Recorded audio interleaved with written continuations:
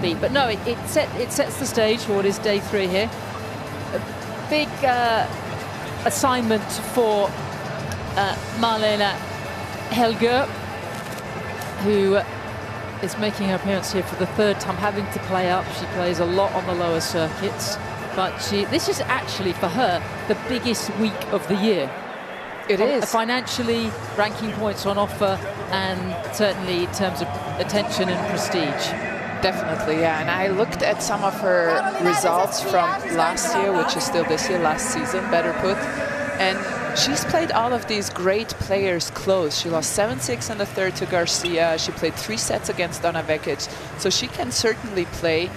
Maybe that experience from last year She's going to help us.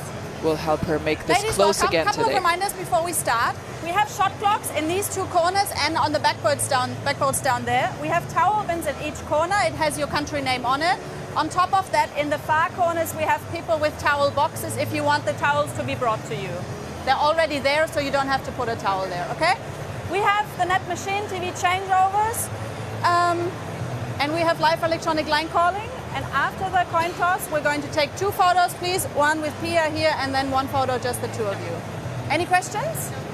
Marlene, your choice. We have AO or the person? AO. AO. And Pia, you go. Yeah. It's a person. Good one, yeah. I'll serve. You serve? Okay, now the photo, Pia, that direction.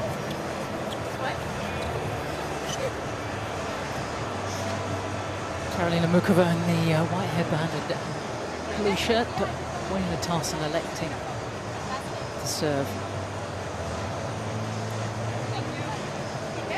Right, we're all set. Chair umpire is Miriam Bly, and I'm glad that you're here to make sure that I pronounce her name properly, because it's confusing. And we also have to make sure that we pronounced Marlena's surname properly as well, because it has an O on the end with a slash through it, which is very similar to your O, German O, with the umlaut. So it's not O. So we're going to call her Marlene Heler. And if I slip to the Helgo, you bash me. But she's 25 years of age. She was born in Oslo. That's where she trains and practices. Look, she's been out there a long time. She's barely cracked the top 400 in her career. And when you watch her play, as you said, she's pushed good players close here at the United Cup. You sort of wonder, you sort of feel she should be a lot higher than she is. Absolutely, and I was going through her results earlier this morning, and she started the year with a bang. She won 3 tournaments in the row, back to back, won 20 matches, and it's just, you know, sometimes we will see today what happens and why she's not ranked higher, but sometimes there are things that we don't know, injuries, people getting sick, maybe not being able to travel as a lot, financial means. There are so many things that 3 minutes that surround a tennis player's career.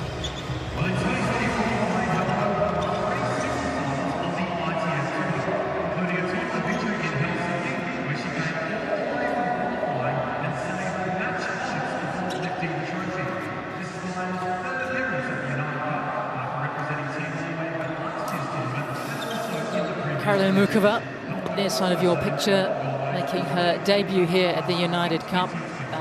First time these 2 countries have met, and also understandably, given the gulf in their rankings, she's been a former top 10 player not so long ago, has Muchova, a Grand Slam finalist. They have never met. And everyone is nervous. First match of the year, particularly against a player that they don't know. It's going to be certainly warmer than yesterday. Humidity, though, is low, which will make all the players very happy. They don't like to see it up in that 70-80%. That's really tough going, but perfect and pleasant conditions. 2 minutes. And if they're not, we've also got a roof as well, which was put on at great expense. I believe it was about 35 million Aussie dollars to upgrade this Ken Rose Arena. But it is worth its weight in gold, because you remember playing the tournament here, the Sydney International. The winds used to swirl, the sun would beat down. It was a tough call.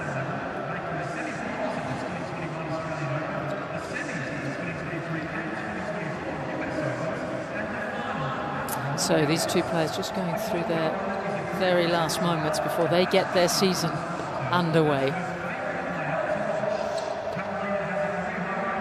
So Czechia against Norway to open up this second session here in Sydney on what is day 3 of the United Cup, because they started very close to Christmas on the 27th over in Perth. But now I have a chance to speak to Daniel Vacek. Daniel, are you able to hear me? Yes, Hi. I do. Hello. If you look directly behind you and up, we are in the commentary box and we're going to give you a wave. Thank you for talking to us. I can barely see you, you're quite far away. Yes, we are far away, yeah, but we can see you. That's the main thing. When did you all arrive here? Did you have a good Christmas? And what's the vibe in the Czech camp? Oh, we had a great Christmas. Unfortunately, we had to move it a little forward. So we celebrated on the 21st because 23rd we already had a plane. So we arrived quite early to get 30 seconds. a little used to this weather, and especially the time difference is huge.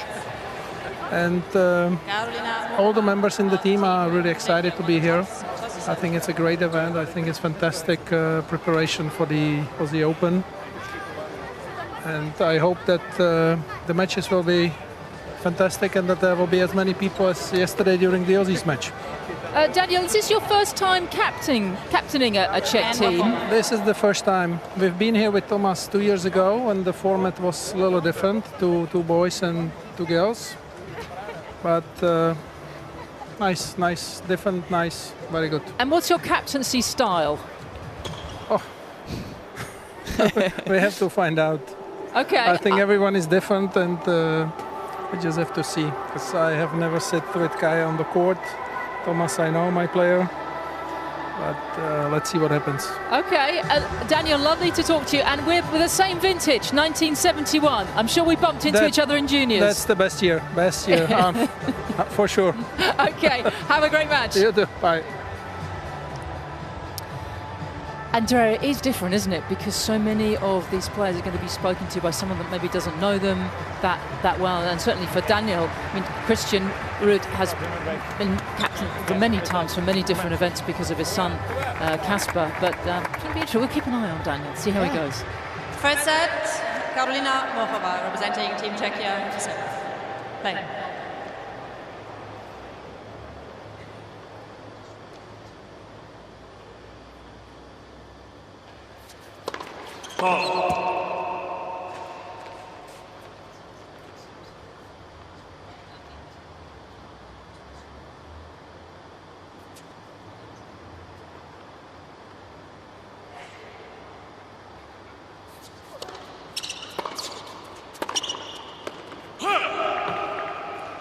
Lofting.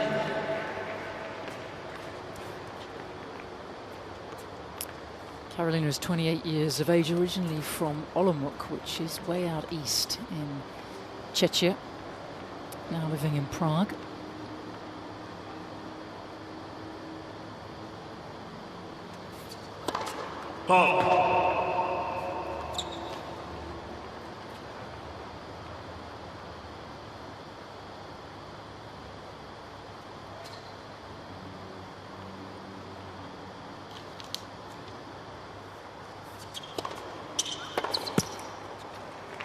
And Andrea, I don't know how you feel about Karolina or Kaya to her friends, but I'd love her to have a run at a season where she doesn't have a massive injury and see, I mean, she's already made a Grand Slam final.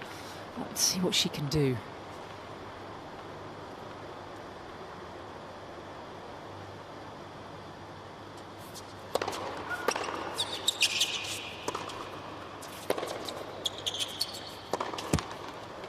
You're so right about that, Sam. I just want to cover her in cotton for 12 months and have her not take the subway, not ride any bikes, you know, no injuries, no danger. That's just all I hope for her to have.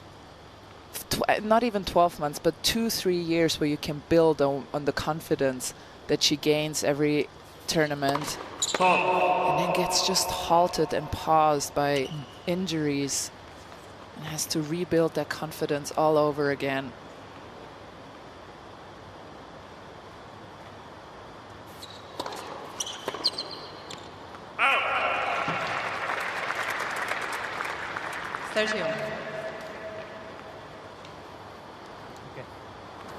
Bestäm territorium, kom igen.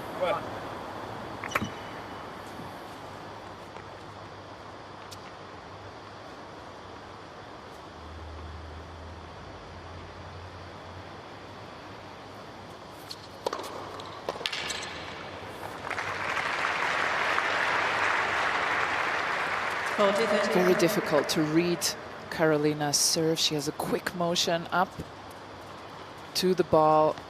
Always the same ball toss, no matter which serve. Big strength of hers, among so many strengths she possesses in her game.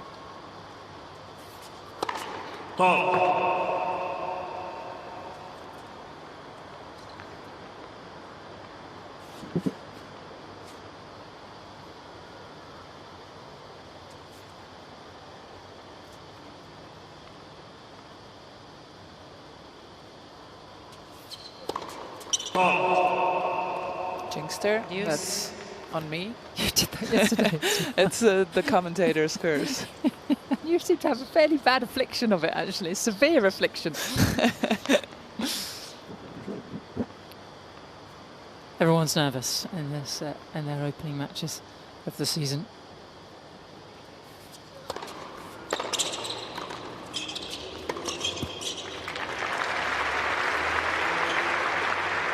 Advantage Team Czechia. It's her style of play, Caroline, that certainly has won her many fans. She's hugely well known and popular back in Czechia. She's the daughter of a top footballer, Josef Muchov. He played it back in the Czech Premiership, now is a manager.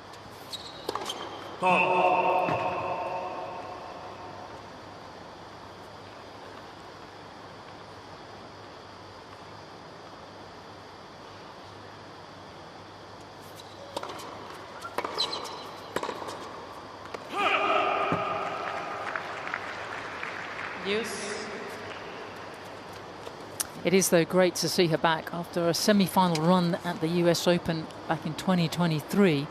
She injured herself in that match against Kokogov, and we didn't see her until the following summer at Eastbourne, the European summer. Had wrist surgery at the start of that year, and even that was quite an early time to come back. So she had a very good end to the season, but feeling her way back still. We just saw her change the racket. You mentioned it early on, Sam. The weather is a bit hotter than yesterday. She had a few forehands fly on her early on in this game. Probably switched to a firmer stringing tension.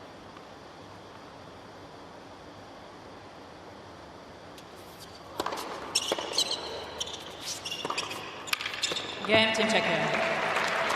Slightly spotty opening service game, getting it done.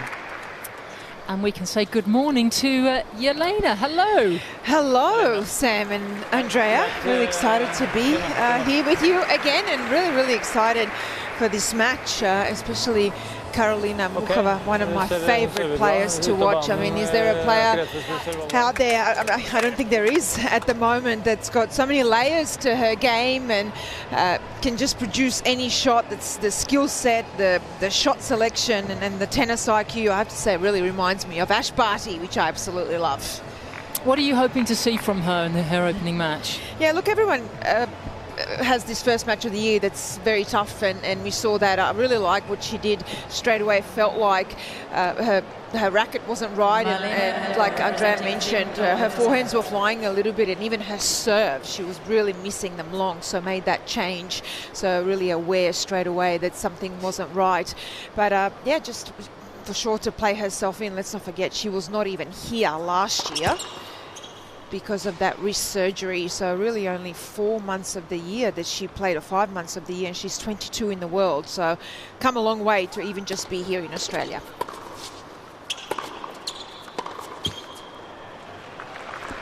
But Andrea, as you mentioned right at the start, don't underestimate Marlene Helger, because forget her ranking of 400. When she's played this United Cup, she's played some of her best tennis, hasn't she? Absolutely, absolutely. We mentioned the close results she put up against some very good players, Garcia and Vacek, pushed them to 3 sets. And she seems fearless, which I like about her. She came here bouncing around, smiling. She's here to play. And that's great to see.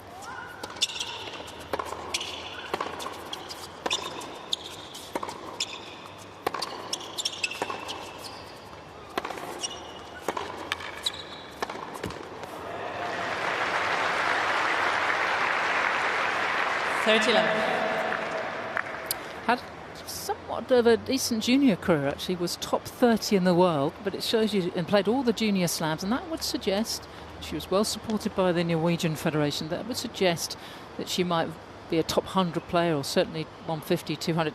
It hasn't happened for her, for the 25-year-old yet.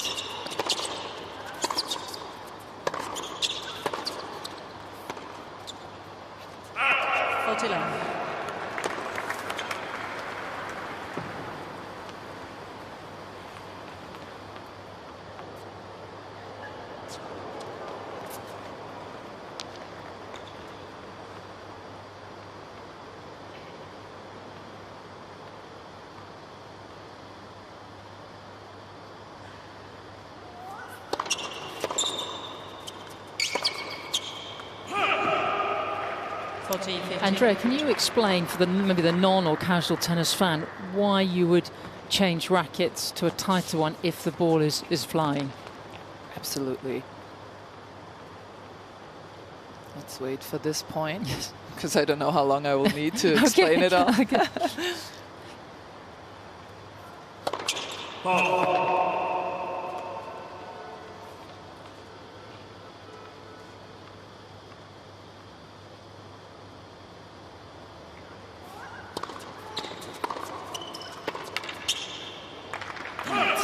Beautiful return by Carolina here. You just have to imagine, if you play a music instrument, it's similar with the strings of a guitar or a violin or a cello. The firmer you string them, the higher they will sound. And it's similar with a tennis racket. The firmer you string the racket, the more grip you have and the less bounce off the strings you have. And when it's very hot, the ball gets pressurized, it flies through the air quicker. Game, Team Norway. Really important hold. 1 game on. I'm loving this expert. I was thinking you were going to say it gives you more control, but you give me a whole. I've got guitars to think about now and cellos. I was trying to make it scientific, and we talked about the humidity today. It's quite low, and that makes the ball fly even more. When there's a lot of moisture in the air, it can weighten the ball down, and it will fly less through the air. But today it's low humidity, quite high temperature, and that's what we saw in the first game with Carolina's ground strokes, especially with the forehand, just flying on her a little bit, missed a few shots long, switched the racket and played right away better and held in the first game. And another jinx. She might. For the record. She might. She might want to go even a little tighter. Stringers have been busy. That's experience, though, as well. We saw Belinda Bencic yesterday, midway through that first set, where she was a little scraggly and few were flying. Changed the racket, and off she went. Flawless, yeah. Something that Helga hasn't done. So we'll see. Maybe she's got it right first time.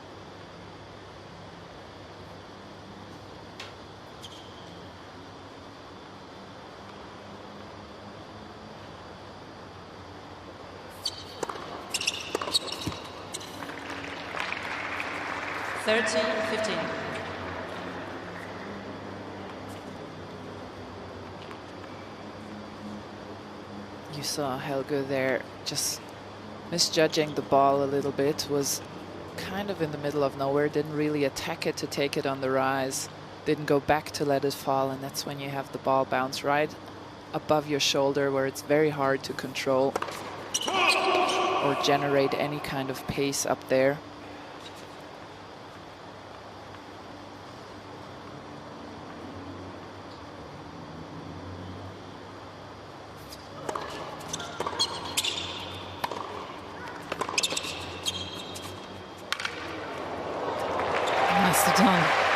There was for Jelena, huh? Jelena, Yeah. that was for you. I was literally jumping in to say, here it is.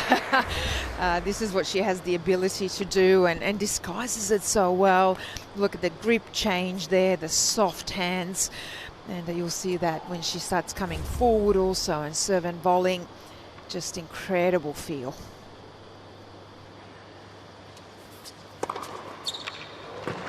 Game, team Rather smoother service game. Czechia looking good here early on in this first set.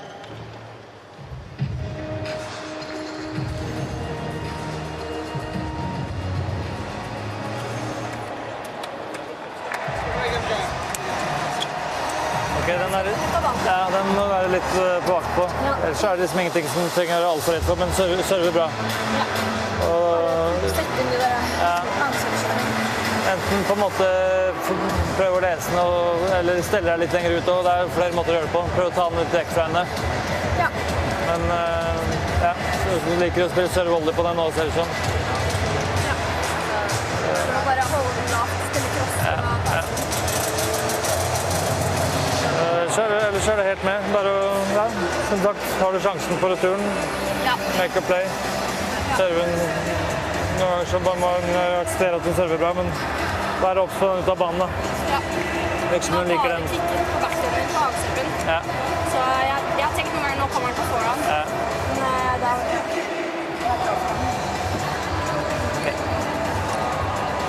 All right. A healthy arrival of fans here on the Ken Rosewell Arena. Time. There's a crowd that builds throughout the morning and into the early afternoon.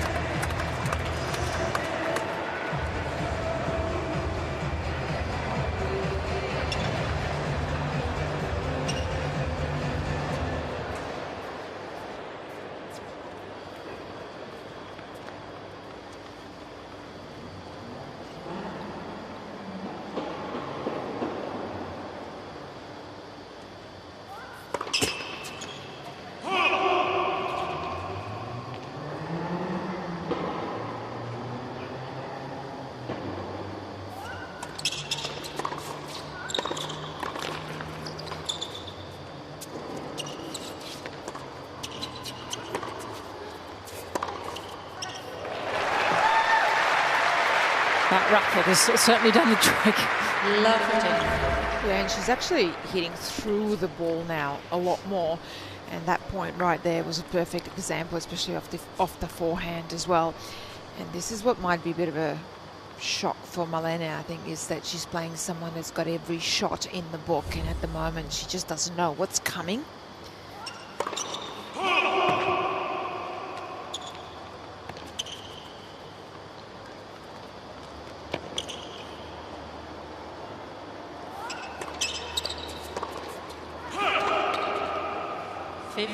Interesting. Both players still looking for the ideal return position. Both players have that kick serve on the second serve. Yeah, and from here, courtside, it's really actually obvious that they're both struggling with that ball getting up high above that left shoulder on the backhand. So that with Muchova right there, but also with Marina as well. So a couple of backhand misses off the return for both. That's an interesting point Jelena is making, because that is, Muchova has very few weaknesses. I would almost venture to say none, but the one thing that does bother her, and it reflects in the matchup with Coco Gauff, which she really doesn't like, is the high topspin ball to the backhand. That's the one thing you can exploit with her, and Coco Gauff does that so well in that forehand cross-court rally. Just rolls it down the line into the backhand side of Muchova. So this is what she would have to do, right? So you've got to decide, do you go back, let that ball get into the hitting zone, which is a slower way to play, maybe not, but then you've got to do this. You've got to take that ball on top of the bounce, so you adjust your return hit point, your return position, and you go more in, and she just did that right there, so that shows you the real awareness straight away that she has.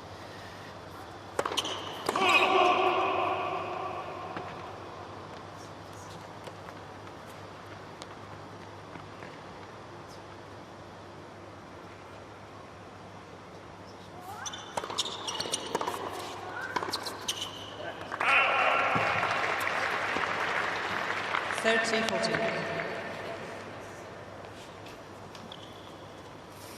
Early chance for the Czech. Coached by captain Daniel Vacek, who was a very good player himself. Top 30 back in the day, third round of the Australian Open. Had to get his team off to a good start in his maiden captaincy of his country.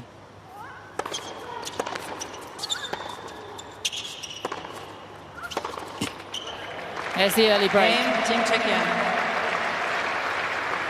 Team Czechia leads 9-3 against 2. And I suspect that the Czechs have had a look at her previous results and realised don't underestimate her. Don't underestimate her. She's played very well on this court.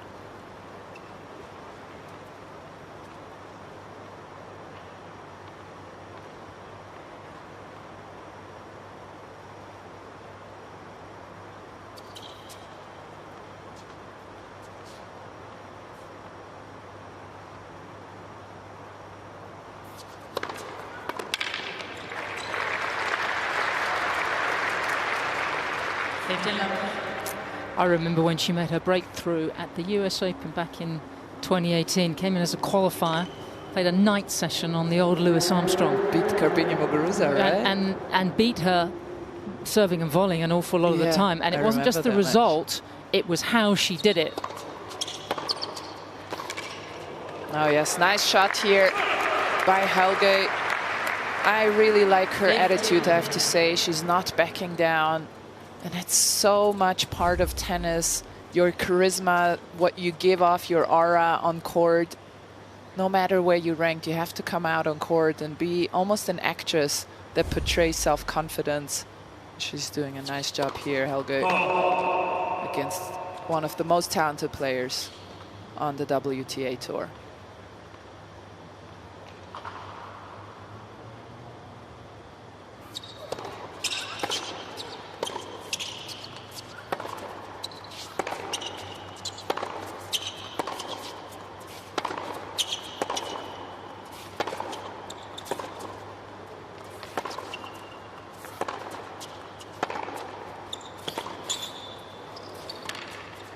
Oh, wow. Well done. That'll do. 15-13. Bra jobba, bra jobba. Mer av det. Okay. Andrea, you bring the artistic part of it, so the guitar for the strings, the actress for the attitude on the court. That's also scared to play you. You always put that, Carlos. You had that kind of fierce look. I don't know where all this art came from.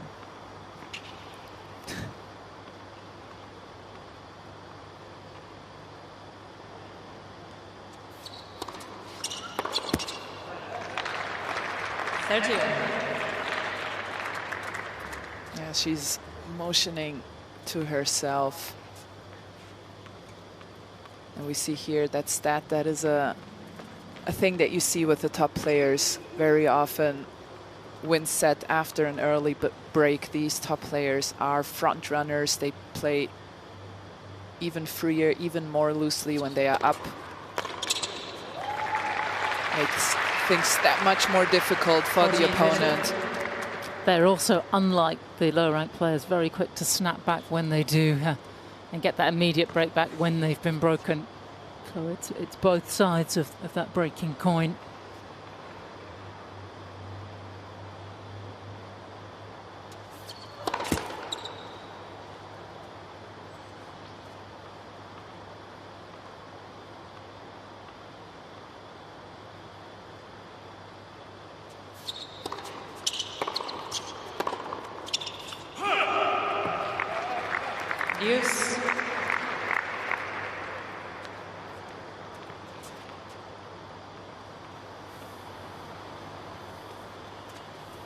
Christian Ruud, he really did pave the way, didn't he, for Norwegian tennis. First Norwegian to make an ATP final, top 40 back in the day.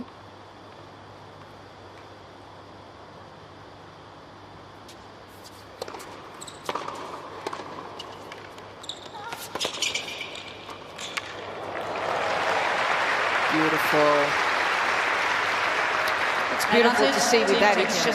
It's just her recognition. So straight away she recognised that she's got her opponent on full stretch. You have a look at that. She was already moving forward, and then even the volley to go short sees how far back her opponent is. Just great court awareness.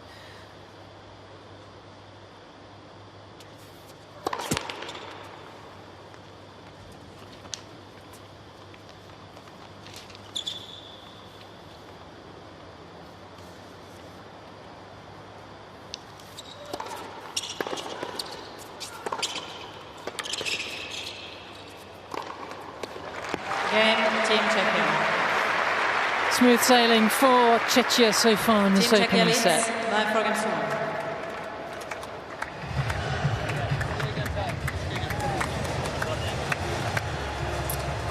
Well, the players love coming down to this part of the world every December and January. Great way to spend the summer. And they don't often get out to the snowy mountains or even the Blue Mountains, because it's a couple of hours outside of Sydney, but it goes on the bucket list to do maybe when you're down here on holiday after your tennis career. But so much to see so close to the Sydney CBD.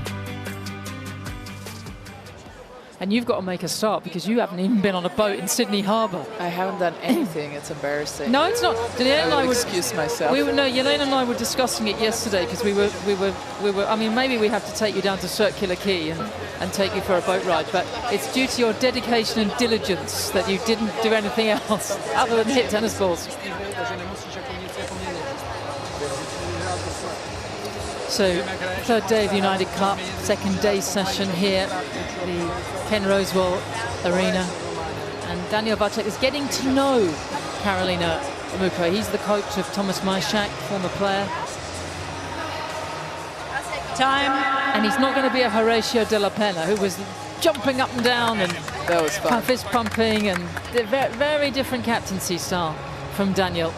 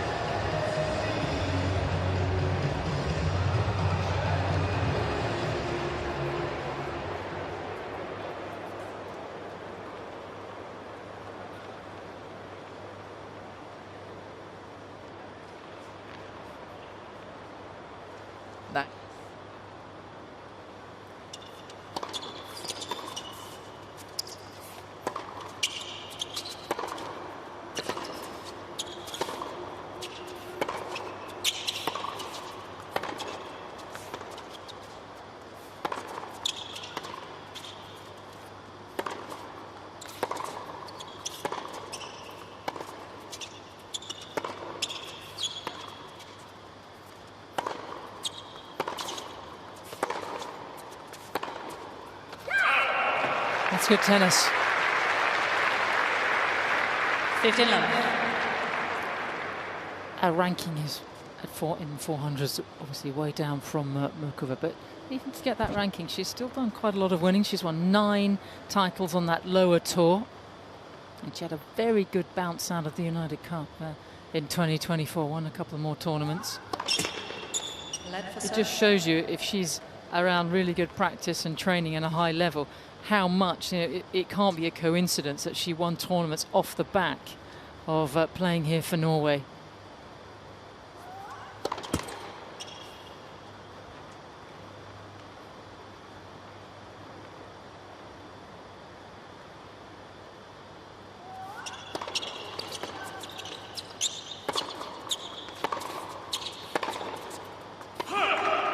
That's such a great point you're making, Sam, because if we just take her opponent, Karolina Muchova, who is grown up in one of the strongest tennis nations of all time, especially on the women's side, the Czech players, if you win the Czech championships, you're basically a top 10 player in the world. That's how strong they are. So it depends also on where you grow up and what kind of tennis players you can practice with. Well, she is the only female player from Norway ranked in the top 1,000. There's only 4 ranked players in total. 30-15. And she has never won a WTA main draw match.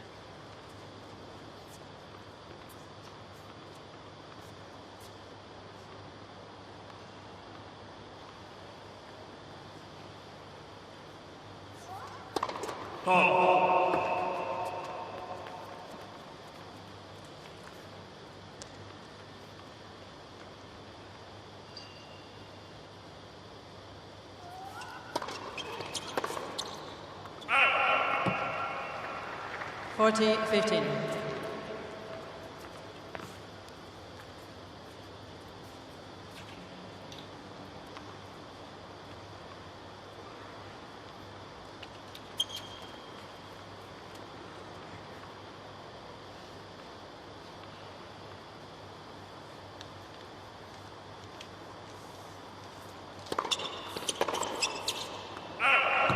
Game, Team Norway. Team Czechia leads by 4 games to 2. Nice serving from Helga here, but she's not the only one who is serving well. Her opponent, Karolina Muchova, has done tremendously well, in fact, on her serve. And we have some stats here prepared. And she disguises it so well with that ball toss that is always the same. She has her favorite. She loves to go wide, and that is because she also likes to set up for that next shot. Opens the court up with the wide serve and then goes into the other side. And she, in fact, has won 82% of the points when the first serve is in play. This is the Muchova play guide, and despite her missing that volley, that's exactly what she loves to do. Serve wide into the open space and then close the net. And you know what's coming as the opponent, and still there's so little you can do against it. And that's what is so frustrating about Muchova's game if you are the opponent.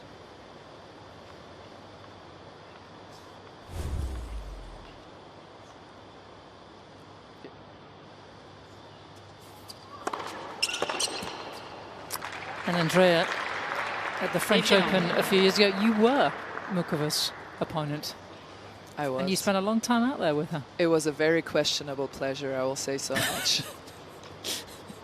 Very questionable. You got to see some beautiful volleys there. That is true. I got to see some beautiful tennis, just not on my side.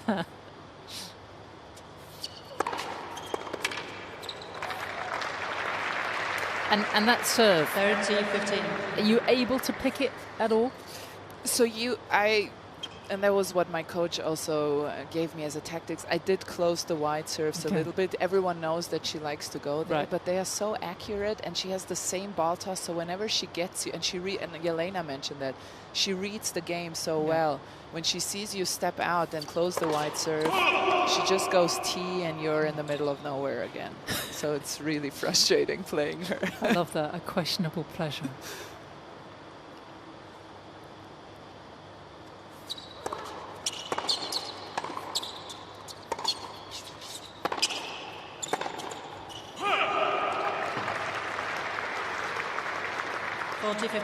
Yeah, and you're right, Andrea, because the first 2 points she served out wide, and now the second 2 points she actually went down the tee.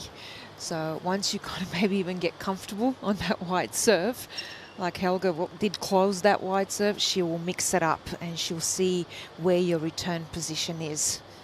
That's that tennis IQ we were talking about, and the awareness on the court.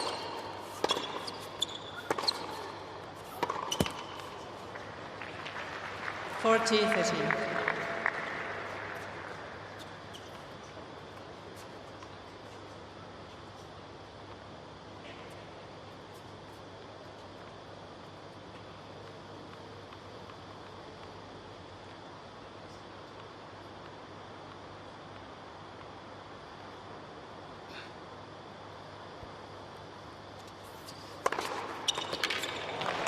Game, Team Czechia. Closing in Ball change, Czechia on this opening set.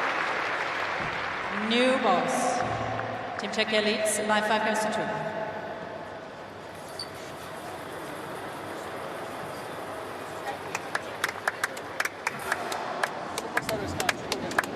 Krásně si spolu tam. Krásně vyrychleno. A předposlední míč. Czechia, one of 18 nations to start out of this United Cup. We will come down to the 4 semi-finalists for next weekend here in Sydney. Of course, they're playing over in Perth as well. A little unusual to have a split tournament, but the ones that do come through from Perth get 2 days now to acclimatise and get used to the conditions. Originally there was 1, and it really wasn't enough. You really saw it in the performances. Iga Swiatek really struggled, and this competition has been very, in Tennis Australia, very responsive to the feedback in the first few years. And that just makes for a more inclusive work environment when the players feel like they have Ja, det også, men også når du passerer langs linja, setten cross vanskelig for henne å sette den volleyen, kanskje enn å sette den. Altså, det bedre å gå cross, det vanskelig for henne. Ja, det synes jeg det. Nå har det funnet på det.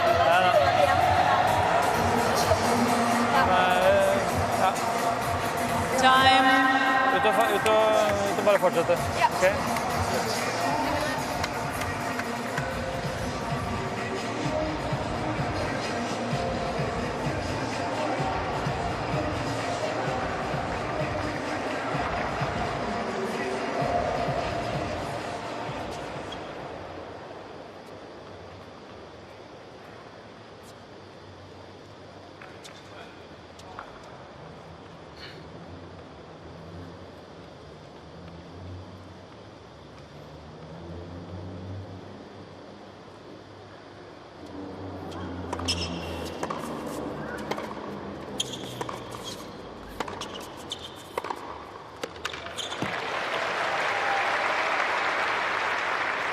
Love 15.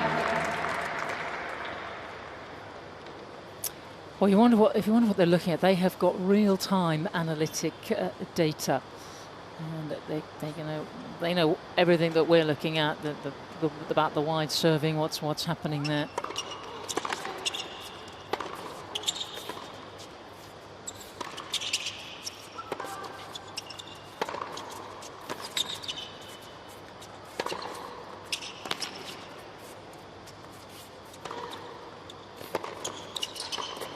That's another very fine point from Helge. You really wonder, right, Sam, why she is not ranked 15. at least around 100. Yeah. The only one thing I do see, she sometimes lets the ball drop a little bit instead of taking it on the rise. You see the top players always really making the effort to step into the baseline, take balls early, attack the shorter ones, but other than that, she has a fantastic game.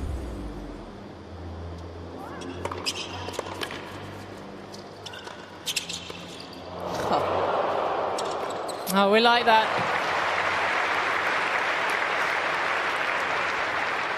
30-15. She has great reactions as Muchova. Take a look at this, and I wonder if this is from her handballing days, because when she was a youngster, handball was a huge sport in Czechia, she was a very good handballer and chose tennis. Lucky us.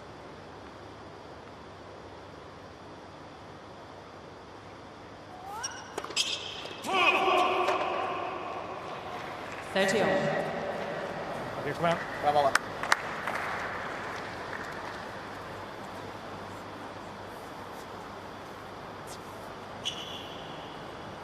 can see the camera just to the side there. That's calling the foot faults.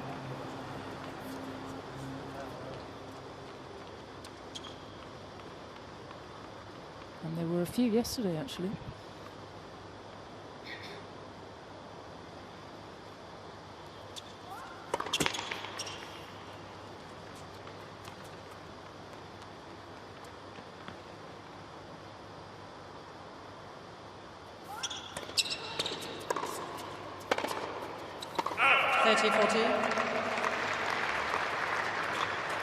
Well, already broken once in this set in the fourth game, and Muchova eyeing up another. Czechia with a set point here.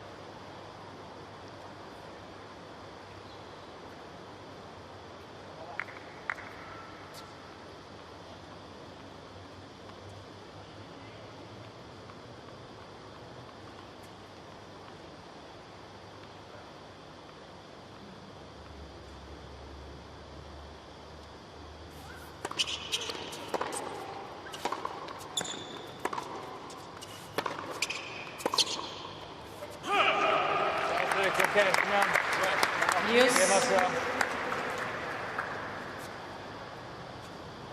One of the things that the players have to get used to, particularly when they're on debut like Muchova, is that when you finish the game, you don't walk to the umpire's chair and sit down. You have to go to the back of the court, sometimes the other end, and your teammates are right there. They're busy looking at data, they're feeding it through to a captain maybe you don't know that well. There's a lot going on.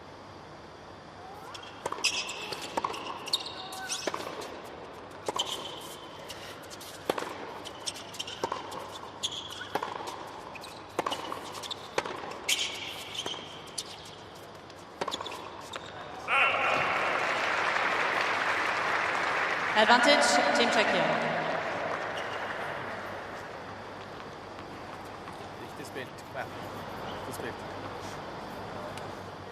Another chance for Muchova to close out this opening set.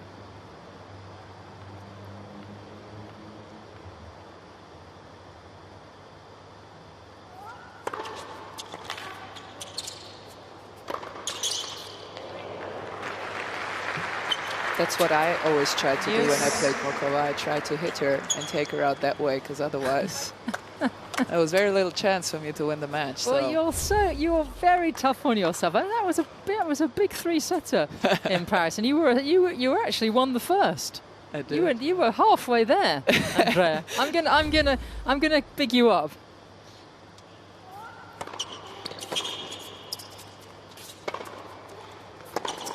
Oh yeah.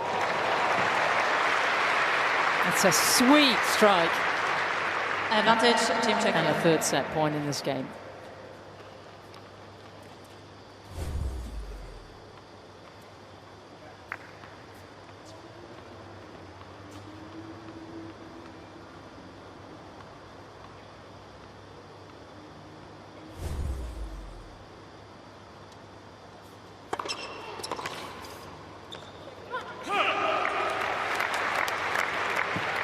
Deuce.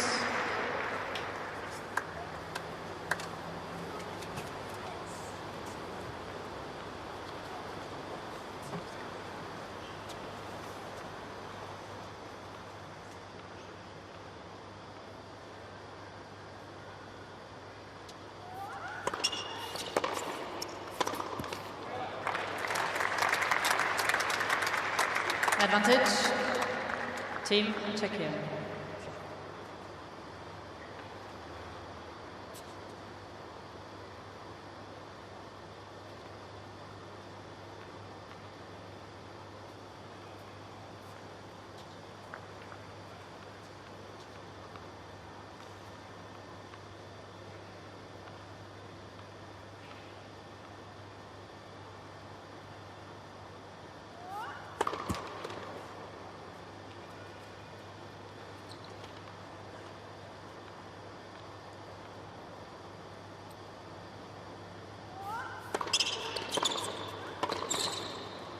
Czechs have come to play. Game That was a fine finish to that opening set. By Muchova 6 games to taking it 2. by 6 games to 2.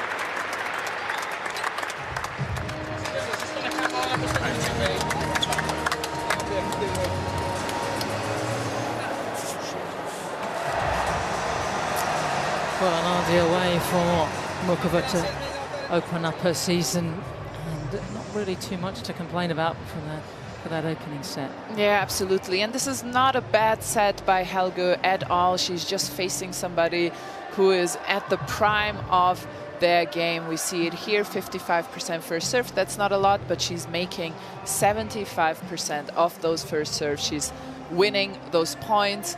A lot more winners, 5-1, and you can then also take the unforced errors of 12 into account and brush them off, because you're still at a +3. All these highlights are really worth having a look at, simply because of just the way Muchova goes about her business.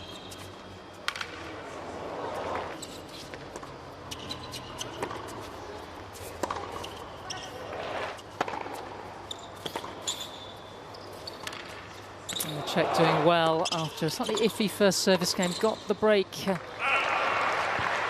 early on and really didn't look back. A couple of breaks in the set really was all that was required.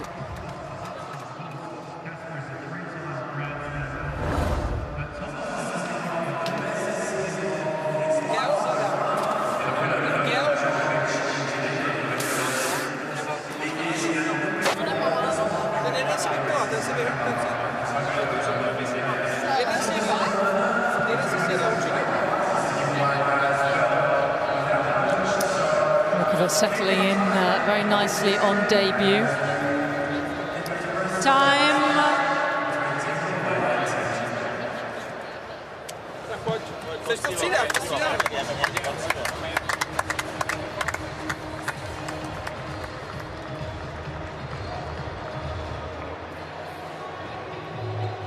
Second set, Team Czechia to serve.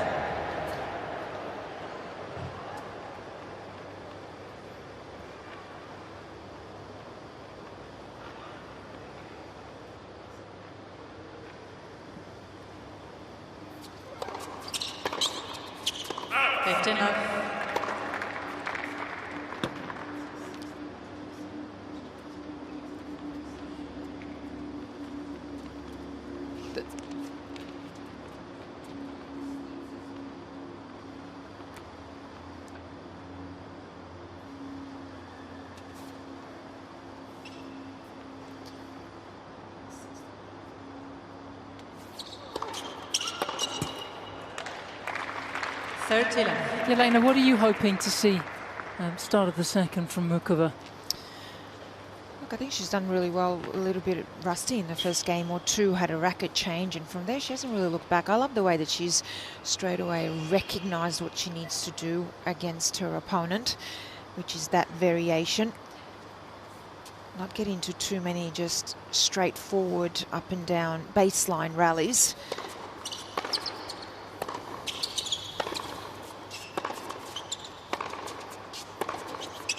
Like that, for example, because Helga, she's actually a really great ball striker, and she's not your tallest player, so she's really down low to the ground.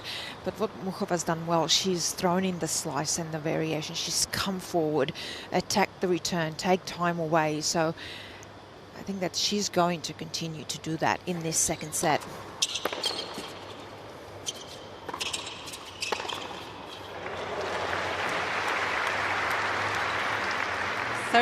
She'd make a very good training sparring partner, wouldn't she? Yeah, Helga? she would. It would be one of those perfect ones. And you can see actually she really likes the even ball, even tempo, right in the hitting zone. Like that.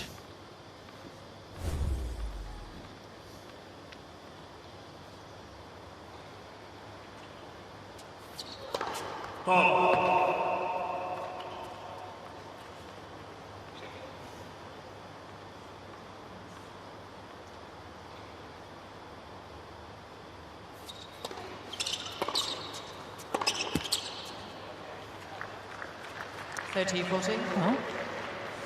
you never know. It was going rather smoothly.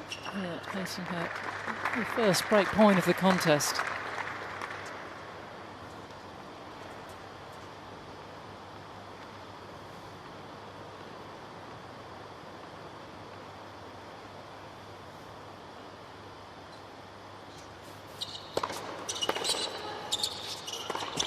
Ooh.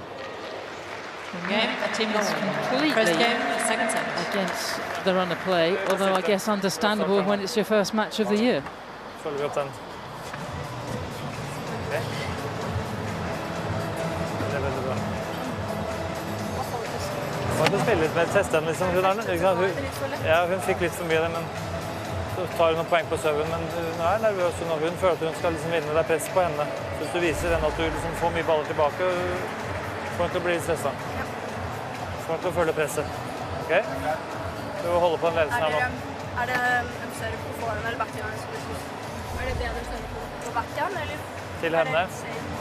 Litt variasjon. Ja, litt variasjon, tenker jeg bare.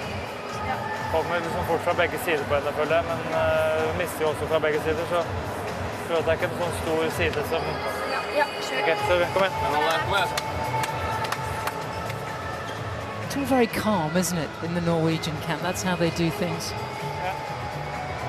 Sitting on that back row behind Christian Izarika Elko is a very good doubles player. Very good, If this was to come down in the Grand Slam mixed final at Roland Garros a few years ago. So if this was to come down to the wire, they've certainly got some reinforcements. Quarter-finalists last year, actually.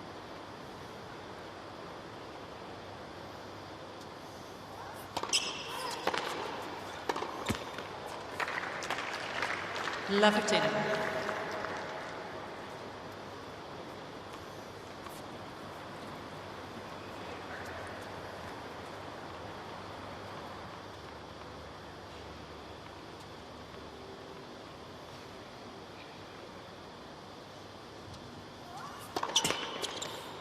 Alert for serve.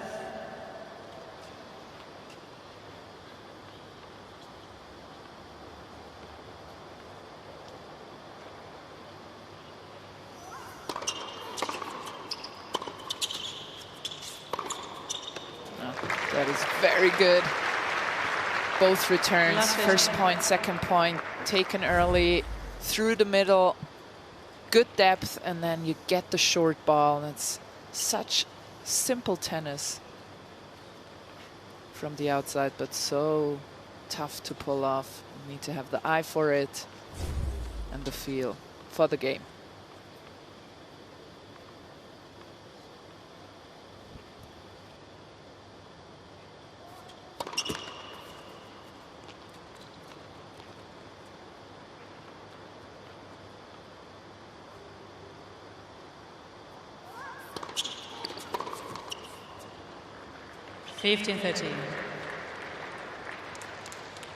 Surprisingly, in the two appearances here so far, Czechia at this United Cup, they've never got out of the round robin stage. It's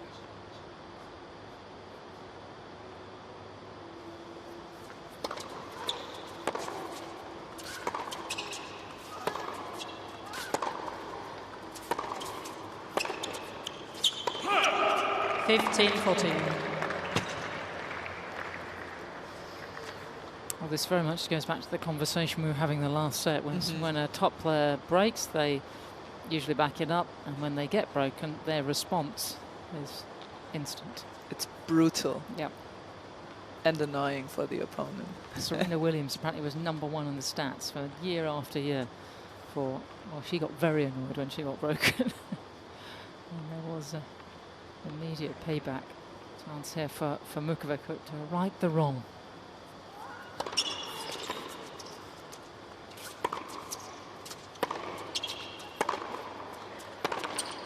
And she doesn't miss a beat and levels up in style.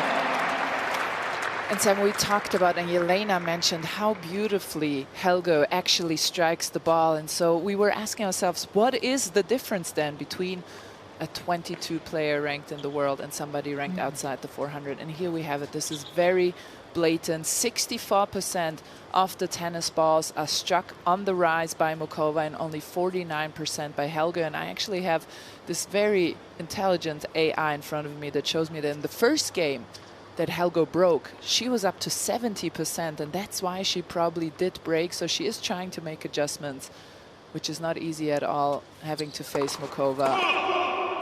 But these are the kind of details that make such a big difference in the sport of tennis.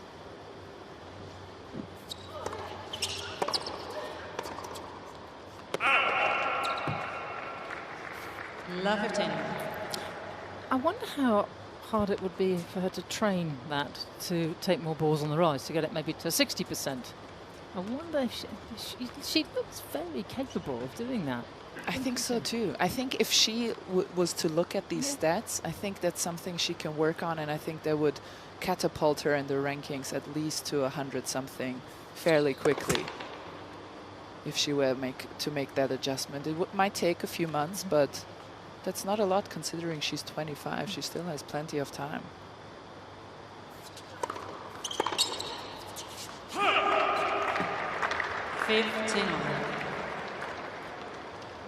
Perhaps we should take a screenshot of the stats and send it to Captain Ruud.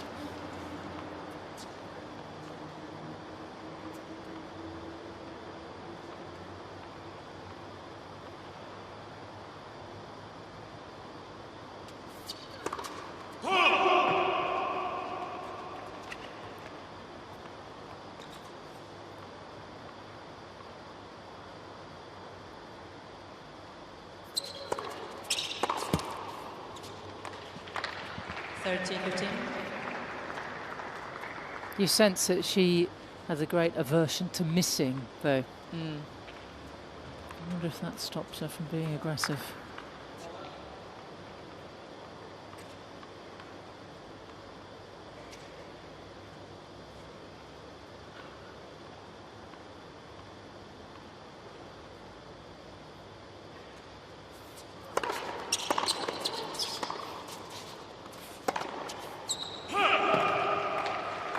40-15. Even with that, though, I'm still baffled. She's 350 in the world because she's a much better player and ball striker than that. So I just wonder, is she a big occasion player and loves this environment? But what happens when you go and play those smaller tournaments and there's not a lot of people watching, smaller courts, you don't have that support, you're on your own? Maybe that is a factor of where then she plays differently. It doesn't have that belief and confidence.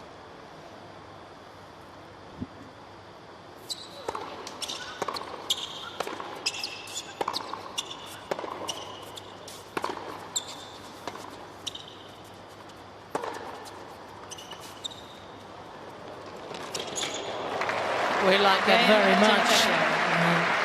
Everything going well now for the Czechs. Team Czechia leads by 2 games to 1.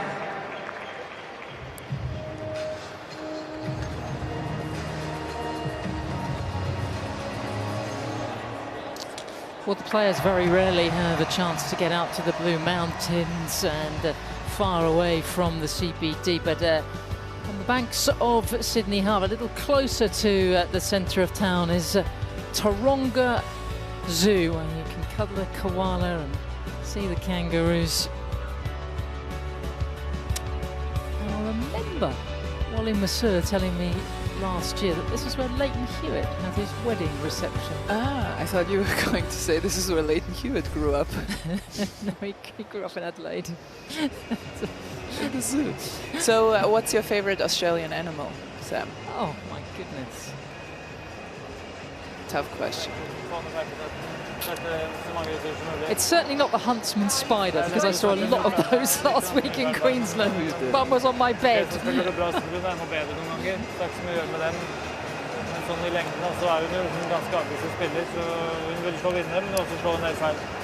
This is the opening match of 3. Czechia against Norway. The day session. Muchova making her debut here at the United Cup. And if you're wondering why we're saying Czechia and not Czech Republic, it was actually back in 2016 that the government decreed that it would be more straightforward for the country to be called Czechia. But no one really took any notice until about a year or two ago. I think the football team is called Czechia. And they only use Czech Republic for apparently official state documents. Okay. So Czechia it is.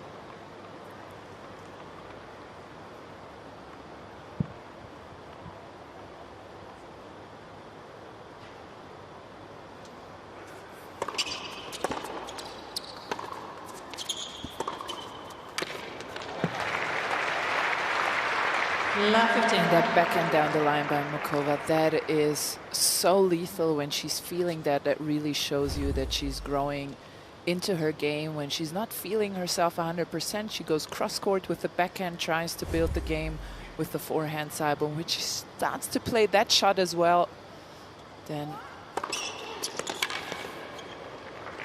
And it's very obvious, actually. I watched her a lot, the breakthrough Australian Open in 2021 when she got to the semi-finals, and I've covered a lot of her matches, and including the US Open last year when she got to the semis. It's very obvious today, and maybe something they've worked on in the off-season. She is going down the line a lot as soon as the opening is there. So she's not taking the unnecessary risk. It's controlled aggression. But she is really taking that ball early, and we've seen that a lot off the forehand as well.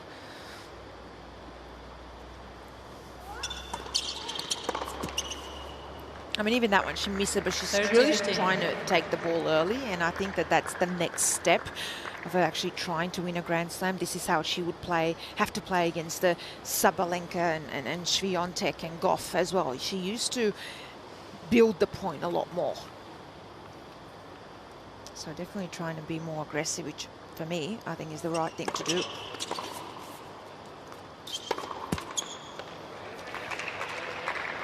It's always a part of the season where you have your sort of antennae on far more highly tuned. Always think, wonder what she's done over the off-season. What are they bringing out? What's Alcaraz going to come out and do? And it is lovely when you see that they've made an adjustment which will take them on a little further.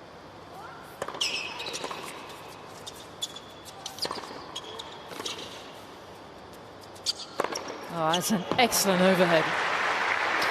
Andrea, we've both done the ITF tour and even coming back from injury as well. We've both gone down that path. Do you think, I mean, for me again, I will say Helga, I mean, this is at least a top 100 player. Do you think the factor is, okay, big occasion, she loves this environment, team environment, but it's harder when you go smaller tournaments and on your own, and then you don't have that confidence and belief and support? Team Norway. I agree 100%. I think you made a very astute point there. I think that the ITF Tour is an absolute jungle. It's chaos. It's a jungle. You need like 3 Machetes to get through it, and it's so hard, and anybody who does it is a mystery to me. And I think when you come here, you get new balls for every single practice. You have a teammate, you have a coach, you have all these things. You sleep in nice hotels, whereas the ITF Tour, you share the room with 10 people. And we pick up our own balls at some tournaments as well, don't we? We don't have chair umpires. Yeah. It's quite a grind. I was trying to be nice that it's tough, but it's very tough. I had a wasp nest in my room once. That was a low point in Budapest. I have a story as well. I don't know if I should tell it. Oh, go on. Cockroaches in the hotel room. Yeah, you see it all.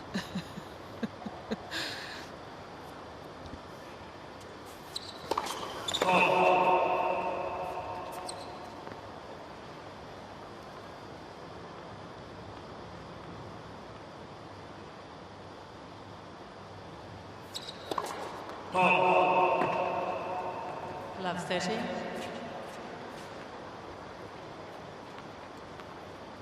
Well, broken in that opening service game of this second set. Not quite so smooth at the moment.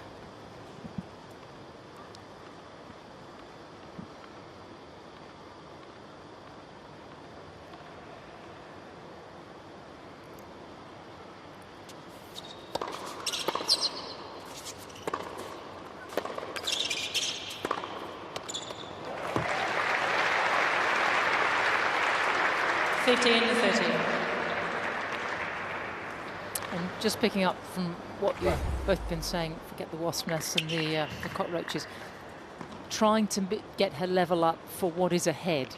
And maybe she just was a little too aggressive and made a few too many mistakes. So maybe just reining it back a fraction here, just to make sure she doesn't get broken.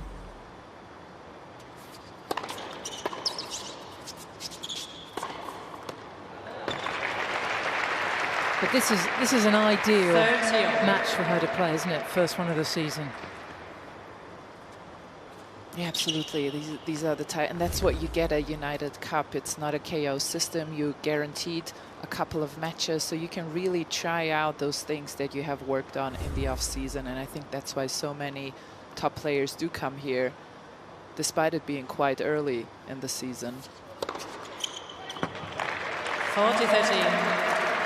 It's just the ideal conditions to try all the things you will need to have in place once the Australian Open come around.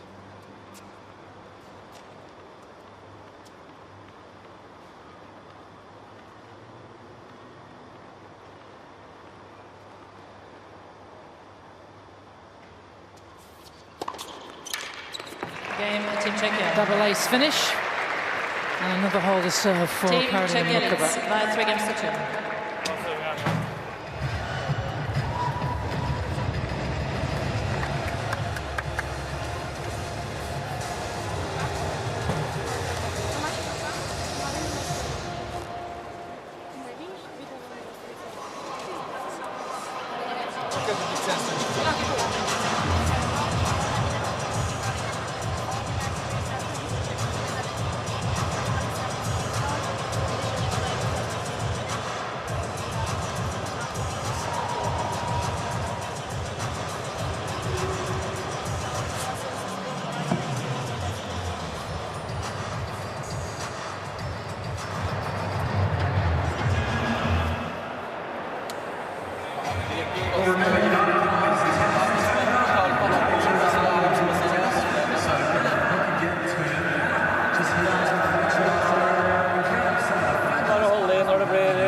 svinger, og så har du sjanse til å presse, så skal du presse selvfølgelig.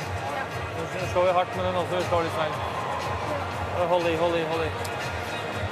Very smooth opening set for Karolina Muchova on debut here, playing for Czechia. A couple of breaks in the second, but we're back on serve. Time. On paper, it will look to be a very one-sided first meeting between the two, but Marlene Helger, ranked 404 in the world, is making it pretty competitive first of this second set.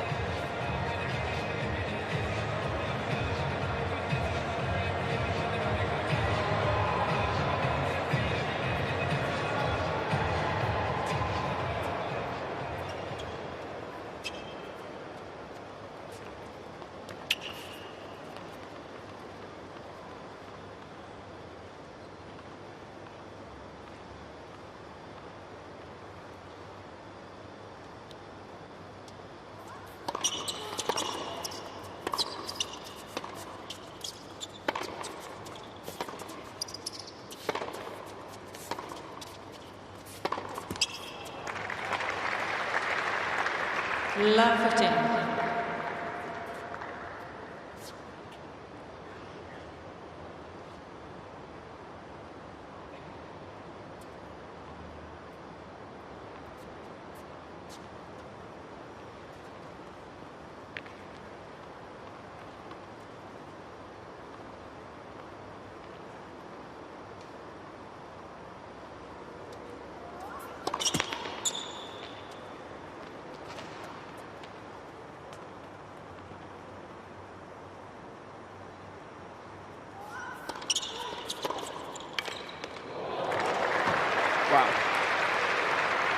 Love 13.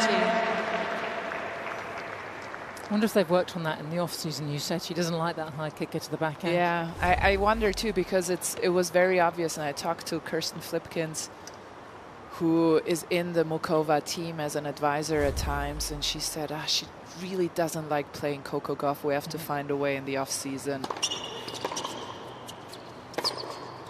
That's a good appointment, isn't it? Kirsten Flipkins, former semi-finalist at Wimbledon, plays also with a lot of flair, would understand her mindset and how she approaches the game. Exactly, and just underlines how smart Muchova goes about her tennis and how high her tennis IQ is to appoint somebody that plays so similar to her.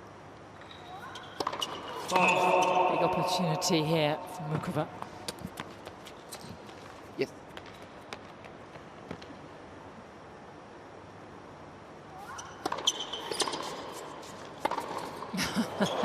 Now, I've got to tell you, the French have an expression for what Muchova just did. Monter aux chaussettes. It means coming to the net in your socks, which means, that's what it means literally, figuratively, it's coming to net on a wing and a prayer. I just love that. I just love that French expression, monter aux chaussettes.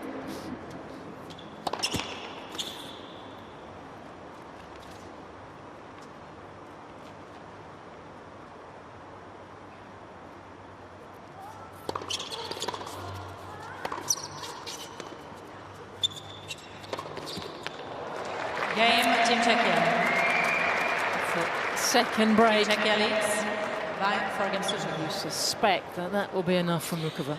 I think that return, though, says a lot, I think, about the confidence, because we were still on serve in the second set, even though she won that first set relatively comfortably, but just to still go and try that. I think it's confidence, but also, okay, this is the game plan. Regardless, we're going to play aggressive tennis. And like you said, Andrea, maybe preparing to play plays like Gauff and a game that doesn't suit her. She's just running in and taking everything on top of the bounce and just really exaggerating it. So perhaps something that they've worked on, and the game plan is, you know what, just do it. You know you're going to get a couple of matches here anyway, and preparing for a Grand Slam. I love it.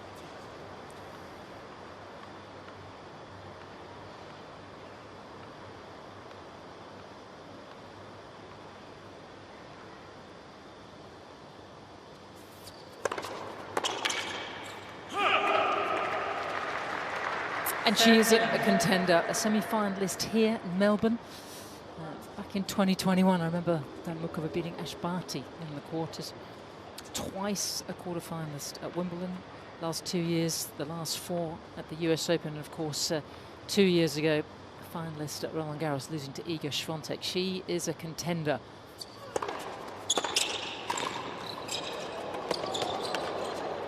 Oh, yes.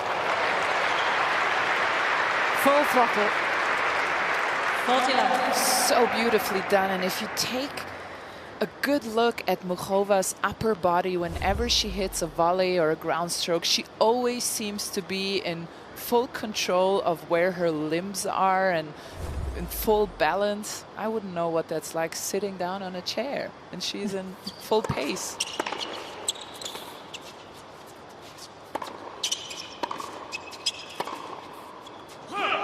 Game, Team Czechia. Closing in now on victory. Team Czechia leads by 5 leads by a set and 5-2.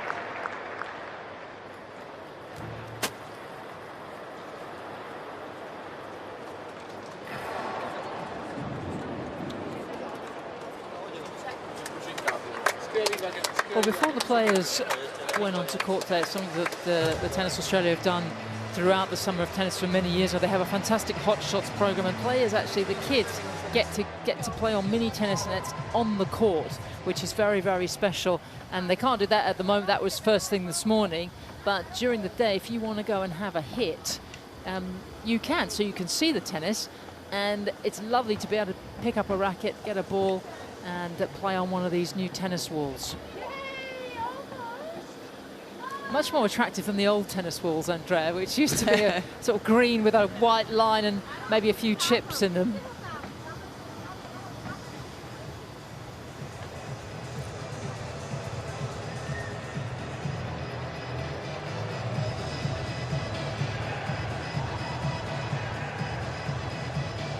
It's a very good morning going into the afternoon to be a fan of Czechia.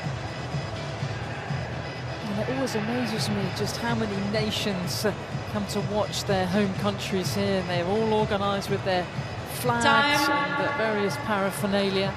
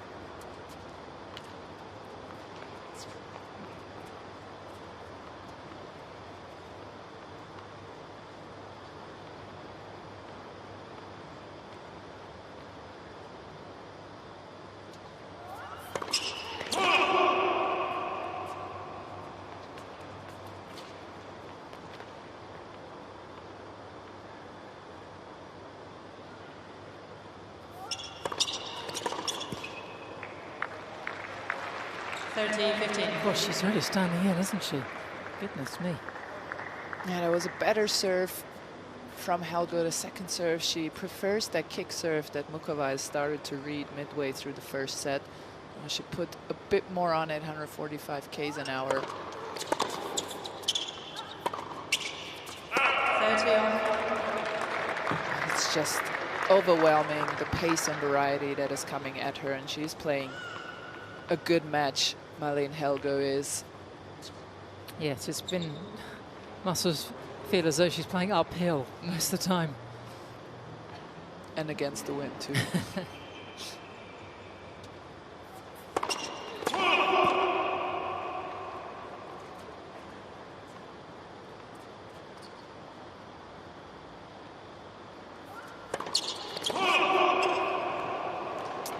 And the temptation is always to push a little too hard. And just a few minutes shy of an hour and a quarter for Czechia to take this opening match.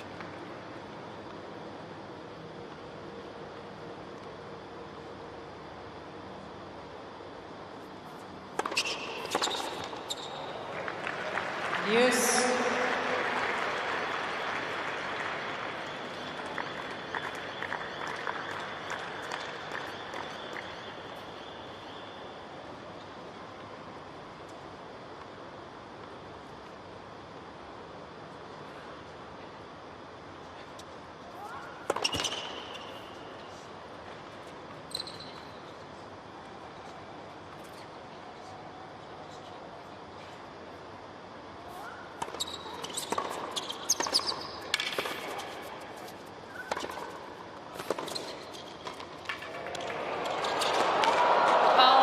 Saving the best till last. Point of the contest. Advantage, Team Norway.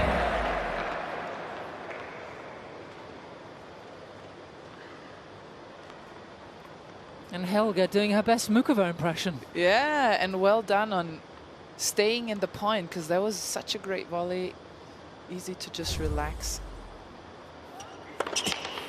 She did well in covering the net, knowing how fast Muchova can be.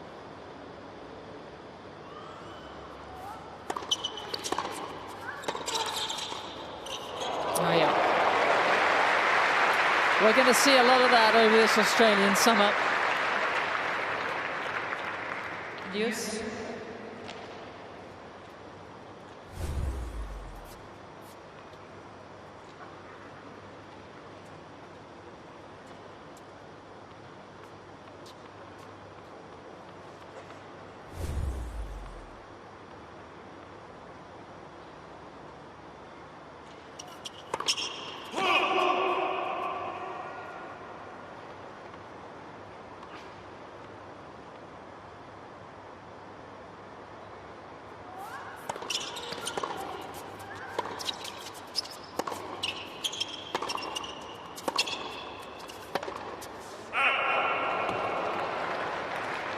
Advantage, Team Czechia.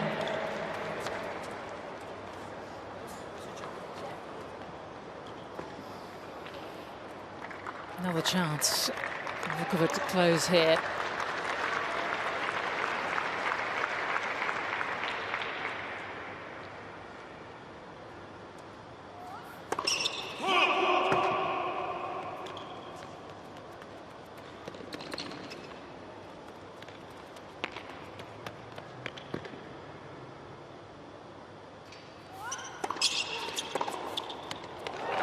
And the Czechs begin their campaign in style.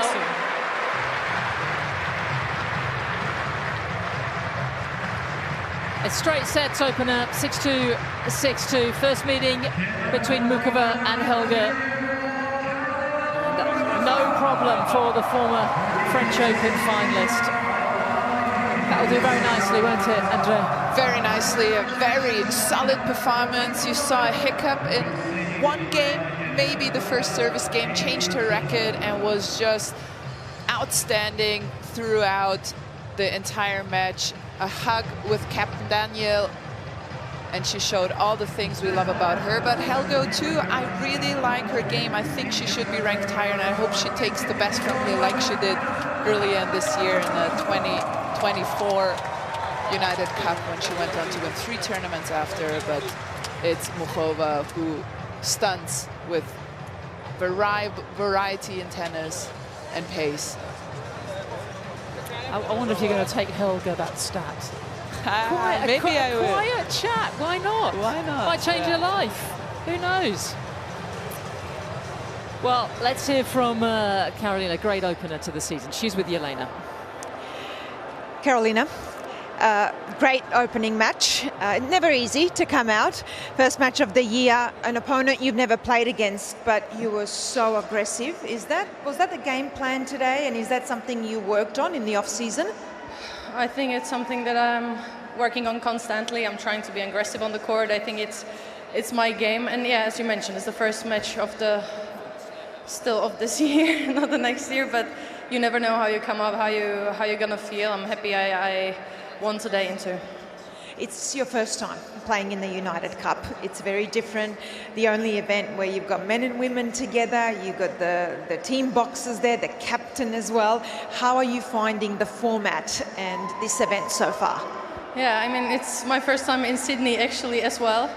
Yeah, it's a little, I'm trying to get used to it, you know. I'm so used to just sit and chill and then have some time for myself, and now everyone's talking to, no, they're not talking to me. But yeah, it's nice. I mean, we have fun, and it's nice to get the support and be around Czech friends, so it's nice. I like it. I like the joking around. So I have to ask you, you were not here last year. You have had so many injuries. It must be very satisfying to be healthy again. And where do you find, though, that motivation and to keep coming back, the mental strength as well? Because you come back and you make Grand Slam semi-finals and finals every time. Where does that come from? It's actually very easy. I love the sport. So yeah, it's a love for the sport. That's why I always keep coming back. Why yeah, you know, maybe at the start when I have some injuries, I'm like, oh God, again, and it's a bit frustrating. But then it's what I like the most to do. It's my job, and you know, be here playing in Sydney. It's just amazing. Last one, mixed doubles. You might maybe come out and play.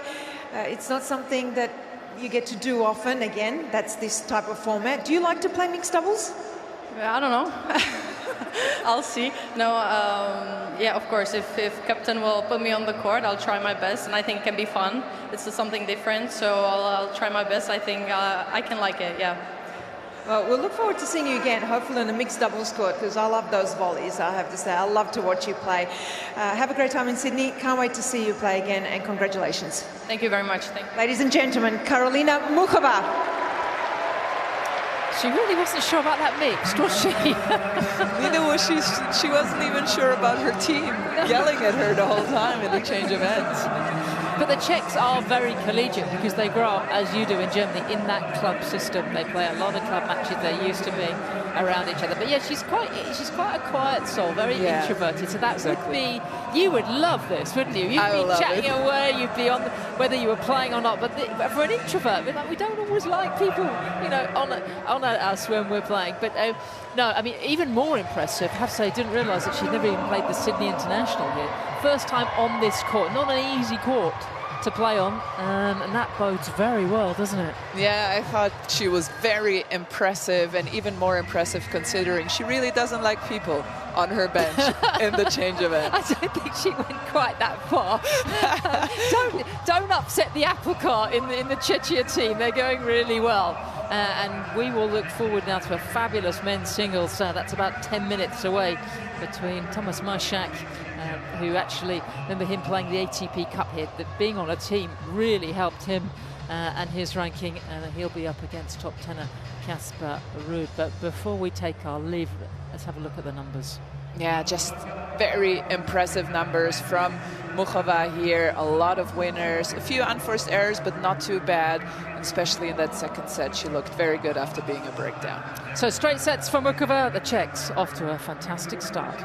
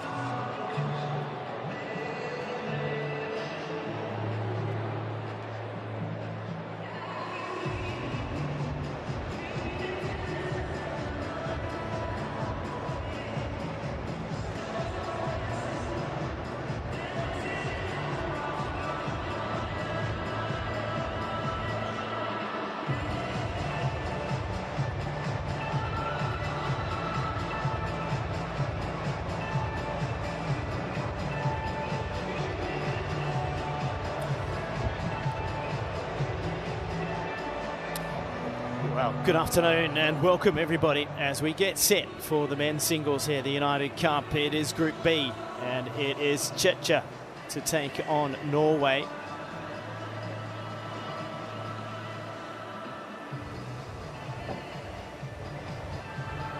Kasper Ruud of Norway and Thomas Machac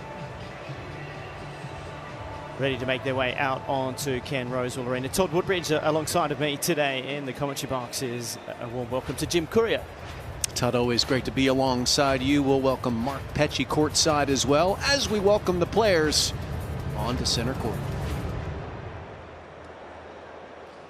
It's time to introduce the players into Ken Rosewall Arena for this men's singles match. Please welcome from Team Norway, Kasper Ruud.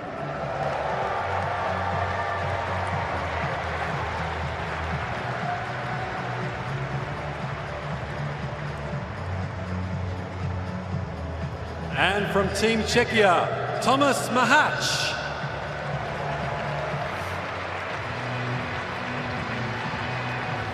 So the 24-year-old Thomas Machac, currently ranked 25 in the world, makes his way out. Captain behind him, Daniel Vacek. And their team has a 1-love lead by virtue of Muchova just going through in straight sets just 10 minutes ago. So it's now up to Kasper Ruud to see whether he can level for Norway. And a tough opening match for Kasper Ruud, one that that he will find challenging. March has that ability to upset some big names, and he will be after an early scalp here to start his season for 2025. If you don't know much about Thomas Machac, he was a fast-rising player in this 2024 year. Started this past season ranked just outside the top 75, finished it at 25. That's a big, big jump into the big time. And he had some big time wins, including wins over Tommy Paul, the American, and Carlos Alcaraz in Shanghai en route to a semifinal run there. He can take some big cuts and get some big wins. Okay, gentlemen, couple of reminders. Henry will help us with the coin toss and the 2 pictures after the coin toss, okay? So, like usual, net sensor, TV changeovers, the serve clock on each corner, and the towel boxes. You have the assistant, you can see Kasper. There's one there and there. You can use them if you want the towel, okay? So any question, live VLC like usual, foot fault as well. Any questions? Kasper, I have AO or John Newcomb? AO. AO. Outside open, up in the air. Let's see. Ah, good flip. John Newcomb. Receive. Okay, so nice picture with Henry. You stay here. So together. Mohamed Leani in the chair for us today. John Newcomb's won another toss. He would have elected to serve. There's no doubt about that. He's on the coin. He's celebrating a 50th anniversary of him winning the Australian Open in 1974. Beat the great Jimmy Connors at Kooyong to do that. As players make their way back now to start a warm-up. And when you think about the beginning of a season, still 2024, we're talking about season 2025. Not a big break for either player or any of the players, Jim, this season. They've had to really sort of squeeze in a very quick break and then get a pre-season done at the same time. Yeah, right back to work. Here the details on Machac from Czechia, ranked 25. That's a career high for him. One better than his coach, Daniel Vacek, who is captaining their team here. His career high number 26, but he's 24 years old. He probably is going to keep climbing. And he's a little bit of a throwback in the wardrobe department, Todd. Bringing back the short shorts into men's tennis. Yeah, there's a few of them in my cupboard. There's no doubt about that. That's I got rid of all mine. That's because I put on weight. Now they're just tight. I just threw mine away. Kasper Ruud, after a little bit of a down season in 2023, he was really resurgent last year, and he was refreshed. He took a little bit extra time a year ago leading into the 2024 campaign, and that served him well. Back inside the top 10 again after drifting out of it at the end of 2023. He's at number 6 right now and in the prime of his career at 26 years young. 3 minutes. Because he got to a career high number 2.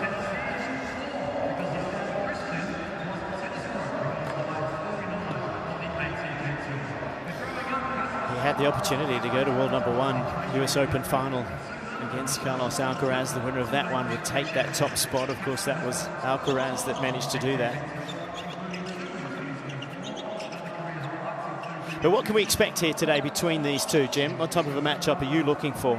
Well, this is, as you've been noting from your courtside position yesterday, this court is a little bit quick, and it's not always the favored surface of Casper Ruud, who likes the dirt, likes to operate with a little bit more time for his forehand to do big damage. And most Czech players play quite well on quick courts, and we'll see how that goes. Well, you can have a look at the bird's eye view of Ken Rosewall Arena in Homebush. Of course, it was the home of the Olympics in 2000. 2 minutes. Weather today, another warm one in Sydney, 29 degrees, humidity at 24%, which is quite low for Sydney. It can get a little bit more humid than that, but it makes the playing conditions far more comfortable than what they might be. And of course, you're under the covered roof here, not completely an indoor stadium, but more or less plays like that, just small gaps at the very top of the stadium to allow some ventilation throughout.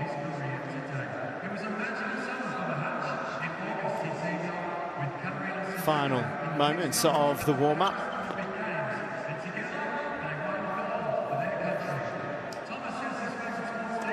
Well, as Casper Ruud takes his last couple of serves, the captain of Team Norway is, of course, his dad, Christian. And you can see there, he's got the mic ready, earphones are on. Christian, welcome to Sydney. And tell us how the team is prepared for today, and particularly your son.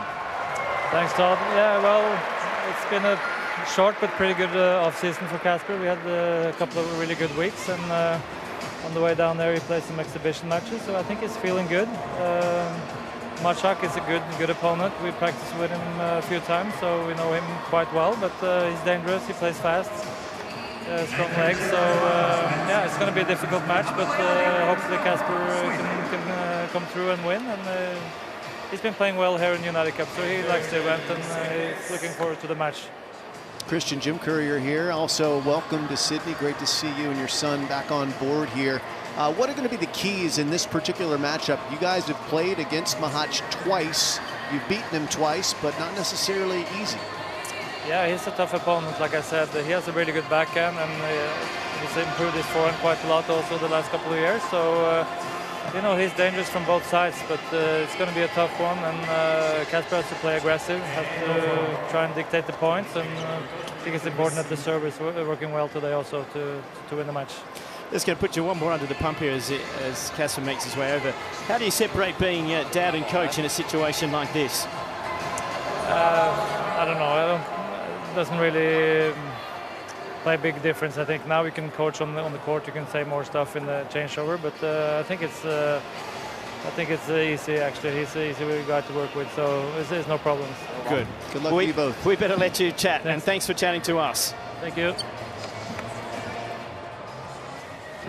Yeah, can imagine that is not an easy scenario to separate what might need to be a hard thing to say, and when you're the dad, the messages don't always get in. I don't know if that's, you haven't got that yet at your house. No, I've got it at mine. They have a wonderful relationship, though. They have a great working relationship, and they also seem to enjoy each other's company away from the tennis court, playing golf and things like that. So it seems to be healthy. It's certainly working, and it's time for Casper Ruud to go to work. He's going to lead us off here in the men's singles.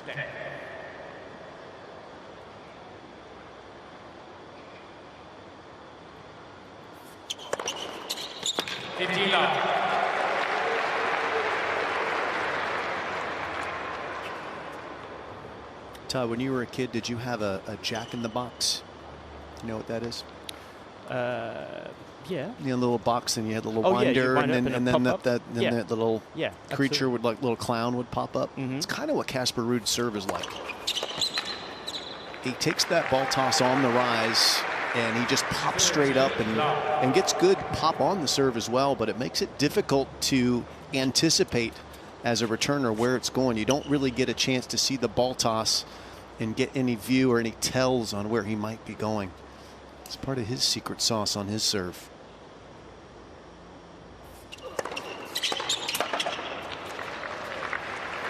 And Fortila.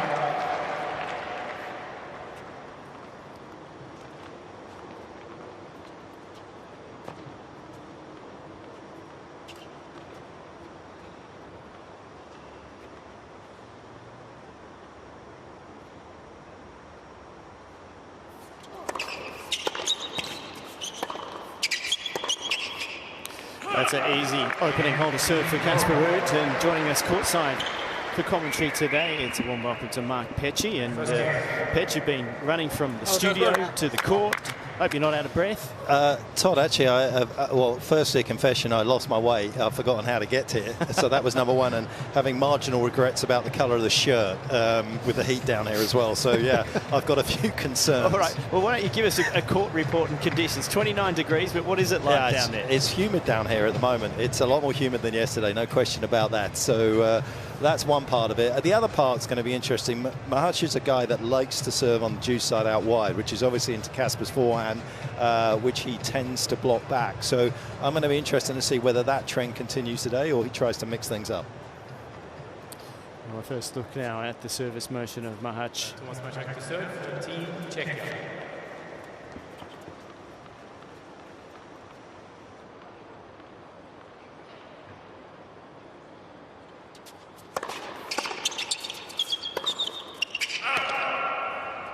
Love 15.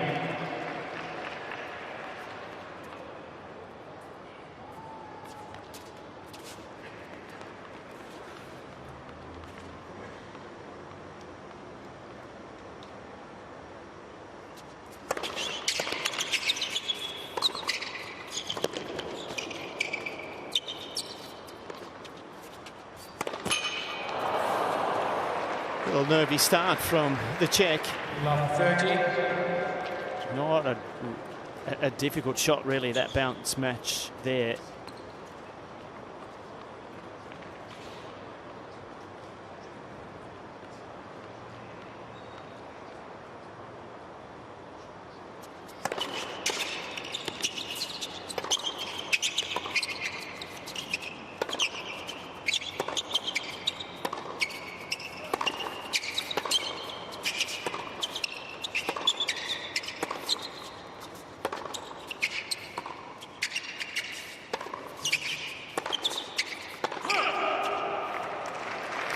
Well, we've mentioned the season that he's had, currently ranked 25 in the world. Jim said that he'd come from in the 70s to 25, but he also had a wonderful moment in Paris at the Olympics as a gold medalist in the mixed doubles alongside Sinikova.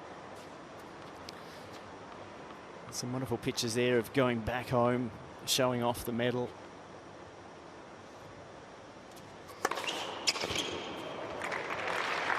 And a couple of points to try to settle.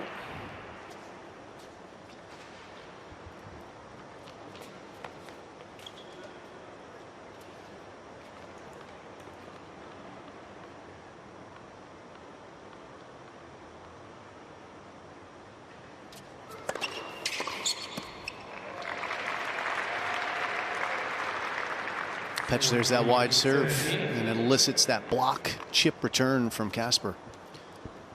Yeah, it's been kind of a feature of the way that he plays. It's not a quick serve, Jim, as you know. I mean, he probably sits around that kind of number that we've just seen coming in there. He's not somebody who's looking for a lot of free points. It's very much a set-up play. In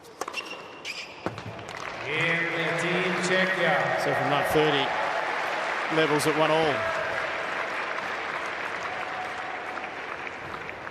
1 game.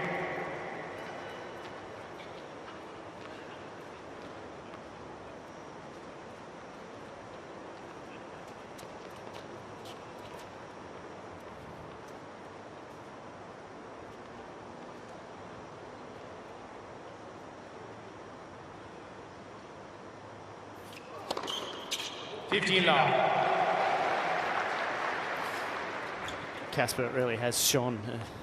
He was the first Norwegian to win an ATP Tour title. His dad, Christian, of course, that we just spoke to, very, very good player himself, well entrenched in the top 100 in his own playing career.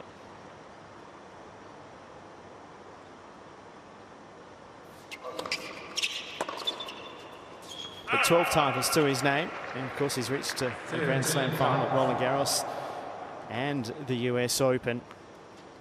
Master Series finals in Miami and Monte Carlo. He's built quite the resume.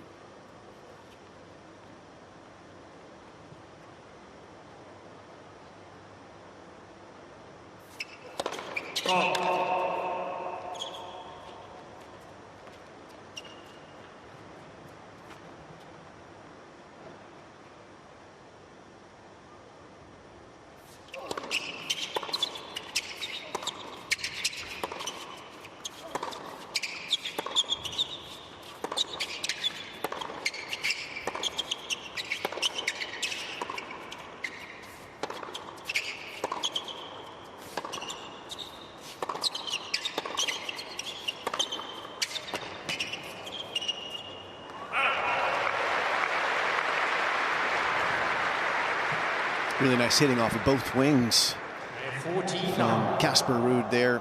This is a man who hits as much topspin on the forehand and backhand wings as anyone in men's tennis these days. But flattening out on some of those backhands and doing some damage. Good high quality rally, 18 shots.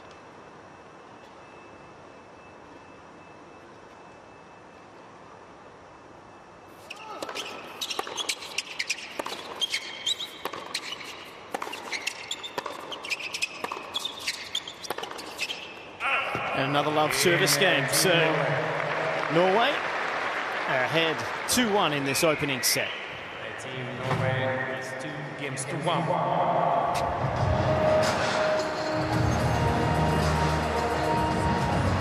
Yeah, fascinating that he has so much spin because he uses a frame that traditionally, a Yonex frame, is a flatter ball strike, and the majority of players that have used that type of frame over the years have tended to hit flatter and to take the ball on a little bit differently to what Casper does. And imagine what he would do if he put a bevel at his hands. Just a little wider string pattern. There's Casper's fiancée, his longtime girlfriend Maria. They got engaged very recently. Nice little ring on her finger.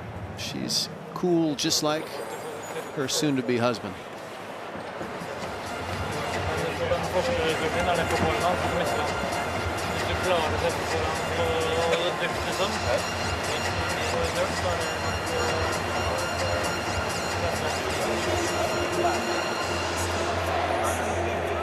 United Cup, Sydney, and this is a first match for either team of Czechia and Norway. It is Group B. The third team in this group is Poland, one of the heavy favourites. Of course, the favourite United States. We've got 2 top 10 players, Taylor Fritz and Coco Gauff. They're currently over in Perth. They're in Group A, in a group with Canada and Croatia. The other groups in Perth, Greece, Kazakhstan, Spain in Group C, and Group E has China, Germany and Brazil. Here in Sydney, Group D consists of Italy, France and Switzerland, and Group F, Great Britain, Australia and Argentina. Argentina getting a big win yesterday in the evening over Australia 2-1, winning the mix to seal the deal for them.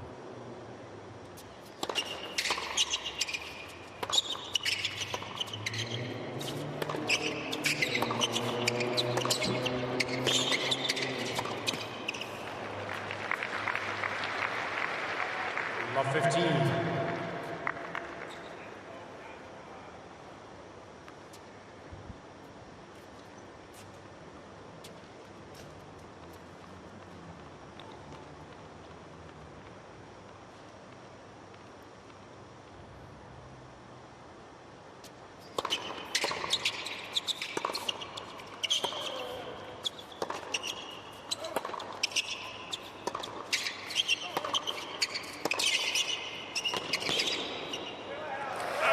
Jim, Casper is very sound on hard court. Obviously reached the US Open final, but of his 12 titles, 11 have come on clay. So predominantly you would call him a very, very good clay courter. What does he need to do to be able to start winning more titles on the hard? One of the challenges for him on this surface compared to clay or even a slower hard court like the players will enjoy in Indian Wells and Miami in March.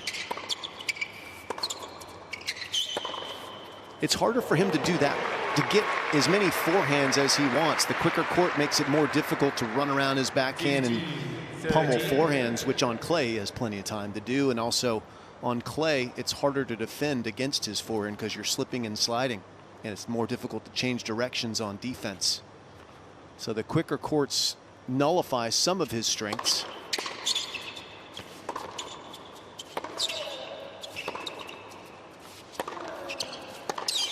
Oh, that was so good.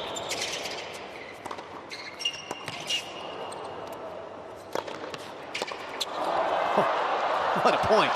That is outrageous. Some blasting forehands from Machac. Awesome retrieving from Casper Ruud. And Petch, I wasn't sure Machac had soft hands like that. I know he's a mixed doubles gold medalist, but that was sweet. Yeah, and it actually was very unexpected. It was dipping hard. You could see Casper was coming, so it had to be as good as it was. He doesn't look that comfortable looking up at all the kind of stanchions and speakers. When he let the first smash bounce, suggested that he doesn't like to look up, and he's struggling to find the ball up there. Yeah, the overhead was mishit when he took that previous point pitch as well. It's like looking up into a spider's web up there. There's a lot of metal.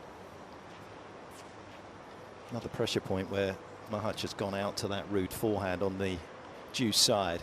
Wonder if Casper will sense that.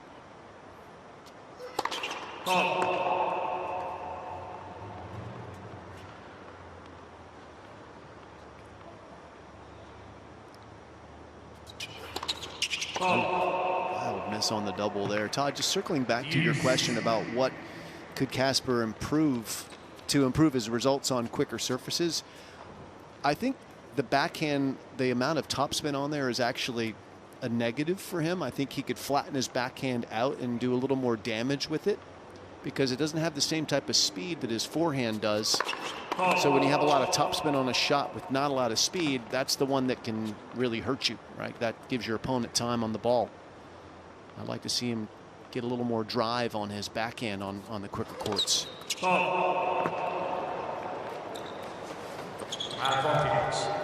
Machac rather.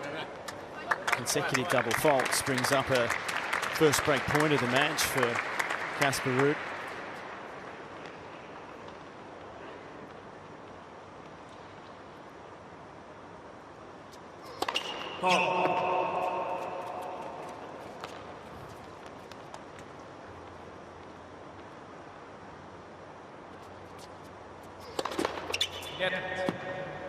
Second service.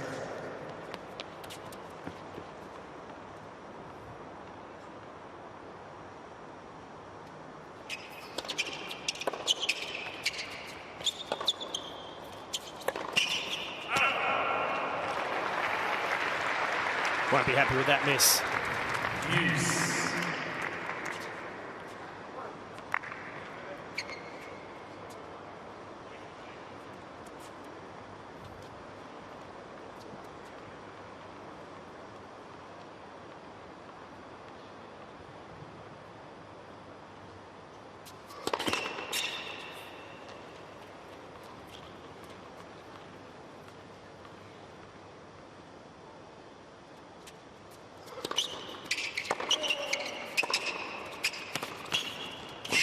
Nope, overcooks that one. Here comes another chance for Team Norway. Advantage, Team Norway. It's the threat of Casper Ruud's defensive capabilities that forced that error. Machac just trying to do too much with it because he knew if he didn't, he was going to get beaten by the pass anyway.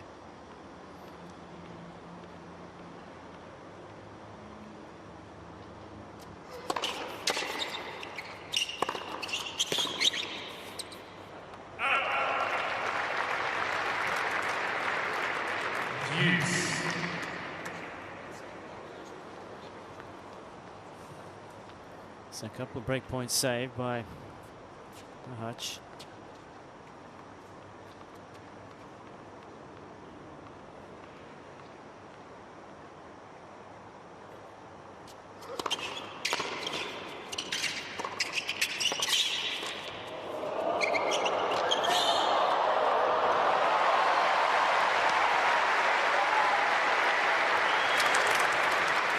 Hey, Petch, that time Casper tried to come over the forehand return on the deuce court. He was looking for it. Yeah, I don't know what you guys think, and as we go through the match, you can kind of have a look. But I mean, Casper, when he returns, he's got a very interesting sort of kind of style. At times, he starts with two hands on the grip, and then slides the left hand up the grip, and he's got a very neutral grip for return.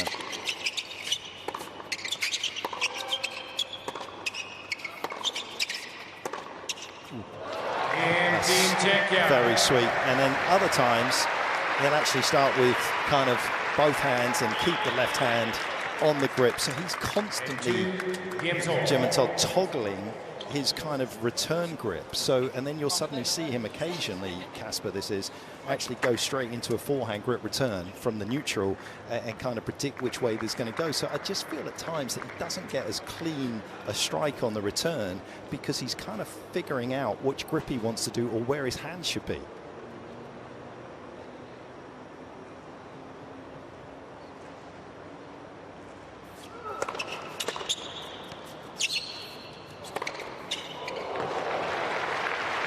I know there's not one way to play this game, guys, but again, because Machac, when you watch him as well, he'll start with his left hand up the throat and then try and slide his left hand down quickly when it's coming to his backhand side. So he's pretty much... Which way did you, Jim? Were you both hands? Both of those are unusual styles. I think most players with two-handed backhands have if they're a right-handed player, your right hand is holding the forehand grip, the left hand is the backhand grip. So you just have to adjust the right hand if the ball comes to your backhand, and otherwise you just release the left hand and turn and hit a forehand. Now I'll grant you that the game is hyper quick these days.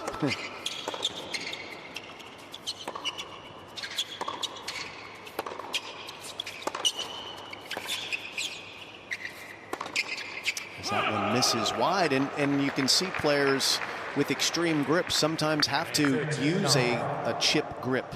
And I think the best practitioner of it really in the past 15 years, someone we enjoyed watching 3 majors, Stan Wawrinka, as he adapted his game kind of mid-career, learned how to block first serve returns on the forehand, standing in close, and then stand very deep for second serve returns and just unload on them. I think Casper Ruud's really cut out of that cloth.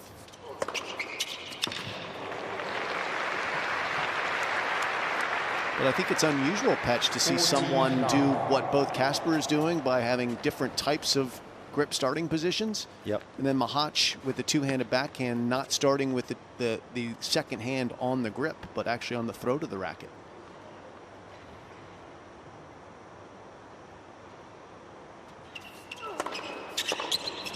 You're just wasting milliseconds. Well, he can focus on it quickly again because he holds to love, and we're on serve 3-2 in this opening set between Team Czechia and Team Norway.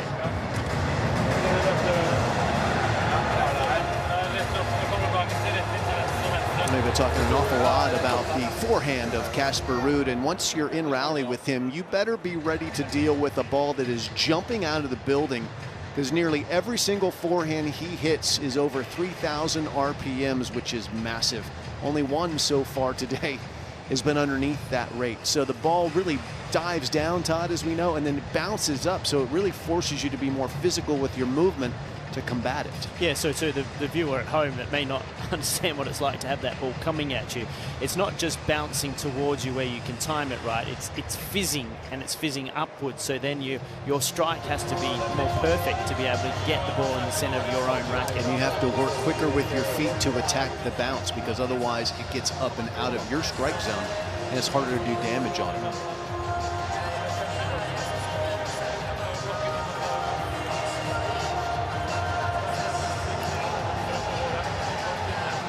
It's been a very solid start to this men's singles between Team Norway and Team Czechia. Casper Ruud, on paper at least, the favourite, but you cannot discount his opponent here today, who's coming off his best year ever.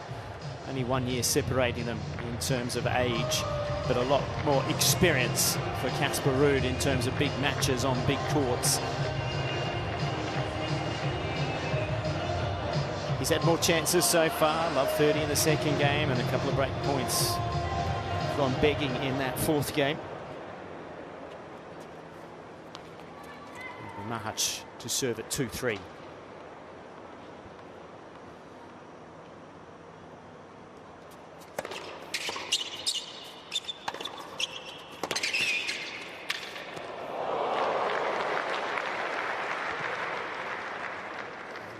Casper Ruud has played awfully well at Roland Garros, as you've underlined, Todd, and he's played well at the U.S. Open, I think in the finals there a couple of years back, but he's never had a run at the Australian Open, the fourth round, the only time he's made it to week 2.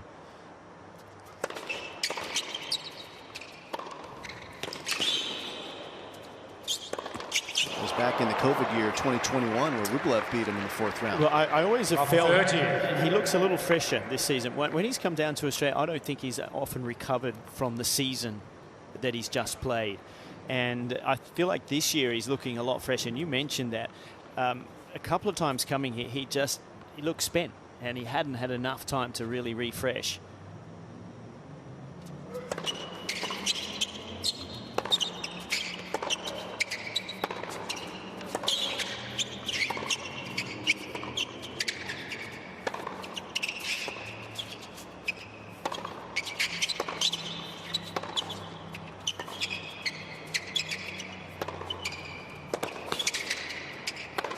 Oh, that's big.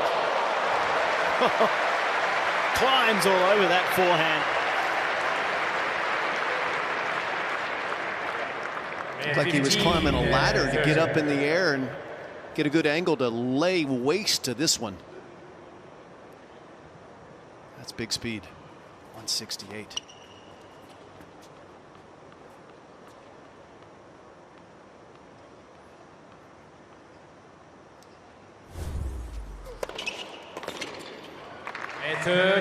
Petch, do you have any theories on why Casper hasn't been able to replicate the U.S. Open success in Australia? Not any great ones, Jim. I could bluff and tell you that I've got some ideas. I'm just sitting here. I wonder whether the conditions here at times haven't allowed his forehand to pop off the court.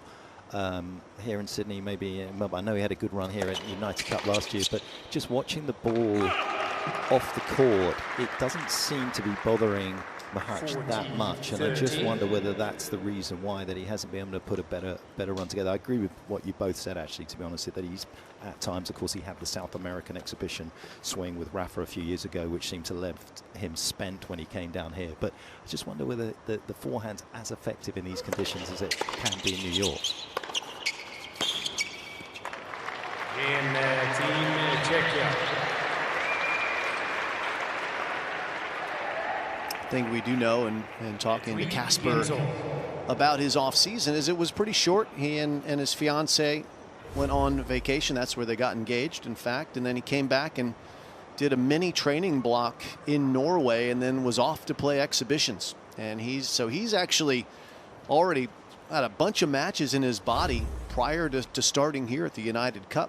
There's Maria.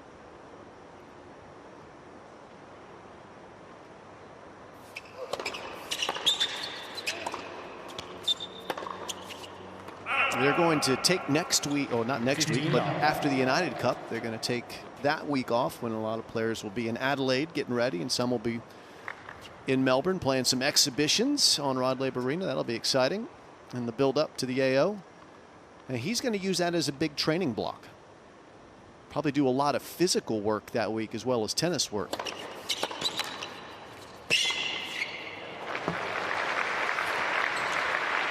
That's not normal for players to use the week prior to a major to actually build up their endurance and their strength, but that is what happens when the season starts in December. Yeah, would he do that before Roland Garros? Probably not, right? Wouldn't need to. He'd be tapering. Yeah. Well, he actually plays Lyon or Geneva.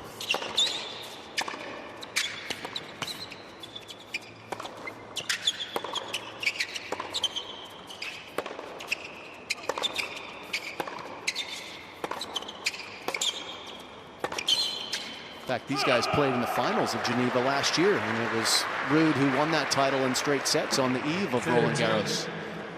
15.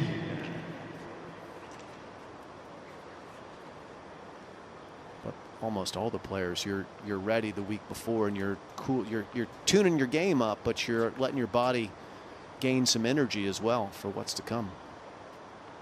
The players in contention, anyway.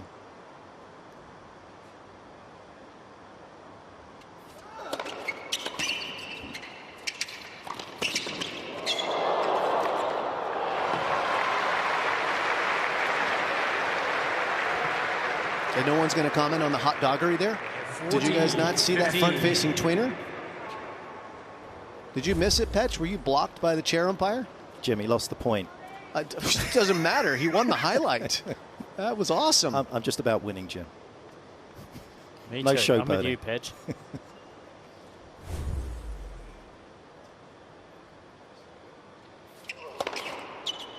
And an ace to close out the game for Casper Ruud and Team Norway are on serve 4-3, first set.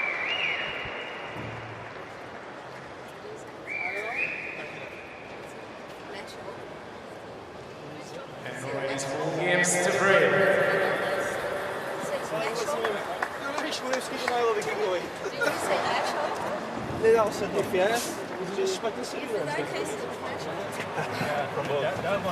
Pretty bad. Only 90% first serve.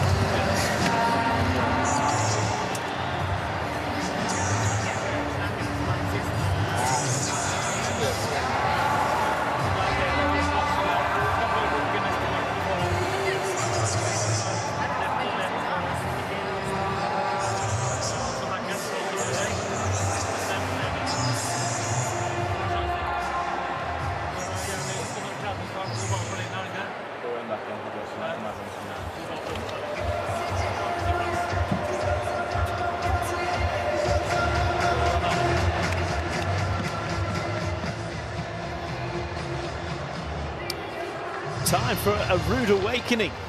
Well, he's had some good results. I don't know where else that could go, but right now he's got 4-3 in this opening set, Casper Ruud.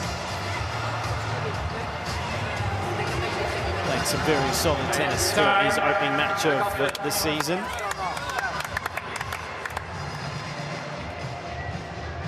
It is Group B, and it is Czechia that have a 1-love lead, courtesy of the women's singles in the opening rubber here today.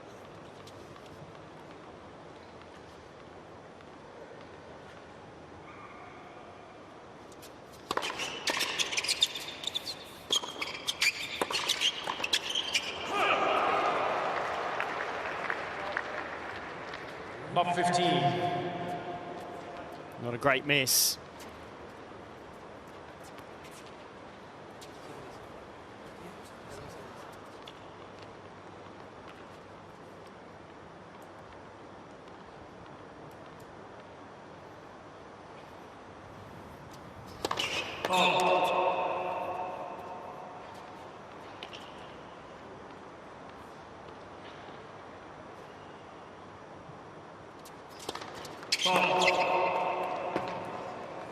Lob 30. Trouble controlling the new balls, it appears.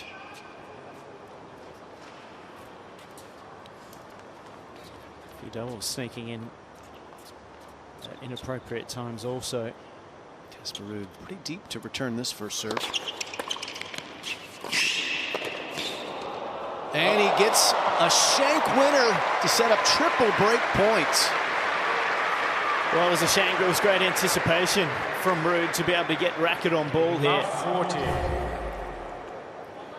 Just blocks that return back. And we don't see him quite in picture. It had enough of the frame to drop it in, so more opportunities.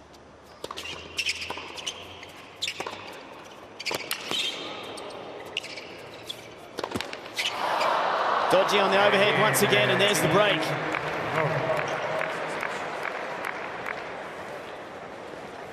And if you're just unsure with the visuals, which it's easy to be in Ken Rosewall Arena with the canopied roof, let it bounce.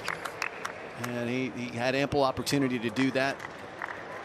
Well, pays a big price. There's a bit of technique in that. There's the visuals that you're talking about, Jim, looking up and into all of that lattice work of the frame that holds the tarp together here on Ken Rosewall Arena.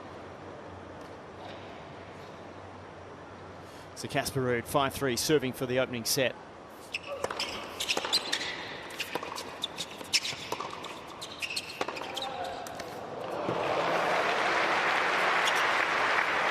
But I think we can blame that, but you can also take a look at the technique of it as well. And when he's getting back for the ball, he gets right underneath it. He doesn't push far enough back to be able to step in and and smash correctly. The racket's hanging over to the right-hand side. It's not back over his shoulder where it should be. There's a few things that he could work on there. Interesting too, because his coach and captain Daniel Vacek had quite a good serve and overhead. There he is right there.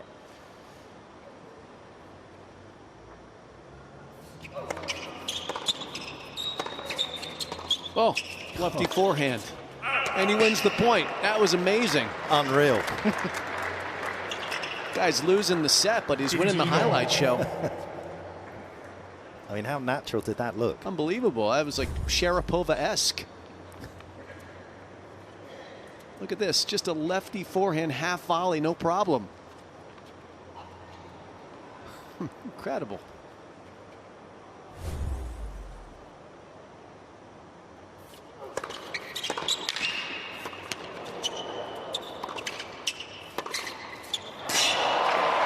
Too good.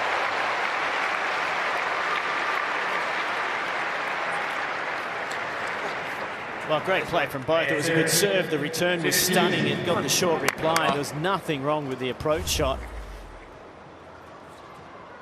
There's the open stance on the backhand, and look at the strength as he gets the racket around the outside of the ball, and the accuracy on the pass, perfect.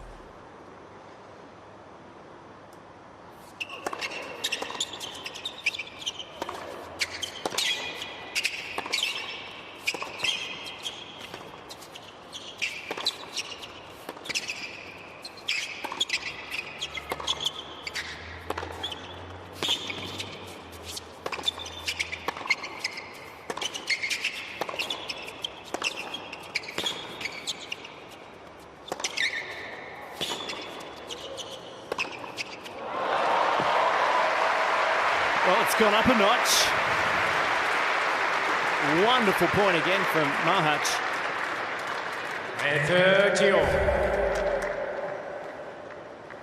And there you can see that clay court prowess of Casper Ruud with the defence there. Open stance, sliding, keeping the ball in play as many times as possible. Eventually the winner comes from the Czech.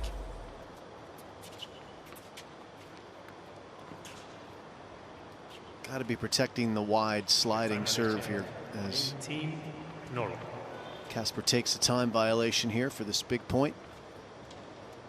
Just a warning, but that's his favorite serve in these moments is wide. Let's see if he uses it. Got to look for that.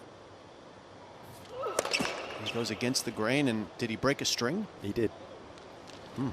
It's all happening. So in this situation, he will only get a second serve if it was Machac that had broken a string on a return that perhaps had been a fault, then the server would get a first serve once again.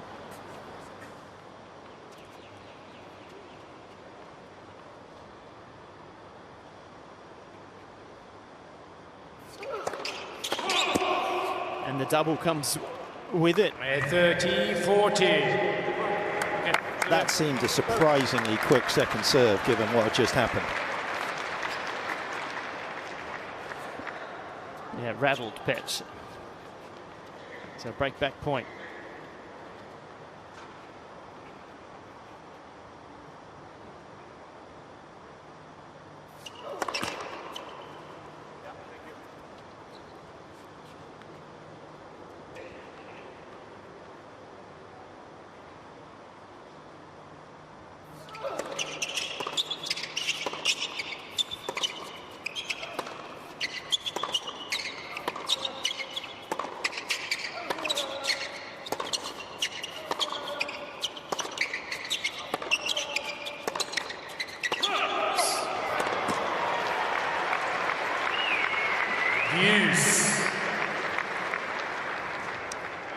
Dad and captain on to the court to have a little chat to calm son down here in this tense moment.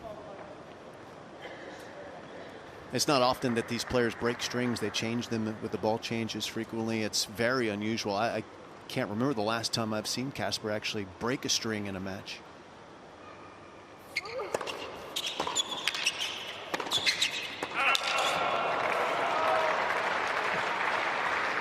Advantage. It certainly adds some stress to an already stressful situation.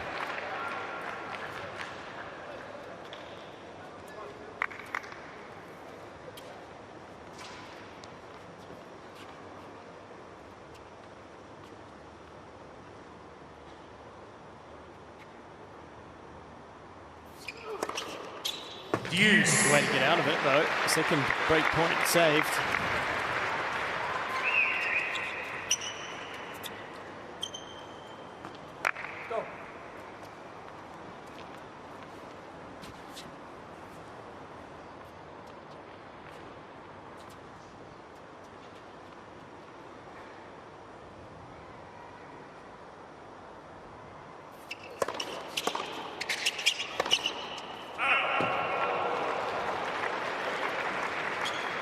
Advantage, Team Czechia. Third opportunity for Machac. Just looks as though Machac has dropped a little deeper at times on these first serve returns, trying to make a few more.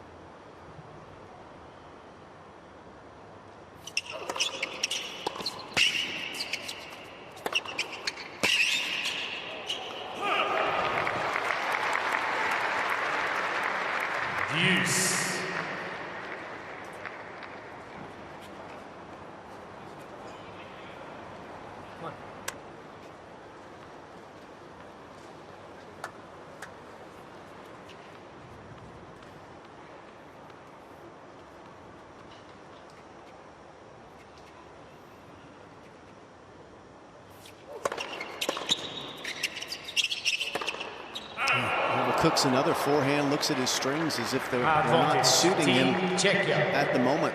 A couple of big forehands have gone awry. One thing that hasn't gone awry is his first serve percentage, though. Over 80% first serves in play for Casper, so not surprising, Petch, that Machac would try something different to maybe see if he can just rattle the rhythm. Hasn't worked yet.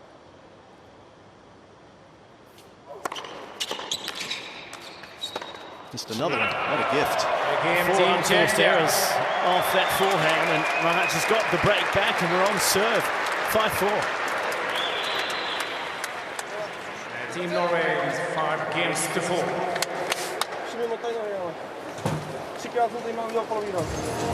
Well, I've got to say that was unexpected. It had been very tidy from Casper Ruud until the string break, basically. And then he felt the need to go big on the forehand, which he doesn't always do. But how about the left-handed forehand half volley that kept him in the game for Machac? That shot was, in hindsight, pretty vital. Hung around after that.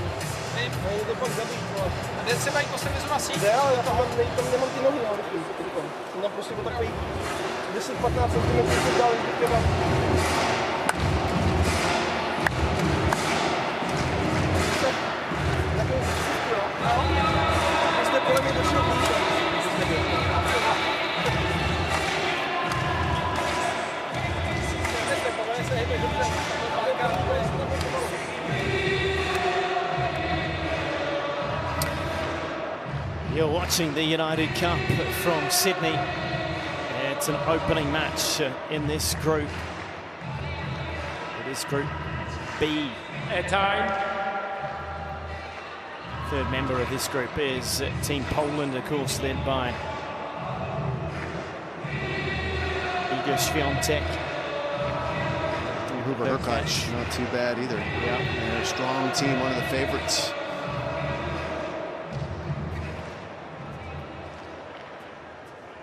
Hurkacz with a new coaching setup this year, including Yvonne Lendl. Thomas Machac serving to stay in the set. 4-5. 15 love.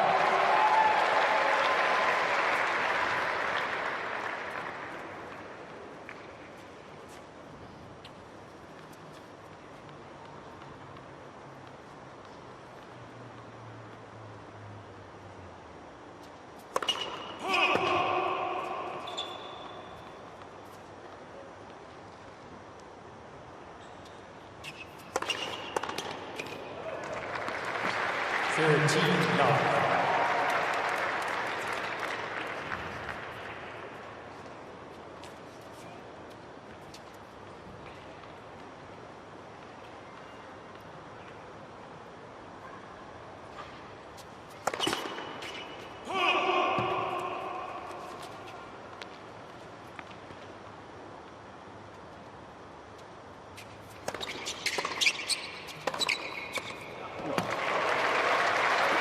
Been struggling, isn't he, on second serve points won. He's just won a couple there up until that particular stage, but a couple of big numbers just posted. 202 previous serve, that one at 169. He's clearly recognizing the fact that he wasn't making many returns drop back, but also just changing up his second serve profile.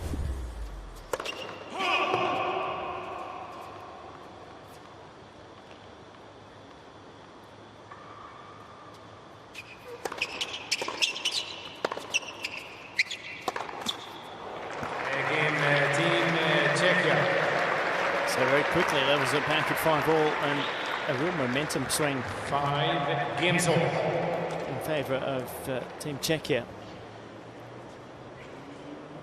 And you get the feeling with Machac that he's that sort of player that if he can get a bit of momentum on his side, he's not scared of running with it. He doesn't back off, and given that Ruud's serve for this first set, he probably feels lucky to be in this, and this is a danger period for Team Norway.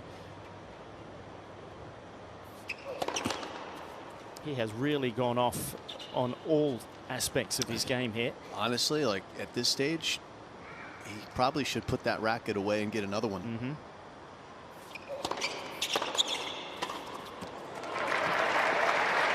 That's what you'll see Machac do, I feel, under these sort of circumstances. He starts to swing quite freely and openly puts pressure on his opponent by doing so.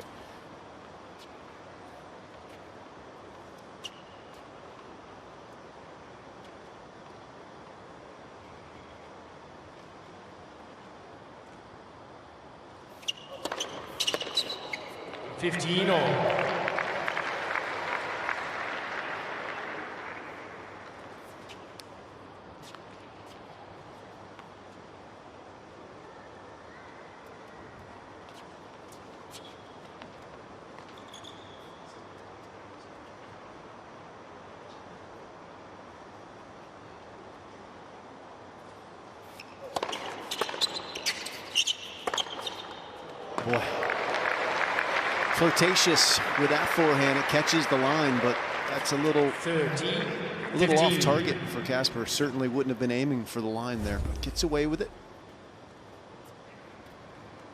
This feels like, to me, just watching it, that his strings are looser than they should be. The ball's flying on him, and he's missing his target longer than he's aiming for.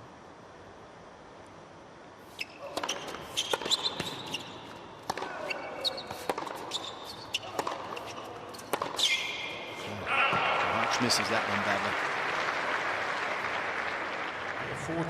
14-15. Strikes me as a guy, though, Casper Ruud, that's more about the archer than he is about the arrows, taking responsibility for it. But I agree with you, it does seem as though there's a little trepidation about that particular racket.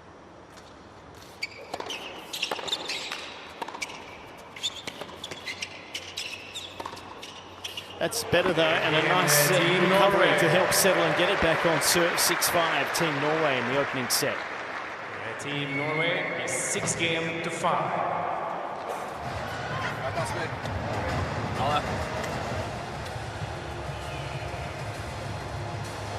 We were talking a little about hardcore clay court with Casper Ruud, and one of the things that really stands out when I call a lot of his matches, which I've done at Grand Slam level, is he doesn't win easily. He's the type of player that wears his opponent down. He's happy to do that. And whereas last night we watched Alex Dimonov come out and be firmly aggressive, flatten balls out, sneak forward, try to shorten points where possible, and keep that momentum running. He often has to work hard and get through matches. And I think that's something that he can work on, and we've just seen the perfect opportunity at 5-3 where he didn't play that game to keep that momentum running. And as good as he has been, it's still something that he can add to the repertoire or find ways to work on.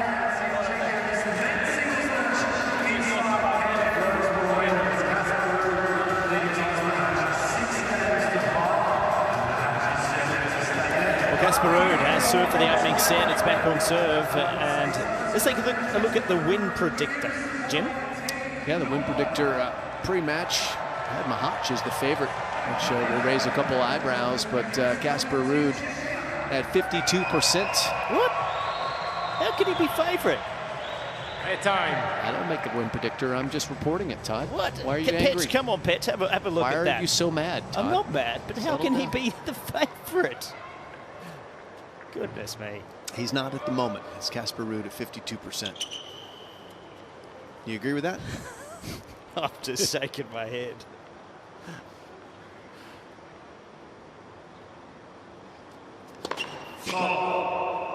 Let me just check the rankings and We've just about hit Todd's tipping point, Patrick. goodness me.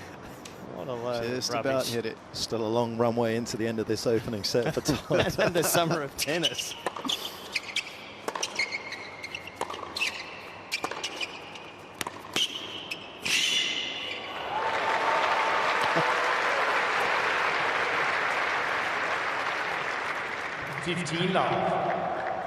I'd like to see this play a little bit more from Casper Ruud. In fact, this forehand that Machac has played, where he's gone down the line and come forward. Really good play. Casper's favourite is to try to pull it back cross court. And that's a percentage play, isn't it? So he's a percentage player.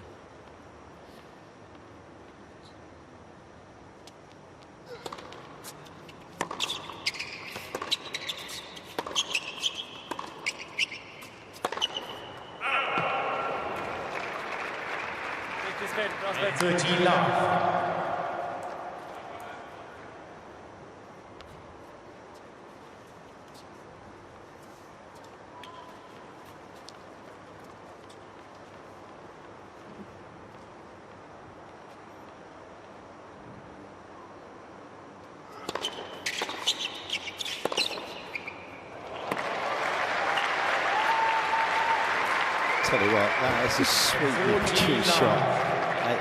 You don't get any sense that it is suddenly going to accelerate off the strings as quickly as it does at times.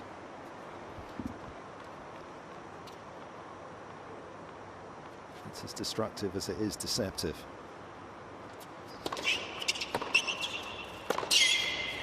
I'm fascinated actually by Mahac's forehand because he has an extreme western grip, much like Casper Ruud's, and yet he hits it pretty flat. Yep. He really drives through the ball in spite of his grip.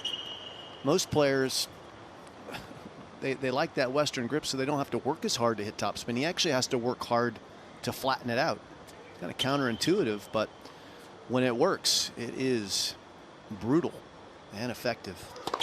I think it is far more timing based and error prone than a lot of forehands on tour. However, I think there's a lot more variability there. I love his backhand. Let's put it that way. He levels that. 6 games all, so it will be a tie break. 6 games all, first set tie break. They played 2 tie breaks in their head-to-head, and they were both at the Australian Open in 2023 in the opening round. Casper Ruud won that encounter, but they split the tie breaks. And they're head-to-head 2-0 in favour of Casper Ruud as well.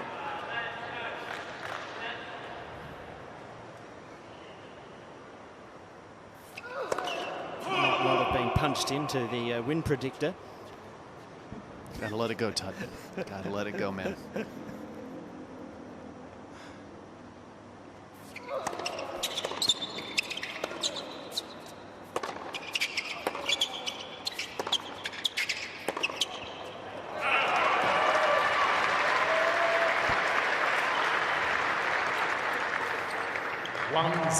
Team Czechia.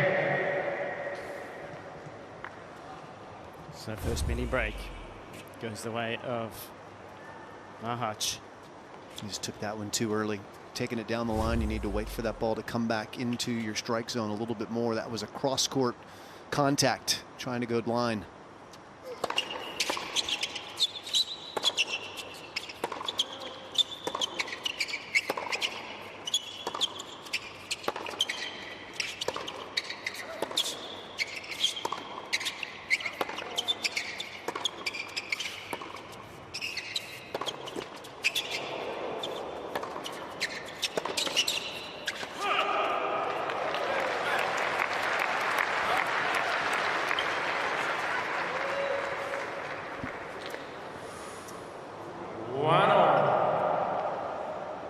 One of the key things for Casper Ruud, he is a creature of habit, and his patterns of play are fairly set in stone. And what's been interesting viewing here in the last 20 minutes or so since he served for that opening set is that he's gone away from some of those patterns of play.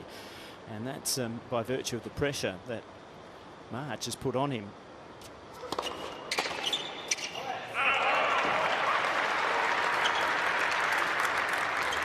It's fascinating when I watch Casper play. I mean, obviously he's a top 10er in terms of return games won on clay. He sits just inside the world's top 40 in return games won on a hard court. But again, you look at a situation like that where you feel as though the pressure's pretty high, you want to make your opponent play, and that's the time he elects to try and drive the forehand return.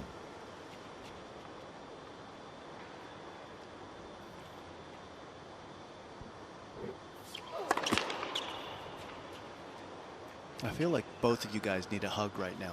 You're both angsty. I know. I'm sending one out to you. Come on. I mean, look how good that was, huh? What a clean sweep of the forehand for Team Czechia. Well, when you talk about returns, have a look at this one here, because 3-1 Team body weight Czechia. forward, a shorter swing, good racket head speed through, uses some of the pace of the serve coming at him.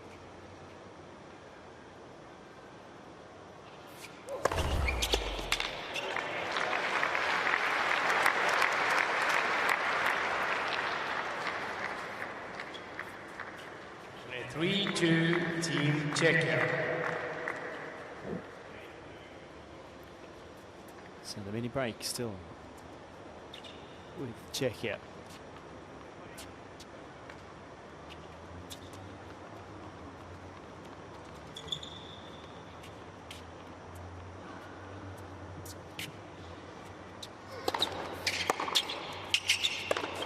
Oh, there's a gift.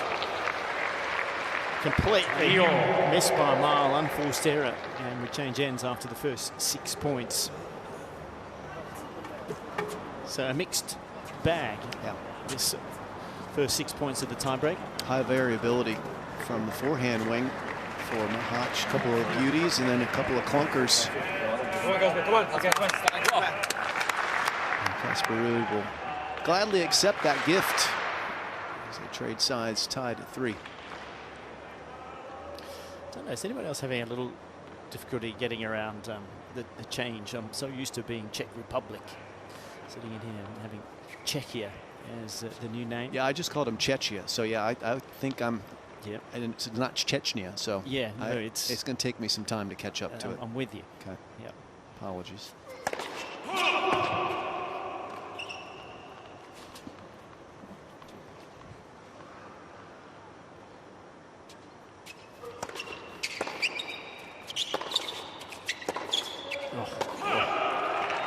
Inexcusable misses really on these forehands. Rally balls missing by a meter.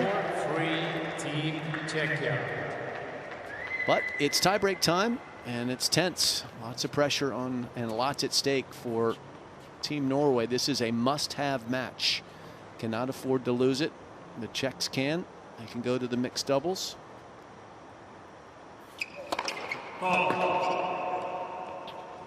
So there's a little extra weight on the man with the red shirt.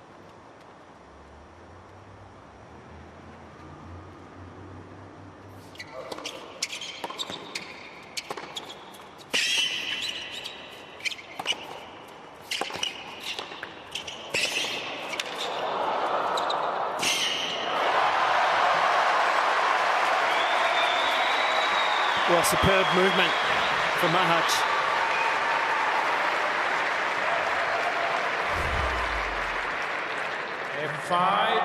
This was the first volley that he runs onto. And then that passing shot got the easy put away in the end. So once again, mini break. 5-3. First service. Did you guys notice that Machac did a near split on that forehand pass? He's got some seriously strong legs. I think I just pulled a muscle just watching that.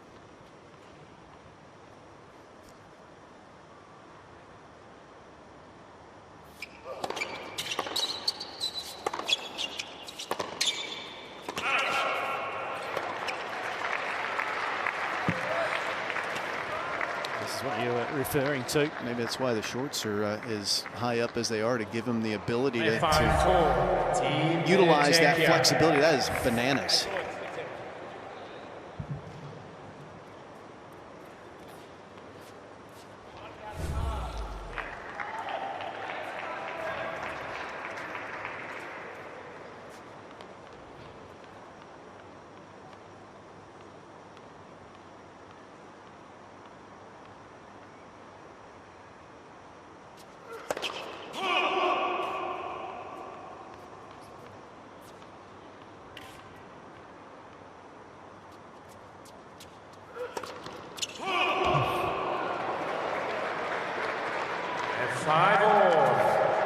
Well, I spin his ears. There was massive deceleration into that second serve with the racket head.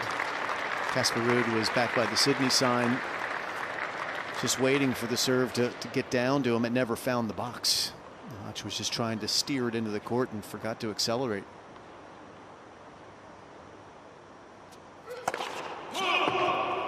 Recommend that for Casper again. He's retreating deep here, going to try and get a forehand in play if he can.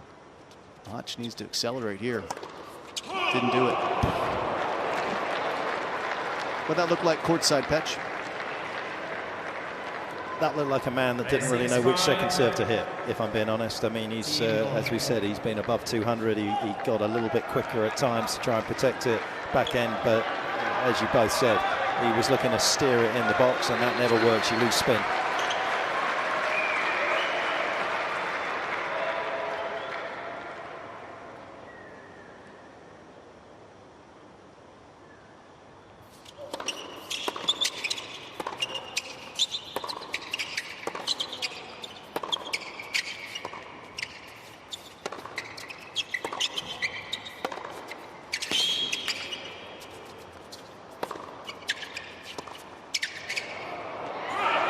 Well, that is an incredibly tentative point from Casper Ruud on set point. Well, we're seeing what the tension and playing for your country can bring to the court. 2 double faults in a row for Machac. Casper Ruud tries to play a moon ball off the backhand for the first time all day on his set point. Not only that, I mean, the prior balls in that rally were just through the middle of the court. There was no intent to go after it. He never got a front foot forehand, so he was really being dictated to by Machac, but this has been a topsy-turvy tiebreaker. Okay.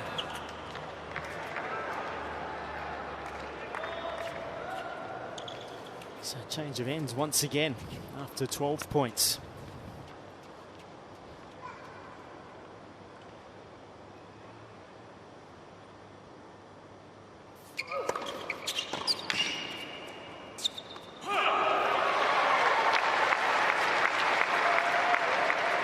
Clutch first serve takes a little bit of pace off it to get the angle required. Norway. A second set point for Norway.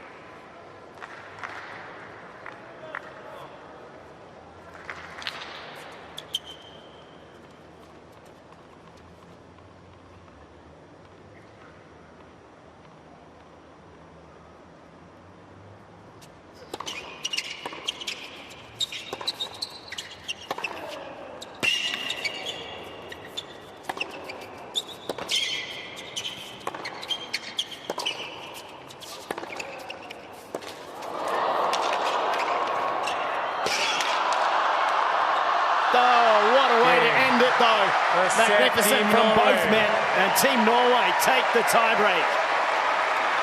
7-6.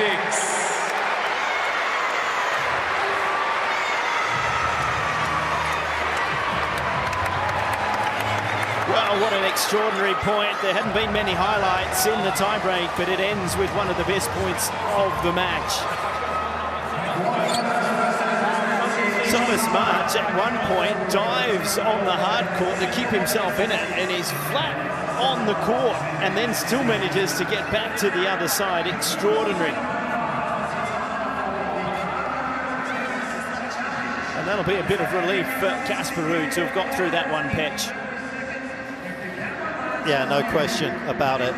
Everything was going so well for Casper up until the back end of that opening set, and then it was just a stumble over the finishing line eventually for the Norwegian. That last point was amazing. It was a fantastic get, and you guys have both been in that situation. You don't want to lose that point by making an error after your opponent's dived, and he had to be a little careful and conservative, and there was still work to be done with the forehand volley. It had no pace on it. Would have been super easy for Casper to have under-hit that particular volley, and the set's still going, but there'll be a huge amount of relief for him. I think we're going to come and see a very different opening 3 games in this second set from Casper after finally putting the seal on that opener. Well, some of the highlights early on, there were plenty of them early, and then the tension came into the set, made it more difficult, but we will remember that set point for some time.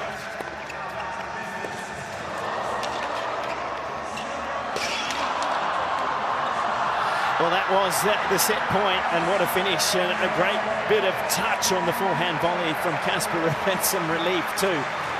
It had been a very topsy-turvy set of tennis. Early candidate for a point of the tournament. Amazing defense from Machac, but not quite enough to stave off Casper Ruud. So he survives a real challenge, having led that set, having served forward at 5-3. It became super complicated, but ultimately still won by the man in red. Now he needs one more set to put the mixed doubles in the mix as a live match, with Muchova taking the opening women's singles encounter pretty comfortably. Well, the first set taking just over an hour and 2 minutes. One point it looked like almost being done in about 33. So what will transpire here as Machac gets ready to open for Czechia.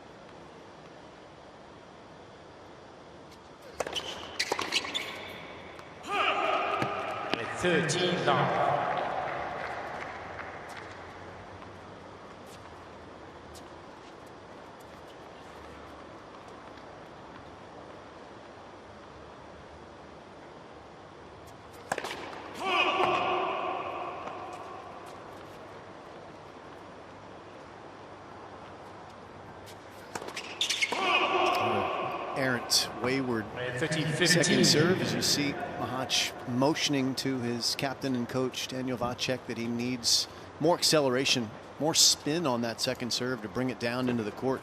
And 6 doubles now. Tally getting costly for him.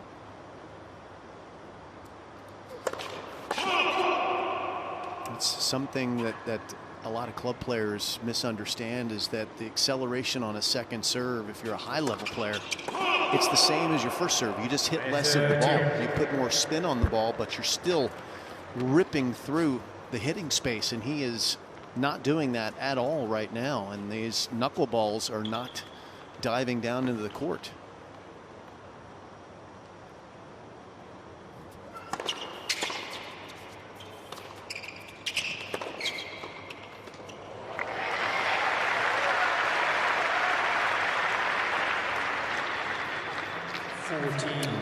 Servers, you'll use more legs on a second serve than a first serve if you're a top-level player like here, because you're driving more up into the ball to impart the topspin on it, as opposed to driving out for a flat first serve.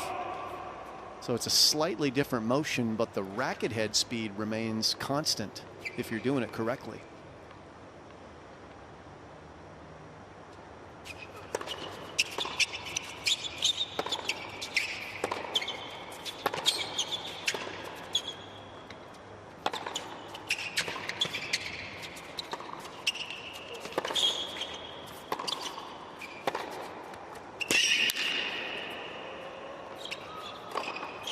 There's that forehand down the line from Ruud. I think that's a shot he's got to keep using a little more. That will be far more helpful to him.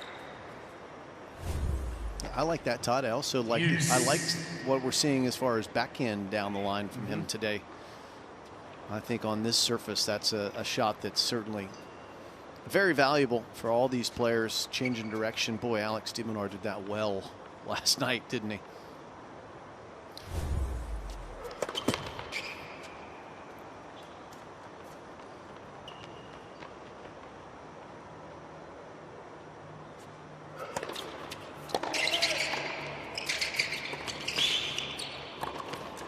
Got away with that overhead. It's been a dodgy shot for him. What do you think on the serve, pitch? You like looking at technique. What is the issue on the second serve? I mean, Jim's given his thoughts with legs. I agree with him. I mean, it's just, I feel as though when you look at it, every single one he's missed has gone long. So it doesn't feel as though he's going kind of along the baseline with his swing path on the second serve, generating the spin that Jim's talking about. So everyone's kind of flat and long. So yeah, it just feels as though from that point of view, he just needs to kind of just throw his arm a little bit more along the baseline to get that spin as we get back to an opening set point that no one's going to forget in a hurry. Now let's take another look at it here. Just started off in a baseline exchange. Casper Ruud finally getting forehands that he wanted to be aggressive. And Machac is just hanging on for dear life at this point. And he dives into that one. And then he's back up, and this was an amazing pass to get it down. And that's the difficult volley that Petch was talking about. Again, using that speed and flexibility to extend the rally. And Ruud with the final exclamation point to a really interesting and long set.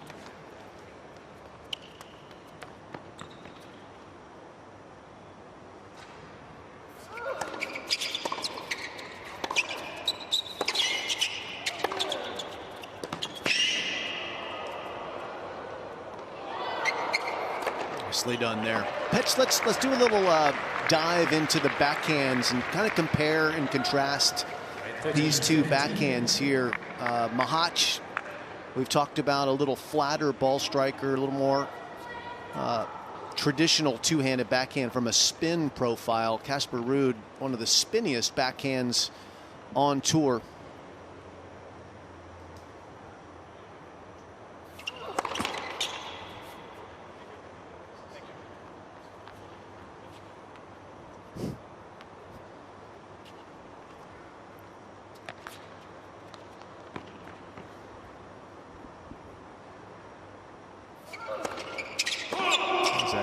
Sends this back to 30 all. Do you see much difference between the grips that they use for their backhands, Petch? Because I really haven't, which sort of surprised me when I took a little look at it. I would have thought Casper's left hand would be a little bit more under the racket, but they both seem to be very similar and on top of the racket in kind of a normal grip. That's what I see.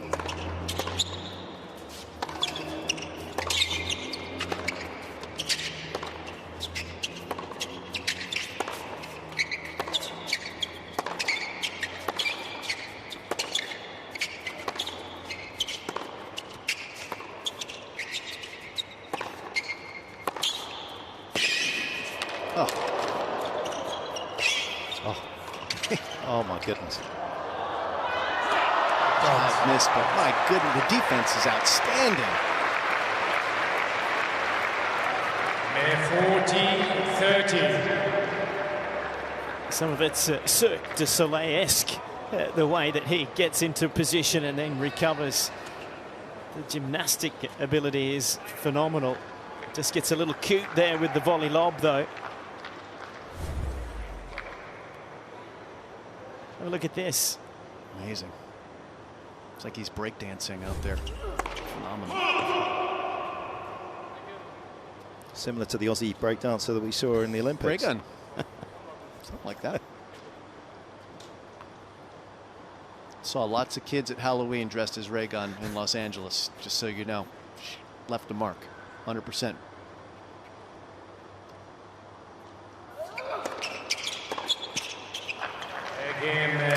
Let's dig back into the tennis here. Let's take a comparison and contrast, if there is any, between the two backhand and the shot production. Casper on the left, look at the grips and the take back. All of it very similar. The racket face very similar, and at contact, it all looks exactly the same. So how in the world do you get those numbers on the bottom right of your screen?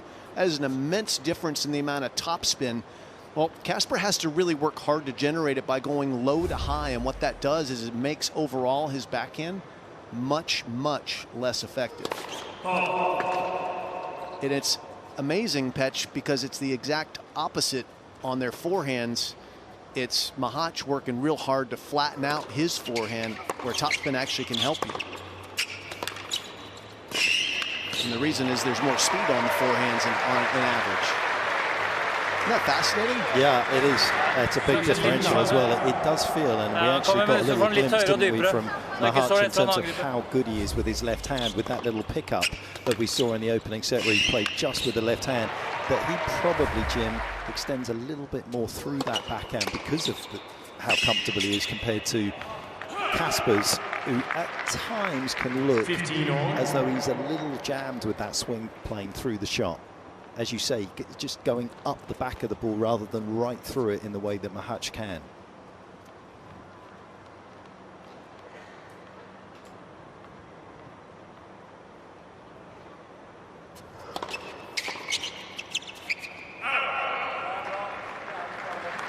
Machac does get a little bit more speed on average on his backhand, and by flattening it out, he also gets the ball through the court, doesn't it? Yeah, I would definitely take Mahac's backhand. Yeah, me too. I would take anybody's over mine, to be honest.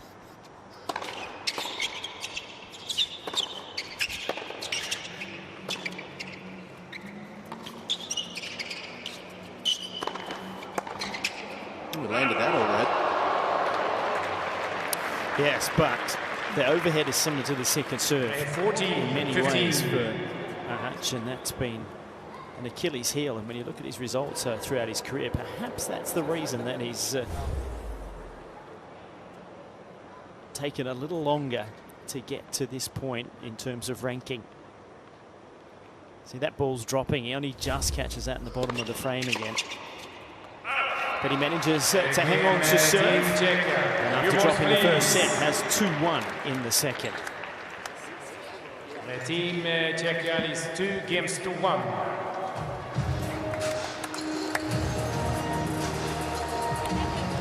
Well, we are in Sydney for the United Cup, as well as Perth, two beautiful cities in Australia. And this is the Botanic Gardens in Sydney, the oldest gardens in Australia. It's free to enter, around 7,500 species of plants there. And of course, we are well known for our wildlife as well, and plenty of parrots, lorikeets, sulphur-crested cockatoos, all of those in and around that magnificent garden. It's just on the edge of the Opera House. Just some of the sights that you can see if you come into Sydney, right on the edge of the CBD. Beautiful city. He's got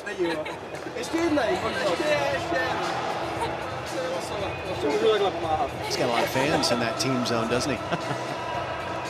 That's low a dad joke. That was low hanging. That is a dad joke. Long break. It's okay.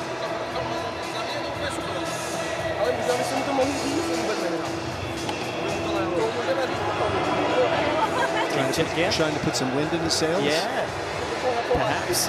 He's hanging in there nicely. As I did mention, you look at his results over his career, Jim, fascinating to look. As a challenger, won a lot of matches, 110 challenger matches to 54. And then today he's trying to win his 50th tour match at 25 years of age. So taking him a while to get to that number at this level. And you can see why he would win a lot of challenger matches. He's got a big game. And perhaps we've also seen with the serve here today why it's taken him a little longer to progress up the rankings. Last year, a big year for him, getting inside that top 50.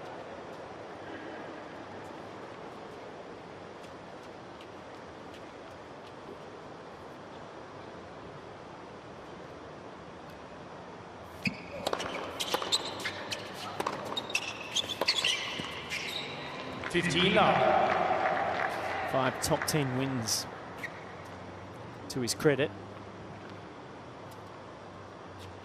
Actually, it's 4. This would be a 5th if he was able to get through this one today.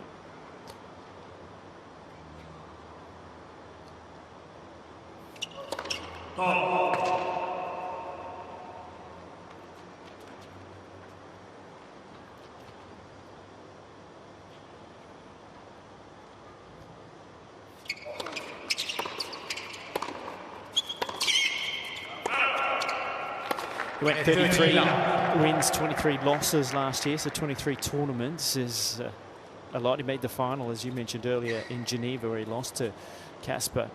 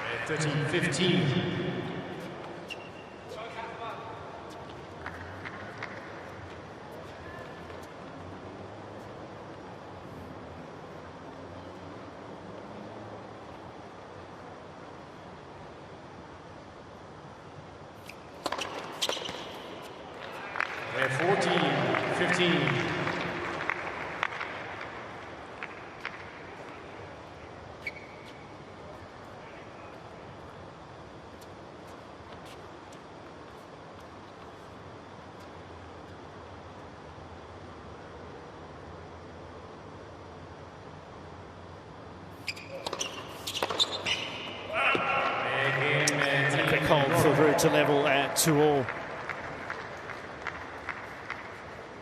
2 games all. One of the things that Casper Ruud did a year ago leading into the 2024 season was drop weight. He dropped about 9 pounds to get a little bit lighter and to get a little bit quicker.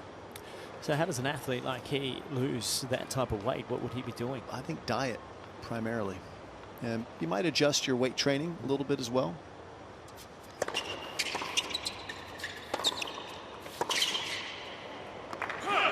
But given how quick you have to move in and out of the corners in tennis these days, you don't want to be any heavier than you have to be.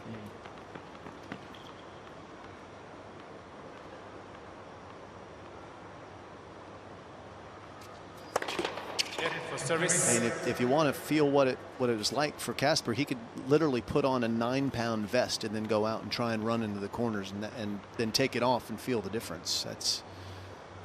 That's the reality.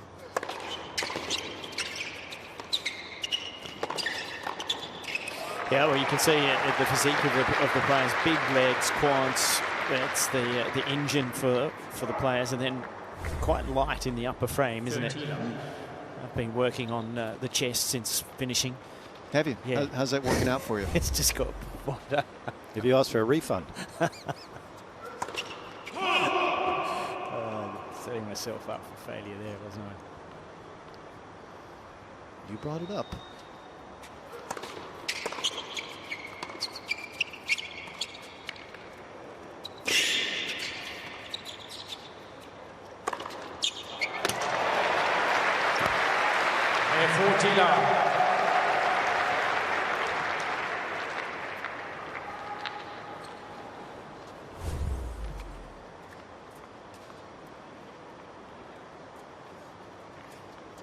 See, much better overhead there, where he was forced to move backwards and get in position, and he got the racket in a much better position. On the higher floater balls, he doesn't move as well for the overhead.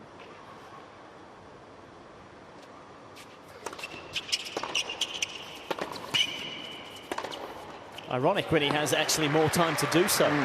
14-15.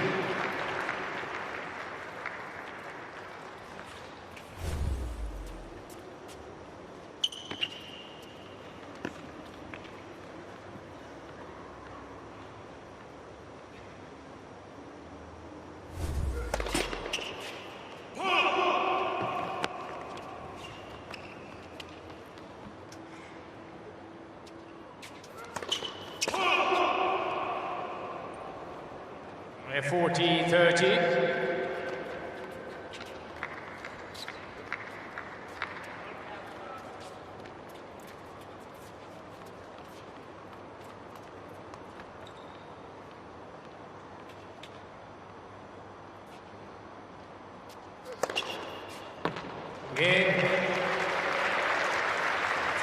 So another hold of serve, things on serve. It's been a tight one. Team Norway took the opening set 7 games to 6. Team Czechia leads 3-2. 3 games to 2.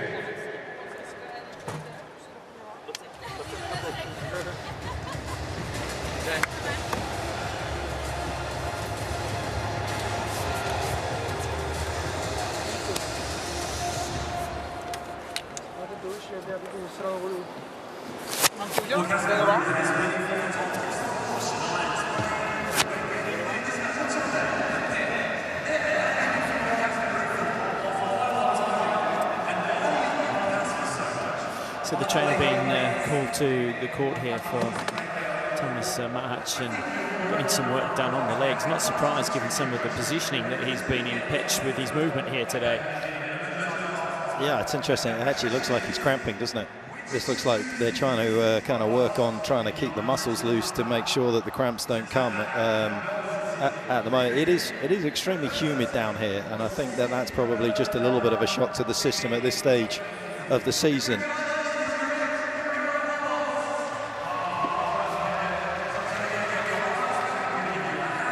United Cup, Sydney, and this is the first time we've seen any of the teams from Group B.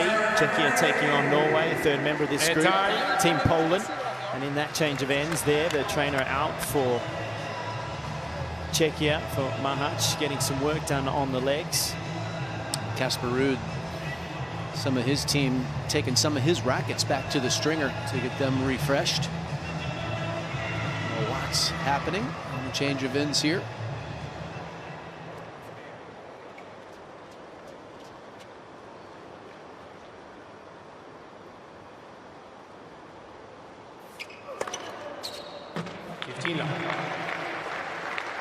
No one's generated a break point yet in this set. Things have normalized a little bit in set 2.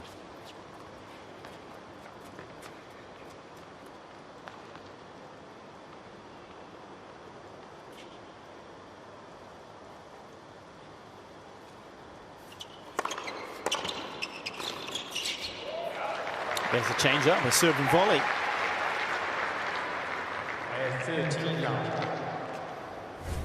If you don't keep improving, the game does move on without you. And for Kasper Ruud, what are the areas that he has as strengths? We all know the serve is a nice setup for one of the best forehands in the game. He's a great mover, awesome competitor.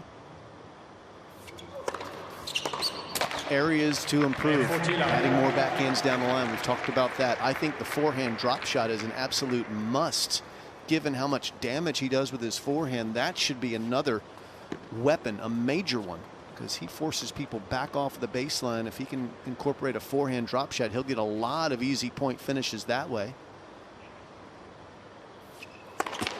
And I agree with your suggestion earlier that trying to get in behind some of his big shots and finish at the net too to shorten points up. That would be a good idea as well.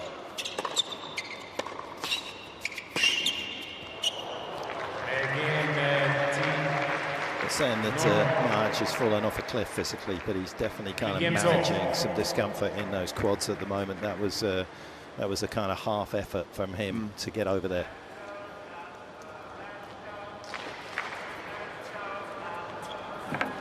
He's put a lot of work in doing those splits on defense. That takes a lot of energy to get in and out of those corners.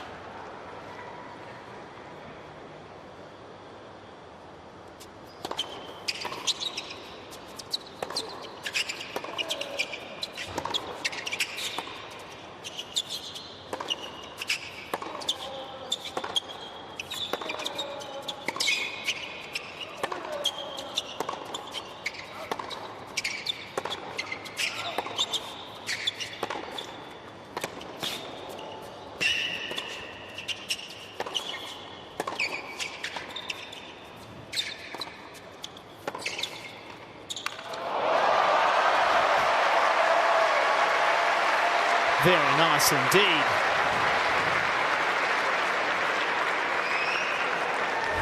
And 15 love. Nice casual approach shot, and then cue the applause, hold the pose.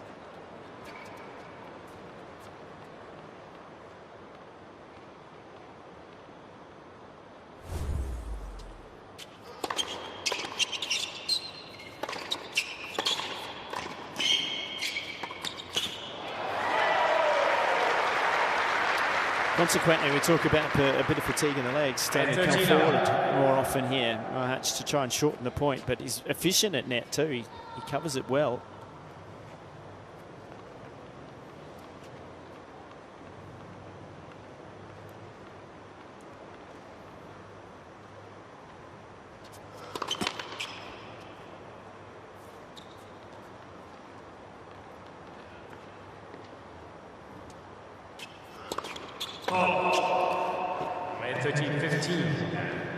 He's really struggling with the takeaway pitch. If you watch him on serve, his left hand, the ball, when he puts the ball toss off, gets way ahead of where the racket is, and so the racket's hanging down low, and the sequence starts to get out of sync, and that's when he took the first serve there, started to work on that again, and then it completely lost its rhythm on the second. I haven't got the stats in front of me. Is that his 9th double? It's getting up towards that. It's interesting. He hasn't had... Correct, 9th double. Is it his 9th double? He hasn't had that many bad matches. His highest in the last 52 weeks was actually 7 doubles against Jack Draper at the US Open. So this has kind of come out of nowhere. Nice finish to the game. Indeed, he gets the ace, but he's still worrying about it. But he's got 4-3 on serve, second set. Well,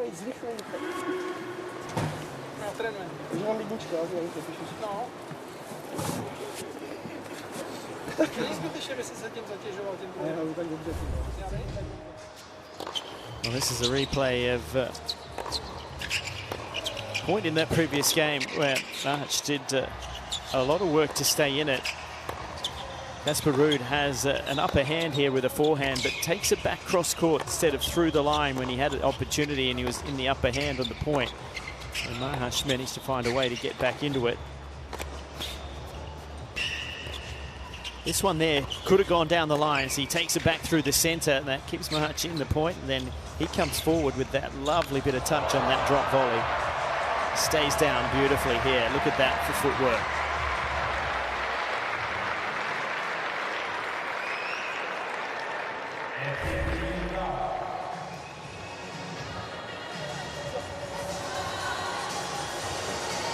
So getting towards crunch time in this second set for both players, in particular for Machac. She's down the set. Casper Ruud trying to level for Team Norway.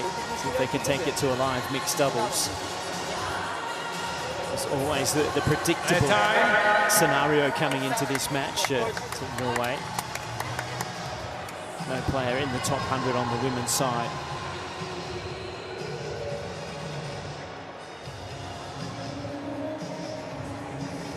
Empty the clip on that one, Todd.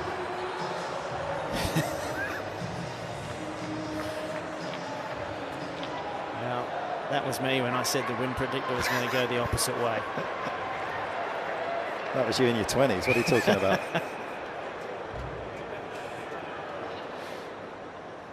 Casper Ruud serving 3-4 second set.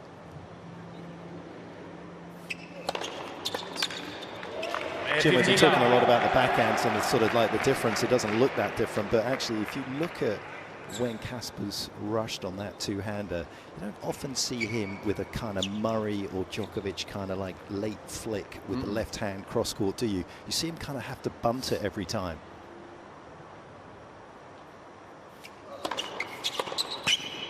He seems less comfortable taking it later in his strike zone. He seems to take the ball more in front than a lot of two-handers, and perhaps that is part of the problem for him absorbing the pace the way you're describing it.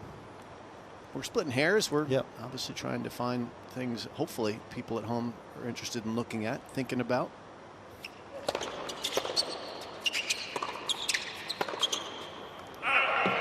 We spent so much time in the last 20 years oohing and eyeing at the amount of topspin that Rafa Nadal put on his forehand, but his backhand was a flat monster shot, and it was damaging in its own way. Casper Ruud has the same type of spin profile on his forehand as Rafa, but his backhand is far less effective because he has a very high spin profile there. That's kind of the point that we've been trying to make.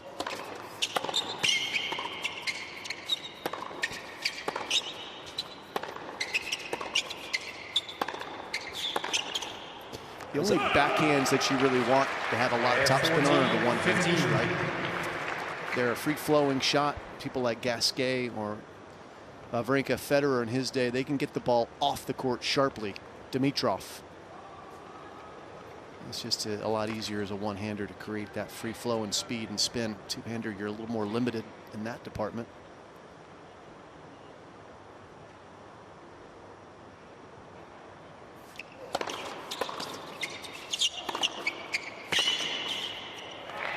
That's a very easy hole to put the pressure back on Machac. It's nice to get granular occasionally with this sport. Go back to that 2 points ago when we watched Casper's first backhand of the rally. You saw actually his left hand coming off the racket very quickly on that defensive shot off the return. And if you have got a great two-hander, you're more than likely going to want to keep your actual left hand on the racket longer than actually take it off, which again is another key indicator of just why his backhand isn't quite at the same level of some of the best.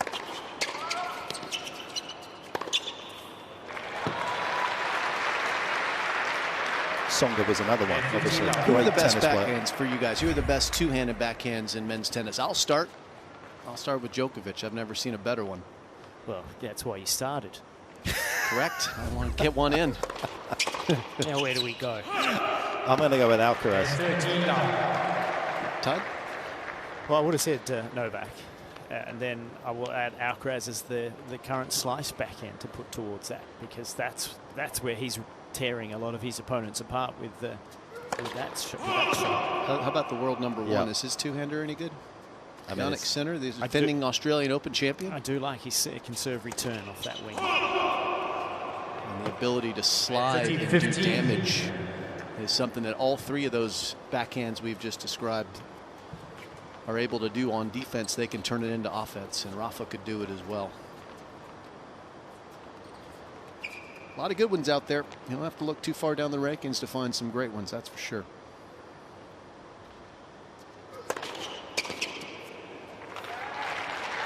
A 14-15.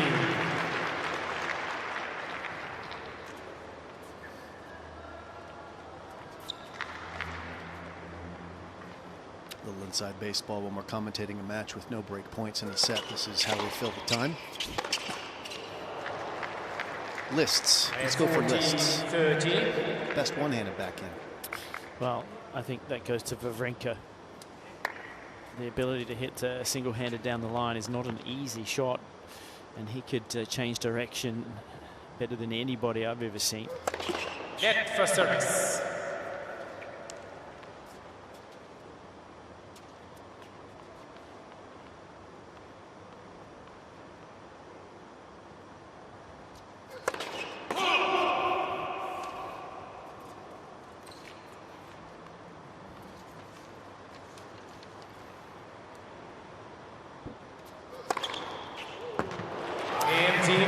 Czechia. Finding the first serve okay, though, and he's hanging in there is Machac, and it is 5-4. Second set. Norway having taken the first. 5 games to 4.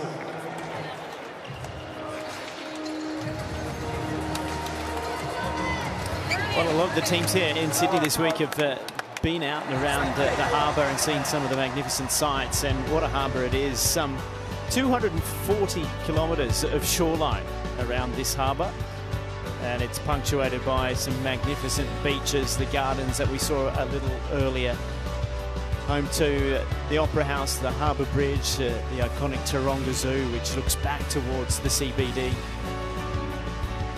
And one of the highlights, and I did it recently, was actually taking the ferry around from point to point, and you get some of those magnificent views.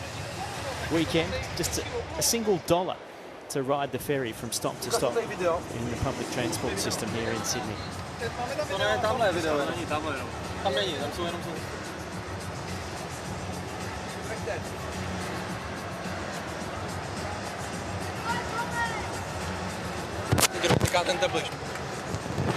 Well, Daniel Vacek, the captain of Team Czechia, he is on to the stats board. That is the same stats that we have access to now in our booth, and they've given those to the players here for the United Cup to be able to try to perhaps generate some education. He looks like he can't find what he's looking for, though. Petch, can you help him? Yeah, I don't know. My IT skills are about as good as Daniel's, clearly. He was in all sorts of trouble there. He was, I don't know what. Yeah, that's not what he was looking for. That's the lock screen, Daniel. Casper Ruud serving to stay in this second set at 4-5.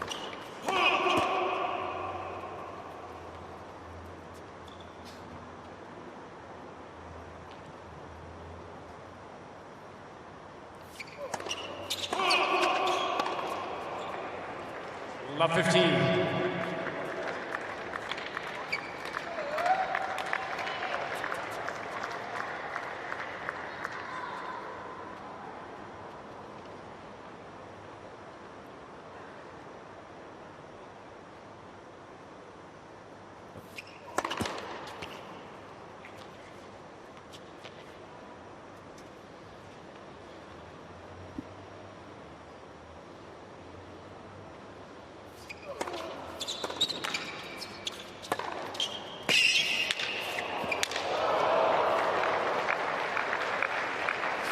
And there's that forehand of Casper Ruud, which he wins so many points there with the heaviness and speed. Sometimes he doesn't need to be as accurate as you might expect him to be.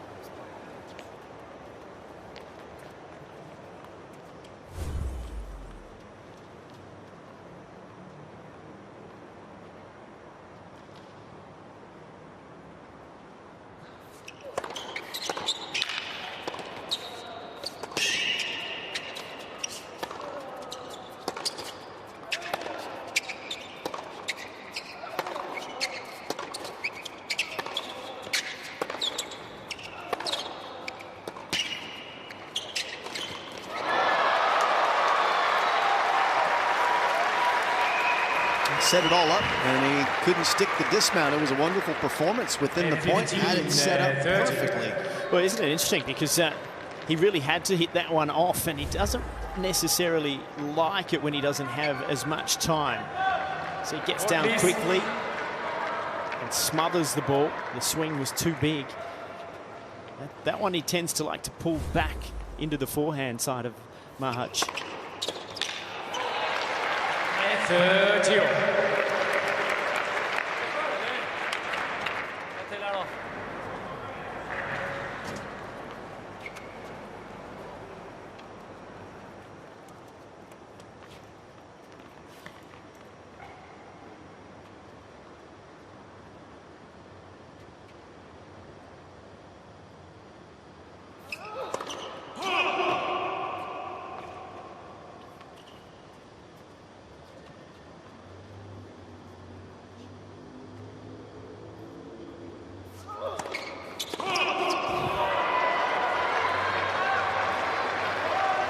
So with the pressure of serving to stay in this set, 13, on a pressure point, throws in the double fault, and all of a sudden it is a set point for Team Czechia.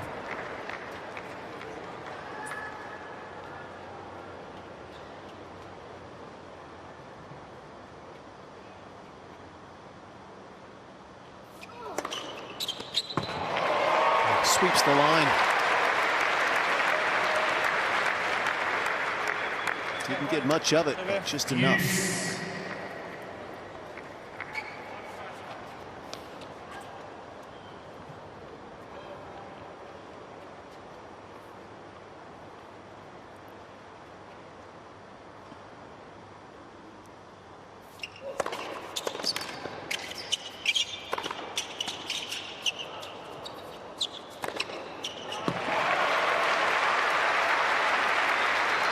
Much better in the overhead department, Casper Ruud there, but interesting once again with their forehand, not prepared to go anywhere near a line. Straight down the centre.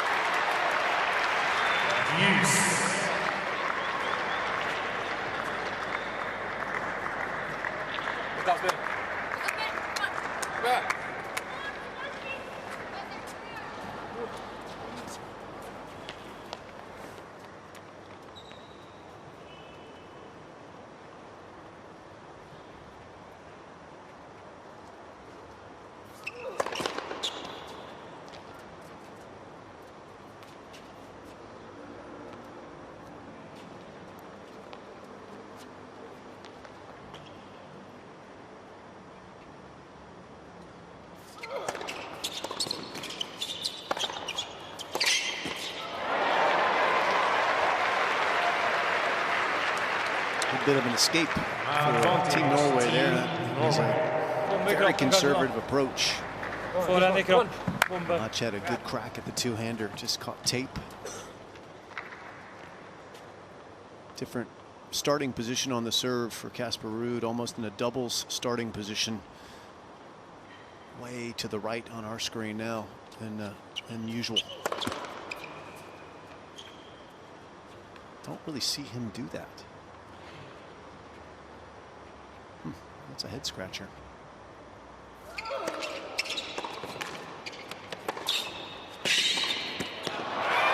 He survives the set point and levels at 5-all. You've talked about the heaviness and how he wins matches with his forehand, Jim. I want to take a look at his direction of shot here today and the placement of the forehand. And one of the keys is have a look at how often he pulls it cross court. He's actually very predictable in where he keeps going to, and we've mentioned the forehand down the line. He doesn't hit that so well. That little stable of balls in that left-hand corner of your screen there, most of those are from off forehands when he goes over to his left and gives himself room to drive it into there.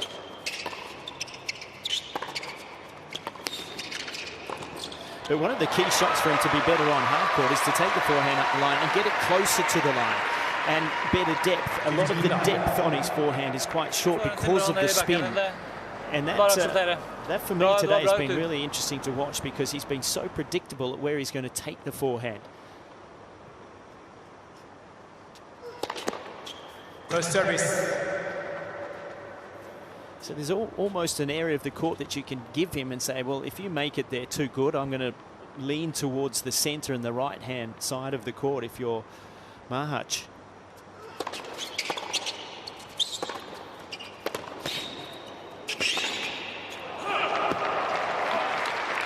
It's something that a lot of players will do against the world number 2, Sasha Zverev, who likes to hit his forehand cross court as well. By the way, we didn't put him on the great two-handed backhands list. That's a mistake. His backhand's incredible. Did he just send you a text or something? No, did not. But and by the way, my number one-handed backhand, the Italian Musetti.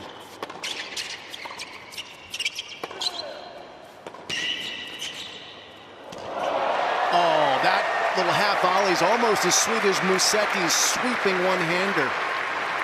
That was sumptuous from Casper, and he's knocking on the door of generating his first break points of this set.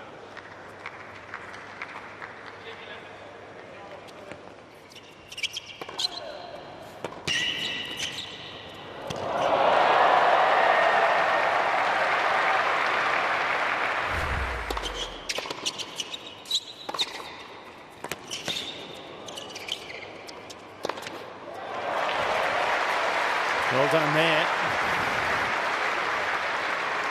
30.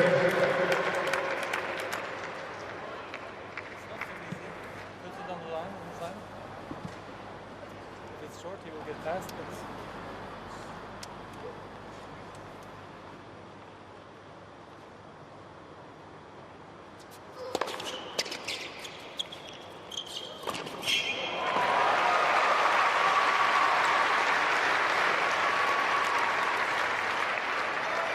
That was a great combination. Casper was leaning for the tee serve, but it was so well placed and nicely paced at 192K.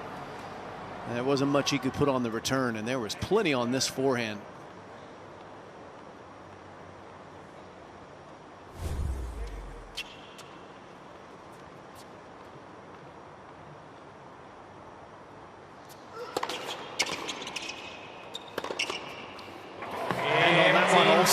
Rips another winner, and Machac has a hold. Team Czechia 6-5 second set. Team Czechia is 6-5.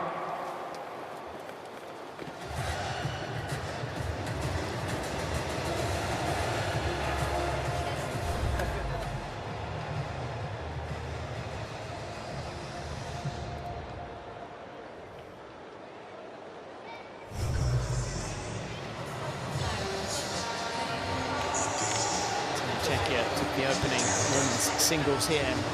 Today Muchova winning in straight sets quite comfortably. Against Heler. She always performs well down here in Australia. It's one of her biggest victories in Melbourne at the Australian Open.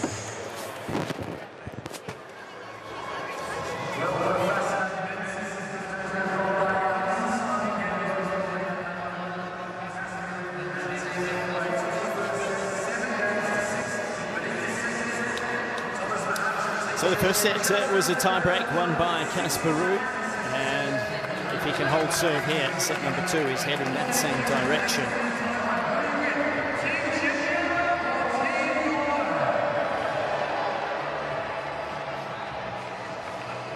Group B getting underway. Team Poland yet to make a start in this year's United Cup, of course led by Świątek and Machac.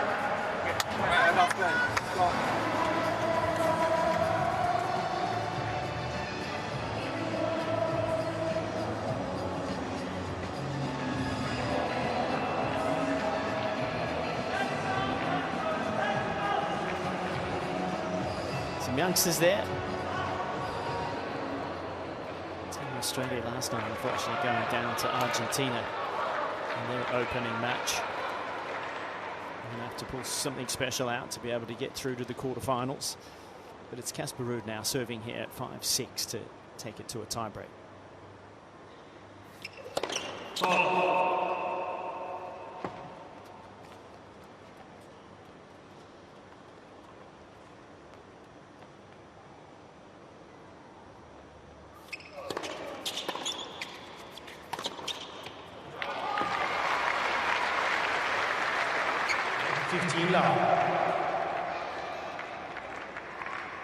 Good forehand there. I actually like that profile for him on his approach shot forehand more often when it's actually low over the net. I think one of the problems for him, of course, as we've been saying, he's got such high spin rate that when he hits it low over the net, obviously it lands short. And you see a lot of the conservative forehand approach shots from Casper, because to get it deep, he's actually got to hit it that much higher over the net. I actually think he's better off just flattening it out to some degree lower over the net, and yes, it's going to bounce a bit shorter, but it's got a little more penetration through the court.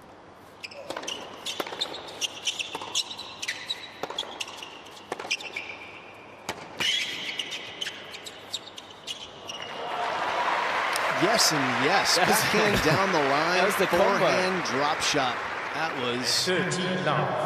That was really tasty.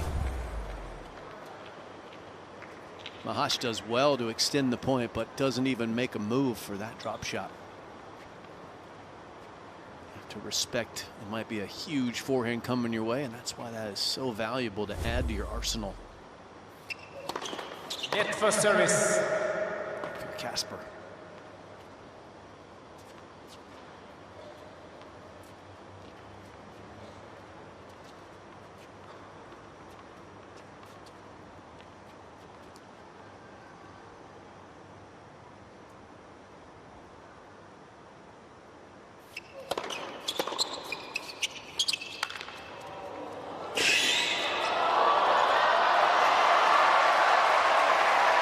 Foot speed, balance and racket head control. At 30-15. Let's just take a look. It was a very good shot, that one there, but slides in so low, racket out in front, and soft hands on the racket grip to be able to create that feel. Superb.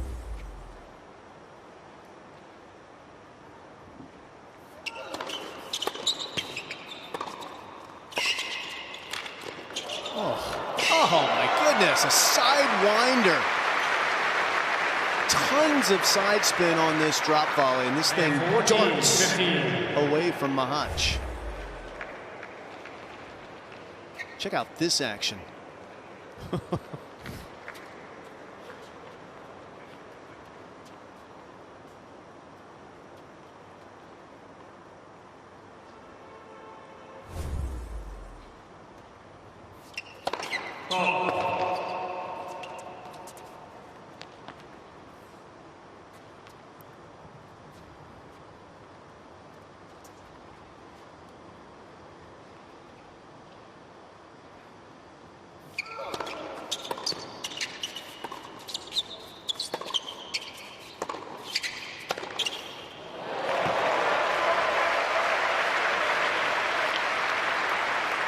Target missed, price paid.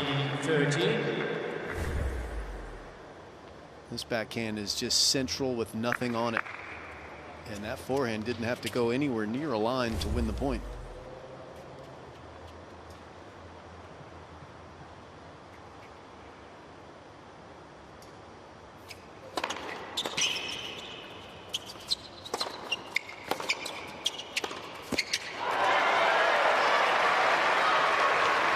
What looked like a cruisy game to take to the tiebreak all of a sudden has tightened up.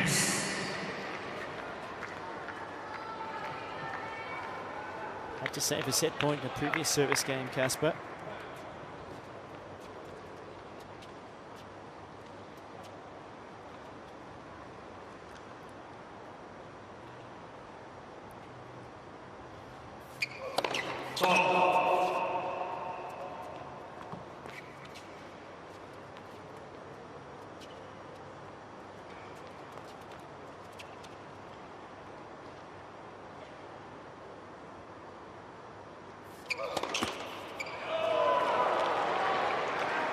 As he did in that previous service game, gave the set point with a double.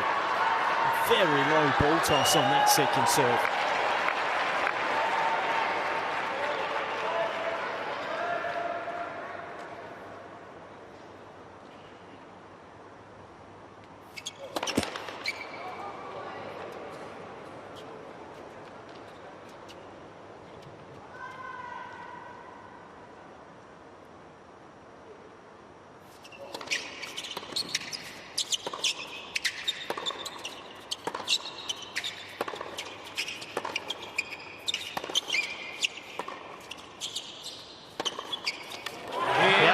Dropped it short again and pays the price. And what a turnaround. Machac takes the second set for Team Czechia. 7 games to 5.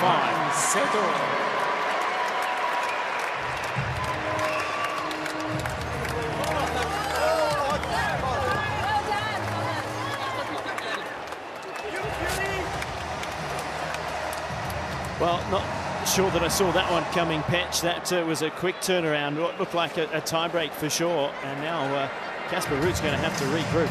Yeah, I mean, credit to Machac there. I thought he played a brilliant game, really, from 15-40 to get back to deuce, to put the pressure on. As you say, he completely kind of flipped the script in that particular game. And Casper, obviously, as we saw, didn't handle that pressure particularly well, throwing in the double fault to open the door. And again, in that last point, just saw some pretty conservative shots from Casper that just allowed Machac to take control of that particular rally. And the other thing that's definitely kind of changed in the last 15 minutes has just been how lively Machac suddenly looks physically. He was definitely going through a bit of a dip midway through that second set. But as you can see there, he's got the energy just to jog to the chair after winning that second set. So things looking a lot brighter, not just on the scoreboard, just from a point of view of longevity in this match. Pretty impressive, the amount of net success in the second set for Machac. He came to the net 10 times in the opening set, only won 4 of them. Won 14 out of 15 in this set, so getting comfortable in the environment, settling in, and setting himself up for success up front.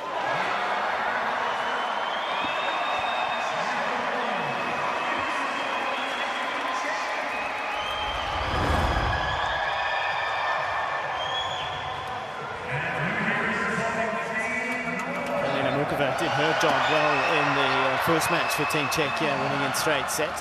That's put the pressure on Casper Ruud for Team Norway, and Thomas Machac leveling now. Both players for the moment have taken a break to change their outfits, and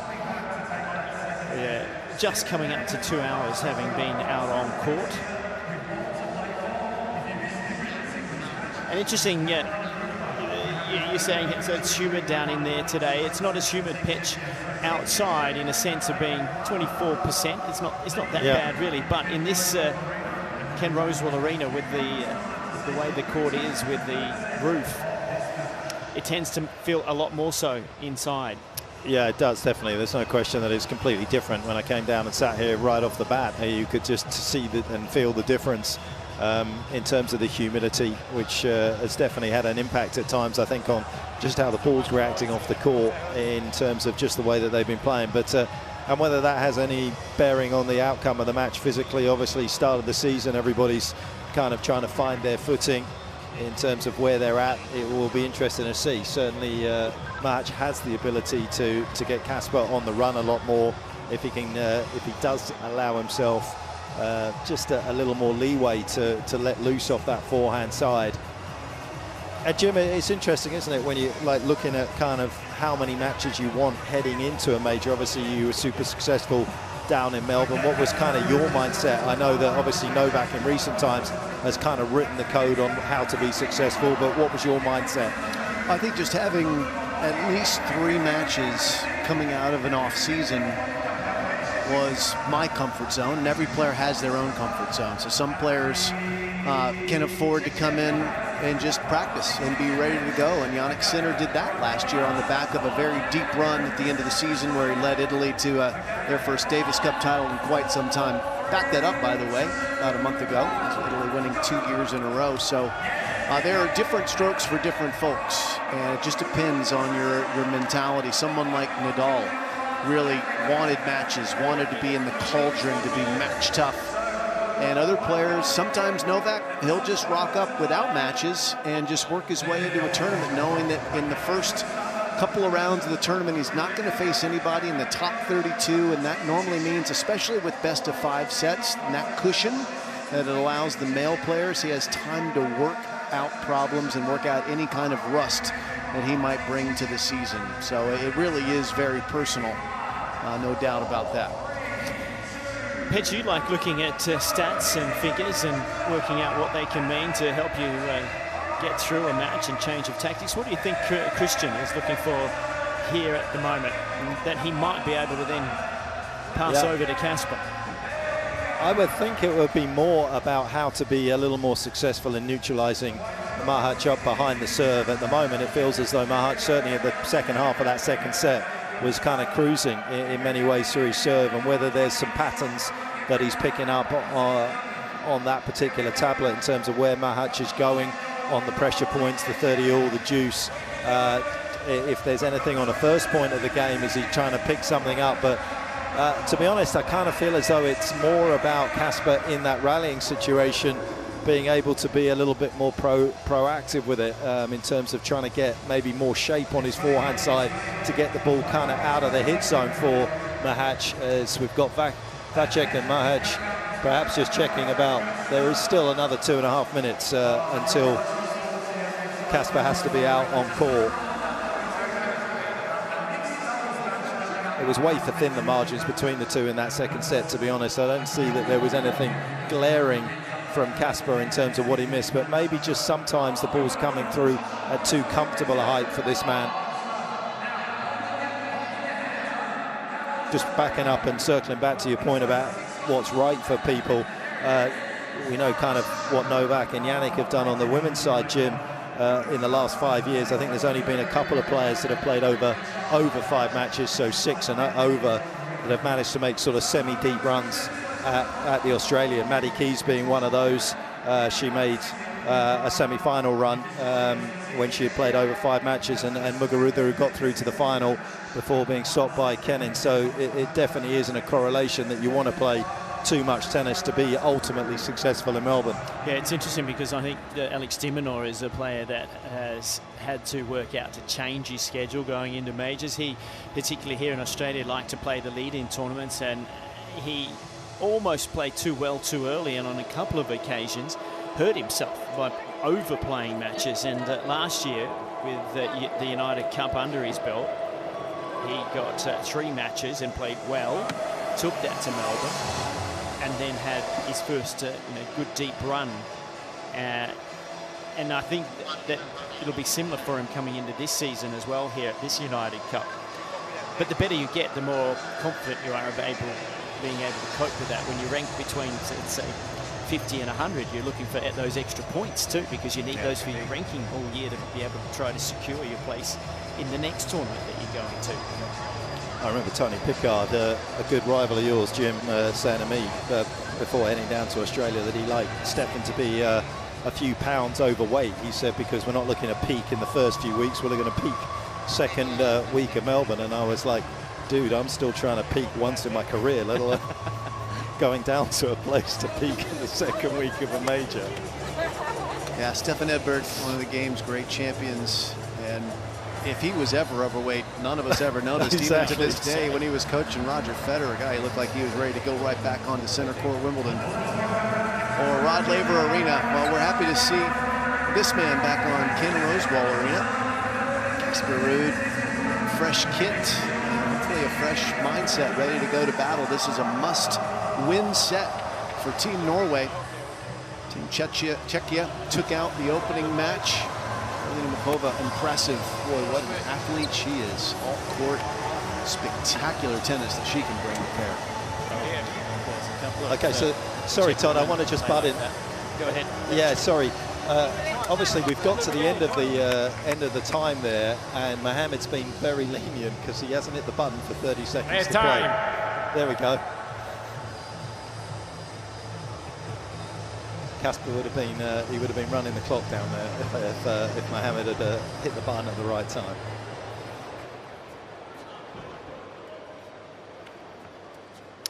Well, it'll be final match to serve for the third set.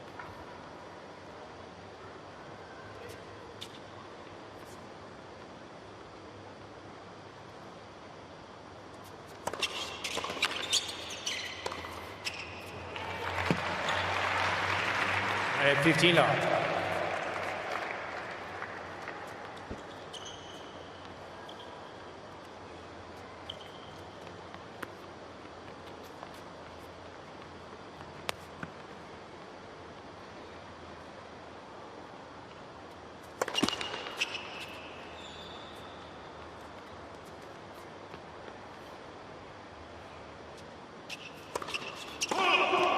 One problem with that second serve also, the ball toss was in the wrong location. It was more of a first serve ball toss, which was over his right shoulder.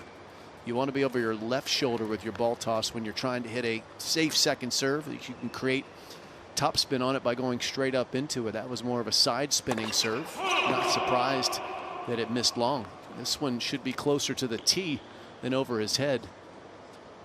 That was better.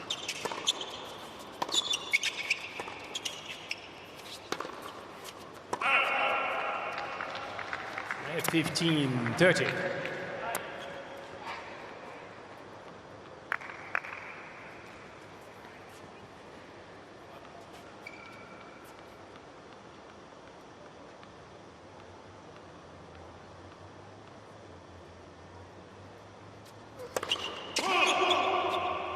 Let's see if he can get a good ball toss here that drifts to our right as we're looking at him. Yeah, that was better as well.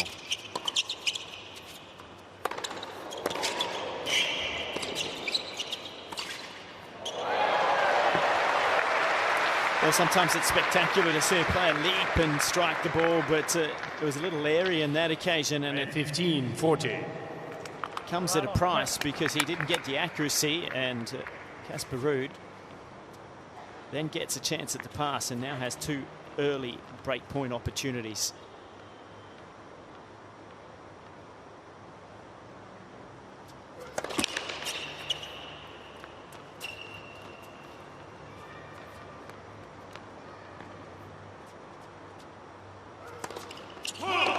He gives it up with yet another double fault. So momentum gone for Machac in this opening game. Ruud with the break. First game, final set. Kind of came out of nowhere. Casper Ruud hadn't had a break point since the opening set. Well, it's interesting for when you look at ranking of certain players. It's not unusual for a player like Machac to have played really well at the end of that set, been on a high with the momentum, and then sit down and go, oh, well done, take a deep breath, and you sort of lose all of the feelings and the intensity and adrenaline that was in your body. You have to learn how to control that, and that was a case there where a top 10 player like Ruud has a much better ability at sustaining what that level needs to be. A real drop of concentration and levels.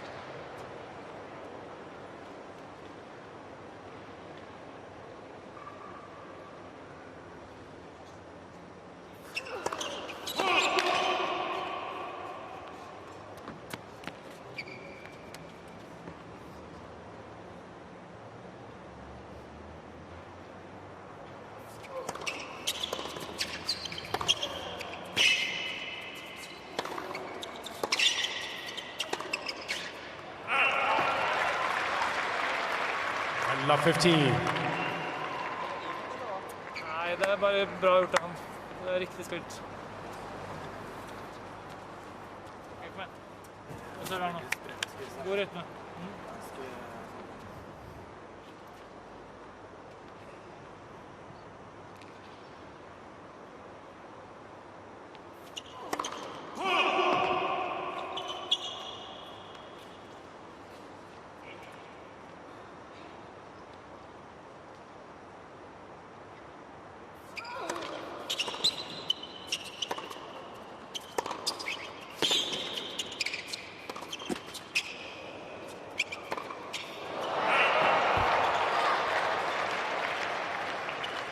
Love 30.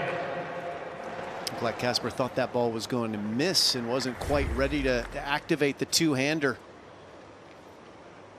because he was nowhere near a target. That was out in doubles.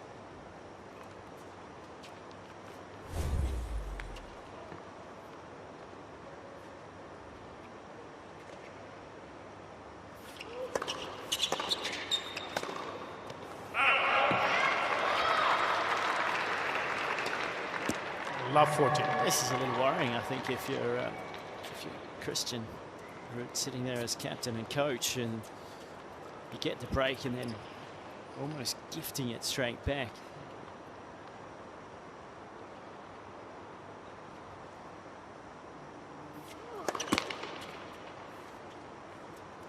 What's worrying is the speed on serve from Casper Ruud has dipped dramatically here in his last couple first serves.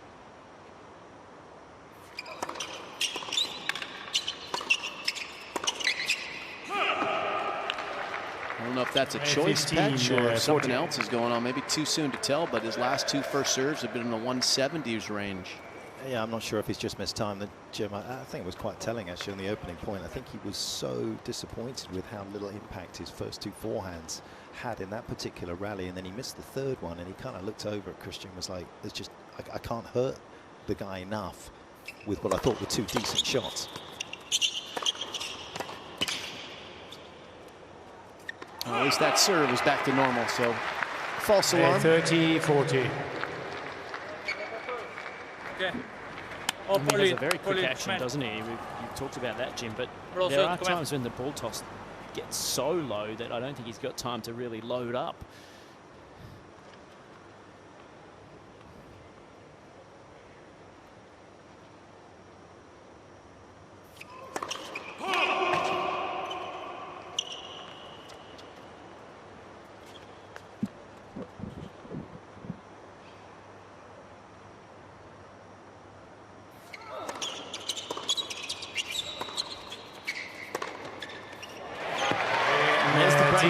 Czechia. Well done by Thomas Machac. Great effort mentally. He could have easily gone away there. Game over.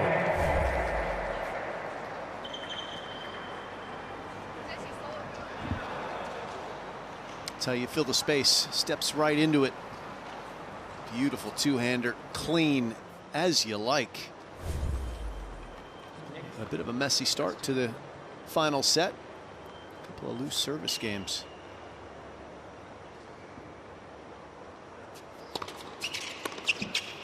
That was a change up first serve that worked. It was under 160K.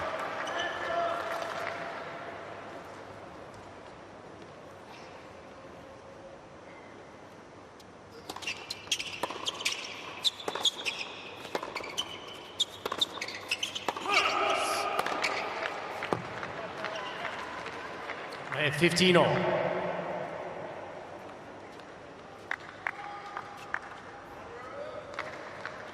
2 hours and 13 minutes on the clock for your first official match of the season. That will get your attention early in the third set. This is going to be a physical test for these guys.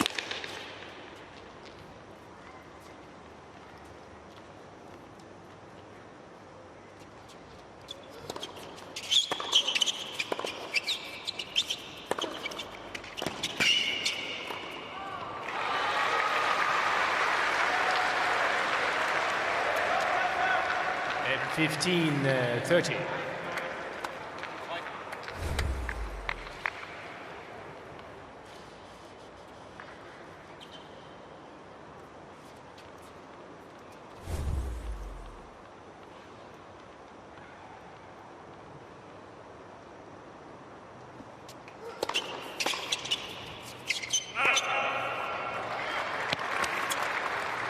And 30-all.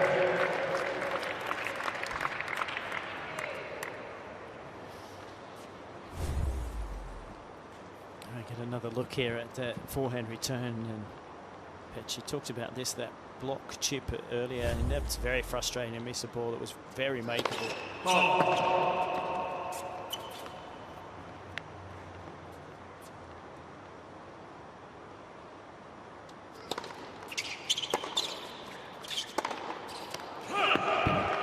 At 30-40.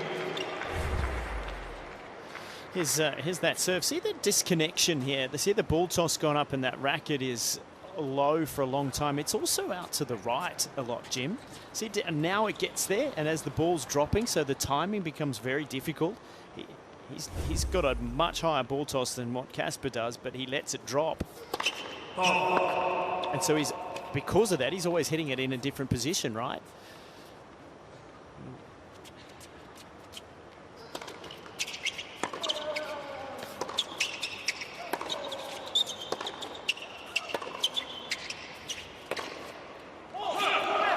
There's another break. An odd start to this Team Norway. set. 3 breaks of serve, and it is Team Norway 2-1 third set. 2 games to 1. Left one, a little bit cramped when I land on the serve. Let me begin the start. I can just try to take the team over, right? Just the left one.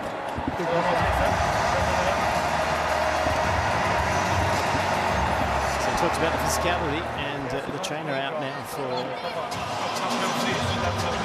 Ruud, as it was earlier for Thomas Machac.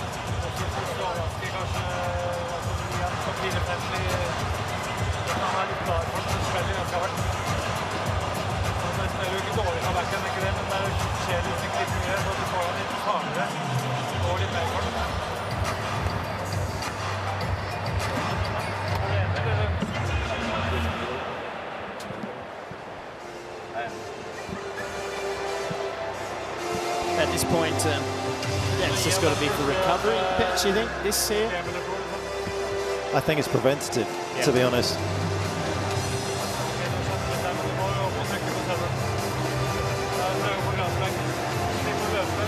The trainer doing his thing in terms of trying to keep Casper Ruud relaxed, maybe.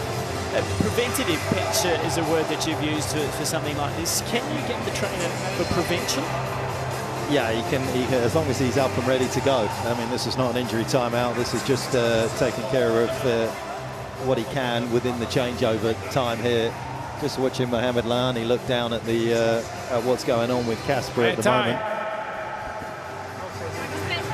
You can get that twice on the change of ends, but you cannot take a medical timeout unless you have an injury. So if it's a loss of conditioning, if you're feeling a little tight or fatigued, you cannot take that 3-minute timeout. Players are allowed if they do have an injury. So both players have received a little bit of massage on their quads. And both of them have been jolted with their serves in this set. No one's held yet. 3 breaks. Highly unusual.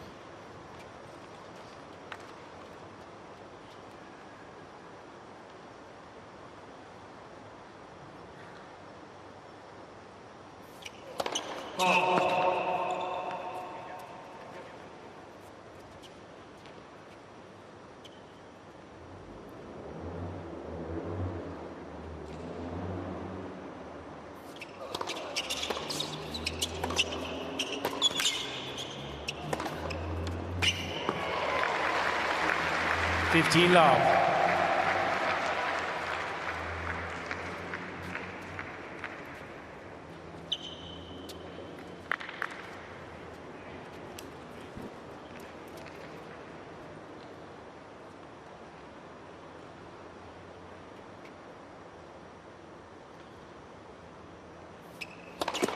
Let first service.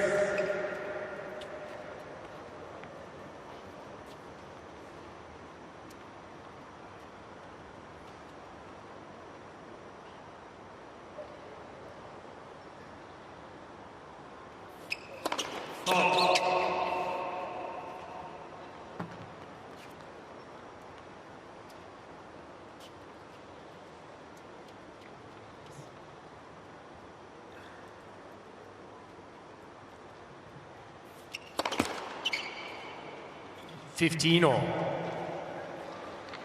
That was an odd second serve delivery. I don't even know if Casper realized that that was a second serve. I mean, that was a first serve speed for sure. He's not fighting it, but that was awfully odd to see a 186 km/h second serve out of the Norwegian. Unless he's feeling like he needs free points because his leg's given a little bit.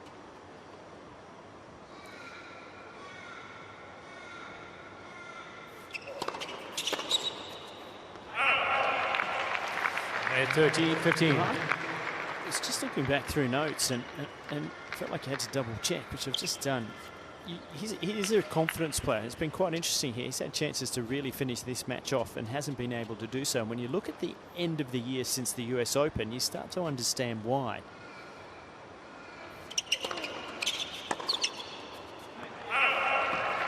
Four wins to 11 losses since the Open. Yeah, he caught the flu just prior to the U.S. Open. That really sent him reeling. Had some trouble at the French Open as well physically. Did Casper. Got a stomach parasite at Roland Garros. So he had second half of the year, his body was not working with him. It was working against him.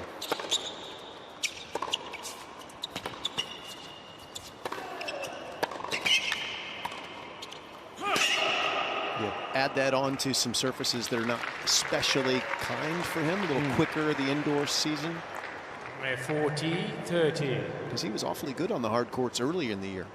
When they're played outside in the United States, a little slower conditions. Of course, down here, United Cup. A few first rounds, lost his first round of Metz to Bonzi, first round of Paris to Jordan Thompson. First round of Basel to Batista Good. Won a round in Stockholm before losing to Grigsby.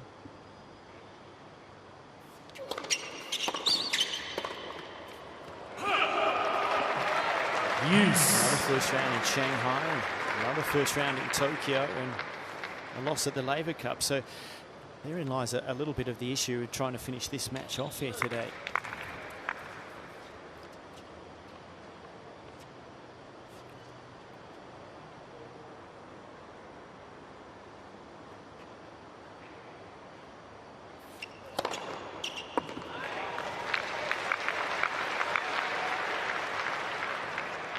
show it here. Advantage, Team Norway.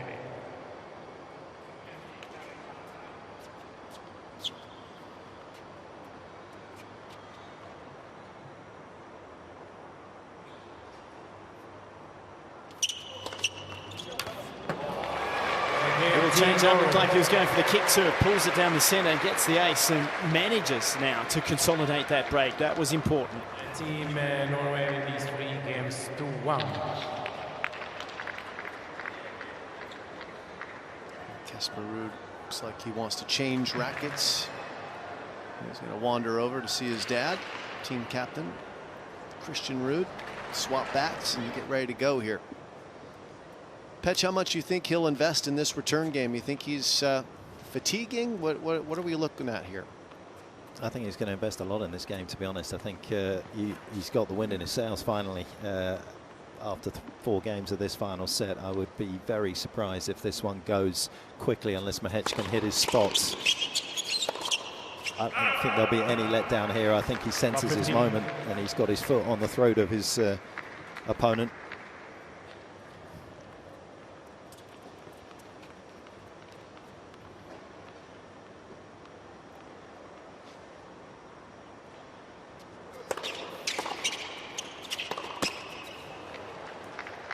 If anything, it's Machac that's unraveling faster mentally.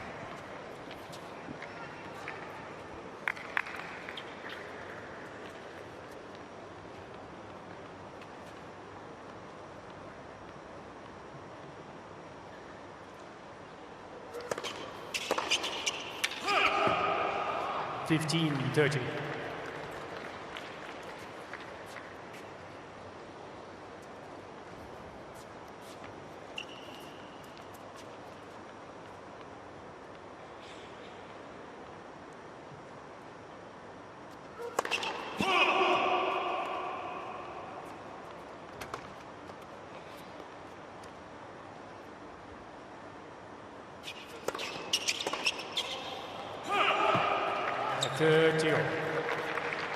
Strange returns there, massive off the forehand, and then kind of put himself in no man's land with his return position there with the kicker that was going to come from Machac. It was always going to be at an uncomfortable height from where he started. It wasn't inside the baseline taking it on the rise. It was always going to be awkward. Yeah, that's kind of what I was trying to lead you into, is having just had the trainer out to give him a massage. Is he concerned physically and not willing to invest physically in this game? He took the first couple of gifts, but he's been trying to play quick points since. I think this will tell us a lot here.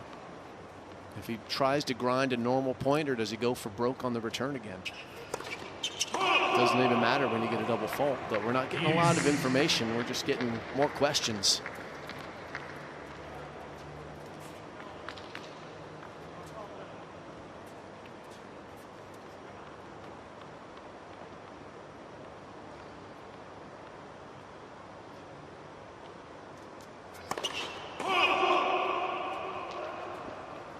That's a good sign for Casper. Going back deep for the return indicates he's willing to grind a little bit. Nope. Didn't.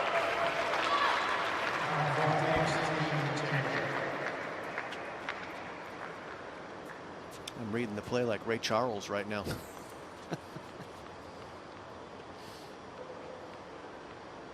I'll be reading the greens like Ray Floyd.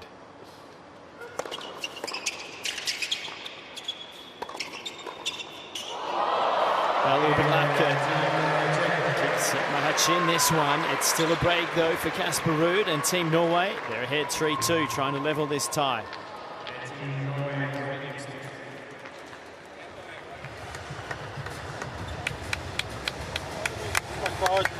Trainer's coming back out for Casper.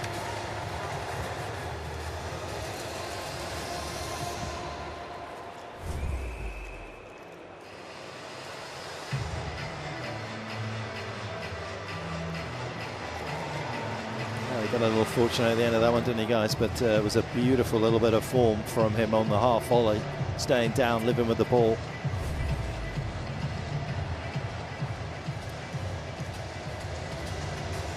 And that was a nice reprieve from a situation where things were looking a little bit desperate. 3-1 down, love 30. One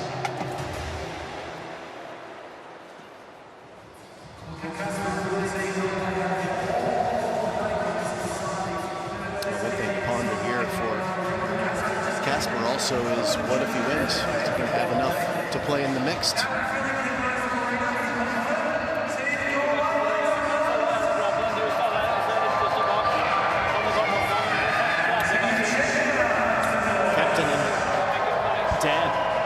Ruud. They have a fascinating demeanour, don't they, these two? They're both calm, they don't give away too much, they're very even with their temperament, their emotions, and surely that's a helpful thing in stressful times. Wouldn't call these stressful times, but they're very important. They've got the break, and Casper not as consistent as you may have expected him to be so, but here he is serving 3-2 in the third. 15 love. It's a challenging time for sure for Casper Ruud and Team Norway. They have to have this match to extend the tie, to get the mixed doubles live, and Casper is slated to play there, and he's 2 hours and 28 minutes into battle now and has been treated by the physio in the last 2 changes of ends.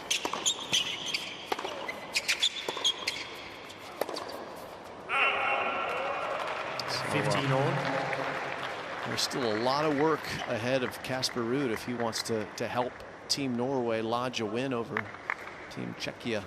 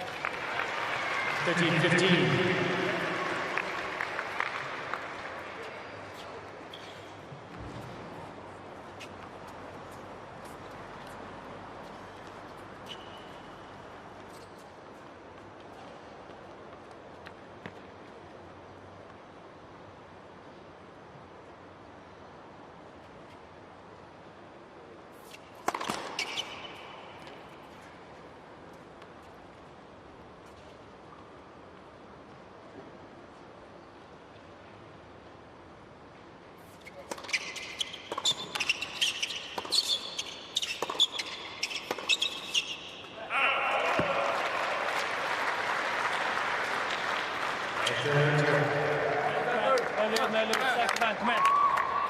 Sterke bein nå. Kjører vi.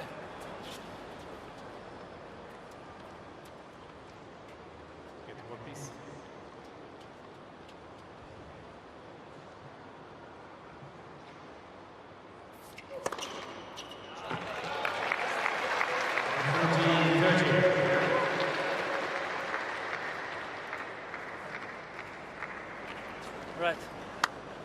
Lyder hvert slag, kom igjen. Trykker på. Opp, opp.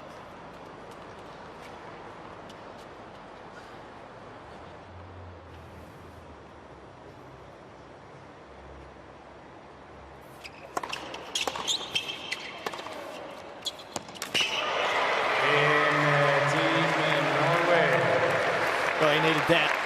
2 good points, and ace, and really using the legs well to get round and rip the forehand winner. We haven't seen a lot of that in the last hour or so from Casper Ruud.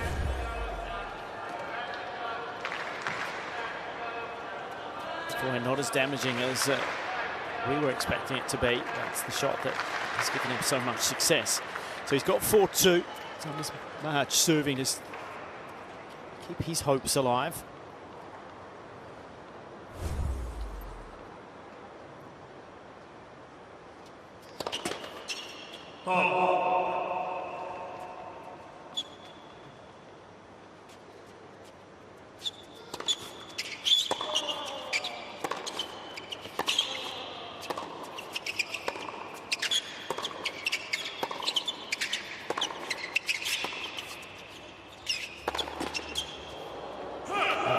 Helpful on the forehand there, and that's one of the wings where he's been able to do damage. It's interesting forehand, you talked a lot about it being a lot flatter and a lot more dangerous in terms of being able to hit through the court than what Casper's is that heavy spinning ball.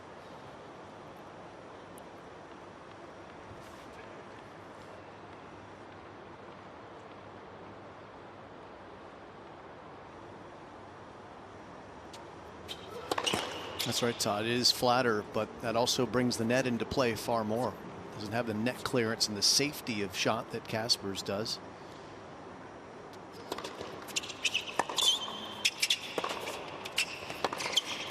Well, that was not a great approach shot. When you talk about that, let's just take a look at this graphic coming up here on the forehand placement, because when he does miss, he misses by a long way.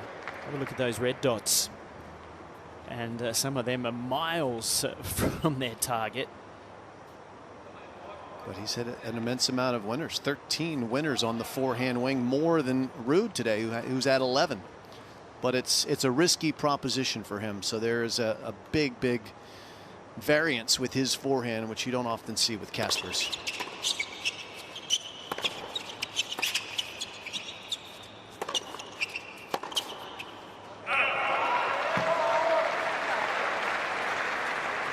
At 15, 30.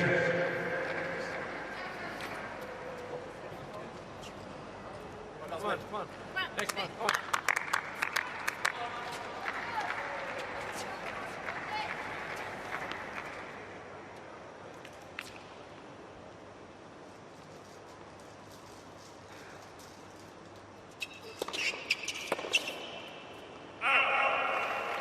At 30.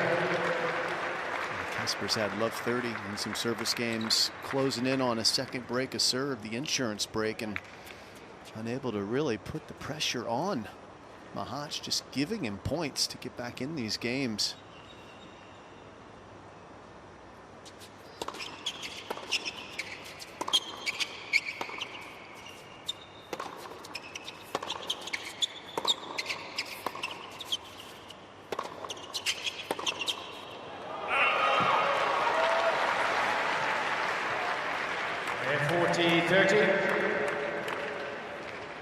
They were fatigue shot choices, weren't they? Yeah. 2 hours, 34 minutes on court.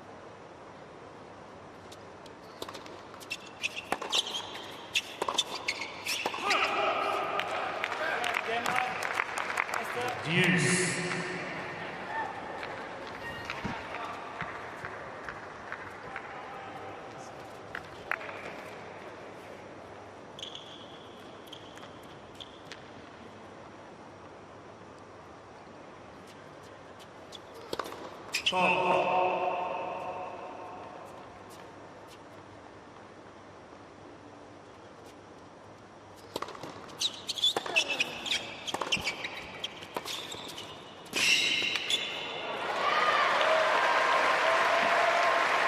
He's been impressive at the net as Tomas Machac. Gold medalist in mixed doubles at the Paris Olympics with Siniakova. I just love the way, watch him when he comes in, see where his balance is. His eyes are directly behind the flight of the ball coming at him. It makes it so much easier for him to just control his racket head, placement of shot.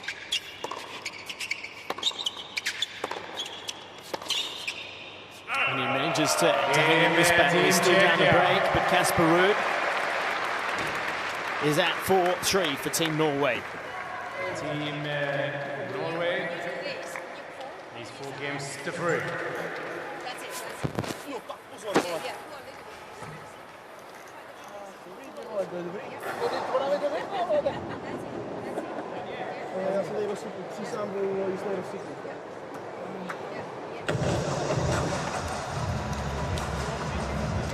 The trainer been out twice now for Casper, so he's done the limit that you were talking about, Jim. So now Christian's in there as captain. He's able to do that. That's allowed. Everyone's getting worked on by their captains. Vacek working on the right arm and the elbow of his player, Tomas Machac. See, that's an interesting one for me, because when we've gone into the depths of technique, the way his service motion is, I'm not surprised that he may get an issue with the elbow.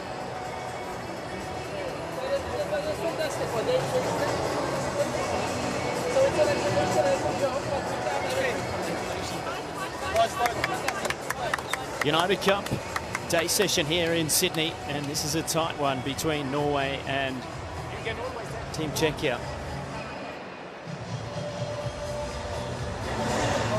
two are just discussing treatment, I think, there. Time. Not bouncing out of that player's bench there, Casper Ruud at this point. No, he's in energy conservation mode at the moment in terms of just doing what he needs to do within the lines in terms of the points being played. It's going to be interesting when we talked about obviously Casper needing to jump in for the doubles, but obviously from Czechia's point of view as well, they've got a decision to make with the elbow issue that suddenly looks like Machac get. Is Patrick Rickle going to get an opportunity to run out here? If Casper puts 15 now. This match to bed eventually. Some interesting decisions ahead if Casper is indeed able to serve this one out. Needs 2 more holds to do that.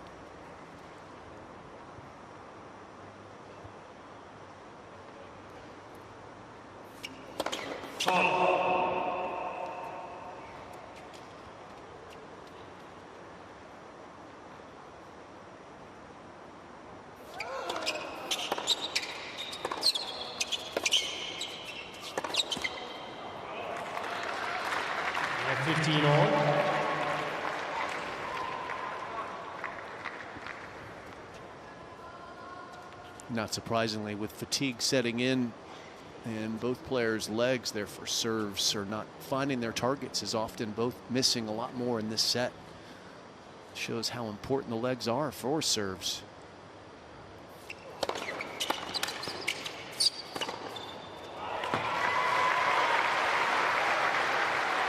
13-15.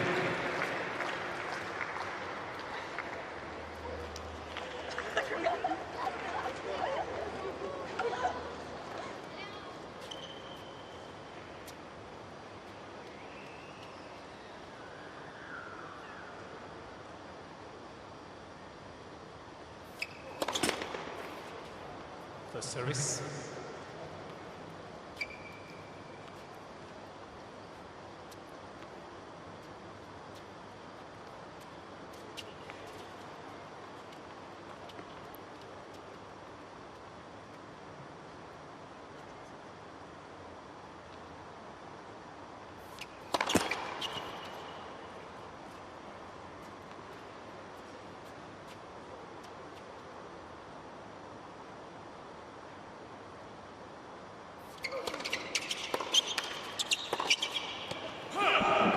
He's pulling the trigger so quickly off the backhand.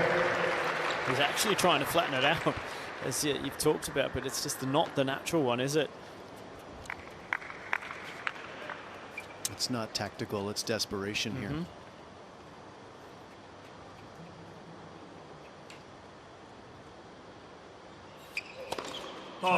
Just not physically to play the types of points he wants to play, seemingly, and having to try and finish them very quickly. He should be looking to finish more with his forehand if possible, though.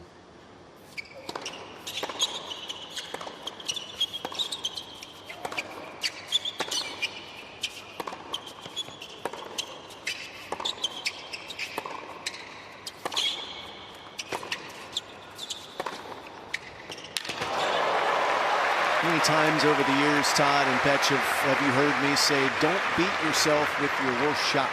40-30.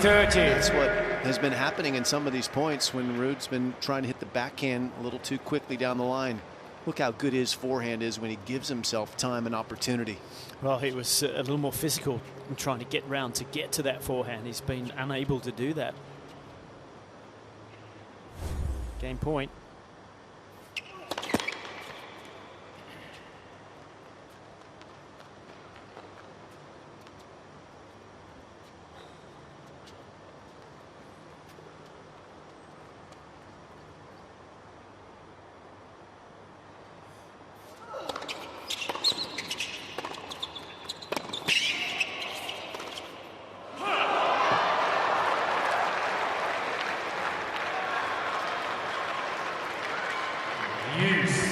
There wasn't a lot of room to pull that back down into the forehand, was there? This would be the forehand you would expect that he would go off on.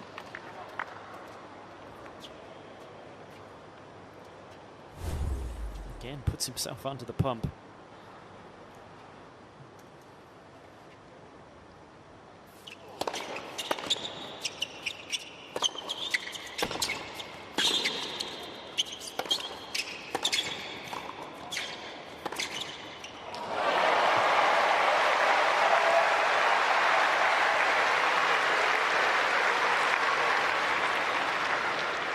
Advantage, Team Norway.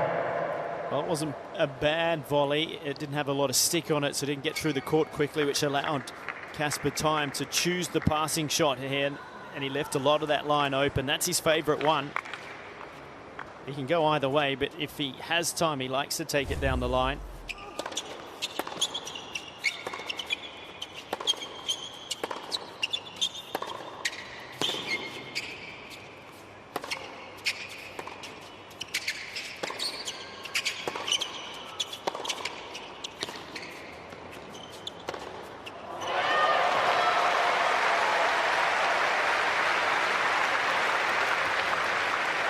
Very assured drive volley on the backhand side, not a shot you see players hit that often. Especially when it was in doubt as to whether it was going to actually stay in the court. I think it would have landed in, but it was right on the edge. And so is this match at this point. What a game this is.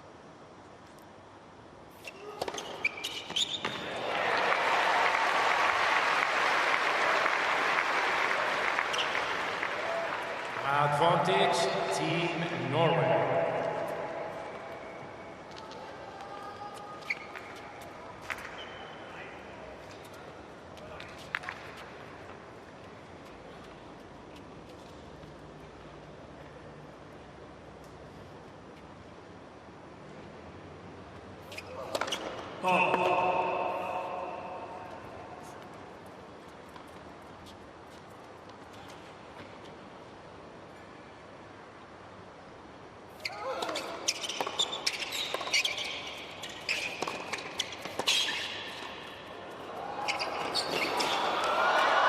Oh, yes, indeed.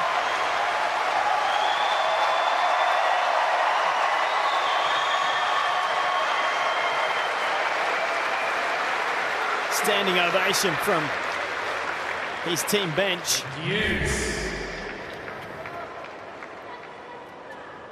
Takes advantage of this here, and that was nice and a good hustle, but reads it well.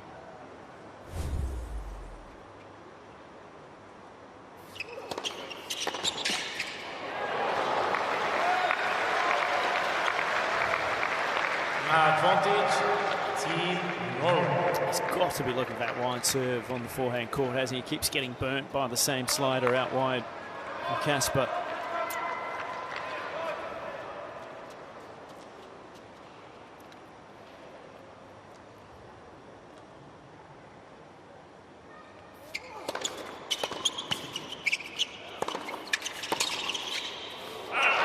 Survives Team Norway. 7 minutes to hold serve for Casper Ruud, and a change of racket, and one game away from levelling the tie.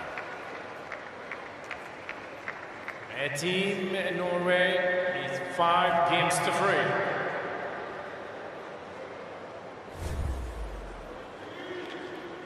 3. Even for a moment here, Jim, this forehand approach shot was somewhat predictable. It gave Machac a real opportunity, but doesn't control the forehand. We mentioned that he does get a little loose with it occasionally, and that was what happened there. So 5-3.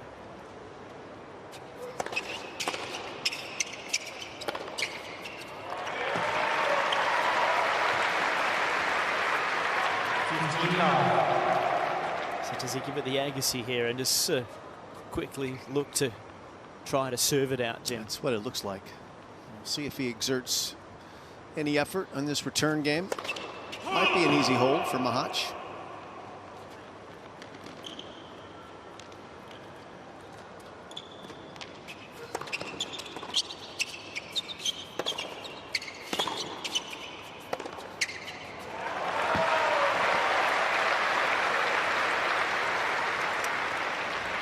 He's going to do what Agassi did against Guillermo Perez Roldan in Davis Cup in Argentina when he was leading, I think, 5-0 or 4-0 in the 5th set, and it was a second serve from Perez Roldan, and Agassi just caught it and walked to the bench, gave him the game. The crowd damn near rioted. I was going to say that would ignite. Oh yeah, they nearly rioted. What Andre was and is confident in his abilities, and was able to close the match out and escape Argentina in one piece. Can you imagine you're serving at 40 love, you're down, you're playing at home for your country, and someone just catches your second serve and says, too good. I'm going to beat you right now. Let's see if Casper Ruud can hold out. It won't be quite that dramatic. But he's going to have to try to serve it out. 5-4, third set.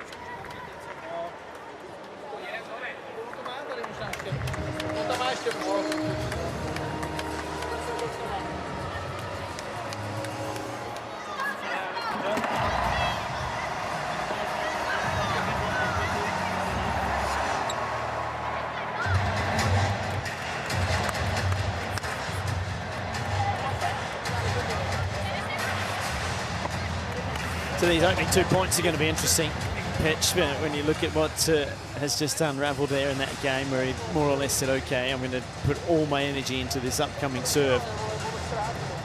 Yeah, I mean, I love these parts of the matches where it's like chess pieces, isn't it? I mean, actually early in the games on his own serve, he's actually gone T on the deuce side, but you're absolutely right, he's burnt Machac a lot out wide, but that's partly because he's kind of thrown the heater down the low part of the net in the opening couple of points of the game. So I'm fascinated to see how Ruud starts this vital 10th game.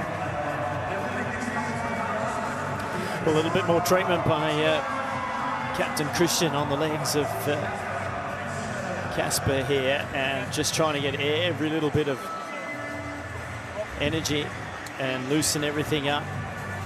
Time. First point going to really determine how he can play this service game as he tries to serve it out. Remembering he served for the first set at 5-3, did not play a great service game on that occasion. Ended up winning the set in a tiebreak. But for Team Czechia, it all comes down to this. It must break. And is serving with new balls. That will help.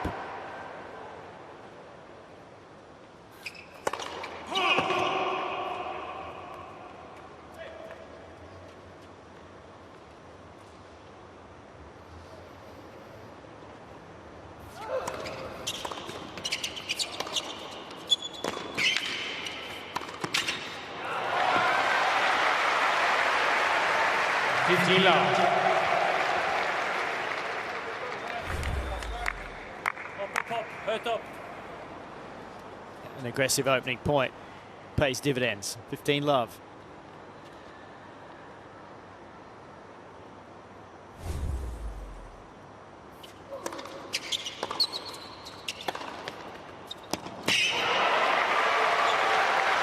Got to say that is a very smart serve at this stage, isn't it? Three-quarter kicker, knowing that return is 99% of the time going to come back cross-court middle.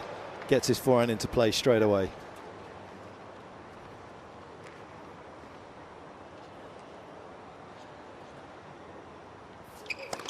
Net for service.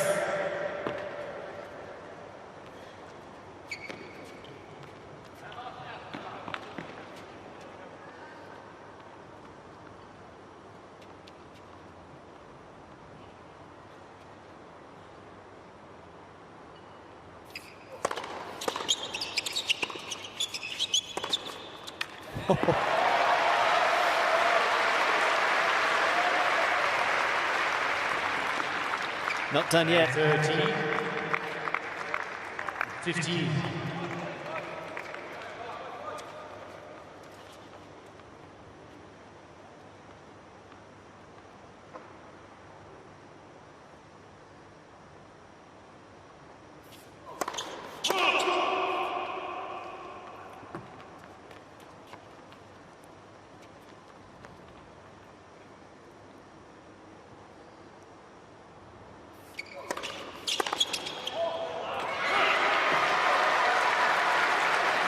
Sometimes you have to risk it for the biscuit. And that's what Casper did with that second serve. Big pace up the middle. Surprised Machac and brings him to double match point.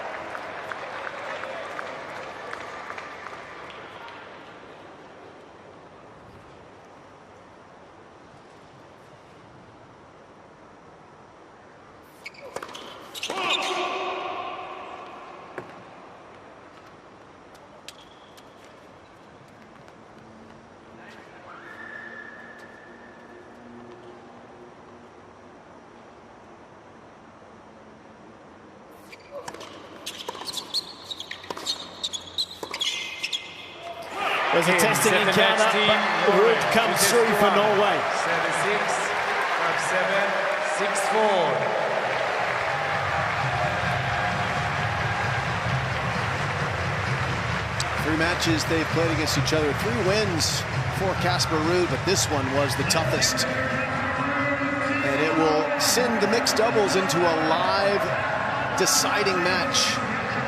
Who will the captains decide to have on court? That's a big question to be answered in the next 15, 20 minutes as well. Well, he's not running back to the bench. Casper Ruud's going to be a tough one for him to make that decision on. You would expect that if they are going to have a chance, it's going to have to be him that goes out there, and there'd be some victory for Norway to take out Team Czechia if that were the case. But on paper, this match is gone the way we expected it. Brought the women's singles to Team Czechia, the men's now to Norway. Casper Ruud just talking to the officials to work out, Christian, his father, to work out how long they've got, who might be coming out. But all in all, he'll be pleased to get through that, particularly when we took a look, Jim, at what was happening at the end of the season in terms of 4 wins to 11 losses. That's an important start for the season. Yep, it is, and he's been working his way up to this form late in this offseason, playing some exhibitions as he made his way to Sydney for the United Cup and makes his way to a positive finish here. It was turbulent, though, in this match. Lots of interesting points, some amazing gets in defense from Machac. What an athlete he is. Incredible flexibility and strength when he's on defense, but ultimately this man was able to get on top early in the third set and ride it all the way to the finish line in spite of some fatigue. And here he is, ready to chat with Mark Petchey. Casper, I'm not going to keep you too long because you've got a pretty big match coming up, but that was a hard-fought win. You knew it was going to be tough against Thomas. You expect it to be that tough? Yeah, that's what you expect for every match. You kind of hope that it won't be that tough, but yeah, what a way to start a new season. If every match is going to be this tough, it's going to be a tough one. But happy to start a new year, not a year yet, but new season, and great to be back in Sydney. I have a lot of good memories from this particular court. I like playing here, and I love playing in front of the crowd here. I was going to say, you've had a lot of success on this particular court. How did it feel at the back end of that opening set? Up until 5-3, you looked totally in charge. Yeah, it was a great start. You know, it hasn't been the longest of kind of off seasons, but I feel... You did get engaged. I did get engaged, yeah, so that's the biggest achievement of the year for sure. So that was a great moment for me, and my now fiancée Maria was a proud moment for us. So yeah, first match as an engaged man, so I guess it's working well. It's going well. It's a good start from you. Tell me, how are you feeling? Are you going to be back out here for the mixed? I'm going to do my best. It's not that long, but I was a little bit tired towards the end, so let's see. But there's one more push, and I will try my best, but there's not only 15-20 minutes, so I'll need to recover fast, maybe get a cold shower and try to be ready, yeah. I'm going to let you go and do that. Well done. Thank you. Well, the other thing he's going to need is some food. Get some sustenance into the system to keep the energy levels up. That's important too. Sometimes in this situation, it's actually better to keep out there. Don't really cool down. Just keep that momentum going if you can. Well, he does have one of the best physios in the business, and Alex Stober with him. So I'm sure Alex will do his part to help get him ready to go again. If he is able to get back on the court, they'll need him. There's no doubt about that. The Czechia's will start favorite. Czechians, I guess I'm going to go with that. The Czechs even. we'll have to do a little research on what's gone on now. Historically, the Czechs have been very, very good doubles players. They play a lot of club tennis, and both in men's and women's doubles and mixed doubles, they've won many a Grand Slam over the eras. So, yes, they will come into that as favourites, but stranger things have happened. Australia went into the mix last night as favourites too against Argentina, and Argentina came through with a very, very impressive victory there. So you just never know in sport what story will unfold. But for Casper Ruud, finds a way to get it done, as he has done so often in his career. Wonderful competitor, as we mentioned, so even-keeled with his temperament and emotions, and that allows you to win a lot of matches when you are under stress and duress. As we take a look at the match summary and some of the standout moments and, I guess, points, and one of the key things that did stand out was the net play of Thomas Machac, but second serve really let him down, 13 double faults. At times, that was a critical factor for him. What was also surprising was the 14 forehand winners nearly matching Casper Ruud's 15 for Machac, and it was a fun match to watch. There were some real standout points along the way, and it just tees us up for a deciding doubles, and you, as we saw last night, you just never know. You never know, and that's going to be coming up very shortly here on Ken Rosewall Arena, so be sure to join us.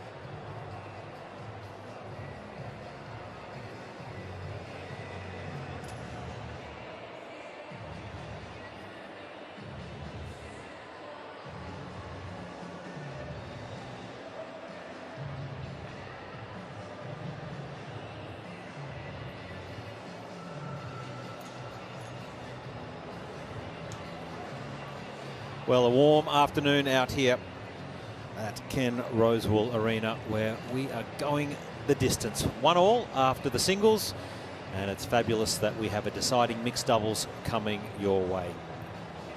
Team Norway up against Team Czechia. It's been a battle royale all afternoon on warm conditions here in Sydney. Players just about set.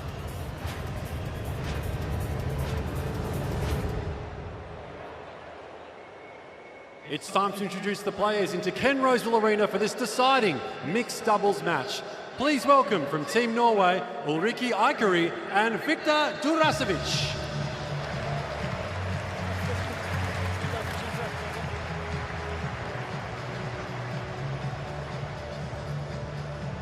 And from Team Czechia, Karolina Muchova and Thomas Machac.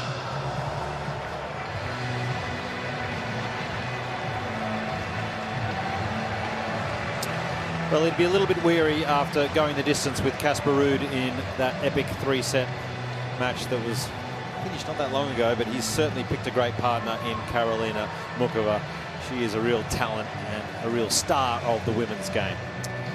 A star in the commentary box, Laura Robson, a very good afternoon to you as well.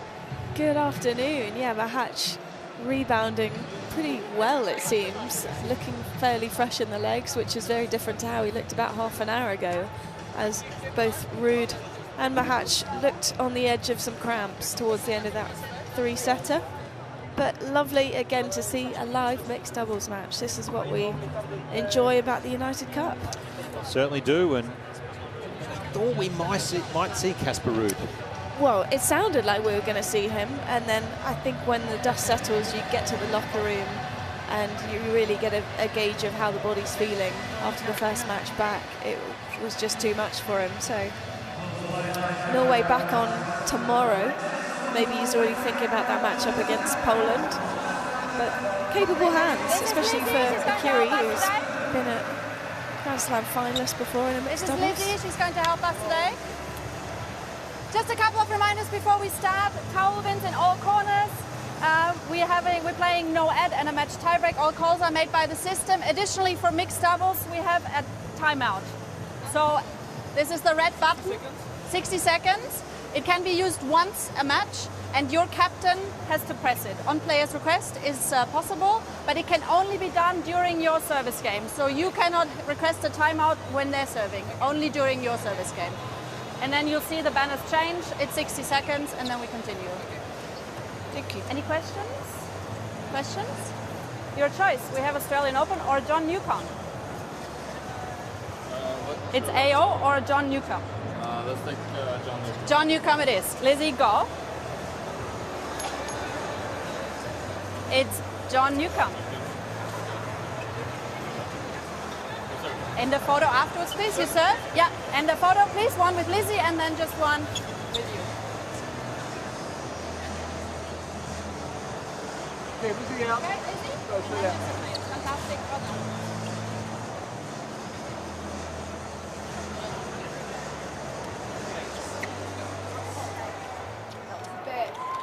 Big high five. Well, she's been out here practicing. This was pre-walk-on. Well, maybe a little bit of a finger injury. Really painful when that happens, isn't it? First injury of the day. Hopefully we don't see any of these four players, but great to see the young hotshots get up close and personal in this deciding mixed doubles here at the United Cup. Had a lot of ties already decided in the mixed doubles. Ulrike Aikari from Norway, 32 years of age, and as you so rightly mentioned, Laura, up around 38 in the world as a doubles specialist primarily these days, capable on the singles court, but she'll be probably the team leader on that Team Norway today in the mixed. Yeah, she's definitely got experience at this level. She was playing United Cup matches last year in the mixed doubles as well. I've actually known her since juniors and always in singles lingered around the 200-ish ranking, played a couple of Grand Slam qualifying tournaments, but for the last few years especially has been focused on the doubles and having a lot more success. Teaming up with Victor Jurasovic today. 3 minutes. Sitting around the 400 mark, singles and doubles. 27 years of age.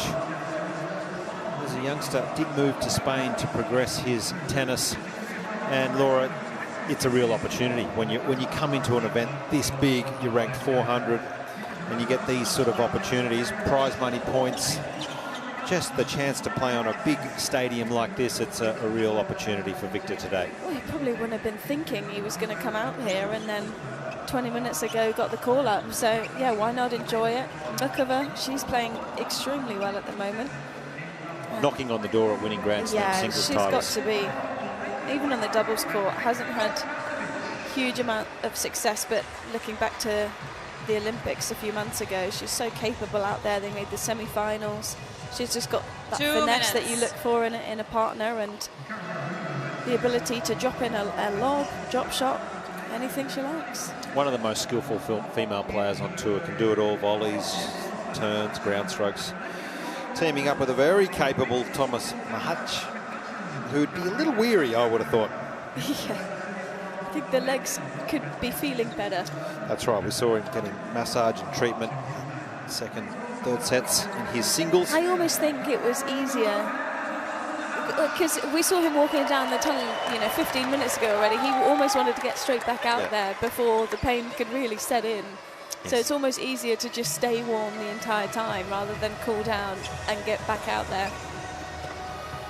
Well, beautiful day here in Sydney. Sunny, 27 degrees, a little bit of a breeze. 38% humidity, which is not particularly high, but when you're playing under the roof, it gets a little bit more humid 1 minute. courtside. But really great conditions for players and fans here in Sydney.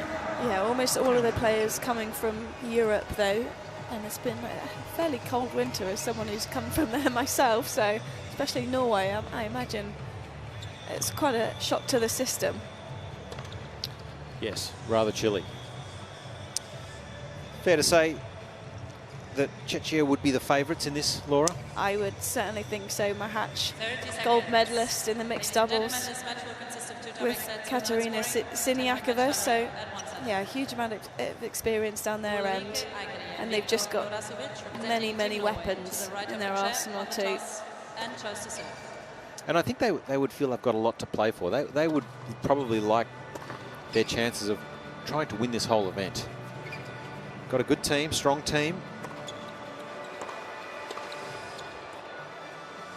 I was talking to Muchova ahead of the tournament about the mixed doubles, and she was saying, no, we're probably not going to practice. Just when we go out there, we'll see how we feel, how we want to play together. But we know each other so well. They've known each other for many years.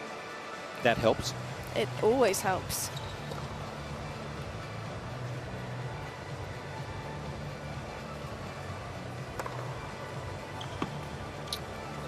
I think we'll get to see the red button used. Maybe today's the day. Didn't a country used it late last night, though? I think Spain used it. Okay. Down match point against Greece over in Perth. That's desperation. Desperation. It didn't help them out much. They ended up losing the next point.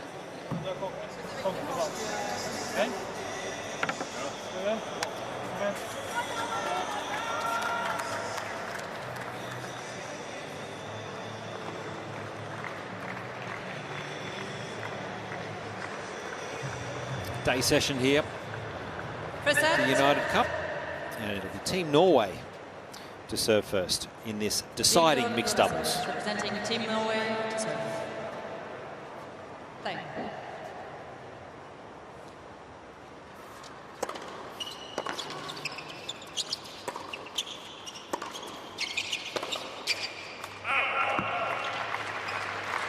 Love 15.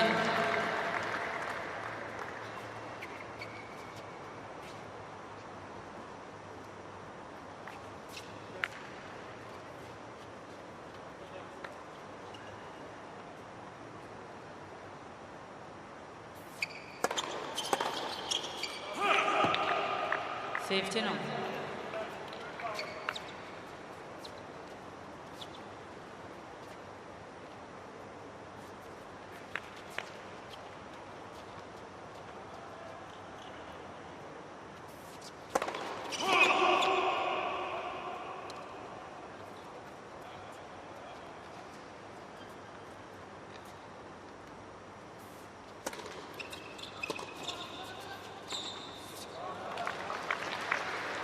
30-15.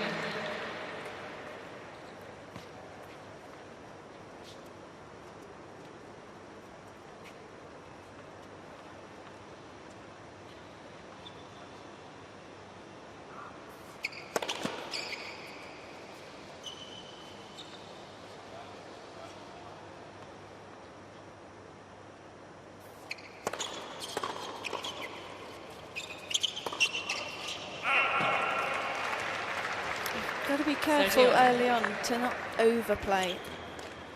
Feel comfortable as the ground stroker to stay in the rally for a bit longer. Just trust your partner at the net.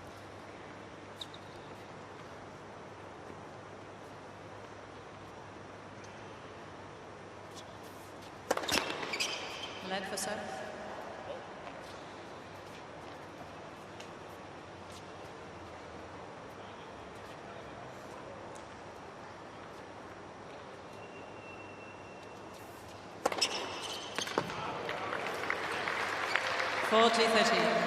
Settle the nerves. The least experienced player on this court for sure.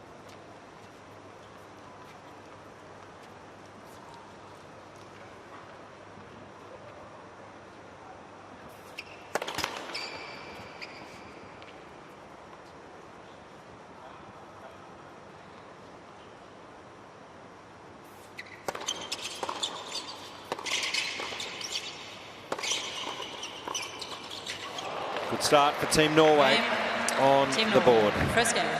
Real confidence boost. All right, courtside we've got Jelena Dokic. She's been waiting patiently all day for this big mixed doubles. Good afternoon to you, Jelena. It's a warm one. Yeah, it is. I mean, a little bit less humidity than what we've had in the last few days, but it's come down to this, to the mixed doubles, and of course Kasper not out here, but Machac has decided to get back out, and that's not easy after you've lost a tough match, almost a 3-hour battle. He played great tennis, but mentally to get back out there, reset and come out for the doubles. But definitely the favourites here, the Czech team. I want to see what Muchova's going to do, because she said in her post-match interview after the singles that she's not even sure that she likes to play mixed doubles. So I guess we'll find out in this match. You're sticking with Czechia in this one? You think they're the favourites? Yes, I am. Yeah, I think you got to go with that and the experience as well. Yeah, absolutely. All right.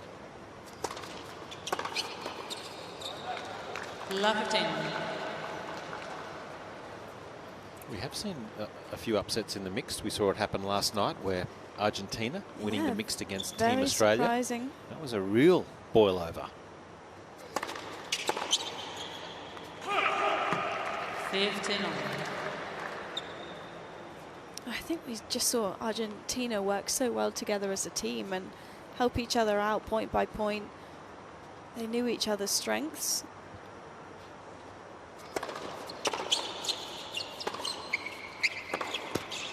With the format being what it is, sudden death juice, third set match tiebreak, it can change so quickly. The momentum shifts throughout the match.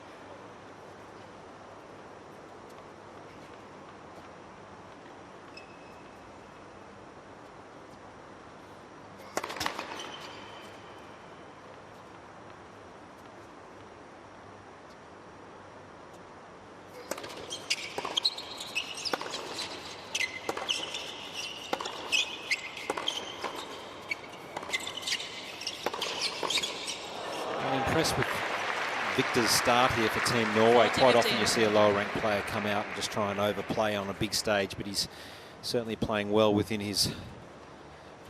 himself, not overplaying whatsoever. It's been a good start.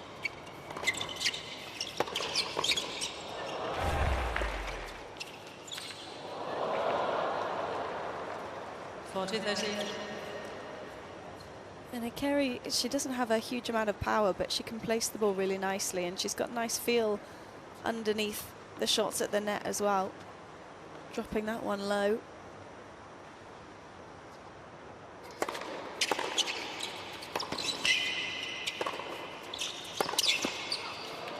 And here's one of these points, Laura. Deciding point. Death.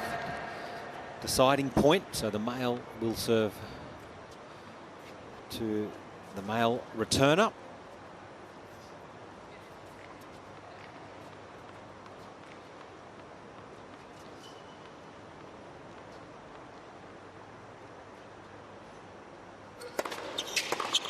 Great serve. Body serve. Game, Team Czechia. 1 game on. 1-1. First set.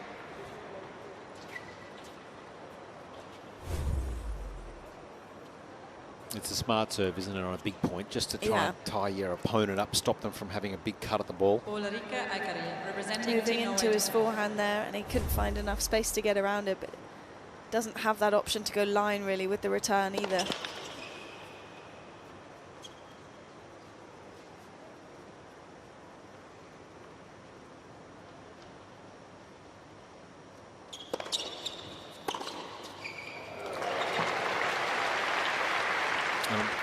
Talking about that kind of return last night a lot, where we felt like Australia didn't use it enough, and just to use it early on, go line straight away on the male players so that they don't feel like they can control the net. You see how close Victor is there.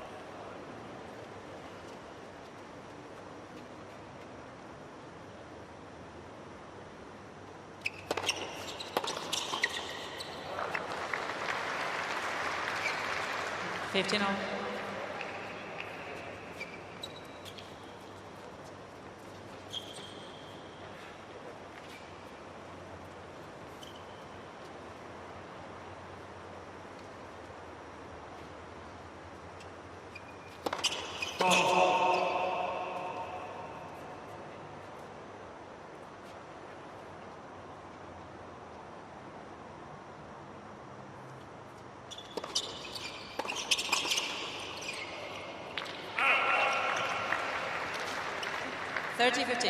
Might see the little chip lob over Victor's head here from Muchova as this match goes on.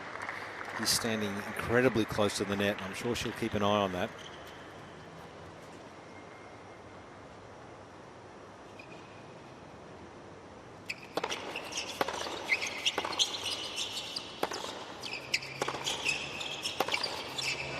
Yeah, too much space left open. 30 on. It's classy, isn't it? He's good to watch. Machac when he's in full flight, confident. It's a lot of easy power here.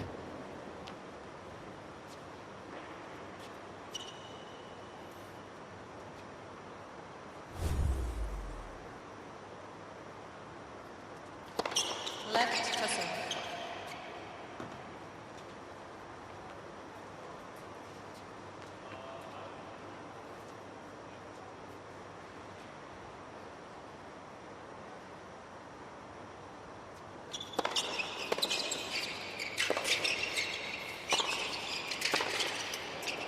That's a great shot. 30-14. It's just such a beautiful acceleration. The wrist drops so nicely underneath and then comes all the way over the top. So you see that ball rotating in the air.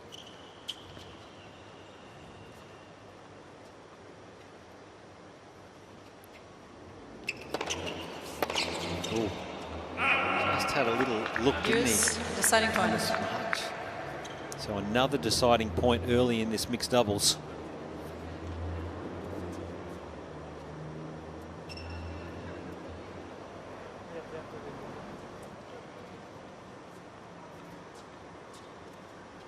And they're going to go for the eye.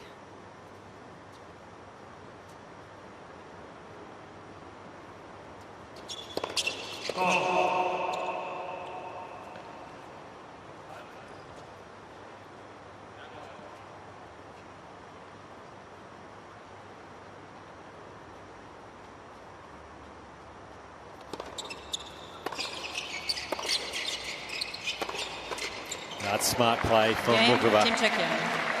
Committed to the line shot, gets the first break for Team Czechia, and they lead 2-1.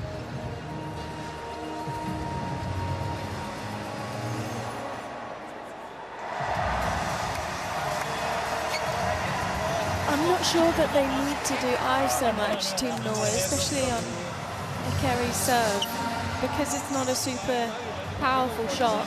It's just giving the returner more space to work with. You know, if they feel like they can take it inside the baseline. It almost gives them a bigger target, doesn't it, the returners, when they do play that eye formation, because as a returner, you know that, okay, I have to go down the line. You almost decide before you even hit the shot, okay, this is the point, I'm going to go line. I agree.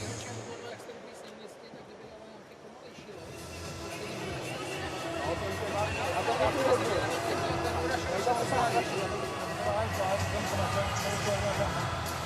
had a long day on the chair, hasn't he? Ruud. He liked to play a long match. He was a real grinder.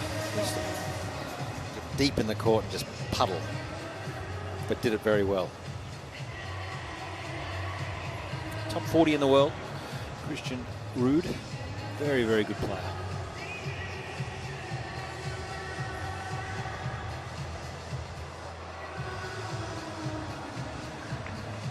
Time.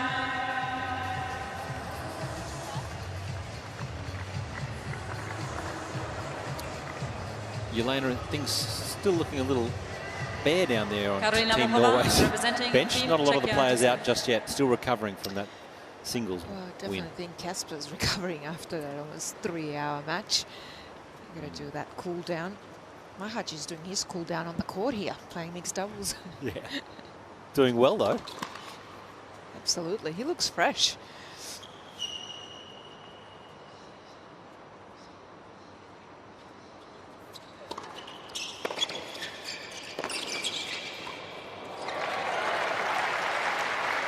Fifteen-11.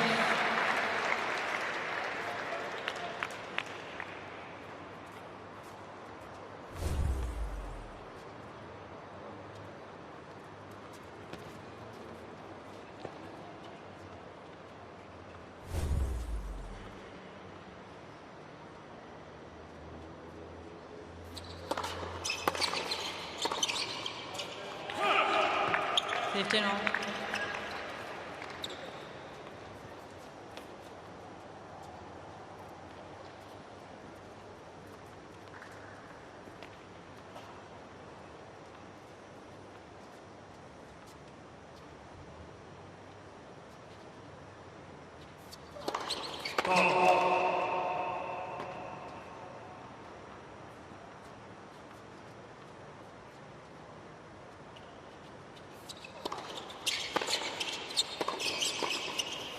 Smart play straight at the body. 15-13.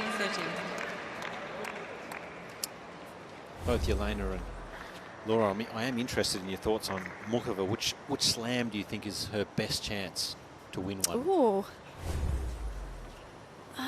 Well, 3 out of 4, I would say. Wimbledon probably...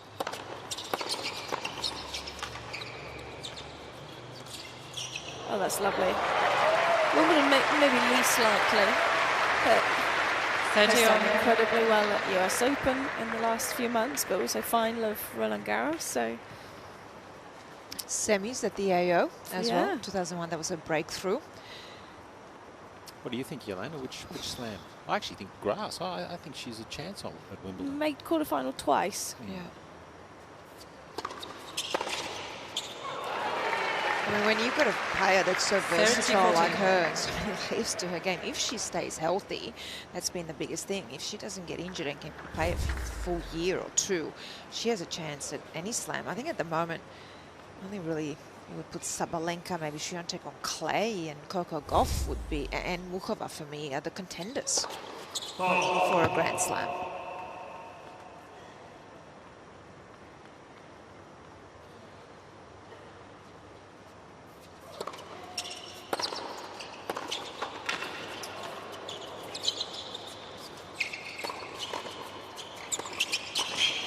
Oh, well done. Game. Get the Team break Norway. straight back. Team Norway. 2 games on. This for me was a very interesting game from Muchova because we know she's serving volleys in singles and she likes to do that and she's good at it.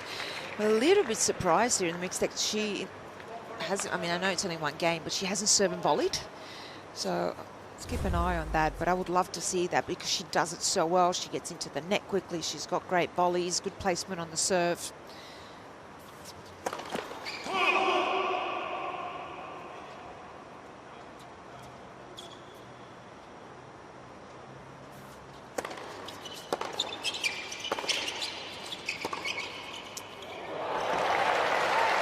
Seeing it like a basketball on the forehand. Such a great shot, isn't it? Because it's coming deep and it's very difficult to change direction of a shot when it comes this deep at you with spin. Off the back foot. With no sees space. the space But she's got her eye on it until the very last second and then chooses to open the racket face.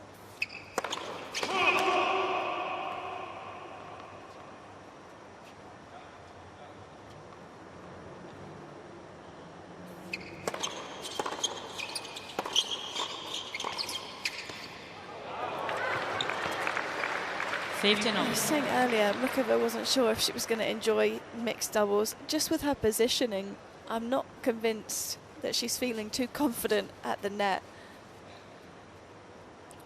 If she's going to be close to the net, needs to make an additional half a step and just hold some extra ground.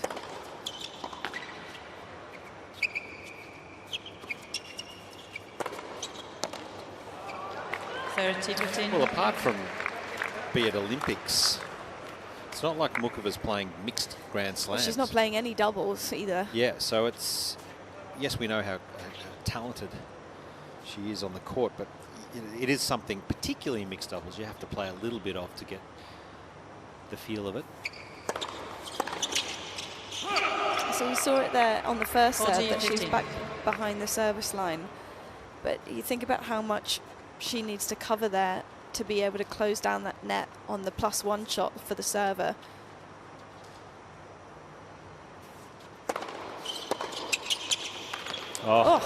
Just gets enough racket onto it. A nice bounce back from Team Norway. Move ahead 3-2 first set.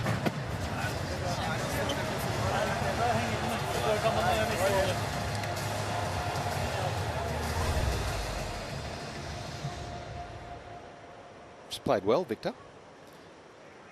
Come all the way to Australia, and as you quite rightly said, Lord, he probably thought I may not even play a match. He thought he was going to sit on the bench all week, I reckon. And he's not playing Australian Open qualies at 430 in the world either. So it's a good effort that he's here, and he's got a real opportunity to try and get a win for Team Norway. Yeah, there's a few challenges post Oz Open for both the men and the women. I wonder if he's staying in the area for that. Entry list's not quite out yet.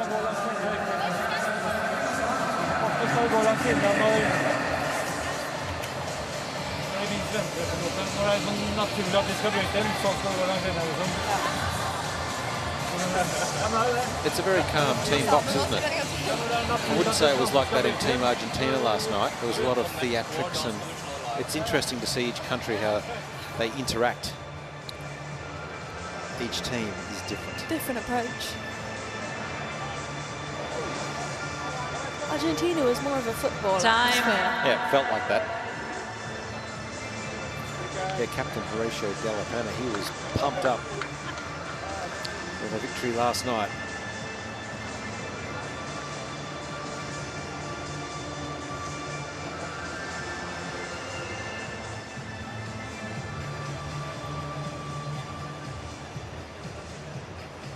Like ABBA's quite popular with Team Norway. It's up that way, Scandinavian neighbours.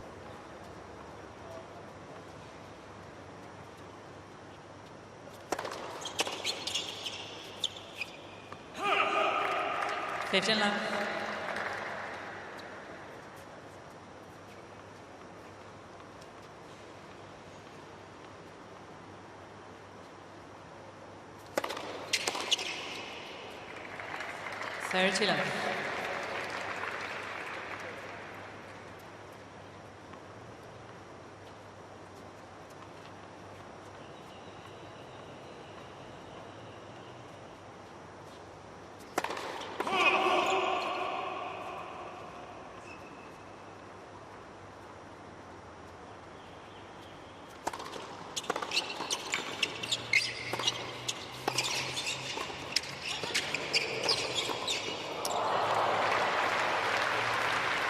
Knew what was coming onto his racket. Not much he can do when it's coming on with that much firepower.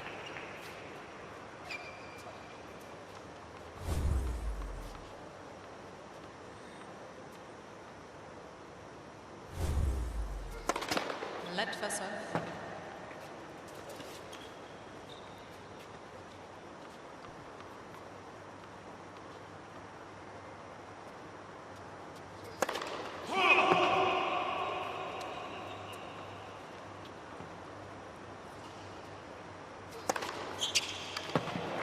Game, Team Czechia. Perfect love service hold. Just to get things back on track. 3-all.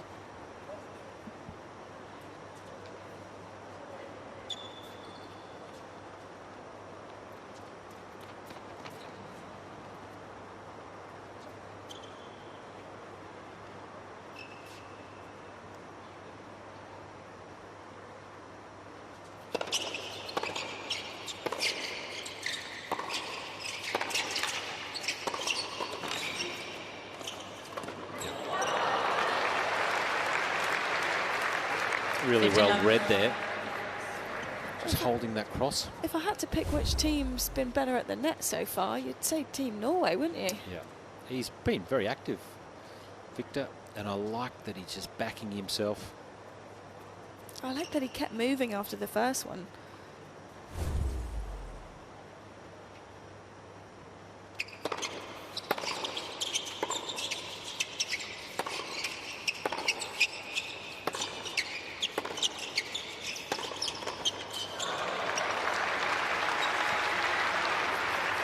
$15.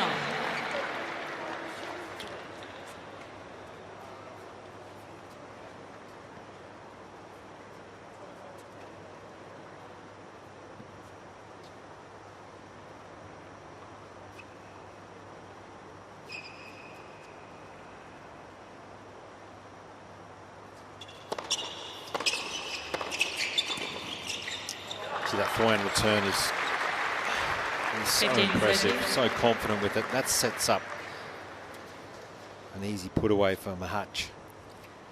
Well, that could be their 1-2 combo for the rest of this match, to go really aggressive with the return, straight back cross court.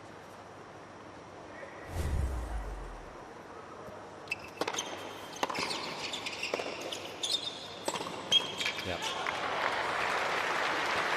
Great stretcher. That backhand in range there from Machac was brilliant. A couple of break points here. What was the fist pump as well? That was almost a Rafa Nadal. That's called the lawnmower. Starting the lawnmower.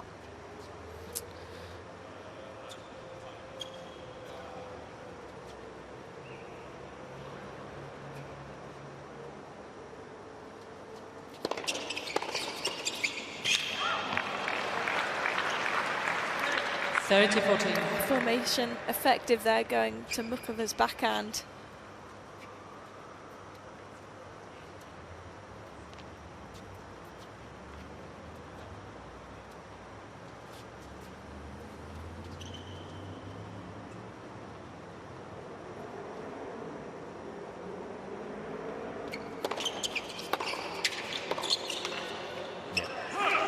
Well done. That's a strong return game. Please. Team Czechia get the break and lead 4-3 first set. 4 games to 3.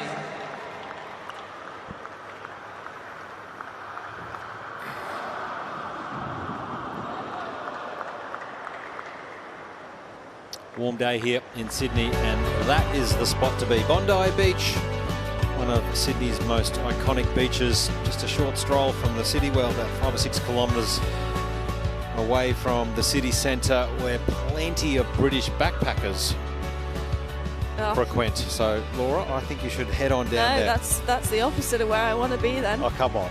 You would love that. Get on the surfboard, meet a few fellow Poms. You'd love it. I really want to be good at surfing. Not an easy sport. My body won't let me, though. I can't pop up as quickly as you need to. Yeah, it's a difficult sport, but Sydney, with all its beaches,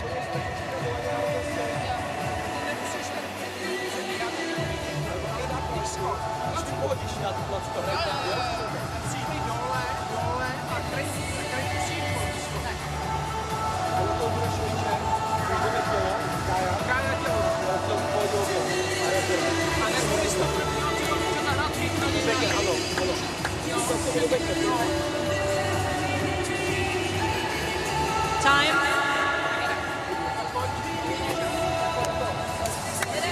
Daniel Vacek won a few slam doubles titles with Yevgeny Kafelnikov back in the day. Up to top 25 in singles as well. A very, very good player in his own right. He's Thomas Mahac's personal coach as well, and captain here this week.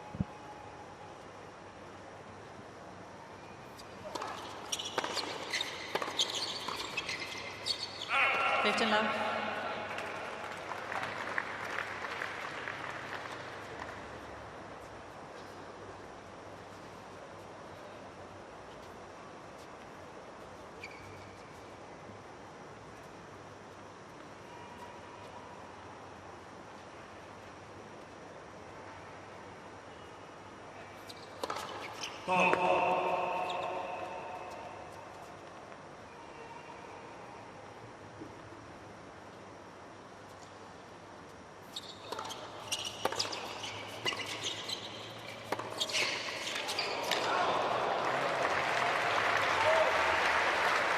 You can't say he's not leaving it all out there.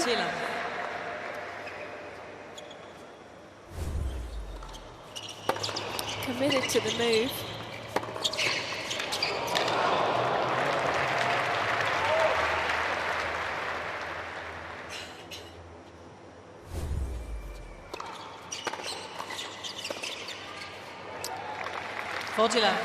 Strong game here, just to consolidate the break, just to try and keep the pressure on Team Norway.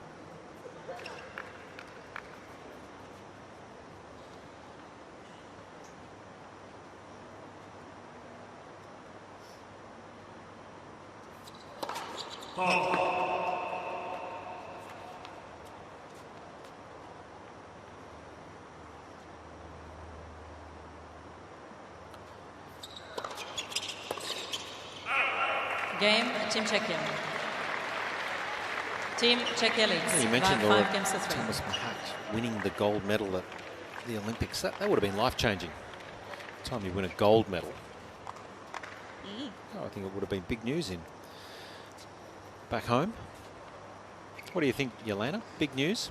Winning a gold in the mixed? Just a little bit, yeah. Olympic champion. But I think it's really helped him because he beat don't forget he beat Alcaraz just after the US Open as well. In China, played incredible tennis, and we've seen it here today, even though he lost to Casper Ruud, but even here in the mixed, I mean, such a quality player, so dynamic, so much power off the ground. I think we're going to see a lot more of him this year in singles and doubles. That's right, yeah. He finished the year, as you quite rightly mentioned, he had a strong back end of the season.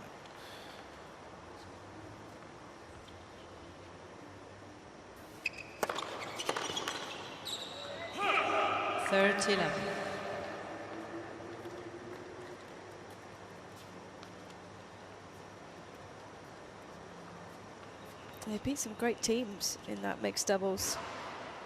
Siegerman, Zverev, first round. It's a tough draw. Yeah, very. 40 love.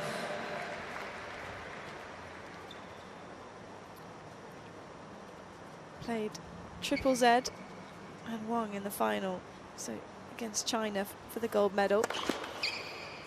Very close match, 10-8 in the match tiebreak. Some nerves there.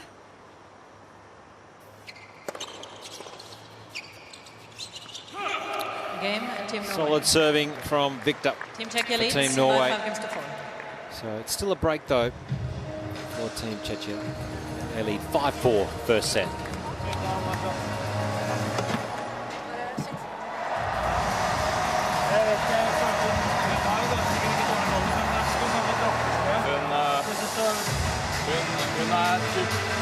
Hun er OK på volley, men hvis jeg slår på henne, så er hun god på bare å få den tilbake. You won a silver medal, didn't you, in the mixed? You did, yes. Andy Murray. So 10-8 match tiebreak, if I remember correctly. Who'd you lose to? Azarenka and Big Max. Burney. Were you up in the match tiebreak? No, from the top of my head, no. Which makes me feel slightly better.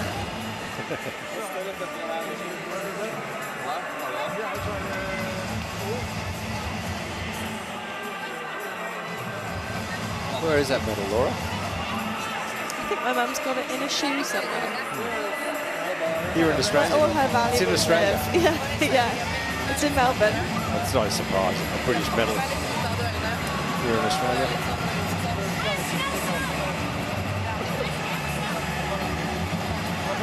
Time. We really should count that for Australia. You can claim it if you want to. You have an Australian passport.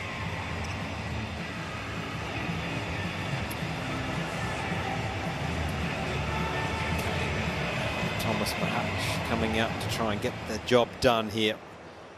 5-4 with a break.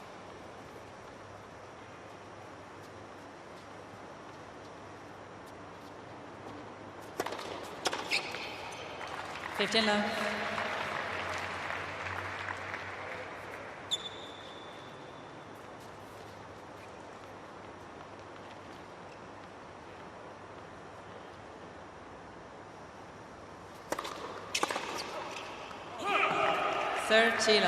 So important when you're serving a set out to make first serves, and that's 2 in a row. The perfect start.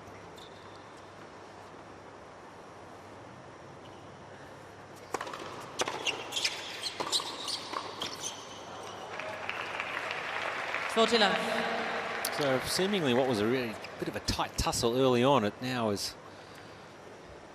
3 set points.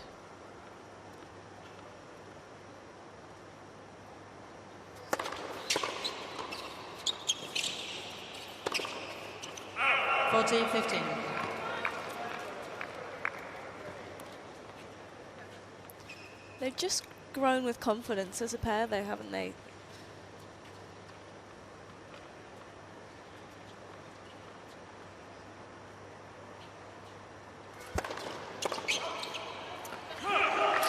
Strong service game. Team Czechia. By 6 games to 4. Strike the first blow. Take the opening set 6 games to 4.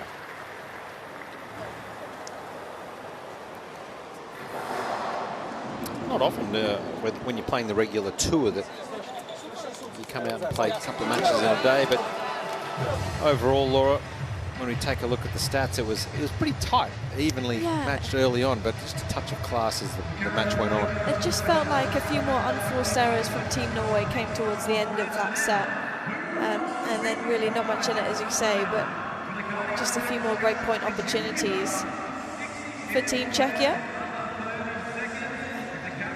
Definitely played better as a team towards the end of the set with the positioning of the net player, with where they were trying to serve. So now that they've got the first set in the bag, you would expect them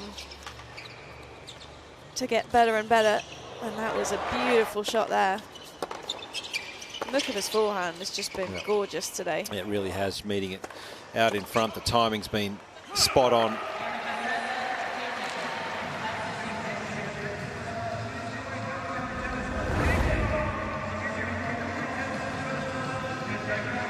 Want to get out there. Absolutely. Why wouldn't you? Play on Ken Rosewell Arena.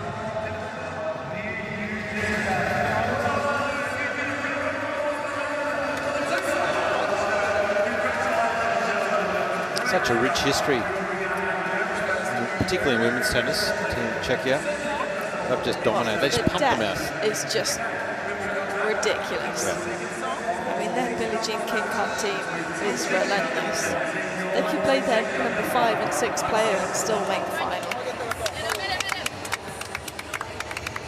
Time.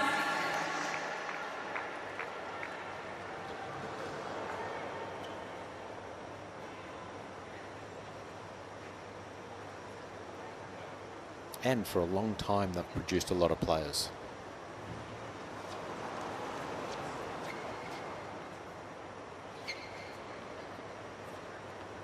Second set.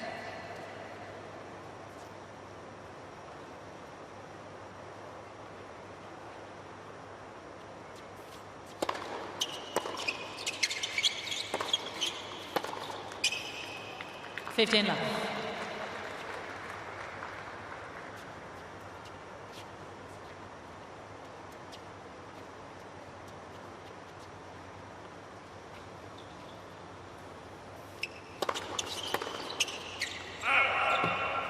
$30 love.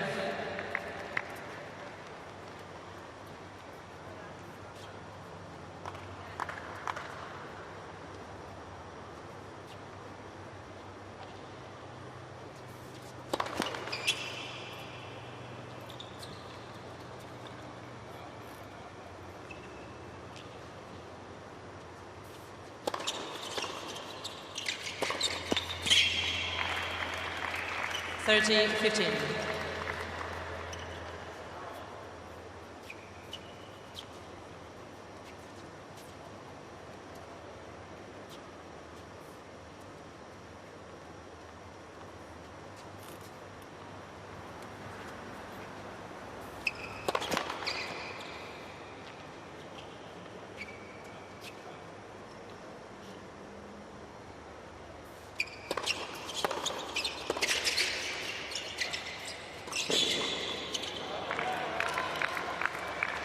Forty-15.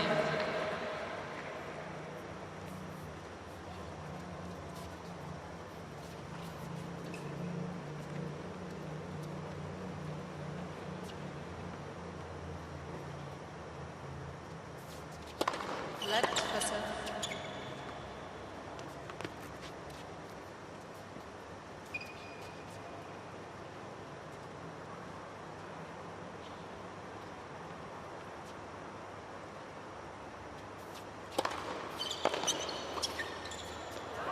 Game, Team Norway. That's a bit strong. First game, second Great set. start to the second set.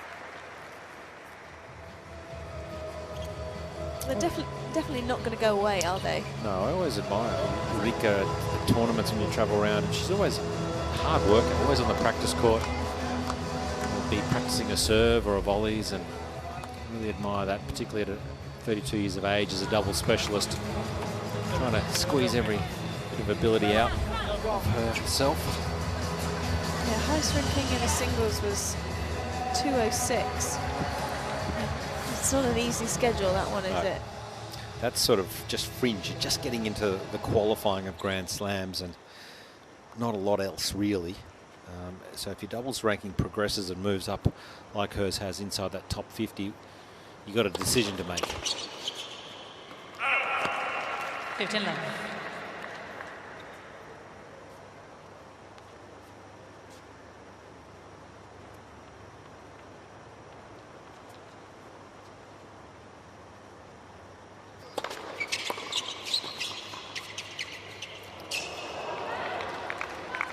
Fifteen on.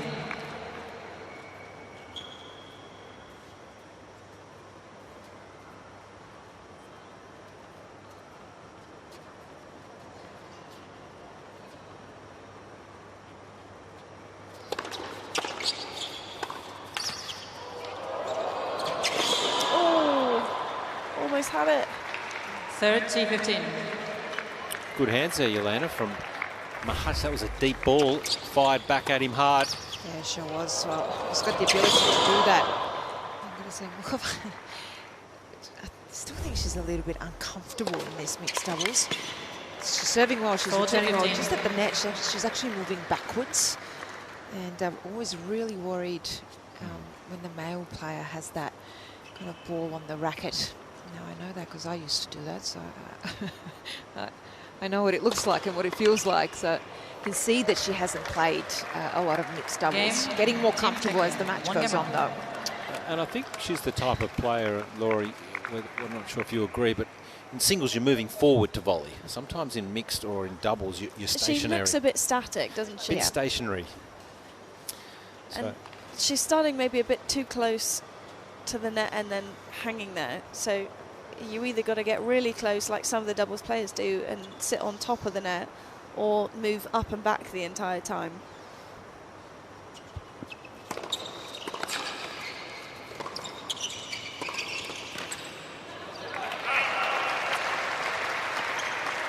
I'll tell you what they have done so well, though, both her and Machac, is that down the line, especially on a short ball. They're just drilling it at that net person, and it's really kept the Norwegian team, both of their players, really honest to not cross as much.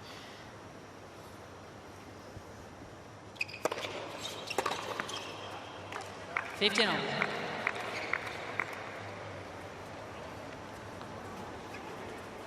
And that's what you got to do as two singles players out there. If you're not going to play the traditional I formations and, you know, all the fancy kind of double stuff, what you can do is play some really good ground strokes.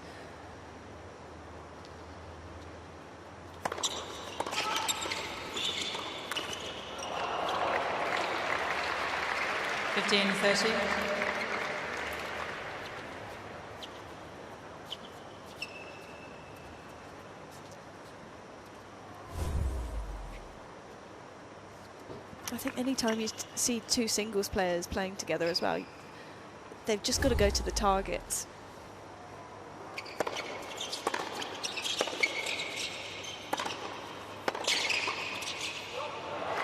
Yeah, that's what they do best, isn't it? Just 15-14. try and back themselves to get in a cross-court rally just like that, and just...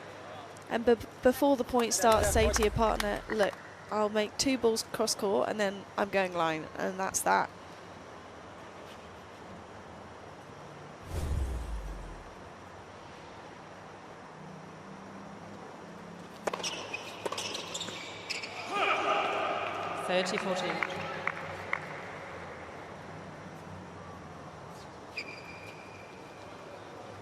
Sneaky little serve volley there from Ikiri.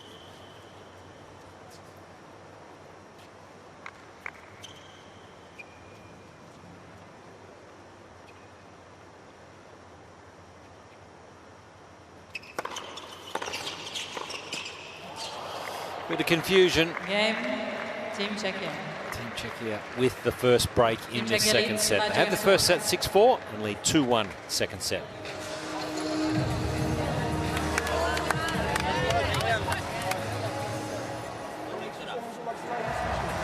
Nicholas, personal coach in the top right there. He's got a good job. Yeah, Emil Misk. Also working a little bit with Kirsty Flipkins when Chadwell's as part of the group from time to time.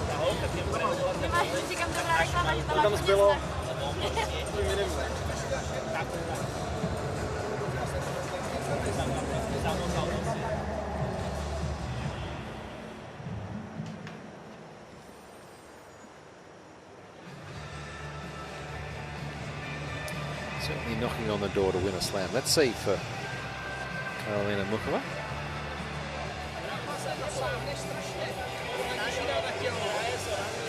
28 years of age, she's really, this is the time, isn't it, in her prime.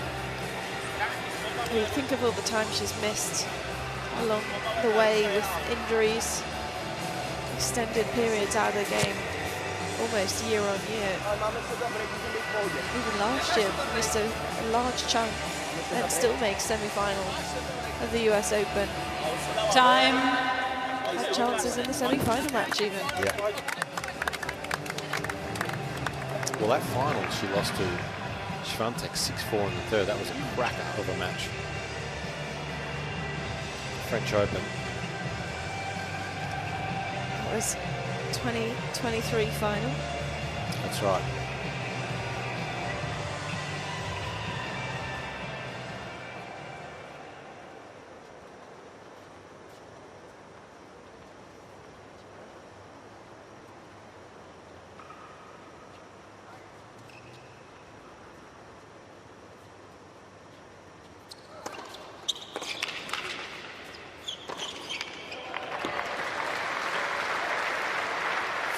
Love.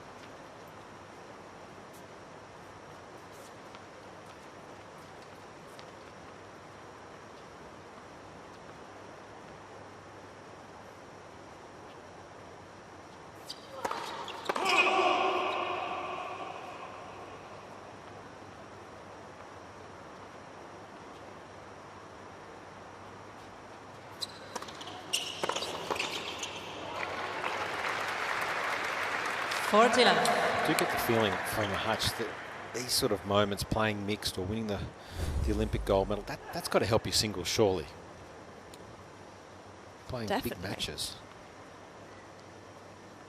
Well, you're still going to go through the same sort of emotions. Game, Team Czechia. Nerves and the pressure trying to close a match Team out. Czechia leads.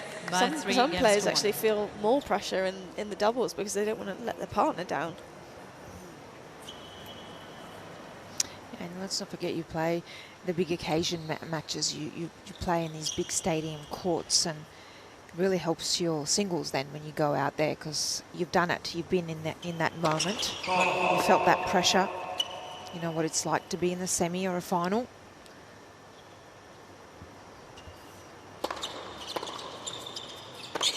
I think, Yelena, you're right, but also the skill set for someone like Machac, who doesn't come in a lot in singles, just getting more confident on a doubles court, having to hit a few volleys as well. Well, we saw it against Casper. He actually hit some great volleys and won points, but he's got a big game, so he can actually then, with time, take advantage of those big ground strokes and come forward where you put more pressure on your opponent.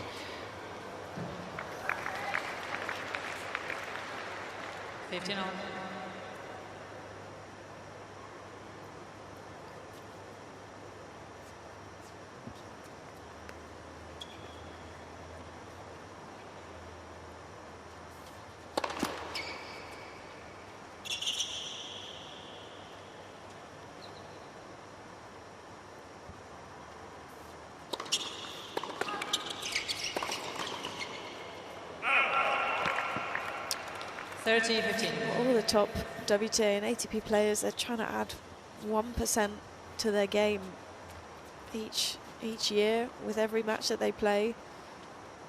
And for so many of the guys, especially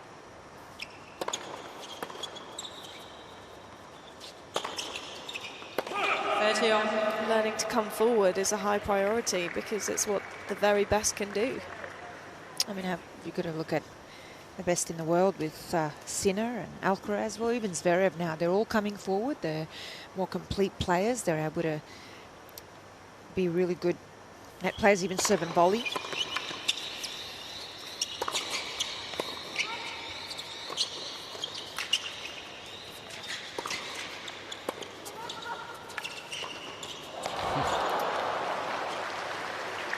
And there's been so many players that have played doubles and used it to get better in the singles. Let's not forget, Arina Sabalenka won Grand Slam doubles before she won the singles. Ash Barty played so much doubles as well. Correct. And then ended up doing so well in singles. I mean, I love when players play doubles, even starting in the junior days. It just develops your skills. Well, talk about skill. This is deciding point. As good as it gets. Clean backhand winner. Brings up a deciding point. This, you'd feel, is a must-win point here for Team Norway.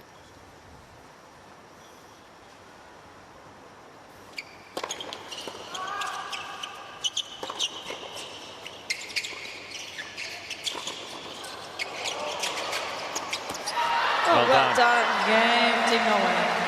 Great stuff from Team Norway. Team Czechia leads. Putting up a fight, and they get the hold. 3-2.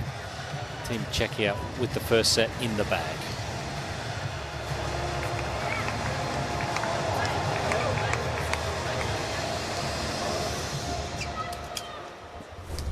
Well, the pickups from both of the ladies deserve a little replay, that one especially.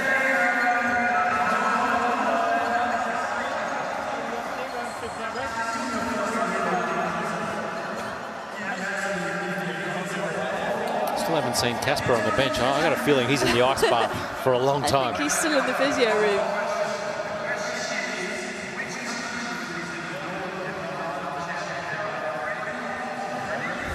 He's got to play Who Be Her Catch tomorrow. Well, that's not easy. No.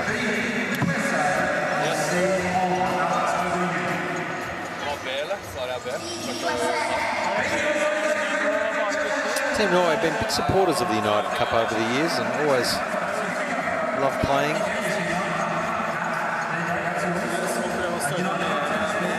You might remember we had Casper's sister, remember walking down the aisle? Sister and cousin. Cousin, that's right. And the cameras were on them doing the model walk. Well, he mentioned they've gone off to college. Oh. Flown the nest. Otherwise they'd be here.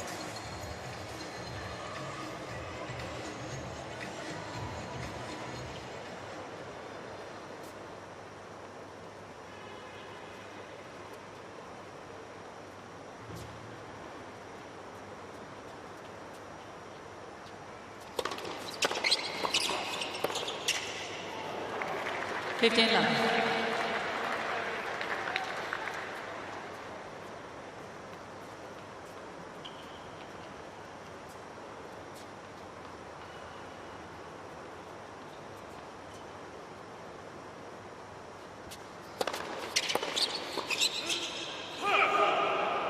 That's the volley where you just need to be a bit closer to the net. And then you wouldn't have to play it behind your body like that. You can almost keep the double hand on the racket and just hang firm.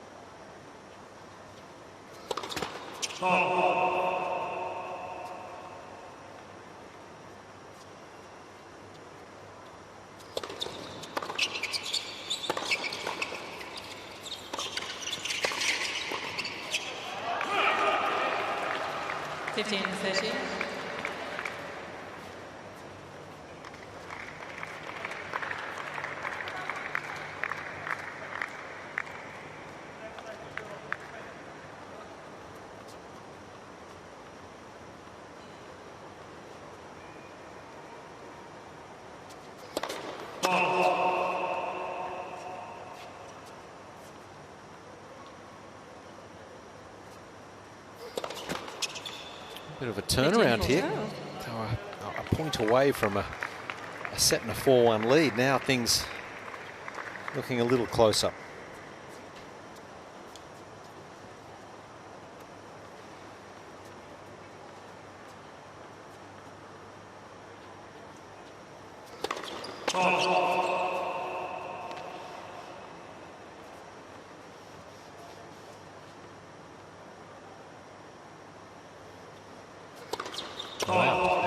This game, Yelena, didn't see that coming. Ball change, please. I think he was really disappointed on that deciding point to go up 2 breaks of serve with the shot that he missed. And it kind of carried into this next game and really lost concentration. You can even see with the body language, sometimes when you don't take that opportunity, you don't reset and keep your composure and forget about that point, it can bleed into that next game, that disappointment. That's exactly what's happened here, especially with the 2 double faults. We also saw him hitting his leg as well. A bit of frustration, but also a bit of tiredness, bit maybe of fatigue, with 2 double faults. Just can't drive up as much as you want to.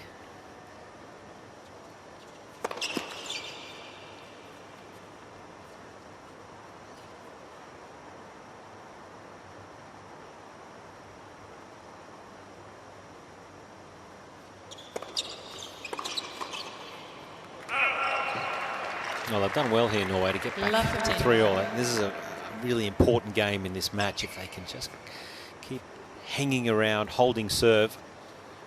In this format, you just never know.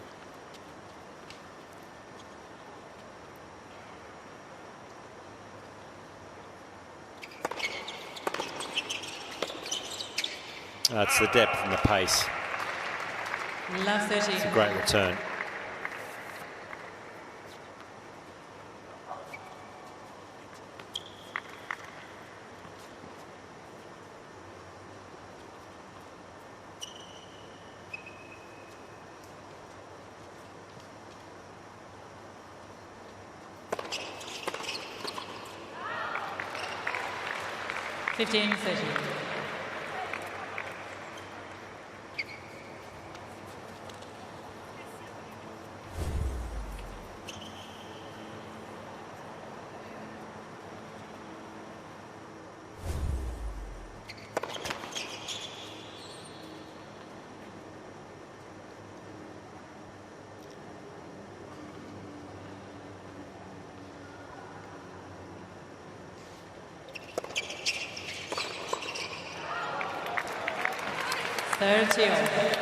Well done. It was well timed because they obviously communicated that that was going to be an organised cross.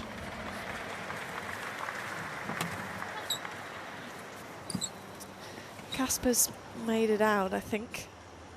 I can see some flip-flops on.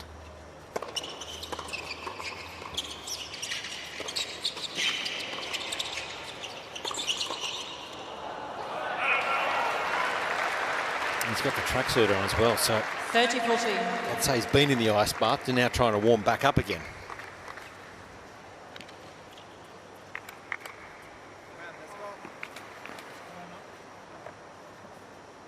All right, break point though. Team Norway have to find a way to hold here.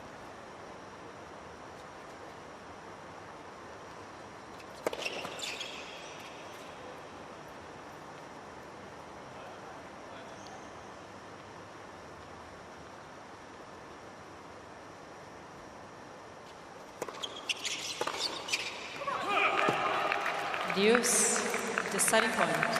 He wanted to go big on the return. Well, it's a deciding point again. You'd probably go backhand here, wouldn't you? Avoid the Muchova forehand. Stay away from that. Gets burnt. That forehand has been lethal today. Karolina Muchova, she has been Team Czechia leads. so impressive. 4 games to 3. With the break, a set and 4-3.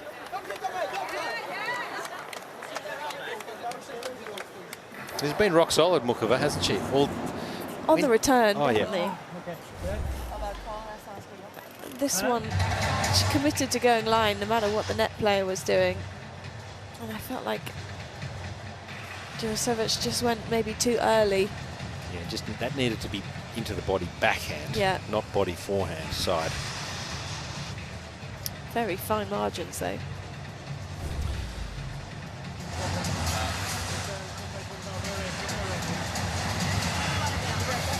Ruud there on the left works with Alex Stover. Alex is a very popular and well-credentialed physiotherapist on the tour.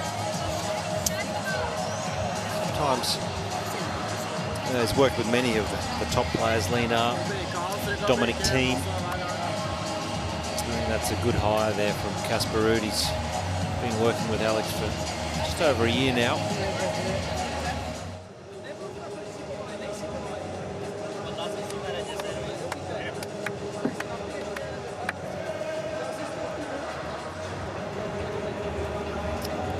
Muchova was singing a bit of Macarena there. Time. She's been to the merch tent.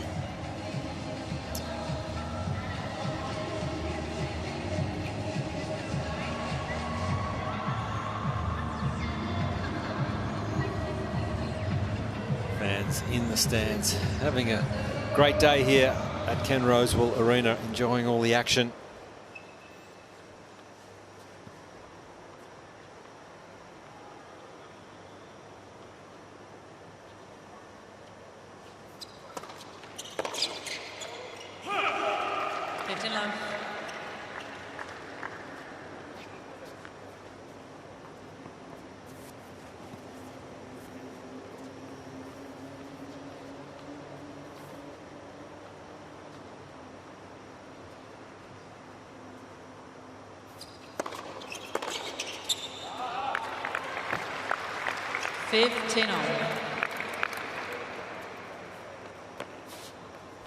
Gets this right out in front. Just the timing is absolutely perfect.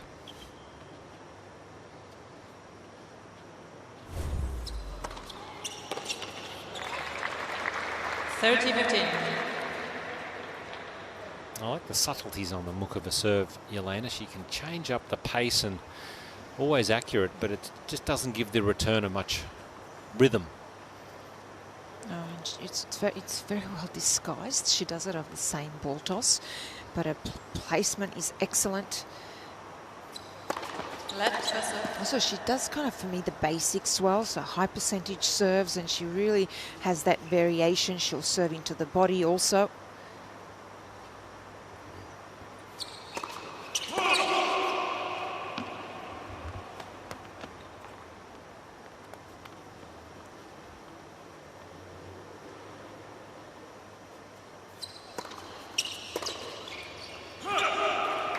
So with the serve, she'll stay disciplined there. She's got a really good second serve, the kick serve, but she's not going to do something that's not on.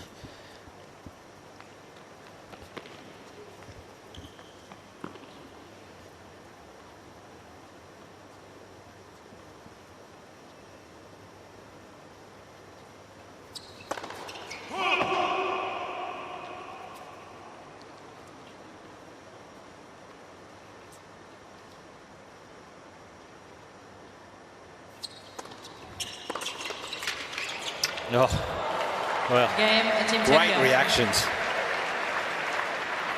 Team Czechia leads by 5 games to 3.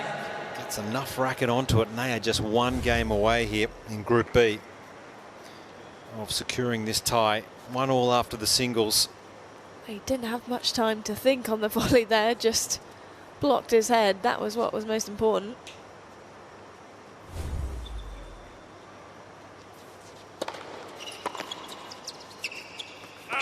Love.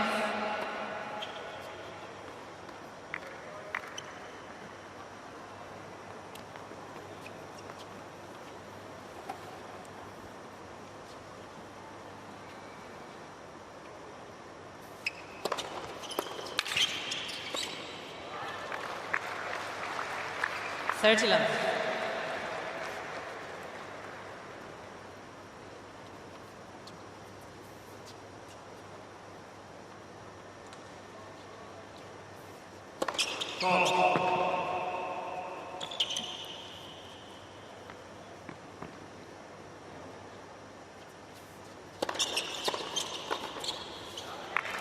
It's been very straightforward on Jurasevic's service games. Yeah, he's really played a great match. Came out with very little warning that he'd be playing the mixed doubles here, and has been super impressive. That's another easy hold for Team Norway. They're in trouble though, because it will be Czechia with a chance to close it out, a set and 5-4.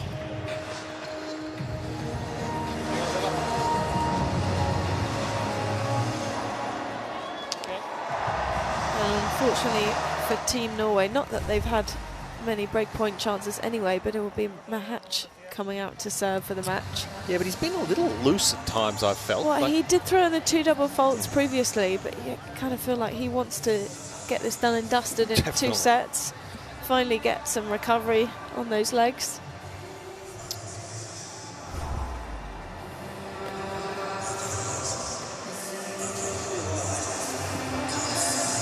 I do think it's one part of his game at the serve that he can find some big improvement. He can just use it as not just a starting thing, a bit more of a weapon.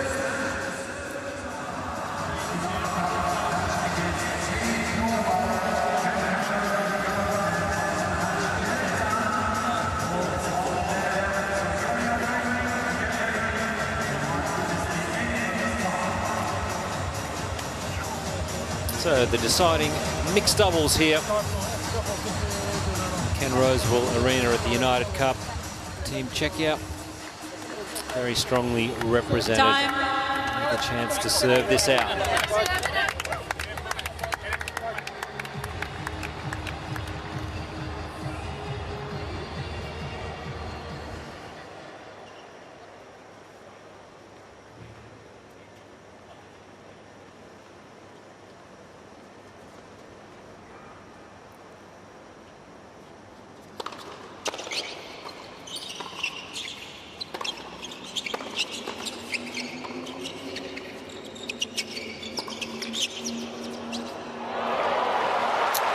Incredible feel underneath the ball there.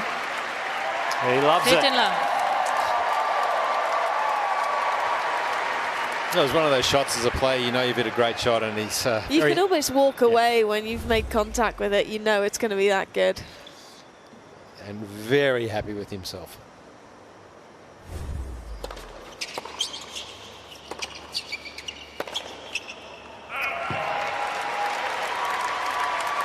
Perfect start for Team Czechia. Just playing high percentage. First serves in.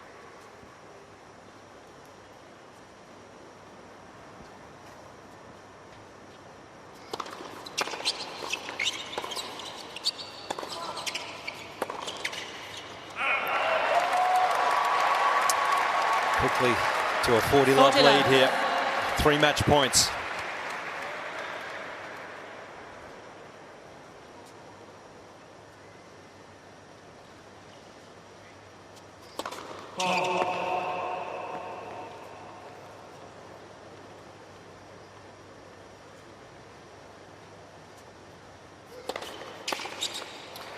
Yes, problems. Team Czechia. That's a solid victory 6-4, for 6-4. Team Czechia. Had to fight hard, but they get the win here in Group B. Yeah, big mixed doubles match, that one. Live rubber. They put their best players forward and were rewarded with a straight sets win. They just had a few more weapons than their opponents today. They didn't maybe necessarily play their most traditional of mixed doubles matches, but they made a lot of first serves, a lot of returns. And Muchova's forehand got them out of trouble a time or two.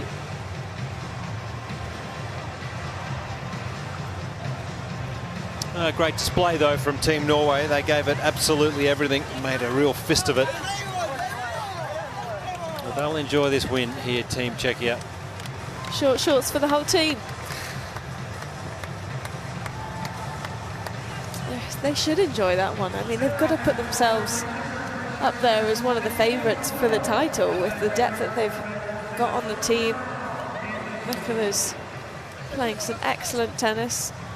Difficult group though, Group B. They've got the number 2 seeds Poland in that group with them. Iga Swiatek and Herbie Hurkacz. Not going to be easy.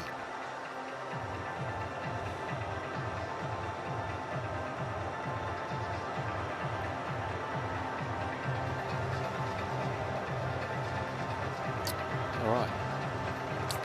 Elena Dokic is courtside with our winners. Thank you. Thomas, I'm going to go to you first because you played an unbelievable singles match against Casper. Didn't get the win, great tennis, but you were back out less than 30 minutes. But you looked so fresh. You didn't look like you played for 3 hours. How did you do it? Really, I don't know. Honestly, I don't know because I was really tired after the first set, and then I tried to see what's going to happen. I was feeling on the court, I was feeling good. And after the match was also, it wasn't easy to be ready in 20-25 minutes. I didn't even take a shower, so it's not good, but I really enjoyed to but she didn't say anything, so I really enjoyed to play again with Kaya. She's playing unbelievable, so I really enjoyed to play with her. It wasn't too bad because she was surprised. You didn't know he had a shower. No, it's okay. Caroline, I'm going to go to you because you said you're not sure that you like to play mixed doubles. You don't play a lot of mixed doubles. You said after your singles, I'm not sure if I like it. What are the thoughts after that match? I mean, we won, so I like it. No, it was fun. It was fun next to Thomas. He is so good in mixed doubles. He was telling me what to do, where to stand. So, yeah, I enjoyed it. It was fun. Now, you seem to be really communicating a lot, having a lot of fun, even in some tight moments. You seem to be laughing a lot. Was that the key to you playing well today? Could be. I mean, we have some... Yeah, we're just joking here and there to make it a little bit lighter, maybe, and maybe it helped us a little bit in this way as well. Okay, last one for your captain. He's won Grand Slams in doubles, and he was a little bit nervous today. We asked him earlier what kind of a captain he is, and he said, I have no idea if I'm going to talk or not talk. So what kind of a captain is he?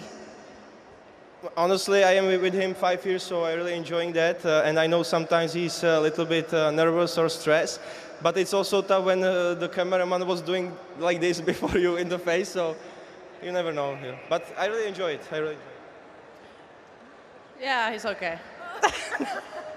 All right, well, you've got it.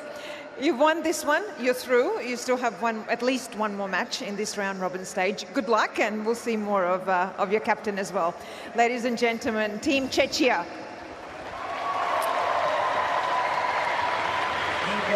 A great win, and two very talented players getting the job done in the deciding mixed doubles. Well, let's take a look at the stats, Laura. It was pretty even really throughout the bulk of the matches, but it was the big points that went in the favour of Muchova and Machac today. Yeah, you just look at how many points they were able to win off the first serve in particular, 74%, but also just how many breakpoint chances they were able to find themselves in, 4 out of 9. So it could have been more one-sided when you think of the sudden death juices. So that's the tie done and dusted. My goodness, that men's singles was a tough one. So hopefully Machac can get a shower and an ice bath in. Well, well-deserved victors today. Team Czechia wrapping up the tie 2 rubbers to 1. Well, tonight we've got a great session coming your way. Italy up against Switzerland. And plenty of talent there, particularly in the women's singles. Jasmine Paolini taking on Belinda Bencic. We cannot wait for that one. That is the night session coming up a little later here from Ken Rosewall Arena. It's been a wonderful day's play here in the day session. That's all we have for you. Please join us for the night session coming up a little bit later.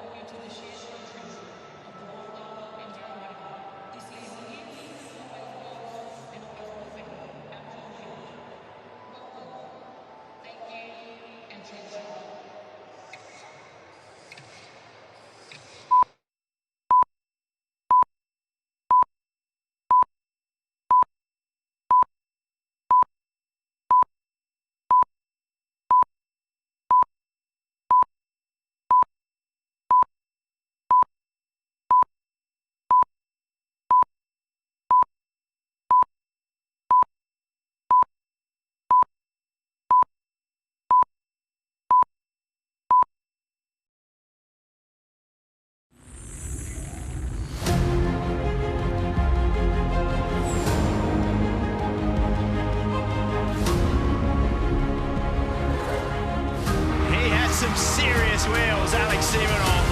Have you ever seen anything like it? Oh, stop it! He has come to play. Coco Gauff, too good. You won't see better tennis than this all summer.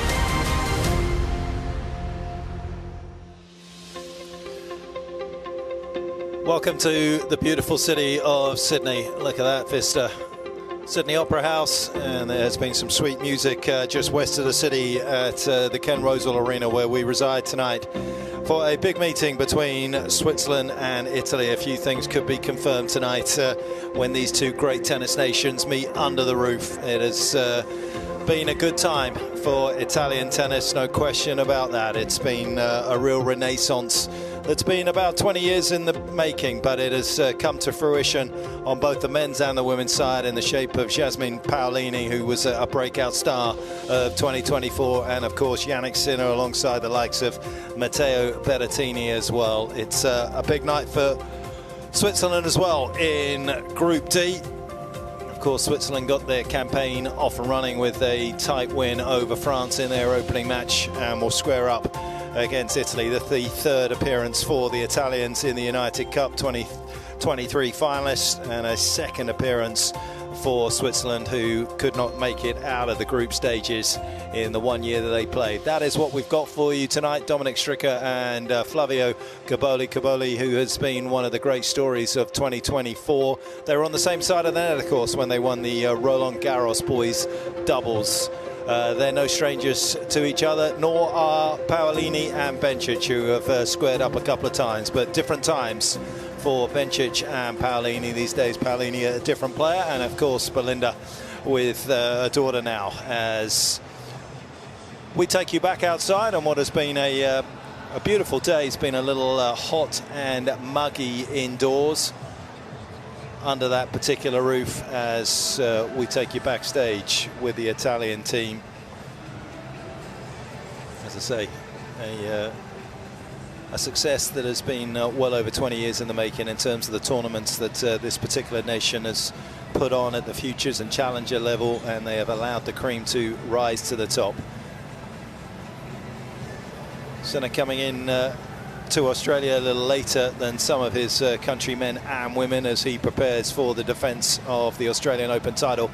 He won so magnificently last year, and that allows the centre stage to be taken by Paolini and her coach there, Renzo Furlan, who's looking after the Italian team. That's the Swiss players, with the Sun of the Earth looking at the front of the queue as they make their way to the entrance for tonight's evening session. Caboli and Stricker played just once before. As I say, same ages, but Stricker, who's been out of tennis for a while, is just trying to figure his way back in after rejoining the tour in June of last year. Bencic was magnificent in her opening match.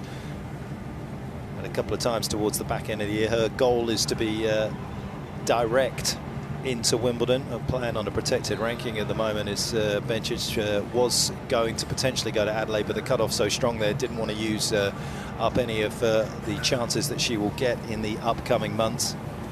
And one of her big goals is to potentially be at the Los Angeles Olympics. That's one of the reasons that she has returned to the tour.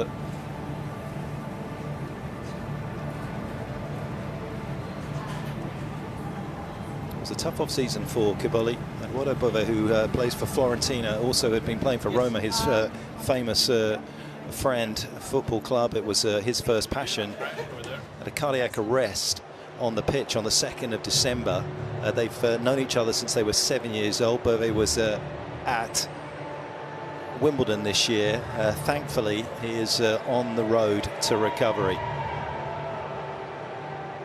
But a tough moment for Caboli, who was watching the match on TV when it all unfolded, as the teams await their announcement on to the stadium court.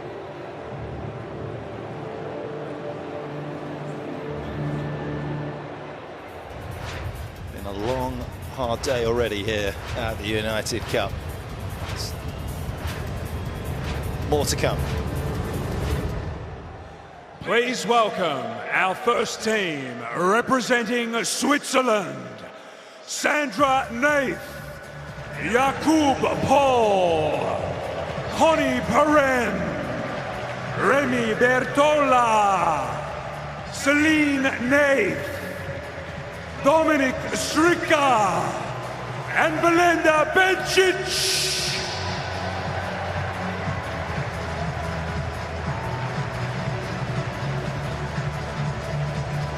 Please welcome their opponents for tonight.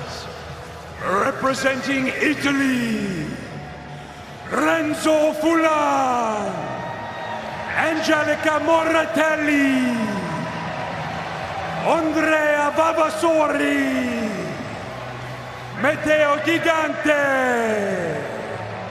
Sara Irani, Flavio Coboli, and Jasmine Paolini.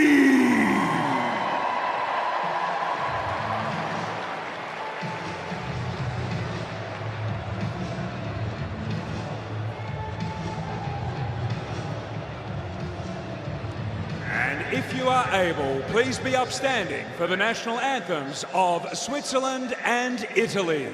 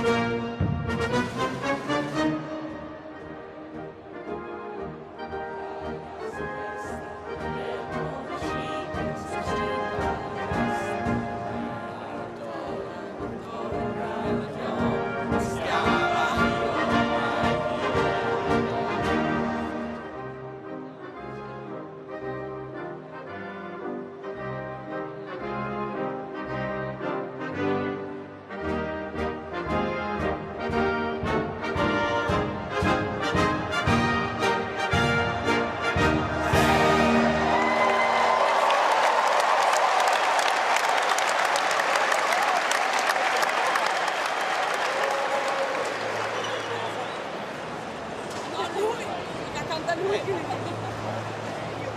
does look as though there's some really good chemistry within that Italian side. It really feels as though irons have sharpened irons, but they haven't got so sharp that the elbows are out yet.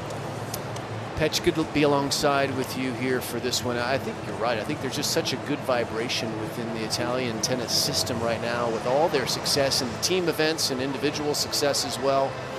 And they just have a lot of momentum that they're riding. It's a big wave right now that's emanating from them, and you can just feel there's a lot of joy in them. But they're going into combat, so they're going to have to temper a little bit of that joy and try and sharpen it into full concentration.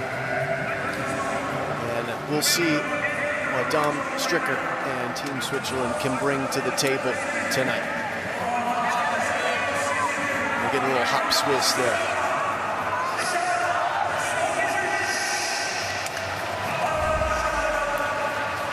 That was the welcome to this wonderful arena for this Swiss team, and great to see Bencic back in action and in the kind of form that she has shown us in the past. These sort of conditions suiting her style of play. Going to be interesting to see how Paolini handles that kind of flat, fast pace later tonight. It really will be. What a tough opening match of the season for Paolini, who was such a revelation this year, 2024. A couple of major finals and a lot of smiles. She is a charming young lady and a terrific talent to watch, but she's got a contest on her hands, as does Caboli. So that the Swiss already have a match under their belt, and that can sometimes be an advantage. We shall see the Italians certainly favored on paper, but we don't play them on paper. They play it on this beautiful blue rectangle. And Dominic. So gentlemen, please, after the coin toss, there's going to be a picture with her, okay, and just a picture, just you two. All right? So we have the net machine, 25 seconds between points, automatic clock. For the towels, you have all the 4 boxes, but also the assistant in those 2 corners with boxes and towel, and they can bring the towel closer on court if you need. There is the flag there, or you have the name of the country. Okay? Any questions? No? Dominic, is going to be your choice. John Newcomb or AO? I'll take AO. AO. Here we go. Your turn. Perfect. John Newcomb. Yeah. Receive. Stay. Okay. Picture. You go in the middle.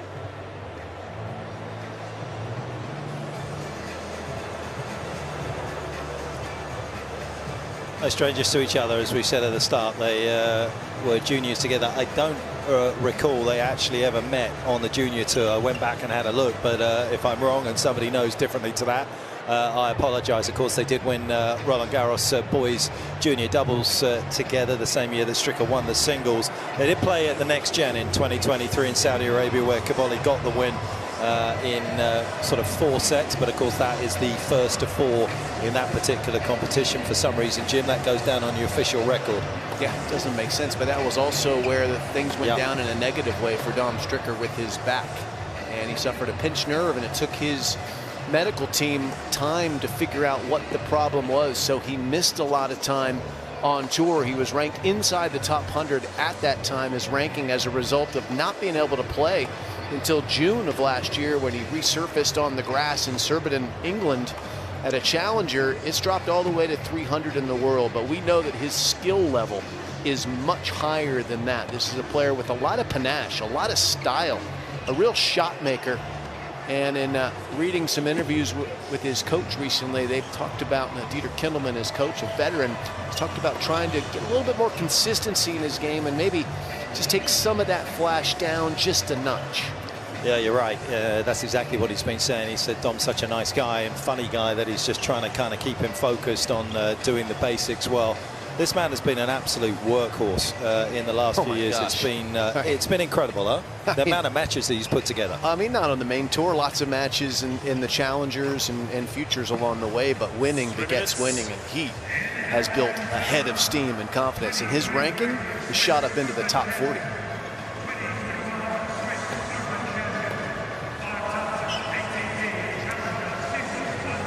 Caboli with just the 1 win on the main tour in 2021. He picked up a total of 0 wins in 2022 on the main tour. 4 main tour wins in 2023, but that season, Jim, he put together 92 matches. Yeah, won over 50 matches and lifted his ranking right on the cusp of top 100 and has kept charging north since then. He's a talented shot maker as well. Is Caboli. Put on some size as well. He's grown a little bit, seemingly a little bit taller than the last couple of years, over the last couple of years, and certainly added some muscle. So he is adding a little bit of muscle to that wolf pack of Italian male players that have been storming the castle lately. 2 minutes. Yeah, we haven't had the breakout from Switzerland. No players in the top 100. Of course, this man has been in the world's top 100 before, Dominic Stricker, but haven't had quite the tsunami of talent that you would have expected to come from behind Stan and Roger from the exploits and the success that both those two men have had. But maybe it, like Italian tennis, is on a slow burn, and that particular success will come. Now, I wonder whether the leftiness will be a factor tonight. Of course, 8-5 for Caboli on the main tour against Southpaws, so he's handled himself pretty nicely in that regard. And a guy that seems pretty phlegmatic. Renzo Furlan, I believe, is joining us from down court side. Looks like a great team atmosphere inside your team, Renzo. Is that right? Yes, okay. You know, we like a lot this competition, especially in the beginning of the year, you know. Starting the season here in this amazing place, Sydney, and it's really nice competition for us. And Renzo, Jim Courier here. What about Flavio and in his move in the rankings in the last year? What's been the reason he's improved so much in the rankings? I think you have to ask to his father, but anyway, he's a great talented guy. I think he has really an amazing talent. His body. He's so fast on the court, and you know he knows how to play on clay, on hard court, indoor. He likes to play everywhere, so I think he has a good chance to improve a little bit more. Renzo, these two both know each other. Lefty coming from the other side. Where do you see the main threats coming from Stricker tonight against Flavio? But you know, Stricker is a great talent, and he can play really fast. I saw the match yesterday against Humbert, and I think he's a great server, you know, hitting a lot of aces, and he plays so fast. Maybe he doesn't move very good, doesn't move very well. He had, you know, some trouble last year with his lower back. So we'll see. But he's very, you know, he's very dangerous guy. Very talented, very dangerous. Play very fast. So we'll see what's going on. All right. Good luck, Renzo. Thank you very much. Thank you. Ciao. Renzo, a high-level player in his time, played on tour with us, Petch. Yep. And must be proud to see what Italian tennis has turned into. Of course, Switzerland's had a lot to celebrate over the years with not just Roger Federer and Stan Wawrinka, but also Martina Hingis. And now Belinda Bencic is back, and she's on the bench standing by, ready to take on Yasmin Paolini next up. So this promises much. And it's going to be Stricker who's going to lead off. We're ready. Hope you're ready at home. Win predictor says Caboli is the big favorite.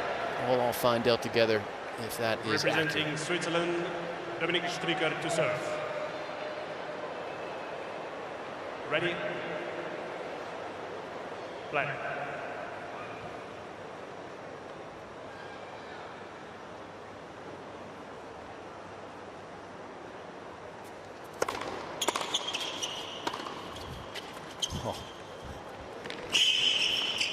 Welcome to the Flavio show. What a little flavour to start off this match with.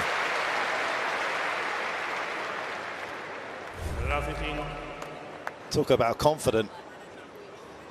What did Renzo just say? I don't think Stricker moves well. You want to test it out in the opening point? I don't know, but it was some brilliant finesse from, and then he goes and changes rackets right away. that was interesting. He was obviously expecting to hit the cut volley a little closer to the net. I guess.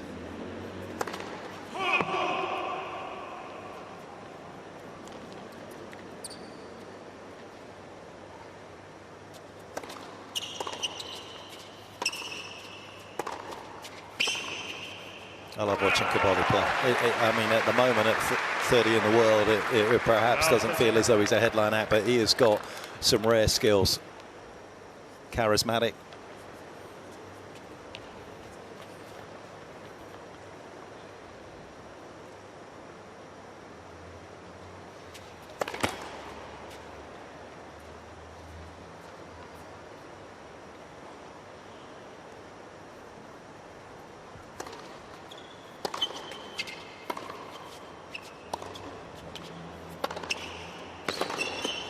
Oh, he's got him.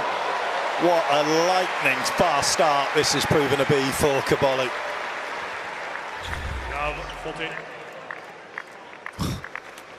I mean, look at how well he's got behind that ball, and he has absolutely gunned it through the defences here of Stricker.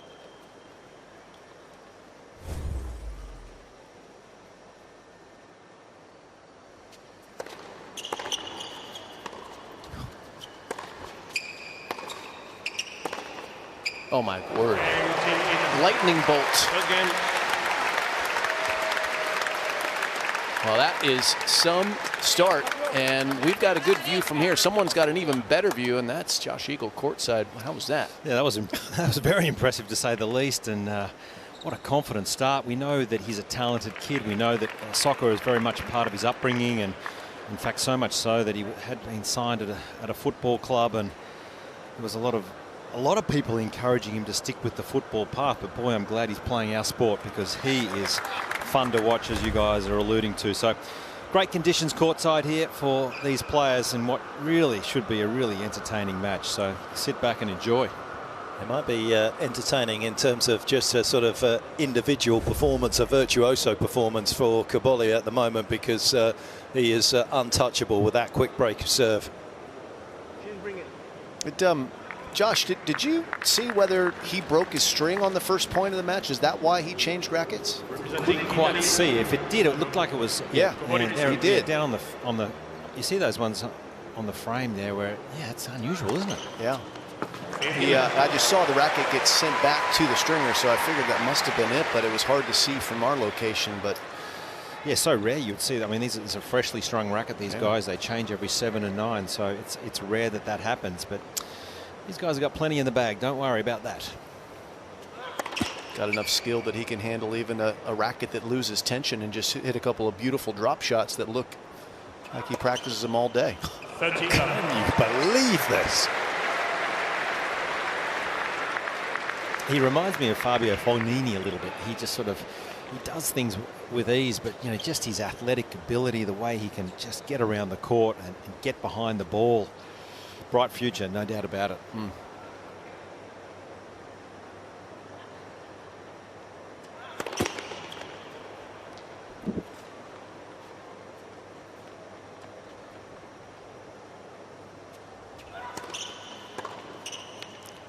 She works with Fabio's management agency, doesn't work with him individually as a manager, because of course Fabio still playing, although doing a little bit of dancing back home in Italy at the moment. He was on Dancing with the Stars, Italian version, right? Yeah. It's one way to keep your fitness up.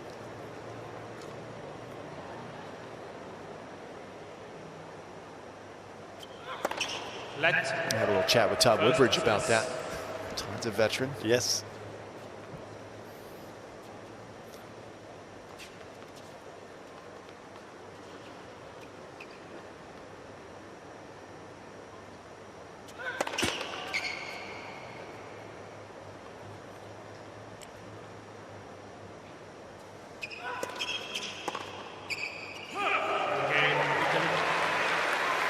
All right, so quick start for Caboli and for Stricker. We got to see him play a couple days ago, and let's take a look at his serving speeds by the side. On the right side of the court, you see a lot more higher speed serves. On that far left, when he's hitting the soft slider, he's taking a lot of pace off, trying to get the ball out wide. So what that means, it's slower than 180, almost all of those, one in between there. You can really give away that wide corner and not have to worry about it, because you'll have time to get there if you're Caboli. A big powerhouse lefty serve, you probably need to cover more of the width of the court.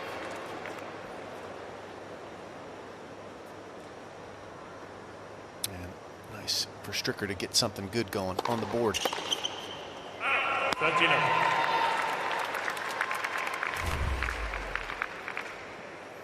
How's that service motion, Patch? Solid.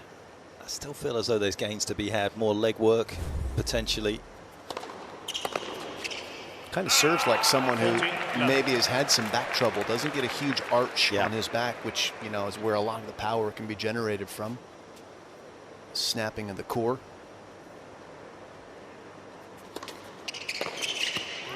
There's the off-pace slider out wide from Stricker as he puts his first game on the board under the watchful eye of his coach. But it is the Italian side that have made that quick start to lead by the break. 2-1.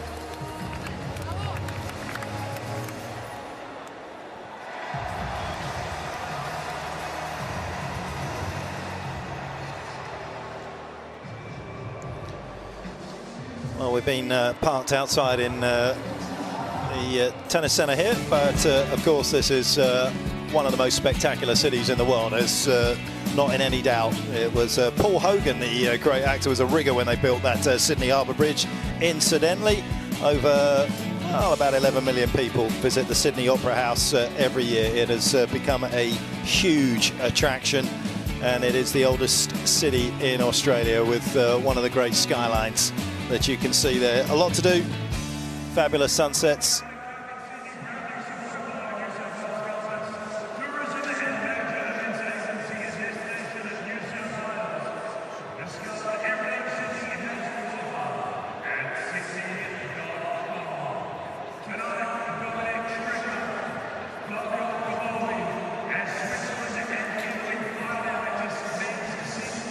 Talking about Stricker's serve, he went out to Dubai a couple of times to have a hit with Federer and train with him, and that was the one thing Roger was talking about with Stricker even back then, is keep working on his serve. For Caboli, he's been out with Alcaraz at the Juan Carlos Ferrero Academy ahead of 2024, back in 2023. First met Alcaraz when he was at Next Gen back in 21 in Milan. He was a hitting partner for those players back then.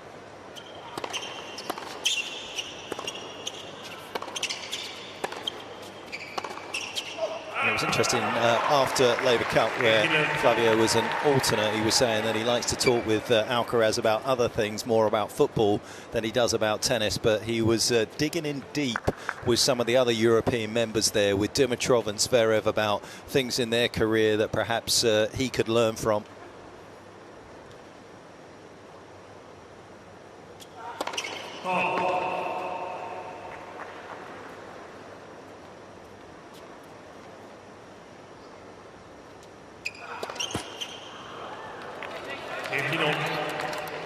That makes sense to maybe keep things a little more generic with your peer group, and then players that are a little older, more experienced, like Sasha, like Grigor, it's a little less threatening to have those types of discussions for both sides.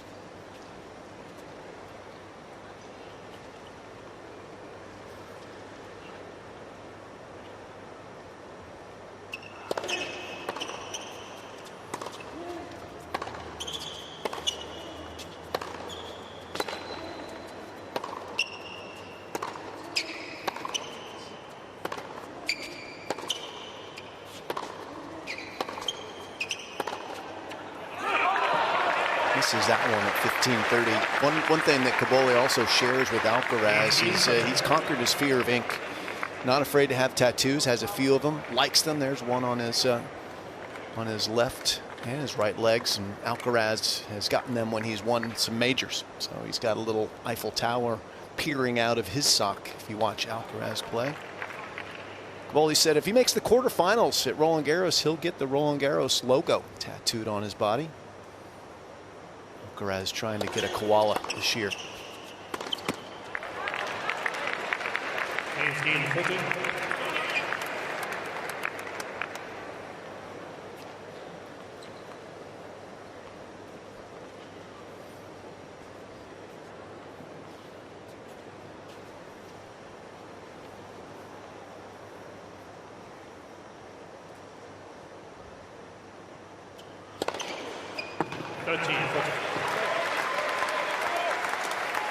Chance to get right back in this one. Nullified the first one with an ace. Second break point coming.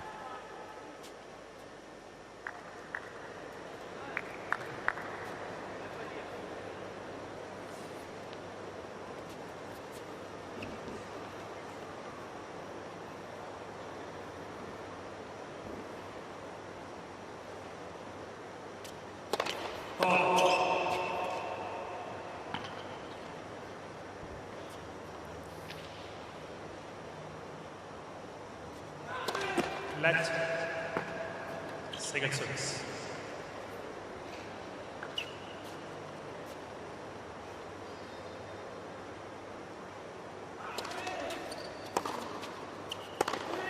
Oh. Was he under pressure there? No, but he created quite a bit of pressure on that tennis ball. A lot of compression.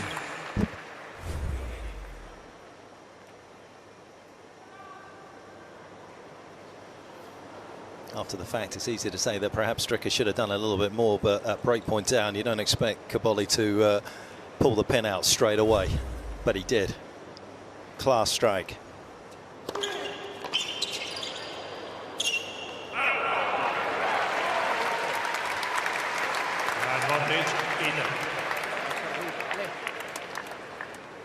Little serve and survey there from Caboli, and saw that he got his man on the stretch, hit his spot nicely.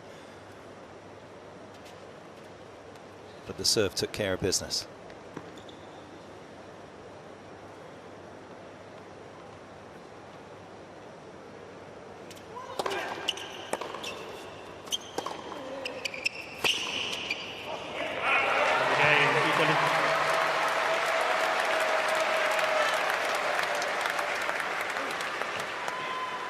Italy leads 3 games to 1. If we had time for one more question with Captain Furlan, I wanted to ask him what has generated all of this tennis success for Italy, because I think you and I, and probably even Josh, have our suspicions that the minor league tennis system that they have funded with their tennis federation and all the challengers and futures for men and women available almost every week.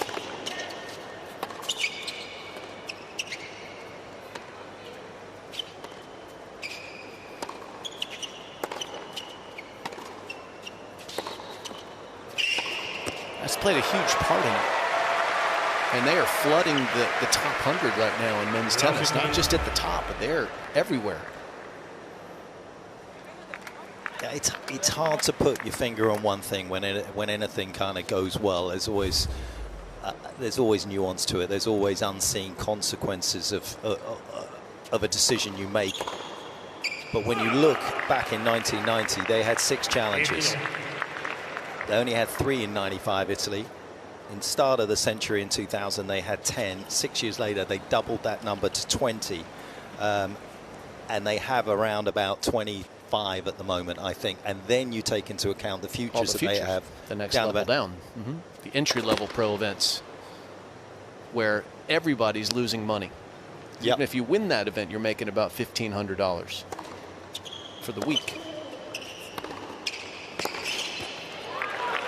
And they're designed, by the way, for people to lose money. So you don't stick around for long. You either get through it quickly or you go do something else. Correct. But what it has created, I believe, is an ecosystem for the sort of social fabric of Italian tennis to thrive. You've got food and beverage at those clubs. You've got a stringer that's making money when those people are coming to the club. Not everyone's making money. Certainly not the players. Oh, but they're also able to be close to home. Yep. Save on expenses a lot of the time, and also their coaches can come watch them play, which is not a luxury that a lot of other pros trying to find their way in the very beginnings of pro tennis can afford. Whatever their secret sauce is, there are a lot of federations around the world trying to replicate it.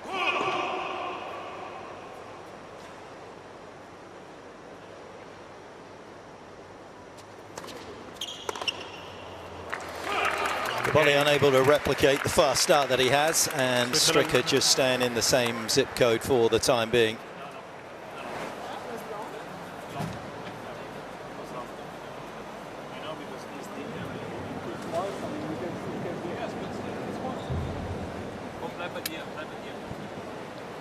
Italy leads 3 games to 2. Josh, I don't know if you were close enough to hear that. Yeah, not entirely sure what he was asking. But what is pretty clear is I think he's stiff. His body is probably struggling. He played a couple of matches yesterday. You can see Dieter Kindelman, his coach, they're really trying to fire him up, trying to get him moving, trying to energize him. But he just looks very stiff on that service motion that you guys both probably alluded to. And I wonder whether that's the fact that he's played a couple of matches, tough matches yesterday.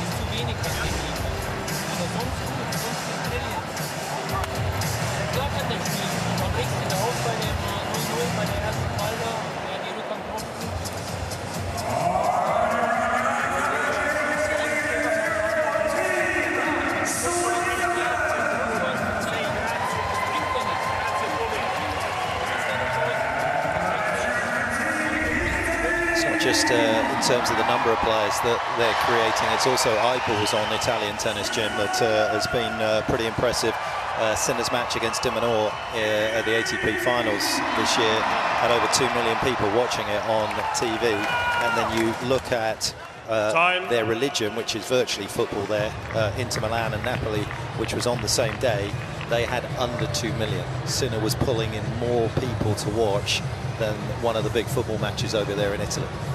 Yeah, and some people say Sinner doesn't have star appeal. It's remarkable, the level of star power he has created for himself, Jannik Sinner, in Italy, and slowly growing that across the world. It's been impressive.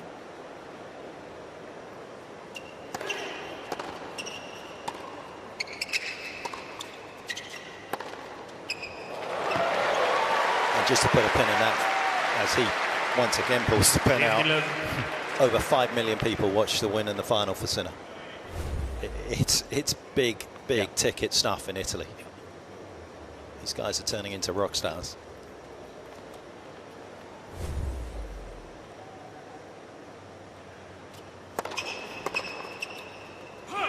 And then you have Yasmin Paolini, who nobody really saw coming in 2024. And lo and behold, there she is. You couldn't miss her at Roland Garros at Wimbledon. What a run, what a smile.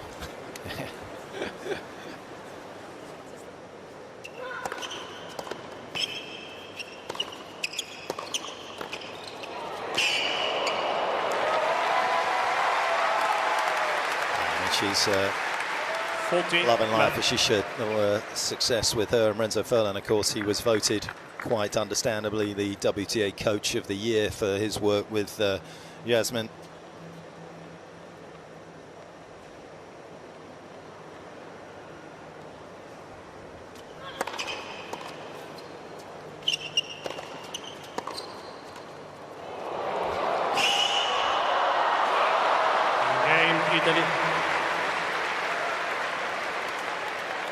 Opportunity in the previous Caboli service game to try and draw himself up alongside, but he's lost that opportunity, and that was a nice solid performance again from the Italian. A good show of soft hands on the volley.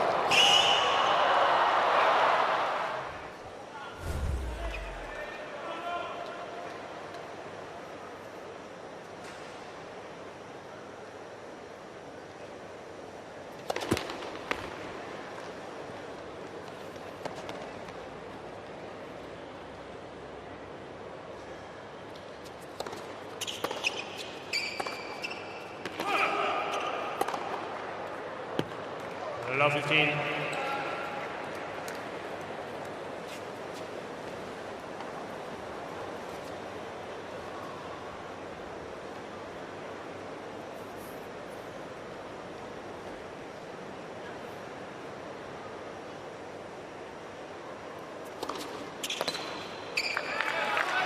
Stricker coached by Dieter Kindelman, as we've been talking about. Caboli coached by his father.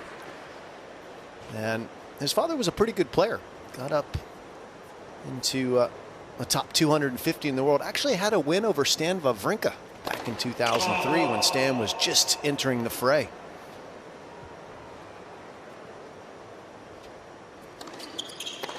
Oh my. He's just so light on his feet, Josh. It just feels like he's like a feather out there, but he drops hammers with the shots. Yeah, it's easy power. That just shows you how well he times the ball. And this doesn't look like a good matchup for Stricker. He wants to be the one dictating the points. And quite often you see these big hitters where they are forced to hit an extra 1, 2, 3 shots in a rally. They don't like that, and that's what Caboli is doing well. And his unpredictable nature of game style is throw that into the mix, and it's not looking too great for Team Switzerland just yet.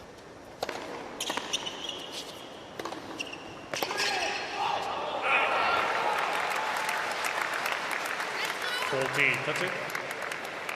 Likes to come forward, Stricker, but there's definitely work to be done on his transition to be a little closer to net after he makes the approach shot. We saw him a number of times in his opening match against Sundberg get passed when he was either on the service line or behind it after an approach shot.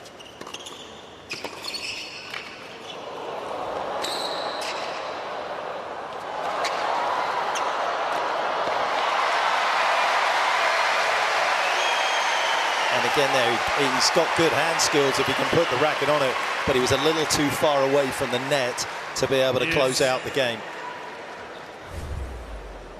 Did have a nice tweener here, though. Tried to hit a lob, didn't quite get the angle right, so it was an easy dunk overhead for the Italian. Nice pronation.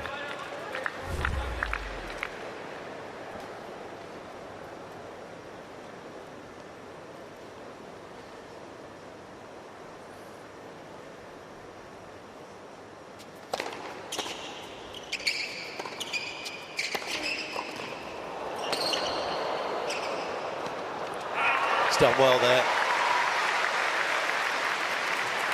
Advantage. Switzerland. Well, they'd be a little disappointed with the height that that ball went across the net here. Could have kept it down. It would have been a very tough volley for Stricker.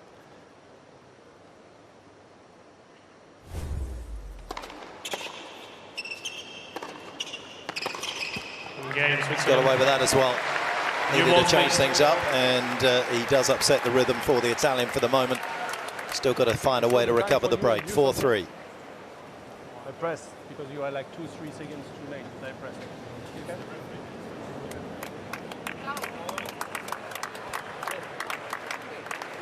Team Italy leads 4-3. A little soft warning from Damien Dumassois for Stricker, just to speed up a little bit. I believe that's what that was. Yeah, just wanting to. He's discussing when they press the timer, when the timer starts in between points. You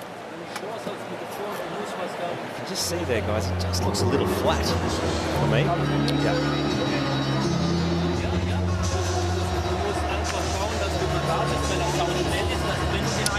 His coach, Kindelman, getting right in his grill, trying to pump him up.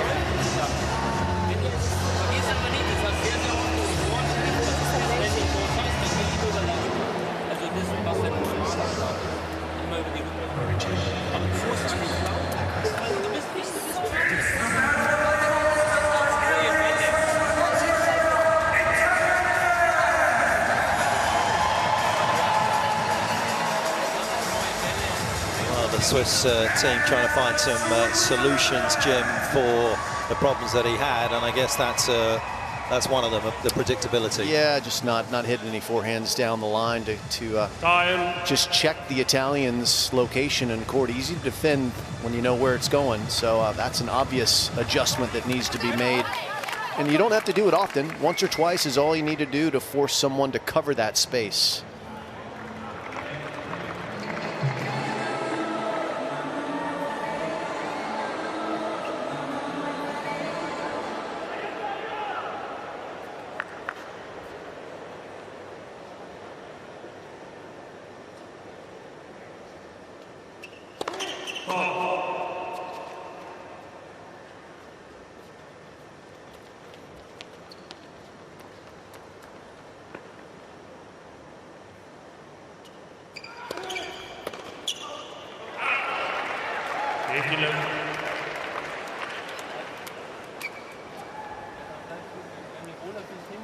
Once again, everything looks so comfortable for Caboli, doesn't it? I mean, that was a pretty quick second serve, 161 Ks, but looks well within his comfort zone.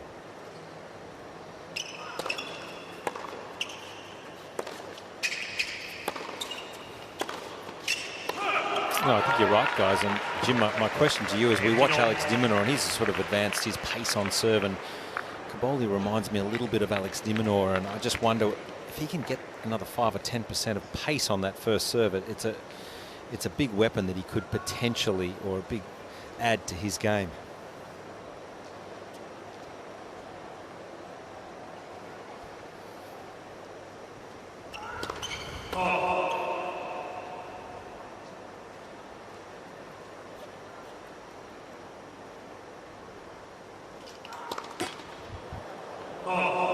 You know, at some point, Josh, it becomes a question of pure math, right? At 6 feet tall, he doesn't have the angle to get a high percentage of first serves in at very high pace. You can have a huge arm, a very live arm. Carlos Alcaraz is the same height, and he can hit the first serve nearly 140 miles an hour, but he's not going to make as many as someone like Sasha Zverev at that speed.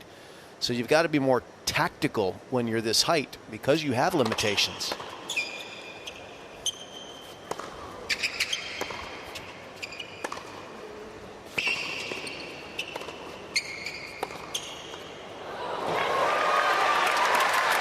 And Stricker is trying to put some limitations on the lead right now. 2 break points coming again. What a great dig that was out of the corner. Cabale, incidentally, about a 55-56% first server. And you could get more first serves in play if you don't hit it as hard. What's the trade-off? First serves usually pretty important.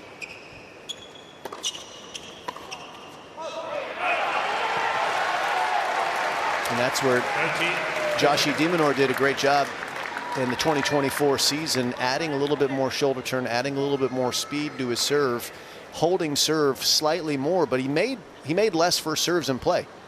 But he was able to win more points when he got the first serve in play. So at some point, it is a math game. Demon solved it this year. Can he solve it for 2025? We'll see. First service.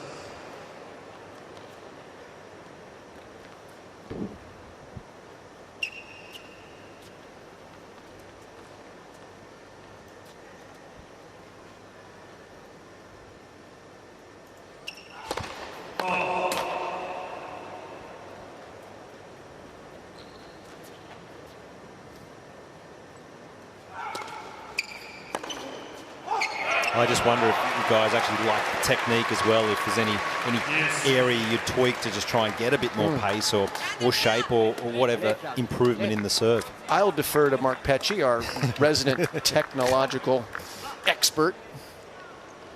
Also technical. For the most part, I quite like his action. I get the sense that at times he can get a little open right at the throw position. But you do get quite a bit of pace out of that kind of, whatever you want to call it, waiter position, pizza. He doesn't, and you can kind of tell, he doesn't get maybe the short cutter on the juice side because of it. But as you say, Jim, there's always a little bit of a trade-off. He's not the tallest guy, and he does want some pace and pop. I personally, Josh, wouldn't mess with it. You? No, the only thing I think sometimes he gets his elbow a little tucked in. It's a little tight and a little low. That'd be about the only thing. But it's a loose arm. It's a lively arm. So I think there's a lot of upside still. I think he's only scratching the surface in everything we're seeing about the young Italian stallion. That's what I like probably the most about his service motion. First of all, he has a good shoulder turn, and that's what Dimonor didn't have that added, and that helped. But he's loose. He's not muscling it. And that elasticity gives him a little extra pace. Stricker seems to be more of muscling his serve and doesn't have as much natural fluidity to it.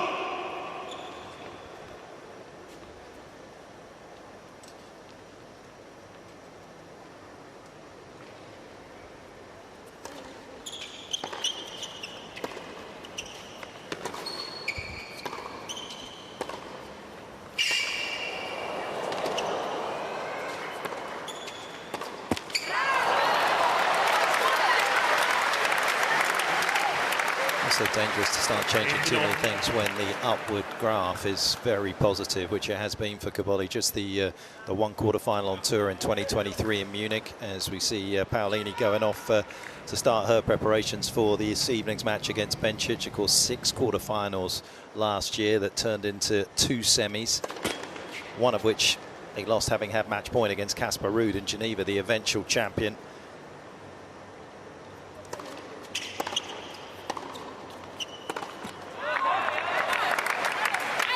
And the second one was in Washington, where he beat Ben Shelton under the lights in a difficult week for Washington with the weather, before coming up short in 3 sets against Sebastian Korda.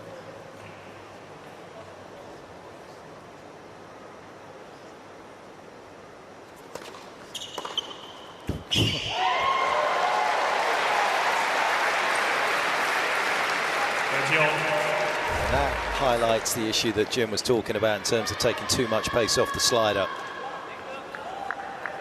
Players are so good at aggressive returns these days.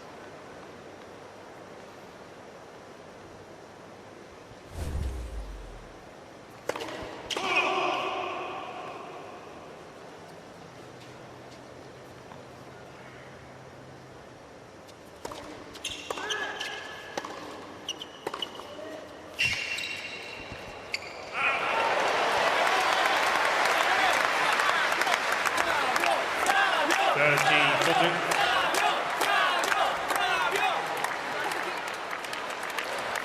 Looking to bookend this set with a couple of breaks. Started off absolutely on fire.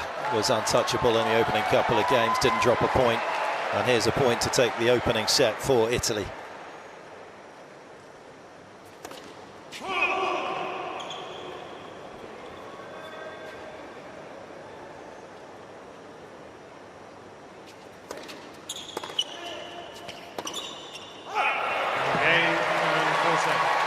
Fair scoreline, right outcome. He was the better player, was the Italian in that opening set. Claims it 6-3.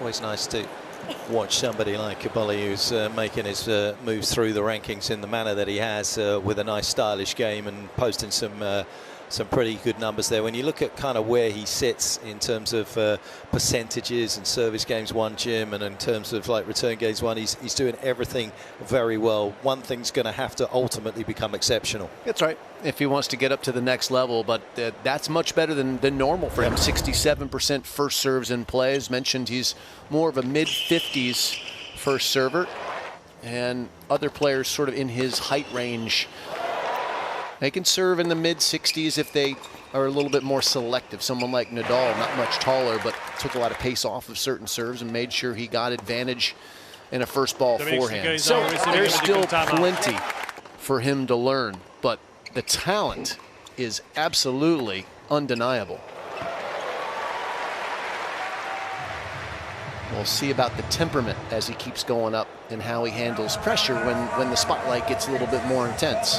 Right now, it's pretty good to be an Italian because people like Sinner and Berrettini are the ones soaking up most of the attention. You can come under the radar and go pretty far.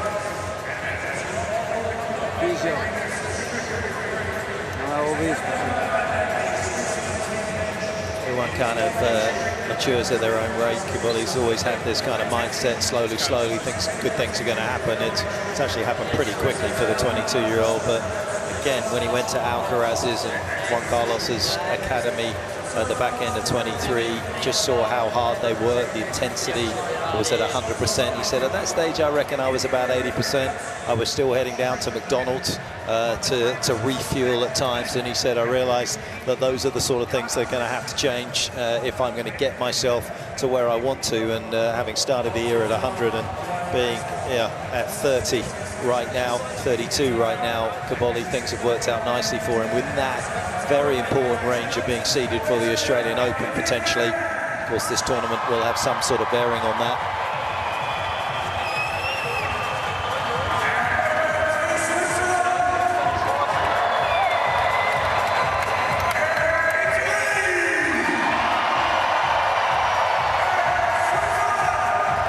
Sure what's going on there.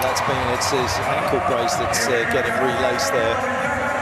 So he's been down on his knees looking at what is happening on that left leg for Stricker.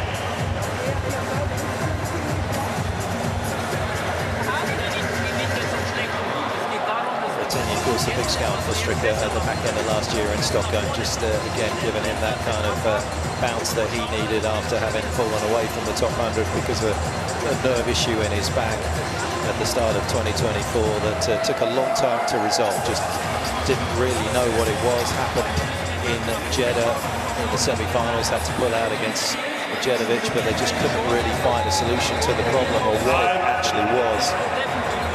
And with his ranking now at 300, he does have some protected ranking entries to use, as he has done here to get into this one, and direct entry into the Australian Open based on the ranking he had prior to the back injury.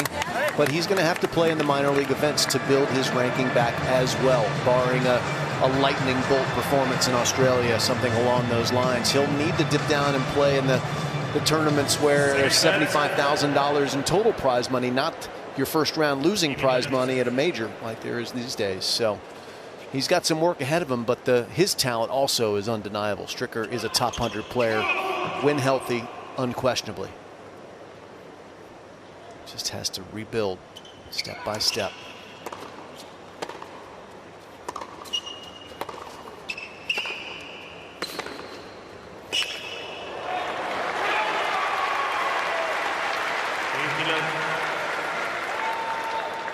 And there's room for Stricker to improve his fitness, be more explosive with his movement. He's got a lot of raw ability, but I think there's definitely room for him to get fitter and elevate that aspect of his game as well. Movement is critical. No matter how much hand skill you have if you can't get to the ball.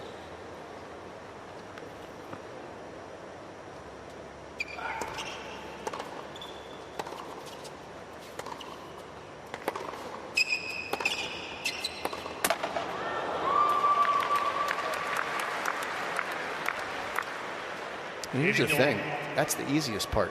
You're in full control of how fit you are, what you eat, what you drink, how much sleep you get. The hard part is when you get on the court and you're playing players like Caboli, who have a lot of natural ability as well, and they can take the racket right out of your hands, as he did for much of the opening set. This is where things aren't fully in your command.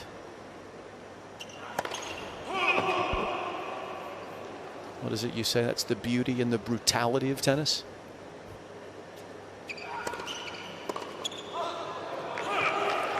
Certainly the beautiful part of it, isn't it? And you can watch the way that Caboli's played. When you don't think a player moves particularly well, there can be a tendency to maybe just massage and coax the ball around the court. But what we've seen from the Italian is that he has gone pretty big and quick into the corners to just expose that movement from Stricker.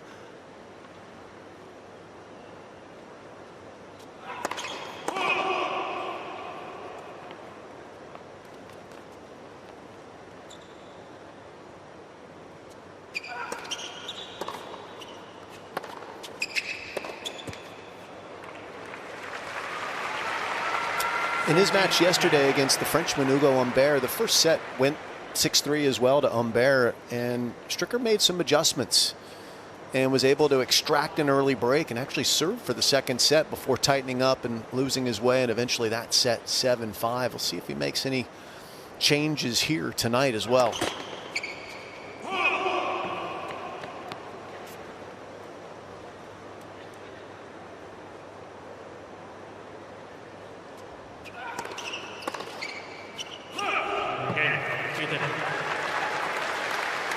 Subtle extra pace on that second serve. Stricker trying to drag the rally into his favour there straight off the return, but unable to do so.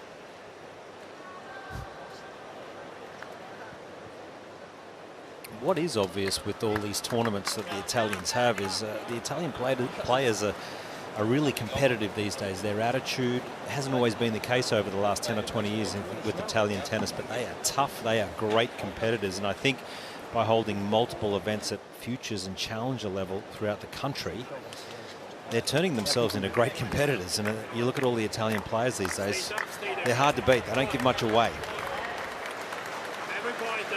I think this also takes the pressure off the federation, right? You don't have to choose, because ultimately the best competitors are going to show you who they are.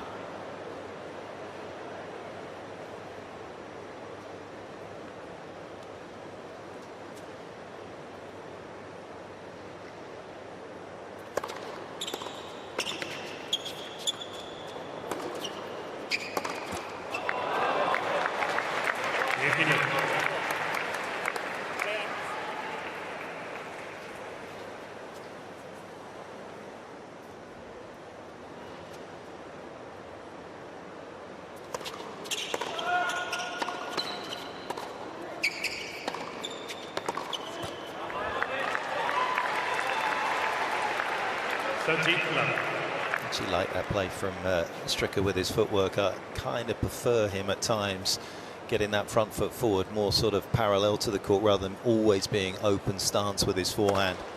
Just takes a bit of time. Your contact point is a little bit earlier. I think it will help him if he did it a bit more on his transition game to the net, rather than waiting for the ball, setting and then moving afterwards.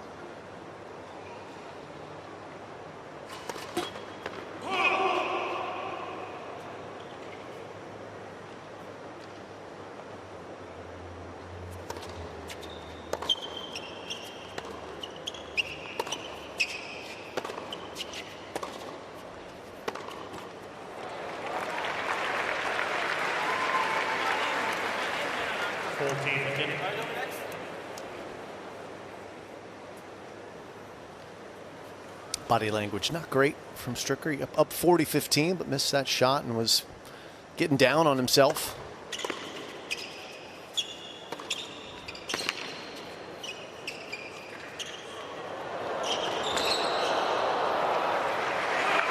A little better there, a little pump of the fist in the racket on the back end of that. Deft touch ties it at 1. Game. Come on, stay there with him.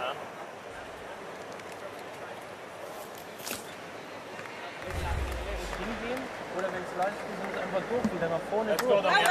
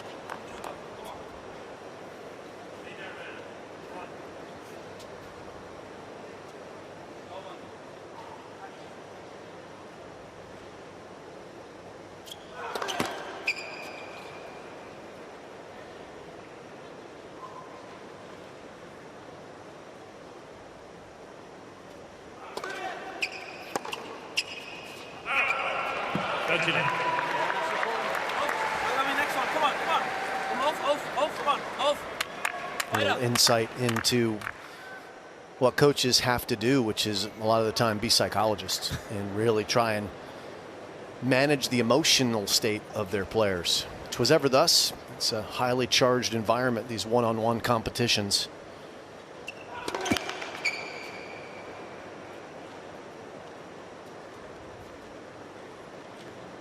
Might drive some coaches into the commentary booth, Patch.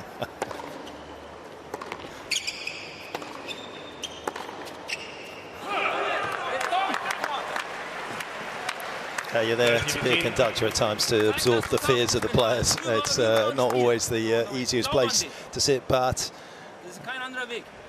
you get peaks and you get valleys. So he's in a bit of a valley at the moment with this player here, Tito, but he's doing everything right to try and keep him on the plane where perhaps we can see his full repertoire of shots. At the moment, the sample size is too small to see whether dropping a bit deeper, which he is, and ripping returns is going to have any benefit.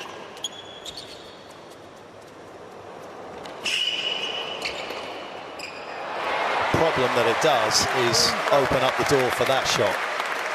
We saw on the opening point of this match the drop shot from Caboli, and he's reintroduced it here. And apparently with a racket that's not with a broken string, he can hit it a good one as well, but then he follows it up with a ripping two-handed pass.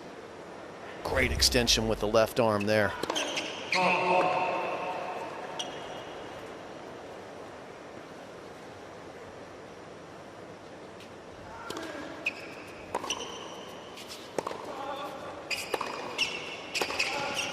Oh, front-facing tweener volley, and he's got the point. Spectacular from Dom Stricker.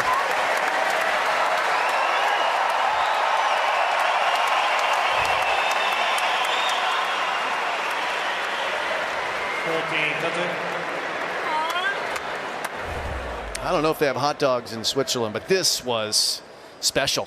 I mean, just centered it and then smashed it. That's got to feel good.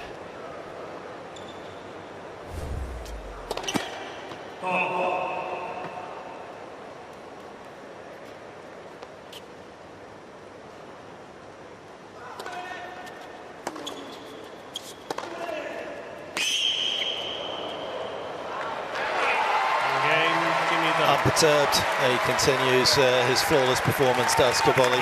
A set 2-1 to the good. Games 2-1.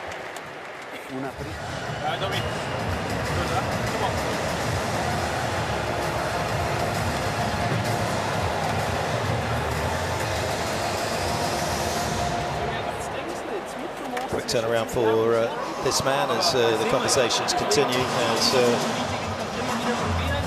we nip you outside, I think, to where other people are shirtless.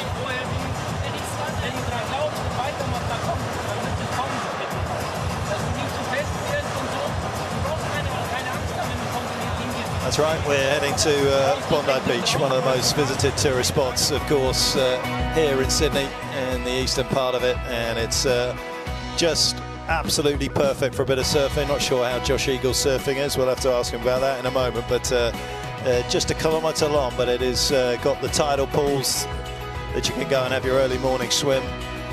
A little flat white perhaps. Picture perfect.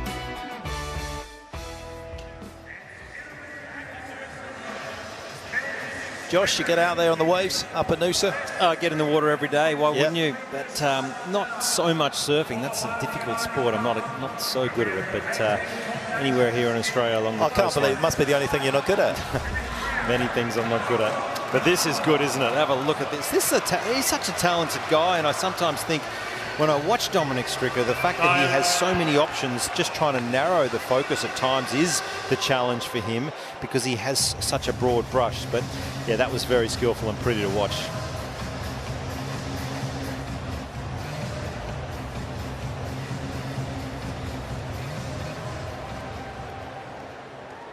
The crowd were pretty quick to give him the reward that he deserved for that little bit of skill. Big highlight for him.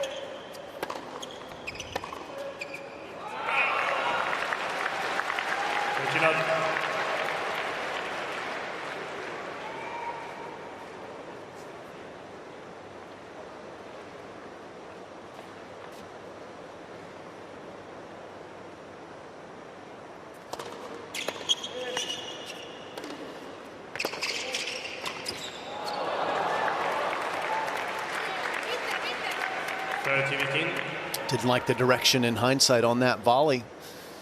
A little dipping pass. Tried to do a little too much with it, found the tape. Still finds himself in good shape though at 30-15.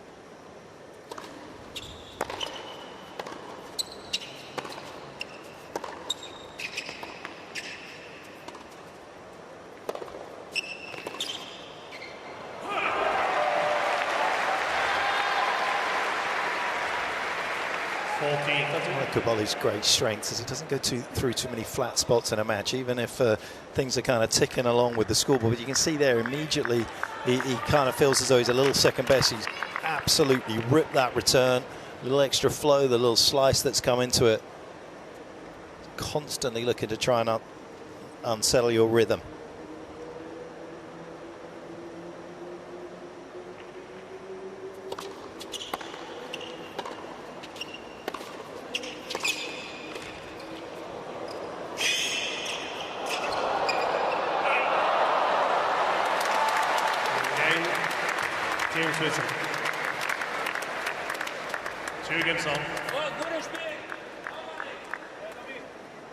Two games apiece. And Caboli, we talked about how well he was serving in the opening set.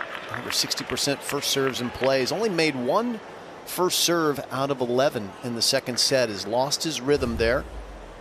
And for me and Josh, you led us into this discussion. I think that's the area where there's the most room for improvement in Caboli. He's ranked 32 in the world, but he holds serve 45th in the world. Yeah, and you see the greats of the game and the really good servers. They win that typically 2 free points a service game, and I'm not saying he doesn't do that, but if he can get a few more free and easy points, it just makes his return game then even more lethal.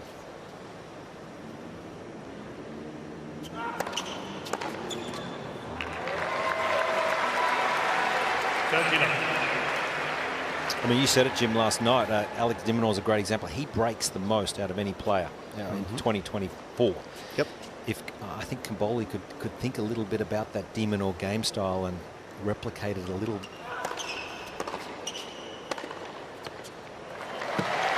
It should certainly be an inspiration for Cobolli, similar in stature, but big gulf in their rankings and their success to date. Obviously, Demon a little bit older, a little more mature. Cobolli just 22 years old, as is Stricker, but finding his groove in this game.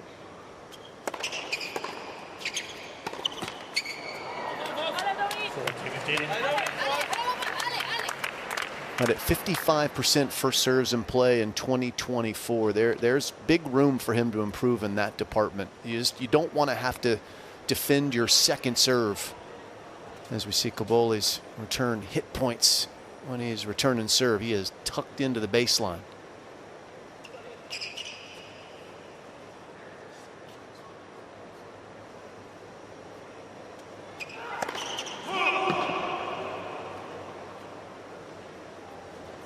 You just don't want to have to hit too many second serves.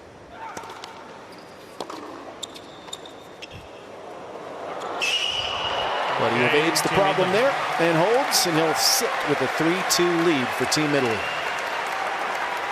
Team Italy leads 3 games to 2.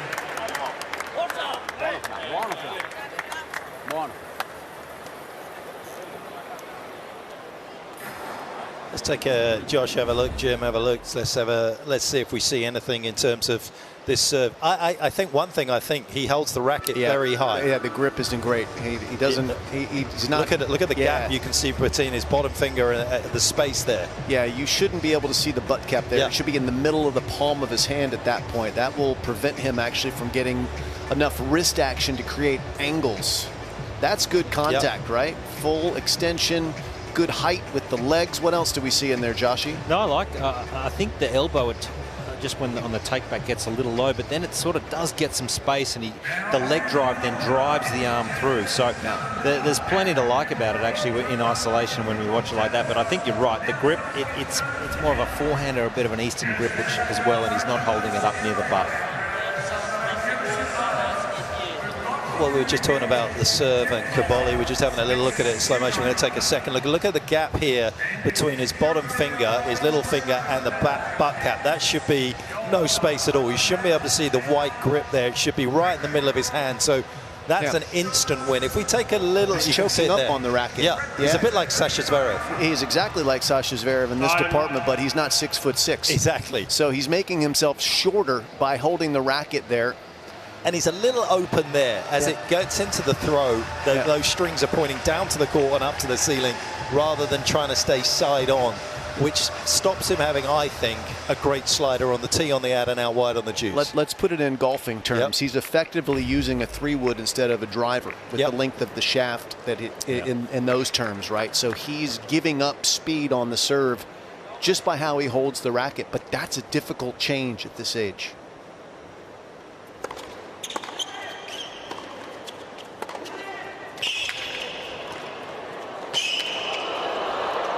Oh, my goodness. Oh. Phenomenal. A little Italian inspiration.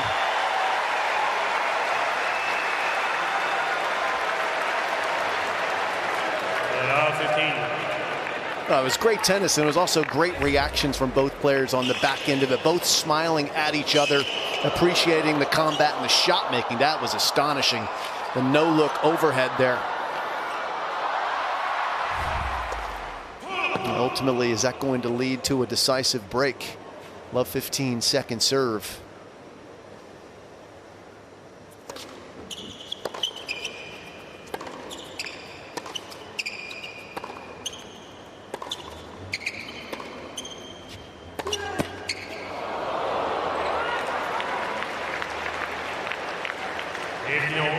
Can't believe he's missed that, particularly after he's produced this little miracle coming up.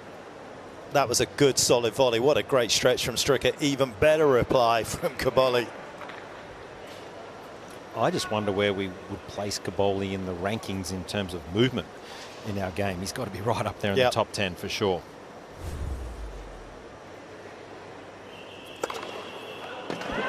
That's a good live arm serve. Nice move from Stricker. But in Caboli's movement, I think about people like Alcaraz and de Minaur. These are players that their fast twitch muscles have fast twitch muscles.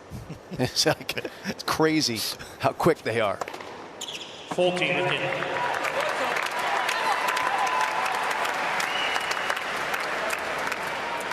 Super locker.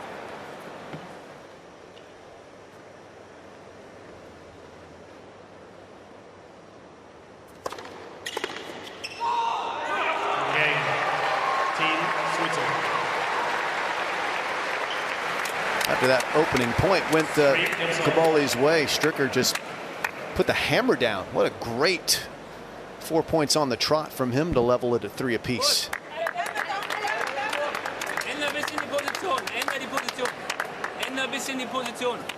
Great to see Kim Rosewall in the house that he built, looking on. I'm sure he'll be enjoying the way that Caboli and Stricker are playing this game as well. All court tennis from both these two stars. Actually, that was one of the standout features from the next gen that was just happened over in Saudi Arabia. Just looking at the quality of that field and just how proficient they all were actually in the full court. It was really good to see. This is good to see as well. He was a bit of a scoreboard player in the opening set, very down on himself when things were getting away, but he's found a little bit of backbone in this second set.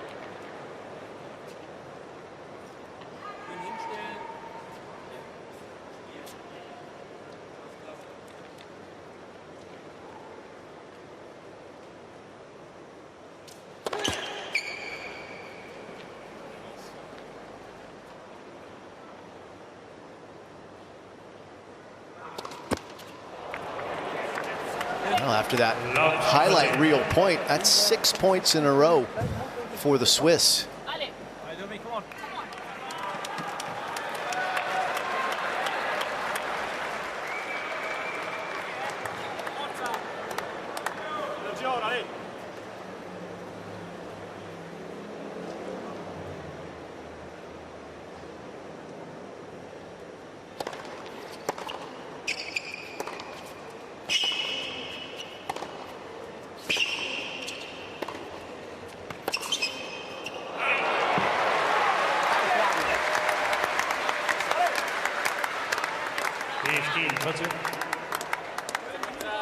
Ale, in alto sulla prima, intensità. Ale.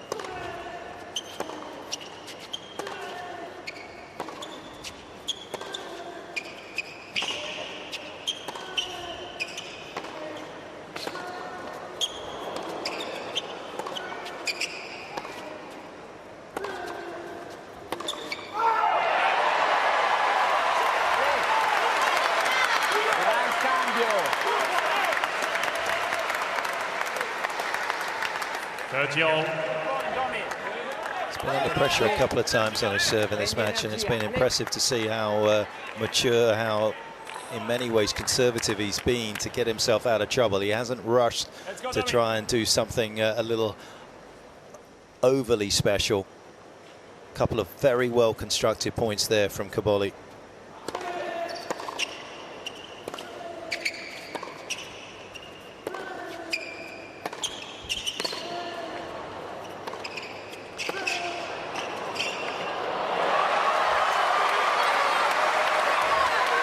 Now then, Stricker on the move. Is he ready to take a lead here at the break point? Good stick volley. Yeah, couldn't have been more accurate with the two shots onto the baseline of the Italian either. This one.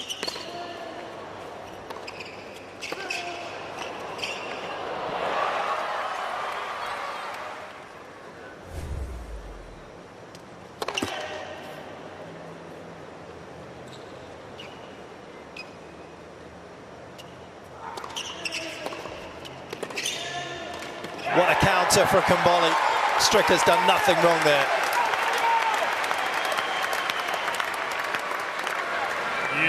A great idea from Stricker. He ripped it and ran in.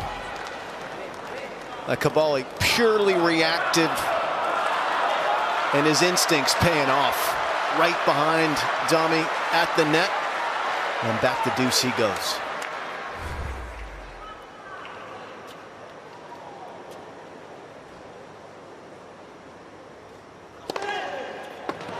He's been a little short on first serves this set, but comes good there with the ace.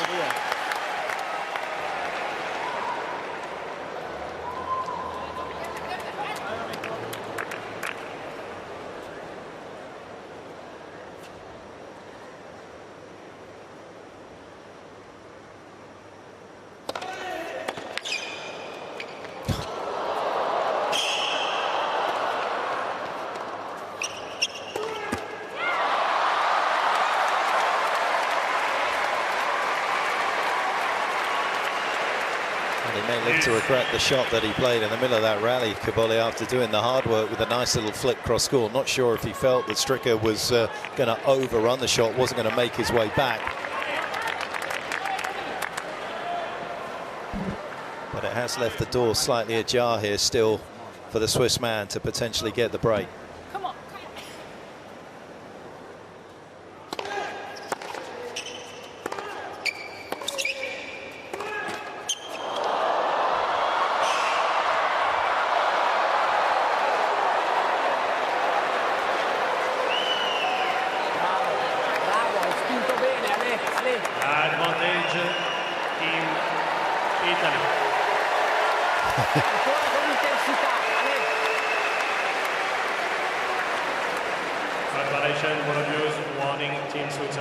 At least Stricker's anger made that little girl happy. That's a fair trade. Gets a warning. She gets a memory and a souvenir.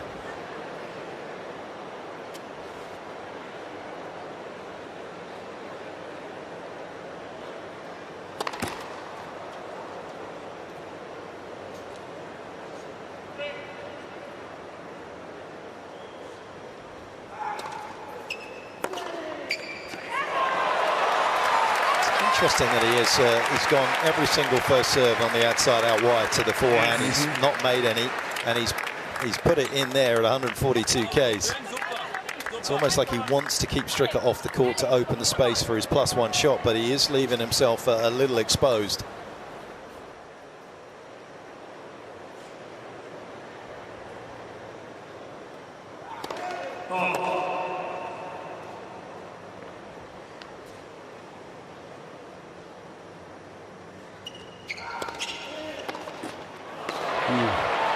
Stricker will feel like he's been hard done by the net again there. Rejected by the tape. Looked like it was on its way to being a clean winner.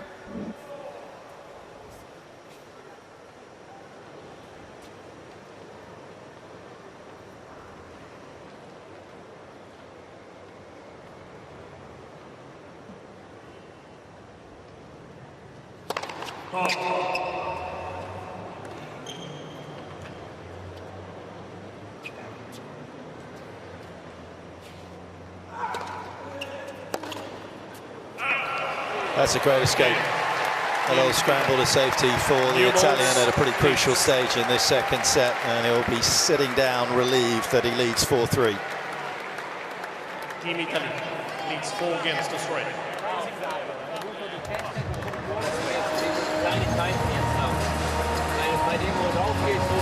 I do think when you watch much, Kaboli, Jim and Josh, that, you know, this is going to be the period for him that's going to be interesting. The lack of a really good slider on the outside is going to allow people to counter that serve out wide, which he likes to do, and start returning a lot more as they start digging into his kind of style and his profile of serving. He's going to have to get better in that department massively. Yeah, it's a big year for him because he's now consolidating his terrific rise up into the big time of tennis, in the top 50. And players do start to get a book on you, get a better understanding of what works and doesn't work against a player like Flavio, and also where the weapons are and where they aren't. So it's going to be interesting to see if he can continue that upward climb in 2025 that he's been on the past couple of seasons.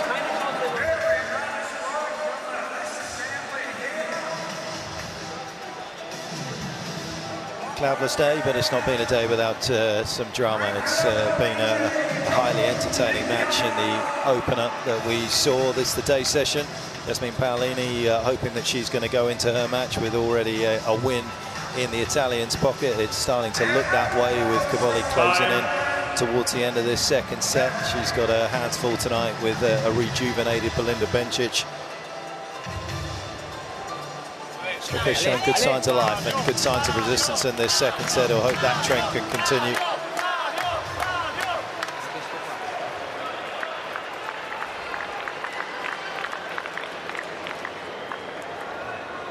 What a polo hat.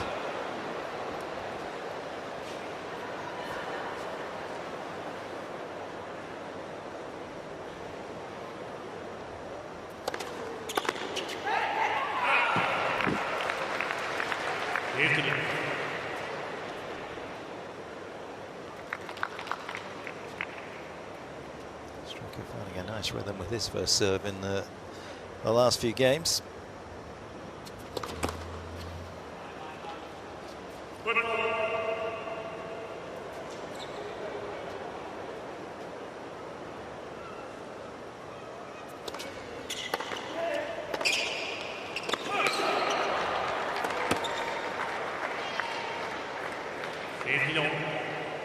Stricker played against Hugo Humbert yesterday, the Frenchman, who is he's a swashbuckler. He can rip the cover off the ball, and he has a good record against top 10 players as a result of his options to really hurt people with weapons. And that's one thing. Kaboli's still waiting for his first win against a top 10 player, and he doesn't quite have that same threat once he's in a rally, or even with his serve, that someone like Humbert does. And that's something he'll need to continue to refine and work on.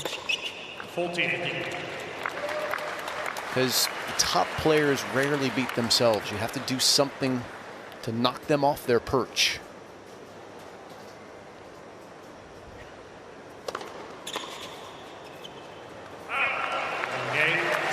The streak on serve doing continuing very nicely there. 4 against all. Just looking at, we were talking to Kaboli a lot, but he obviously has been somebody that has risen so sharply up the rankings to see where he can improve.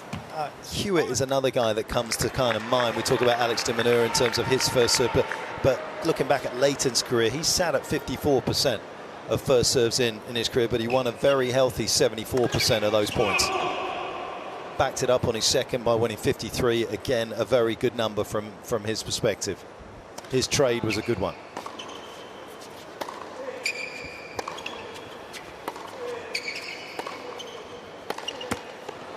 But I do think, guys, that the big change, I think, or a big change in the last 20 years has been the return of serve, coupled with the string that these guys just take such big cuts at the ball, and they're so dangerous when they return. So Hewitt may have dodged a bullet in that era, I reckon. As good as he was.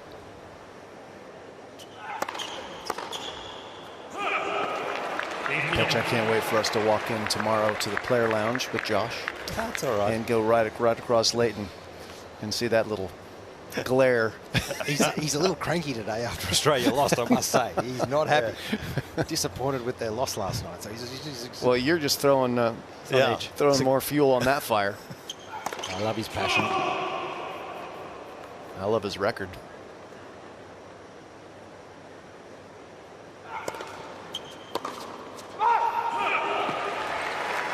And what I do love is looking at Kaboli.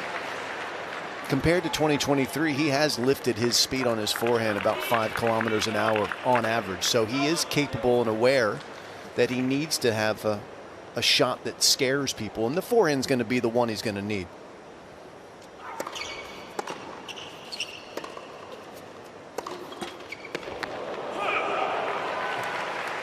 Backhand can be rock solid, and he can take it early and do damage with angles, but ultimately the forehands are the deciders in rally in men's tennis.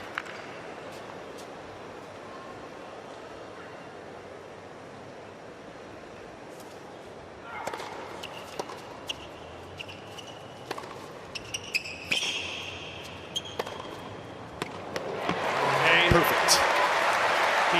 Nice forehand execution.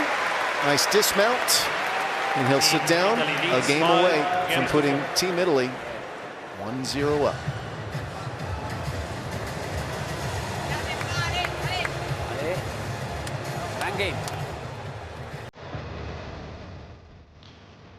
Let's get you out into the region. We've been showing you the big city, but just around Sydney, of course, there's still a lot to do. Hot air balloon rides, not something that I've particularly done, but the Pittwater is a absolutely spectacular place. It's a drowned valley estuary where you can get out there.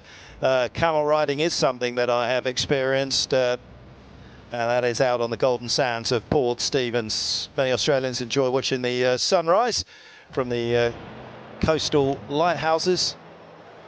One fun fact about lighthouses, they're all painted differently so that the ships, as they go around the coast, know exactly where they are by looking at them. Where'd you glean that information from? Living on the coast in Cape Town.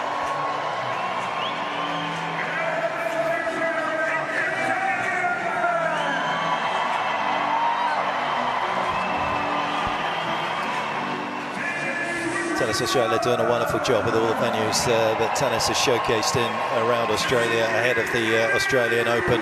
No different here as well. Nice wide space for everybody to sit out there in the sunset.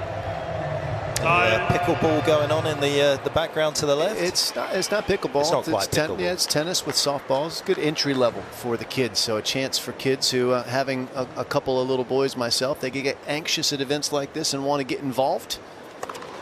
Tennis Australia providing that opportunity, which is a godsend to parents, I must say.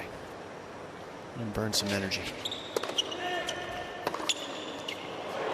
Sort of mentioned pickleball, of course, because the Australian Open will have the first pickleball slam with about 100,000 Aussie dollars on offer for prize money. So if you are down in Melbourne and you want to catch a little bit of that, it'll be showcased.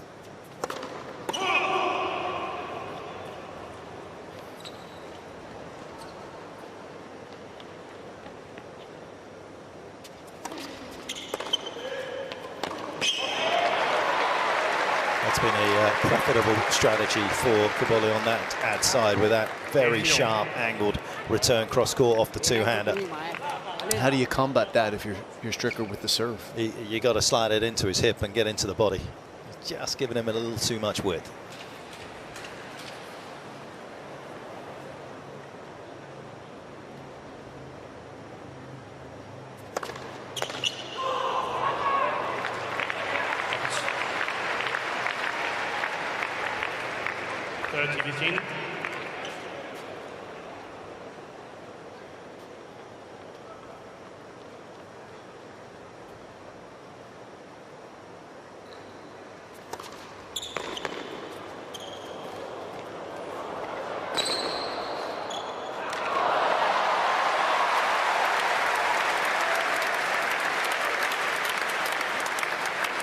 Begin.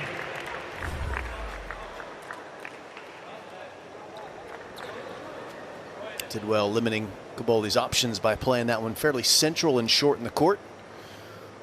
And had his way with him on the volley. Oh, what a return though from the Italian, little flash.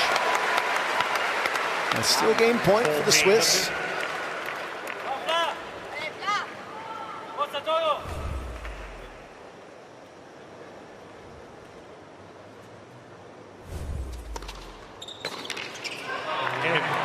Game switching.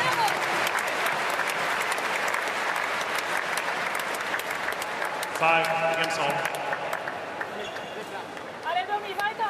So good character along with skill set has Stricker in this second set. Somebody that's also got their eyes glued to proceedings out here in this second set. Linda Bencic getting herself warm. Good to see her back. Good to see her playing the kind of tennis that we know she's capable of.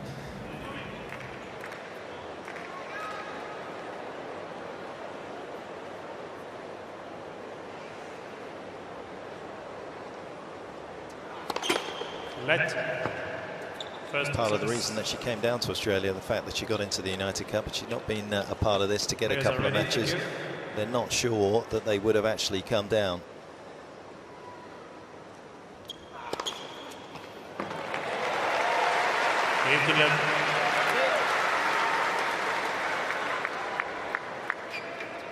Adelaide with a cut-off that's inside the world's top 30 for the women, so there wasn't really too many options there.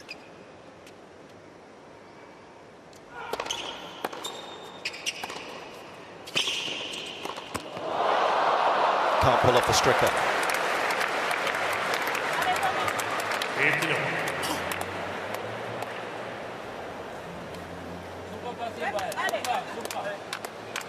We all love it when it is pulled off, and it's a beautiful highlight shot, but at 5-all in the set, and just 15 love, not 40 loves, seemed to nod Joyce. Hindsight perfect up here in the booth, of course.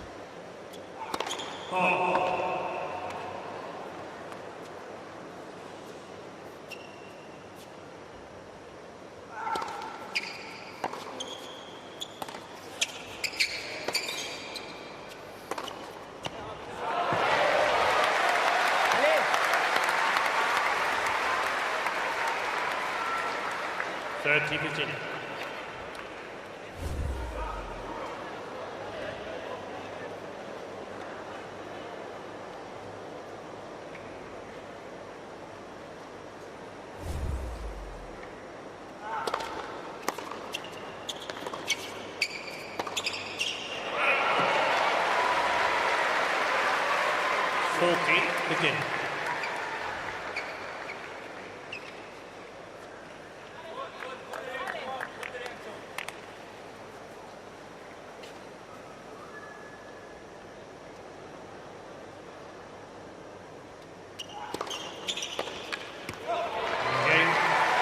Hasn't been his perfect serving display in terms of numbers for Caboli, but it has been perfect in terms of service games held in this second set. Assures himself at least a breaker here at 6-5.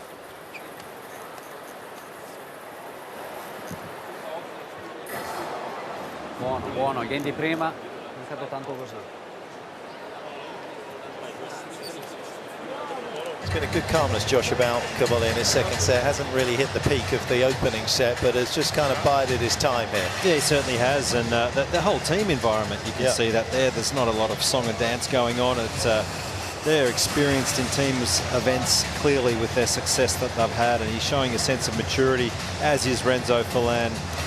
Of course, a good former player, just very calm in this difficult situation. I think we all agree, we feel like he's probably going to go on a win from here, but take my hat off also to Dominic Stricker. He's done well by just hanging around, so not done and dusted just yet. He's still a chance, and still a bit of tennis left.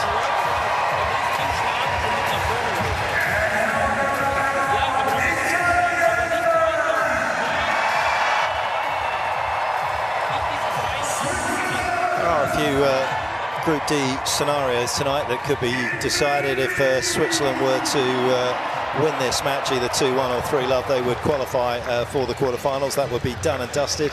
If Italy win this against Switzerland 3-0, France or Italy will win the group depending on the Tuesday score. If Italy actually beat Switzerland 2-1, which would be significant, then all three teams still in contention in this group. So that is what's on offer tonight for these two great tennis nations.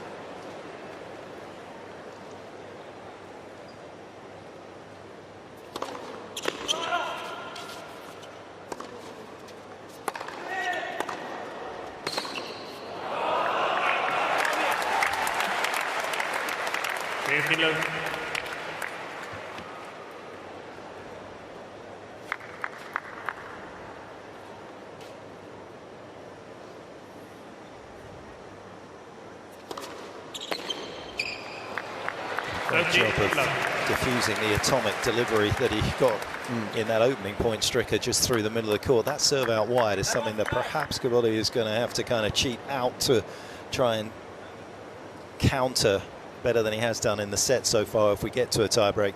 Well, Stricker's just not been missing many first serves this set.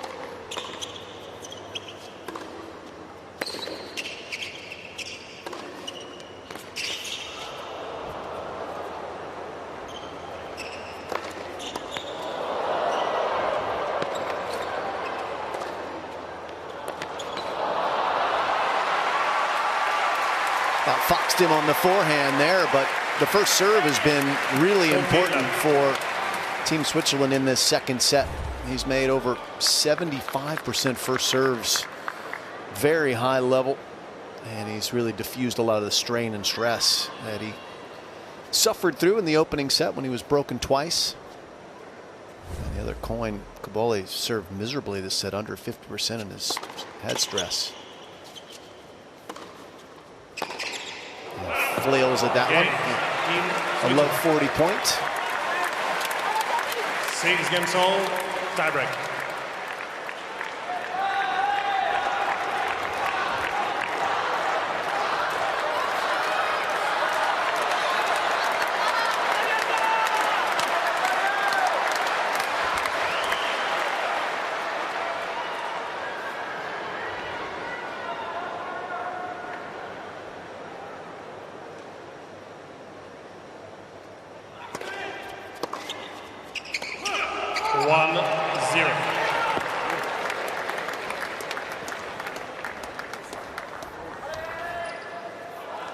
Almost built himself a lovely platform there, Stricker, to attack Caboli with that second shot.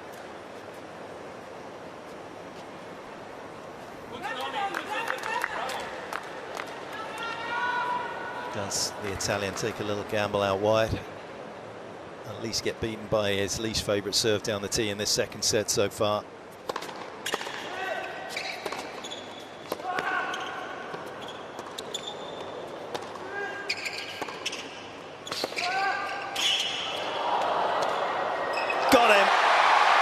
He's got him with something magical.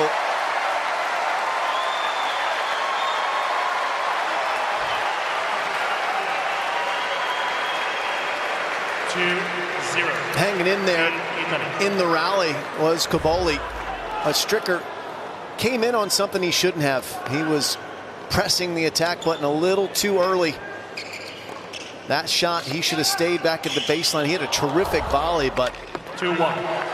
Caboli was there for a dynamic pass and a mini break that he's got right now at 2-1. Good serve from Stricker to stay close, but we saw him make a couple of those choices against Humbert yesterday and force his way into the net rather than staying back. So there's room for improvement in that decision making for this young Swiss player, this 22-year-old as well.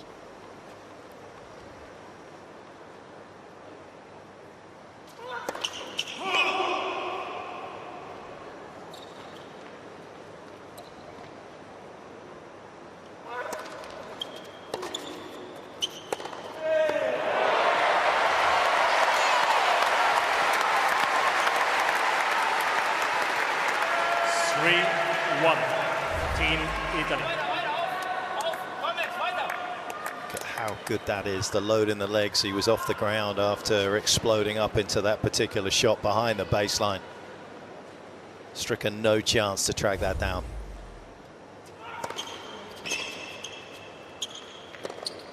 He's got him with that pass.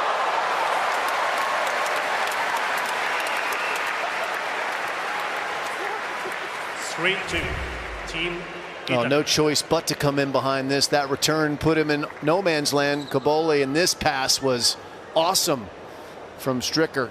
Threads it down the line, and he's back on serve.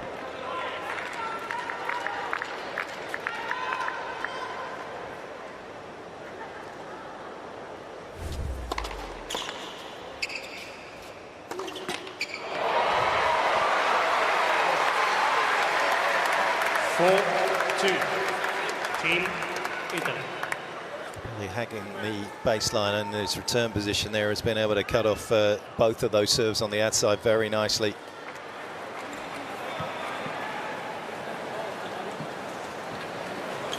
No room for error for Stricker. More pressure on him at this stage to try and take this contest into a final set. Say, allez.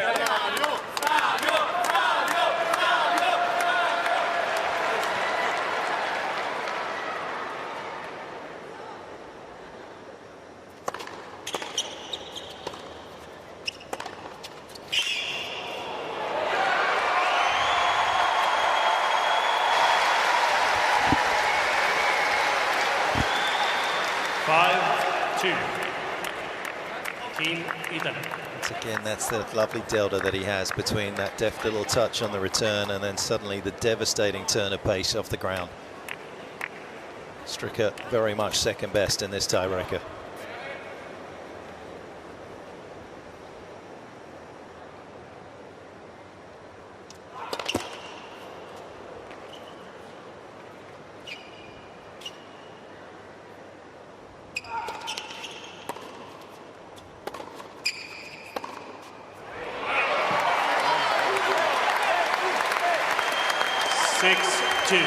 Team Italy.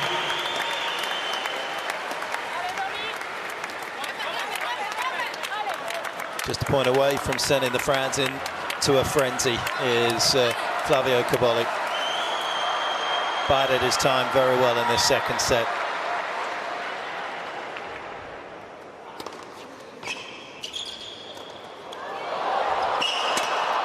And he finishes with a flourish. 2 sets to love, 6-3, 7-6. Sprinted to the finish line once they got into the tiebreaker. The battle of the two 22-year-olds, not for the first time they clash.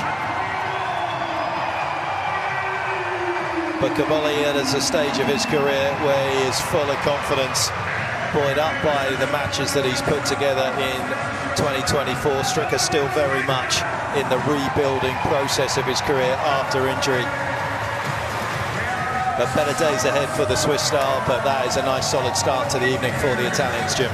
Yep, it absolutely is for Cobolli. First match of the new season, and he comes through not without a little bit of stress in the second set, but passes the test, and he'll pass the baton on to Jasmine Paolini as she'll take the court shortly and take on Belinda Bencic. So a lot of joy there with the team there. There's his father, gets the first hug, and then the rest of the team gets some love as well. But he puts him in a good position. But Dom Stricker, it's great to just see him healthy again after all the travails that he's suffered with the pinched nerve in the back. Better days ahead for him. Great to see him back out here on the circuit. But Cobolli has done his job and done it very well. He's shown backbone in both of his two matches as well. Has Stricker coming back in second sets, given himself a chance. Just couldn't quite get to a third set, but it is victory for the Italians. And Flavio, in a moment, will be having a conversation with Josh Eagle. Flavio, congratulations.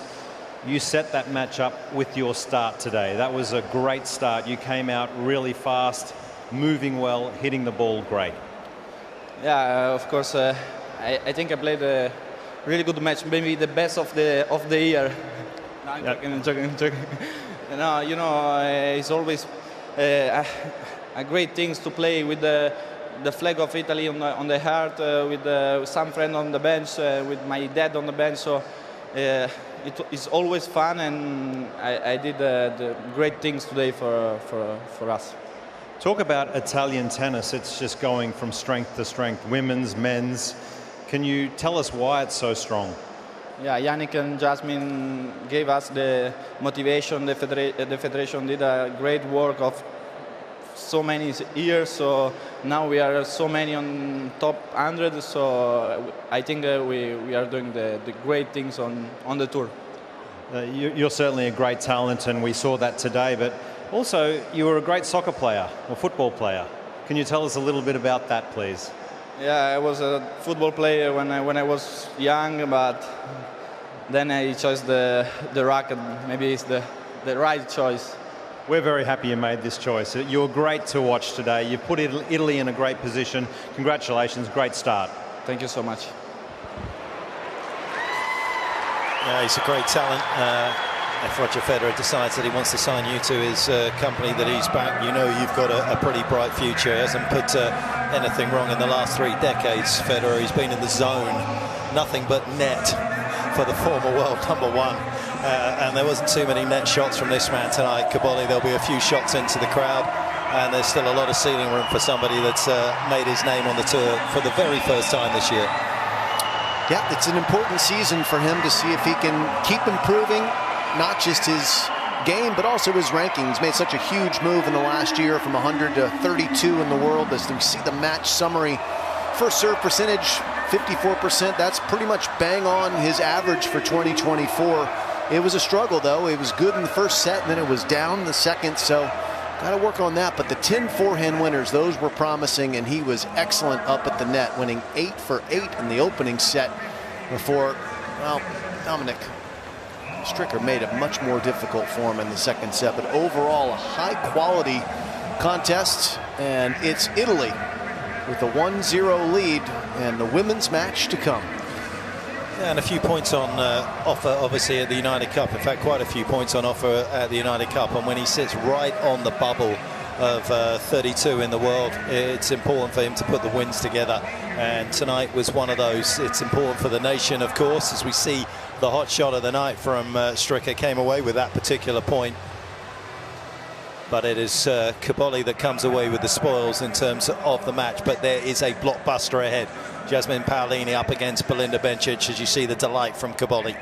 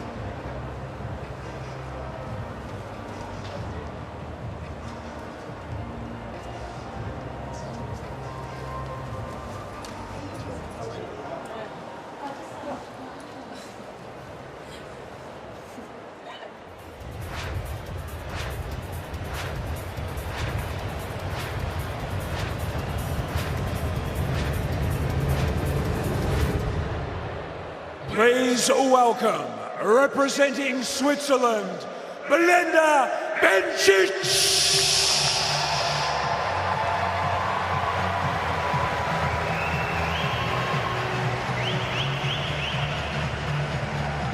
And please welcome, representing Italy, Jasmine Paolini.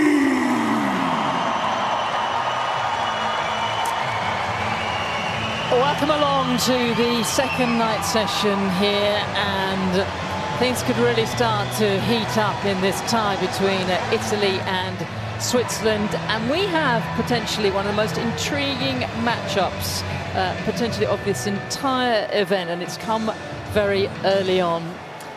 Last year, Jasmine Paolini had a wonder season, and she is up against tonight against a returning mum who's been as high as 4 in the world.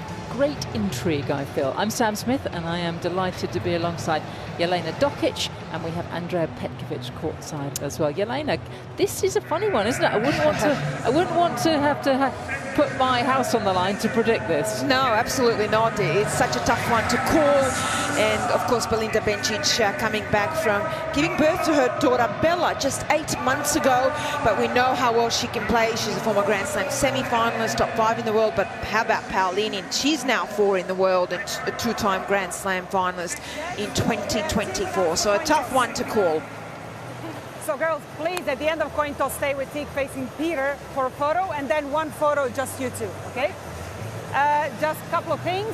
Serve clocks at the back and on the side banners, you see? Towel racks, either you put it in a basket or you ask those ladies that are sitting there to bring it to you, all right? TV changeover, so please stay seated till announced time. I think that's about it. Let's see. If you need anything or something wrong, let me know. Belinda, so are we gonna ask Belinda if she wants AO or what she wants? You want John? You want John? Yeah. Okay, go for it. Go for it, toss it up. Fantastic. Yes. Hi, sir. Sir? Stay with them, stay with them, stay with them.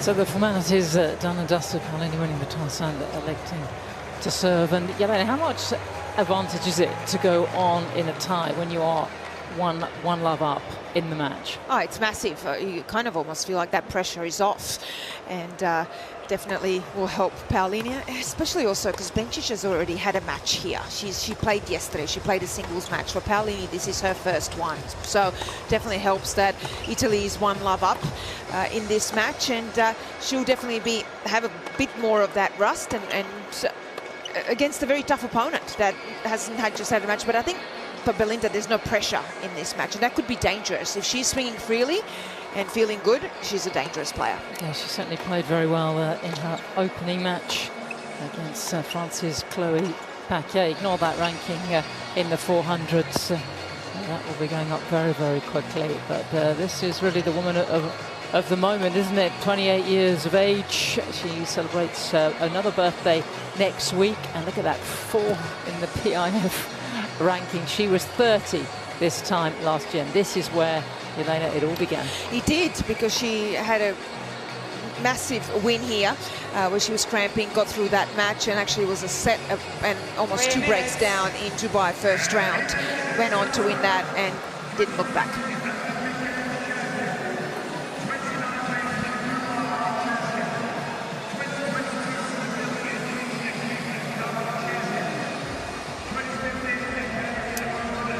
Going to be a third meeting between the two, and last time they played a couple of years ago, it was in a team competition. Bencic yet to drop a set in their 2 prior meetings. One also came in Las Vegas a long time ago now, 7 years ago.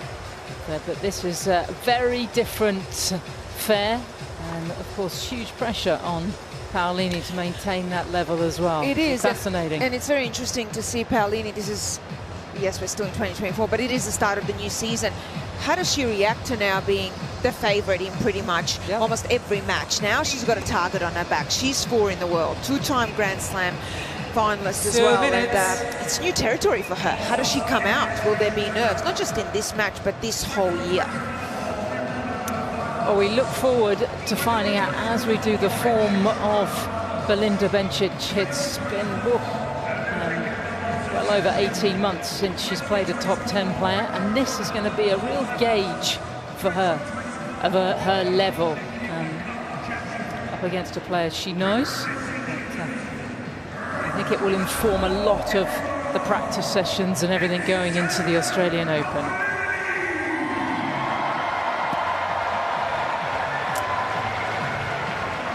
We're all set for the second night session here on Ken Rosewall Arena, and I am delighted to say that the Italian captain and the coach of Jasmine Paolini, Renzo Folan, is here. Hello. Hopefully you can. Hi, everybody. Hi, Renzo. Lovely to chat to you. A good start so far. What are the big? We were musing in the commentary box about how Jasmine approaches this season, given the success of last season. How are you going to manage expectation? You're taking a very deep sigh there. We have no idea, I tell you. No, you know, she had an amazing season, so I think she's very confident now. She's practicing good, you know. We face day by day, so we stay a lot in the present. We don't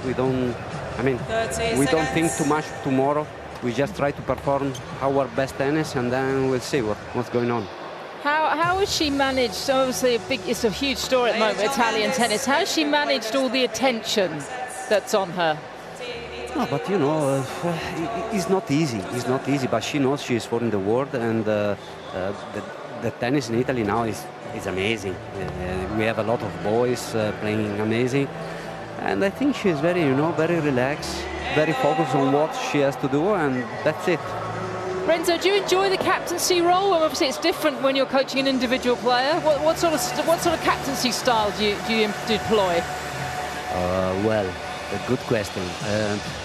I've been captain also last year, so it's my second, my second experience in captain for Italy. So I think I enjoy a lot of this competition because I love so much. I love so much Sydney, and I think it's a great start. It's a great opportunity to have a good start for the season. Renzo, we wish you well. Thank you very much for speaking to us. Thank you very much. Ciao. Ciao. Well, he seems to have it very much under control, and understandably, when predictor has Paolini as the strong favourite. We shall see. Paolini, 2-7. Ready? Play.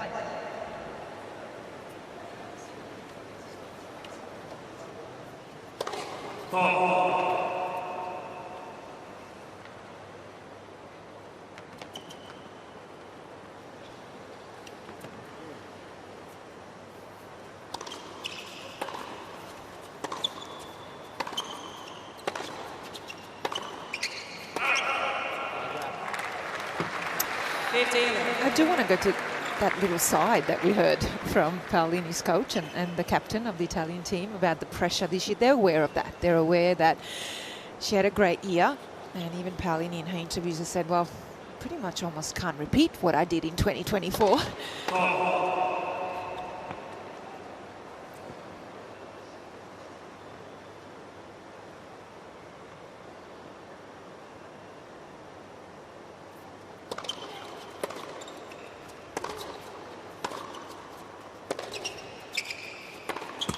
And in her interviews going in this tournament, she said, I'm not looking at it that way. I'm not looking at defending points or thinking about those Grand Slam finals. And it's all about just going out there, having another good year. And he said that as well, being in the moment every single day, a tournament by tournament. I really think that that's a good mindset. You don't want to think about defending points.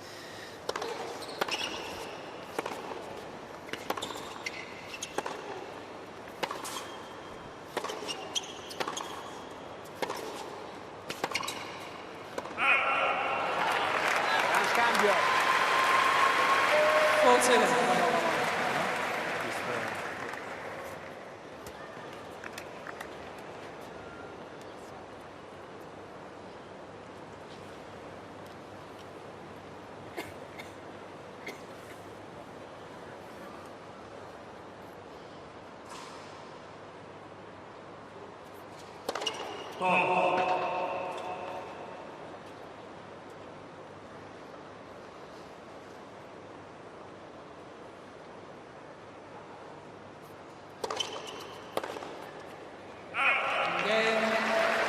Italy.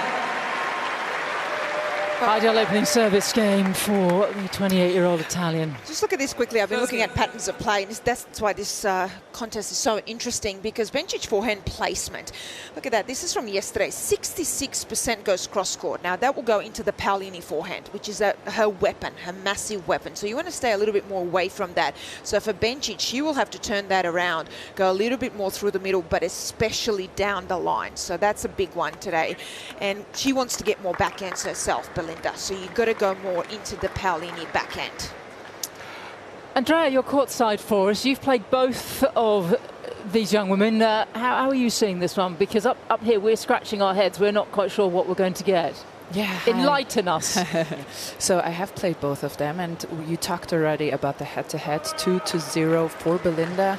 And I played Paolini, and when it used to be when you got quick and flat into her forehand, she would get very shaky on that side. So I think that's why the 2-love head-to-head is there for Belinda with her great backhand down the line. However, Paolini this season, or last season, this year, has really polished up that forehand side. So she's a completely different player than she used to be.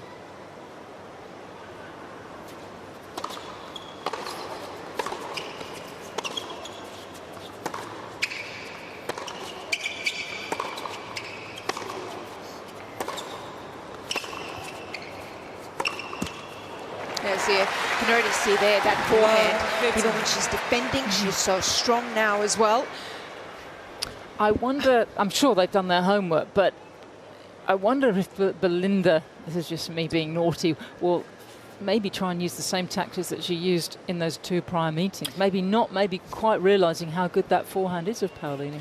Well, you also got to think about maybe your weakness as well.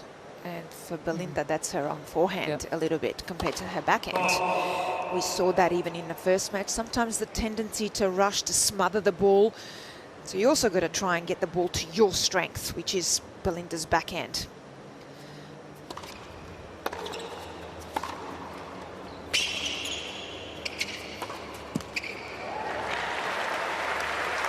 Love it.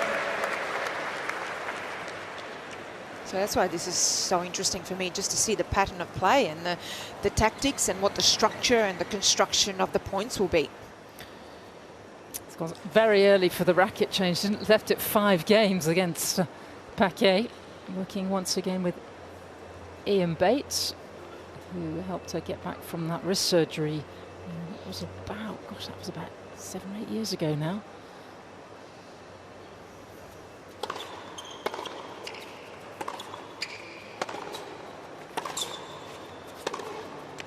But have a look at that already, the court position.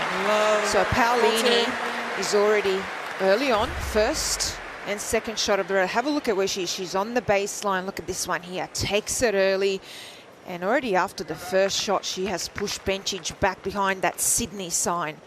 So far, already Paolini controlling the baseline. Early opportunity right here for the Italian.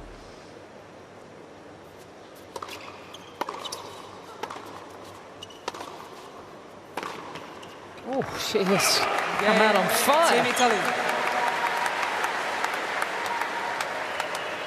Andrea, she's improved that forehand just a little bit, yeah? Just a little bit. Just a little bit. Slightly. No, she's improved that side tremendously, and we saw that down the line. She used to play mostly cross-court. You could already kind of cover that side and be in place, and I think that's what Belinda was struggling with, all of a sudden having to defend both sides off of Paolini's forehand, the down the line and the cross-court.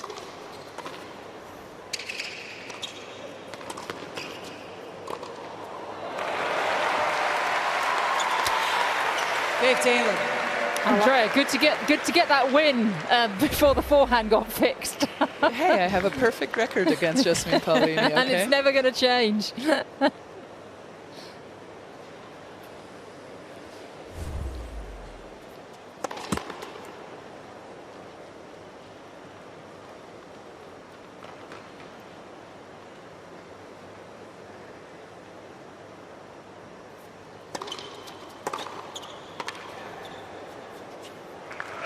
Yeah, I think Bencic, this is one of the things that she'll have to do. She has an opportunity, so you've got to attack the second serve from Paolini.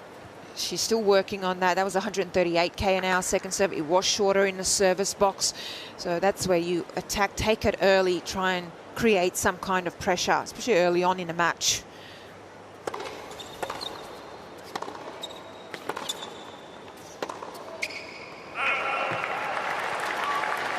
15-13. Both women making their second appearance at the United Cup. Paolini, 12 months ago, made her debut. An epic win over Angelique Kerber. There was cramping, there was drama, there was falling over. It was a huge match before losing to Francis Caroline Garcia. Bencic 12 months ago was not on the tour, but made her debut in 2023, and she also went 1-1.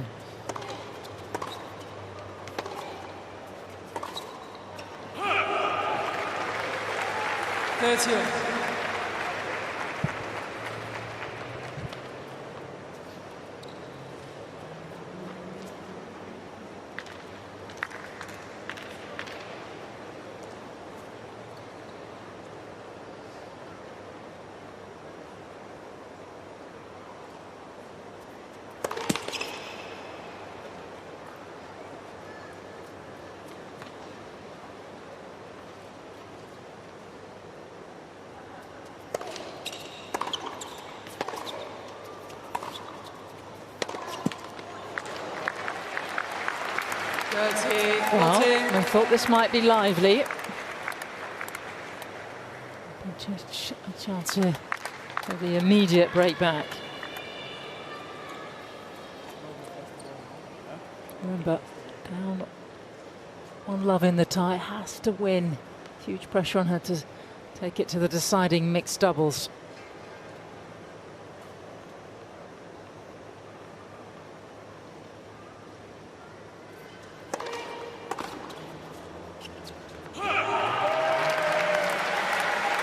Yes.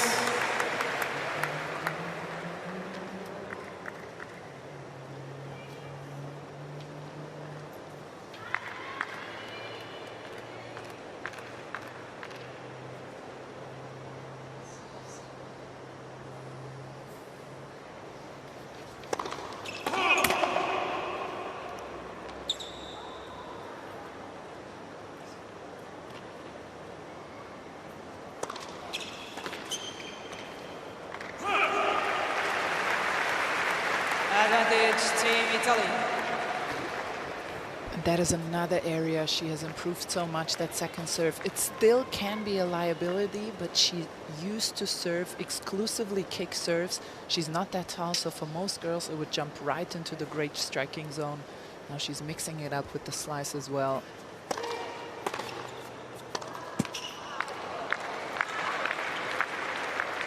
Yes. It certainly sounds from what you're both saying, she has become, in her late 20s, a much more layered player. It takes some time for it all to come together.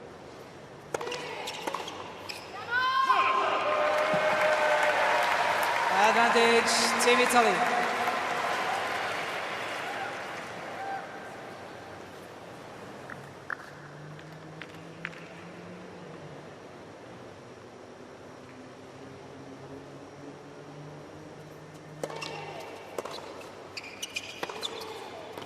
Oh, Paolini jumping out of the blocks very quickly, and a fast start for Team Italy.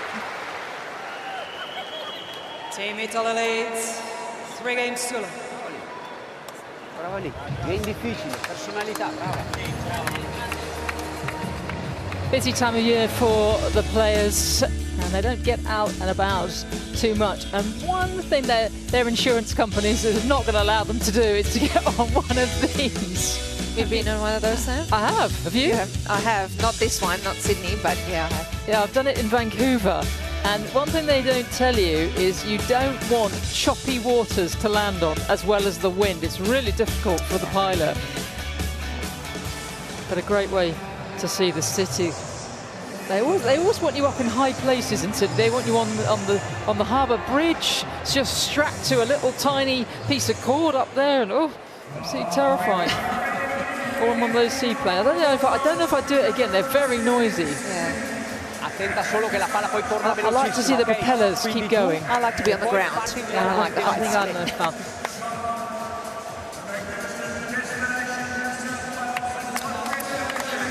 Team Italy looking to make a second final as they did on debut. Lost 4-0 to the United States. Beat Greece in the semi-finals. Last year didn't get out of the group, and they actually came third to France and eventual champions Germany. So really up and down in terms of their 2 prior United Cup performances. I'm kind of interested how Paolini's already out of the blocks. She didn't even have a long break there. She's ready to go while Bencic was still sitting down on the chair. I like that mentality when you're aware that things are going your way and you're just pushing, you're putting that pressure on your opponent. Psychologically really smart, because you see that as a player on the other end.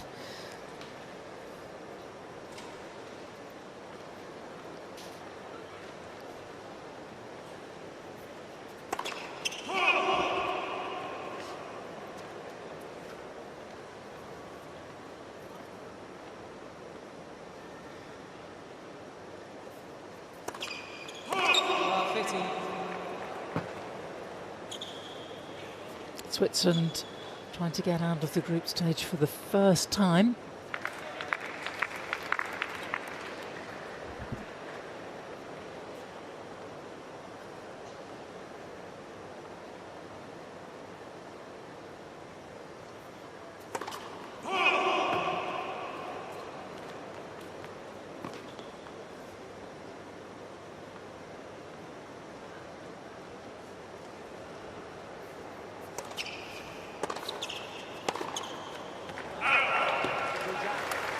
Yeah, she really lifts up out of that forehand, especially if she doesn't set her feet well.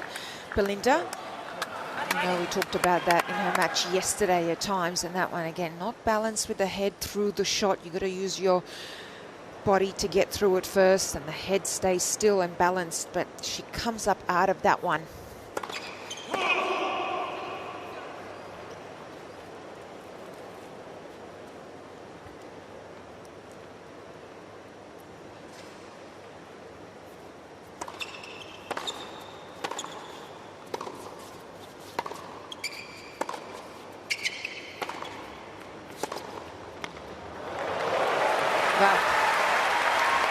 So dynamic and explosive.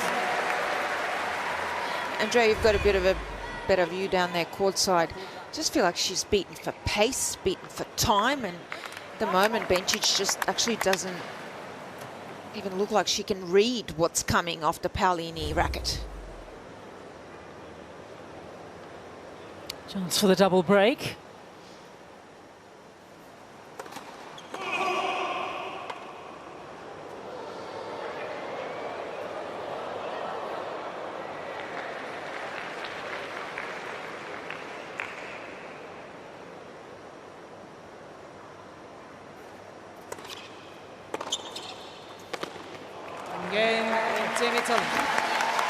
Yeah, and you're absolutely right, Elena, and Jim Courier just said something about Jasmine Paolini's teammate, Flavio Cobolli, said his fast-twitching muscle fibers have fast-twitching muscle fibers, and I feel exactly the same way about Jasmine Paolini. She's just so dynamic. Her first steps are so quick.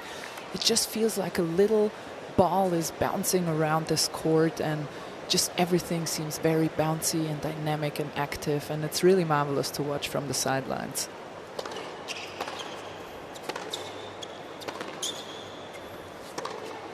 Wow, Paolini's don't look like they're fast twitch, they're extra fast twitch.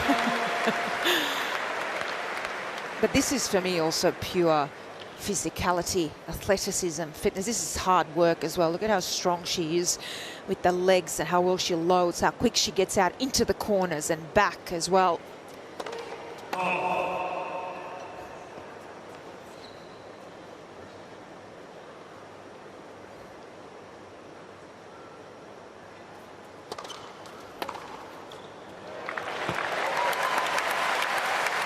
15.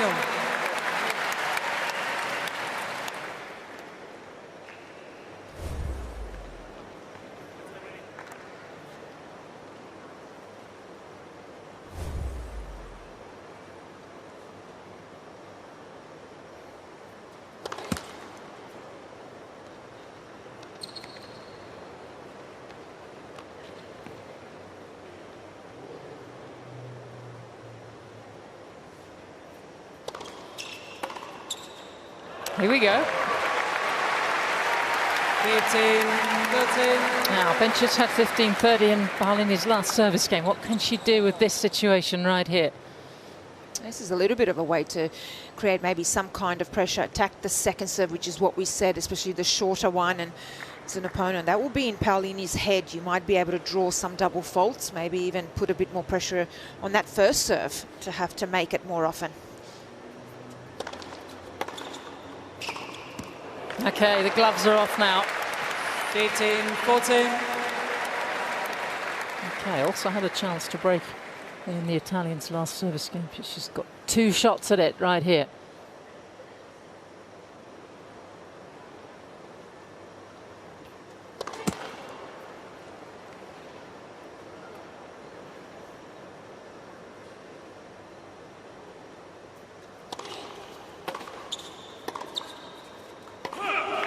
Switzerland are up and running, but Italy still going very well and in control of this first set. Team Italy leads 4-1.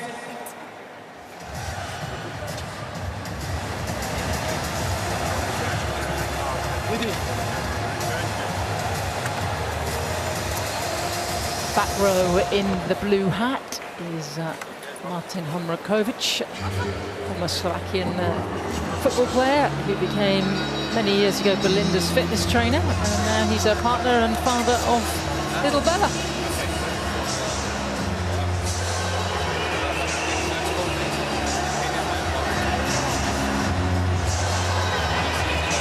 Bella's going to have some great athletic genes, isn't she? Yeah. Wow, she's hit the jackpot.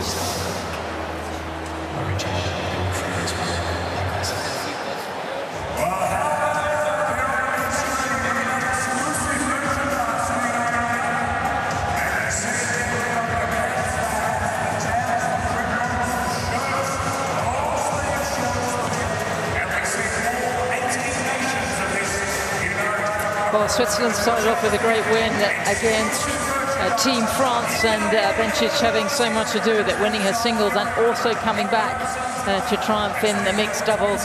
This is very different gravy against Team Italy here. And the Swiss very much against it in terms of the scoreline right now.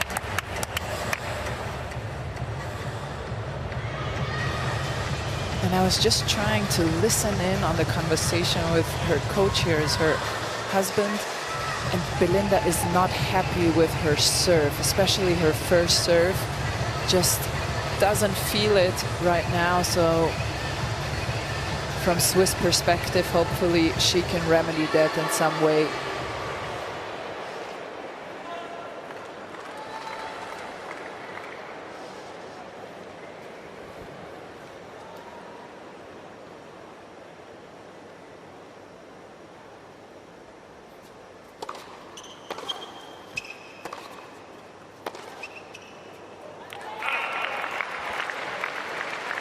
Heler.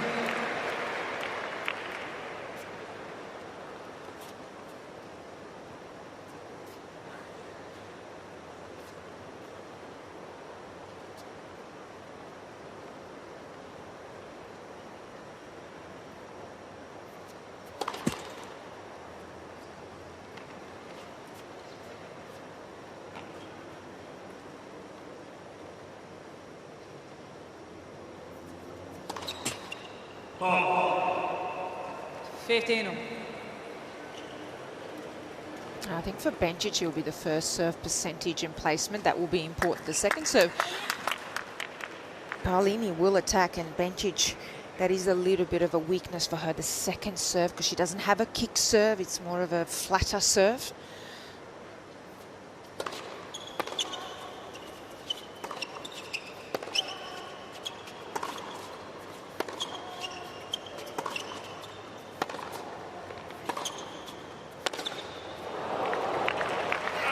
And a good first serve will allow her to maybe try and just dictate the points more. At this stage, she's got to find a way to hold serve regardless of what happens in this first set. And you got to get that confidence on your serve that you can hold serve going into the second set. So still wants to get herself back into this set here and try and play herself in.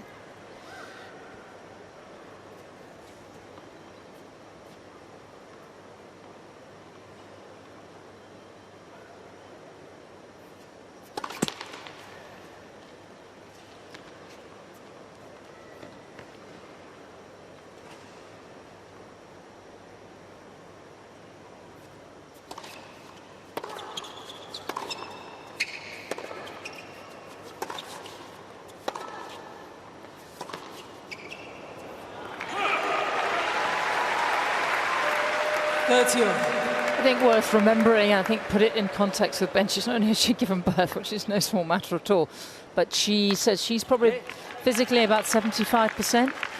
Played 10 matches coming in here at the back end of last season in smaller events. Hasn't played the top 100 player in that time, but wanted to come back. Feel maybe it's a little early, but just wanted to get going. So.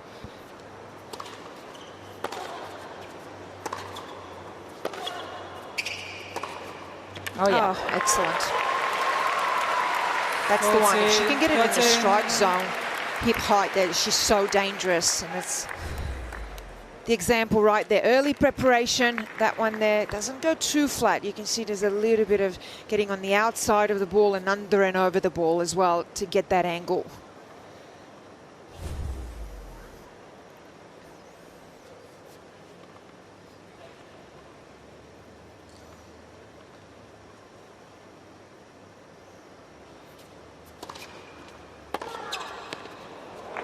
She's made it. Yes. Well, she just tried to get that serve in, but could do a bit more than that. That's 130k an hour first serve, but it was too short. Paolini right on top of the bounce, redirects down the line, and look at the left hand, the work that he does to get over the ball to make that dip in.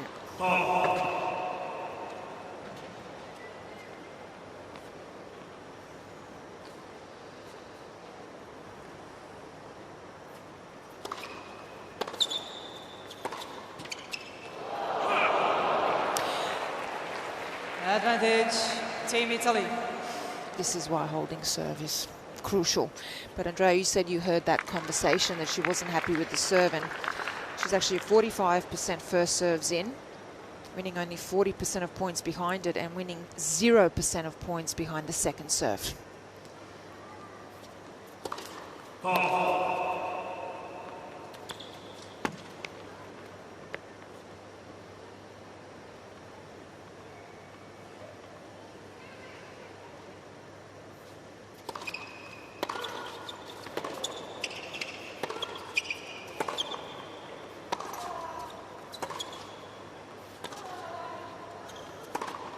Oh, yeah. Oh, yes. Yes. Andrea, you must have super fast twitch hearing twitches in your ears, because we couldn't make anything out of that conversation at the change of ends. We're very impressed up here. Well, I took off my headphones and tried to move on a little closer. Okay. So I wasn't relying on the cameras. I was relying on myself here.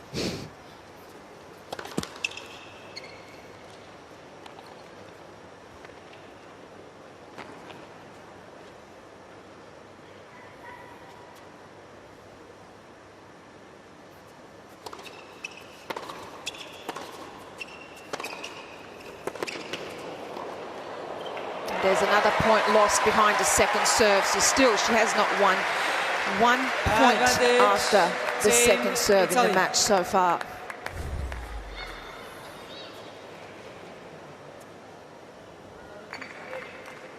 Coach Furlan, Captain Furlan, looking very happy so far, former top 20 player. She was very pleased the day she went past his career high ranking of 19 and had the bragging rights, and she's got a chance, another chance to break here.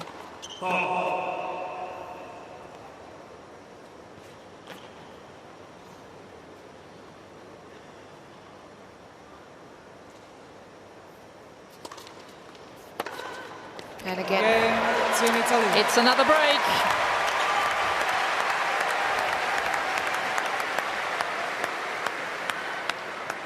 it's a bit of that deceleration that she has on the second serve, so she can't get the depth. But also when you don't have a kick serve as well, right here, you're not getting enough to get it to kick out. She needs a ball toss on the second serve to be further to the left to be able to throw the racket out to the right to get the kick.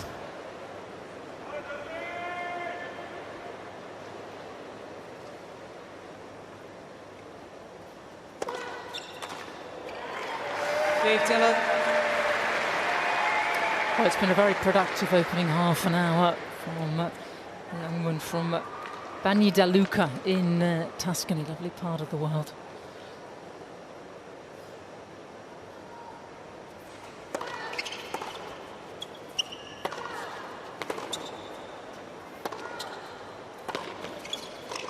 Oh, she's making this look very easy.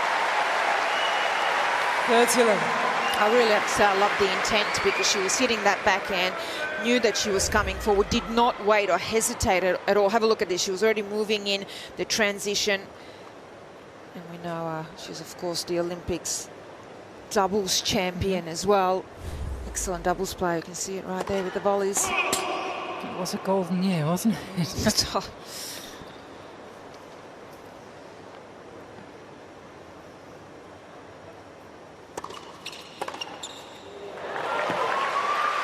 And the Olympic singles champion from Tokyo, Belinda Bencic, trying to find something here.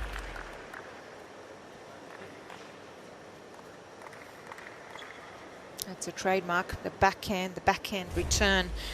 Takes it incredibly early.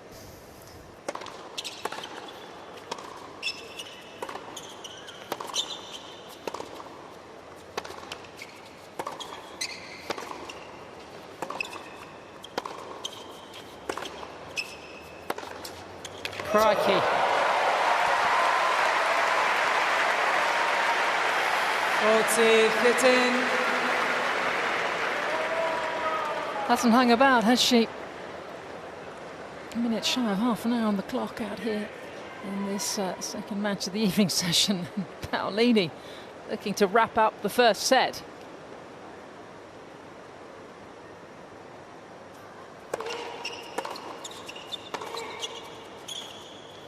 Wow, what a way to open up the season, and it is a very lopsided opener. Team Italy take it by 6 games to 1. 6 games to 1. New balls, please.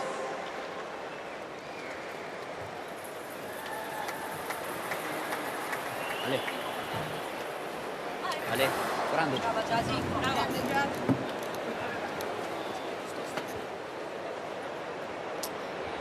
Well, we never know how players are going to come out, but that was fairly awesome. I mean, awesome, I think, is the word we'll use here. Yeah, well, all the good stats are on the Paolini side. 58% first serves in, winning a big 79% of points behind it, but Bencic struggling first serve percentage, only 39%, and struggling to win even 50% of points behind that.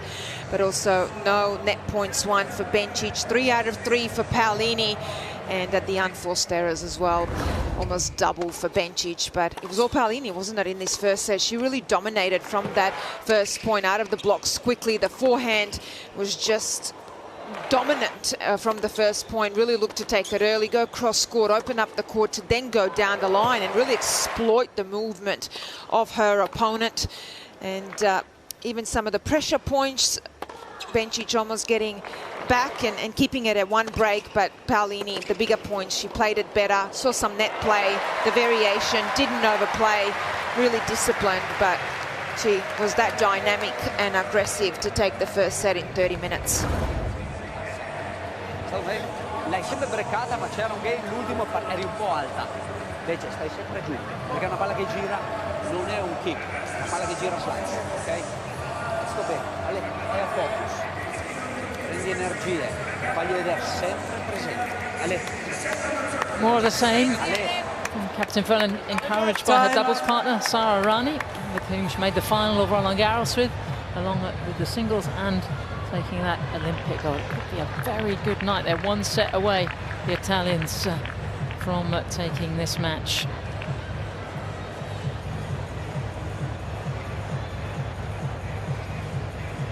Second set. Team Switzerland to serve.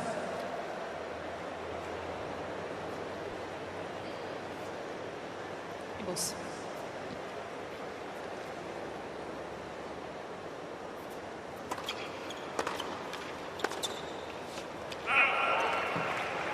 Love 15.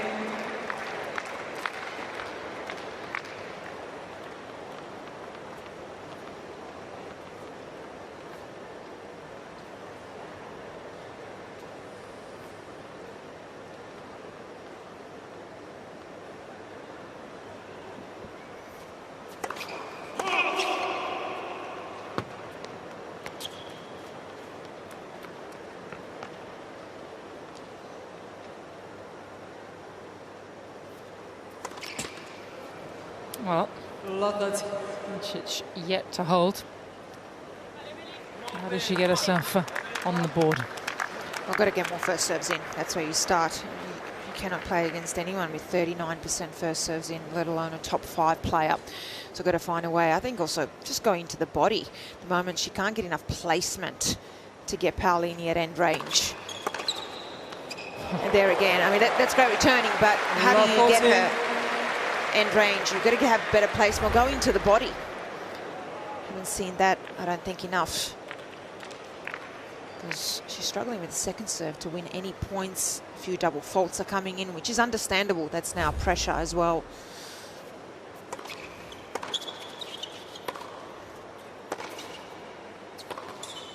It's a 4th consecutive break of the Bencic serve. And Team Switzerland in all sorts of trouble here. Third serve is the one you wanted. Yeah? Come on. Got to use this free one.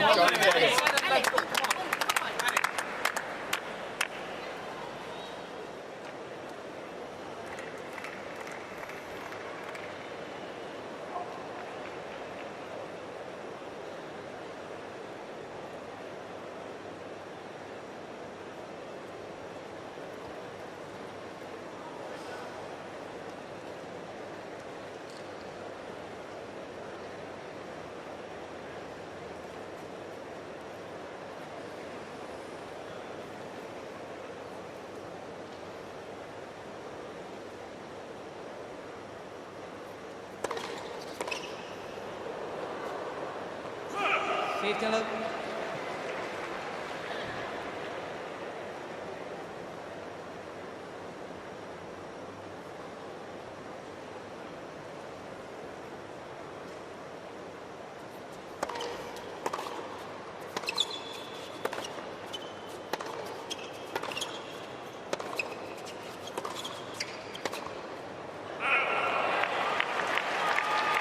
I remember interviewing Jasmine at Eastbourne, the first tournament she played off that spectacular run to the final at Roland Garros, where eventually she lost to Iga Swiatek. And she said a couple of things that I really like. Well, the first thing she said is, I said, what's the plan now? She said, my only goal is to keep the level, no let up.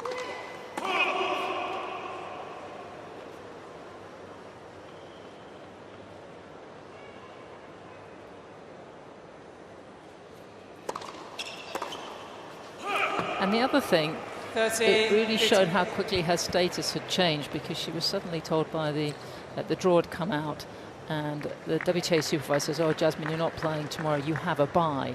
And very sweetly she said, I've never had a bye before. I just love that. I'll never forget that. How things change. And for this lady, Righty, I love the story, because she didn't really come through until the age of kind of 26, 27. So she kept working hard, and believe me, but all because she just loves the sport so much. It just shows you what you can do with hard work and passion.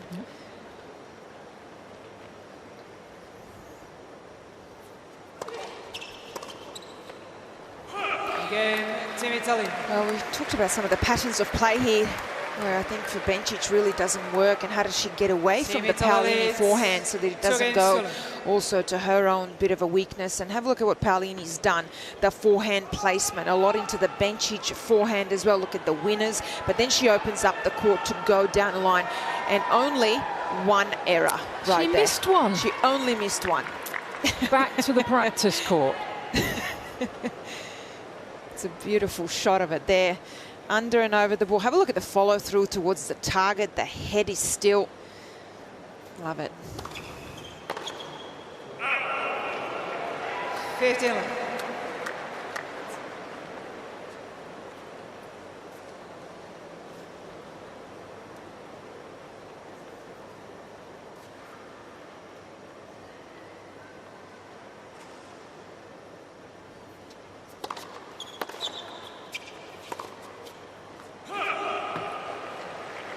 15.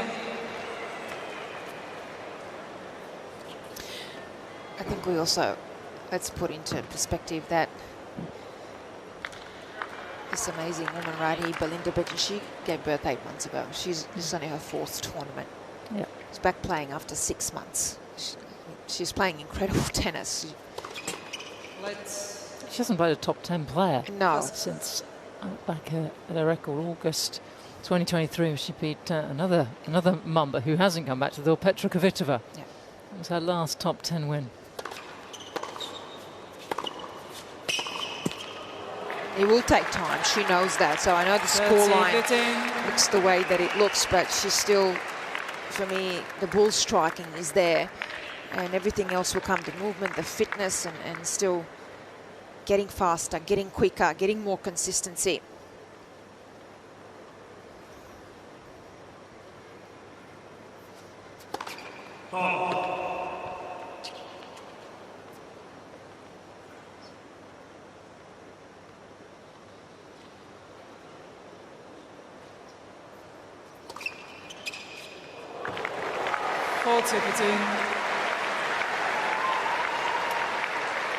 First ace of the contest. We've been waiting for that.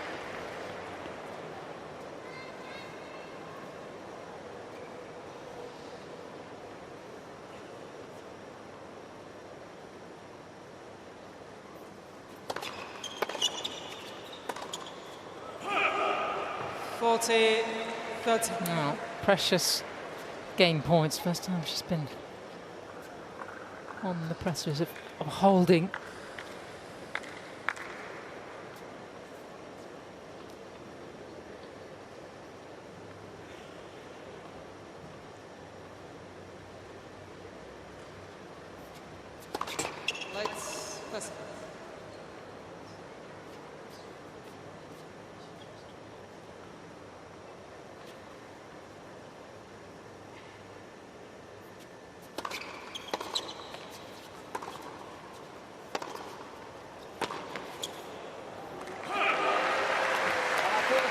Yes.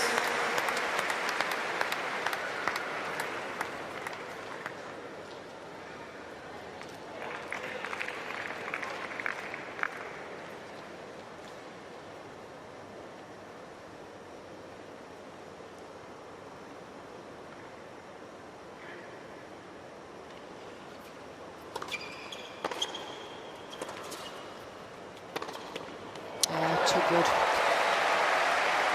This is what she has the ability to do, that cross-court forehand. Team Italy.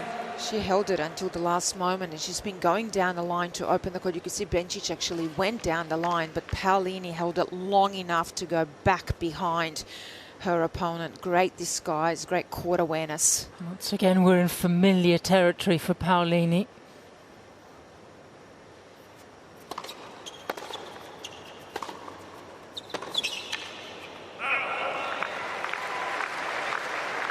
Yes. And you can see, as you said, Yelena, you can see with Belinda that the ball striking is still beautiful, still very clean. I think the only thing she's lacking, and that will come with matches and with time, is that first quick step. She just seems overwhelmed by the pace that Paolini is bringing to this game today.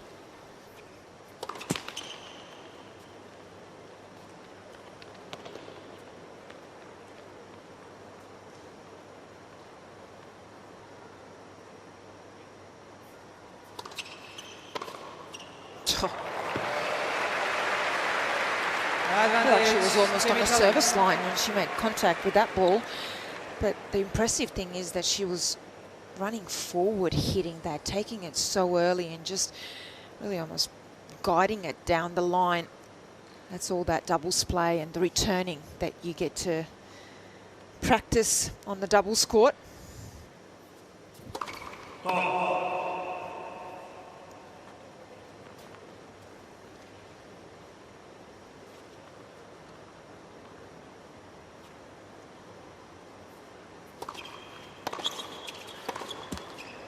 Oh, she's hungry tonight. Italy in full control out here on the Ken Rosewell Arena.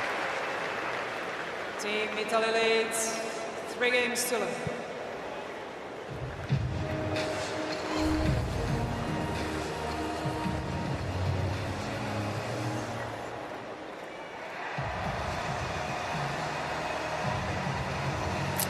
Out of curiosity, I had a look at what their rankings were when they last played at the Billie Jean King Cup at the end of 2022. And talk about a role reversal. Paolini was barely inside the world's top 60, and Bencic was at 12.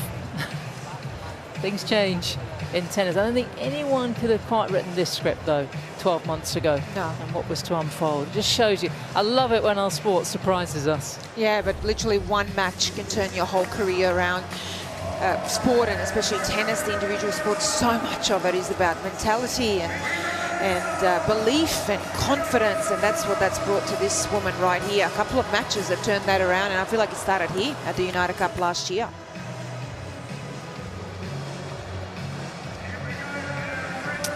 The third edition of the United Cup and the group stage held across the two cities of Perth and Sydney.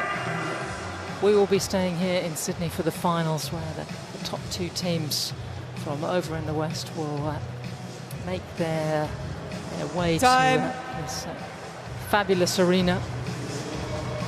And we'll have the semi-finals and finals over next weekend. We will be in a new year. Interesting. Paolini is ready to serve, and Bencic is still on the chair. It says a lot about this match, doesn't it? There's nothing worse than seeing that on the other side of the court when you're losing, or when the match is like this, and then you see your opponent ready to serve and just nothing's going your way.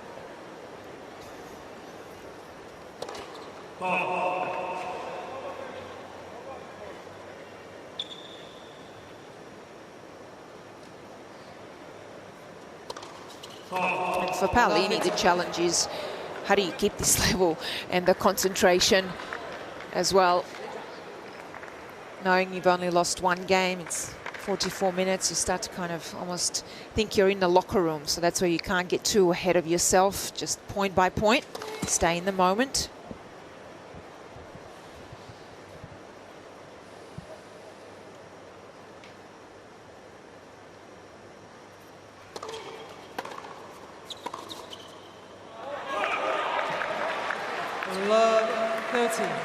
Tempo sul servizio, con calma, Ale, su, Ale decisa, si tira su, Ale.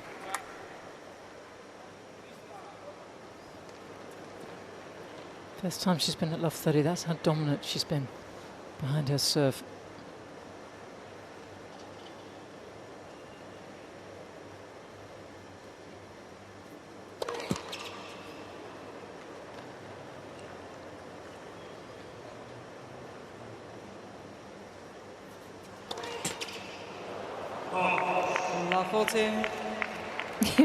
I read it.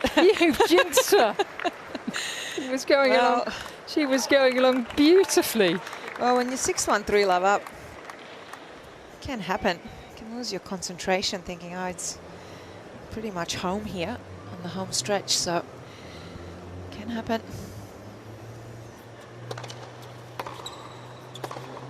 Can you believe it? Switzerland.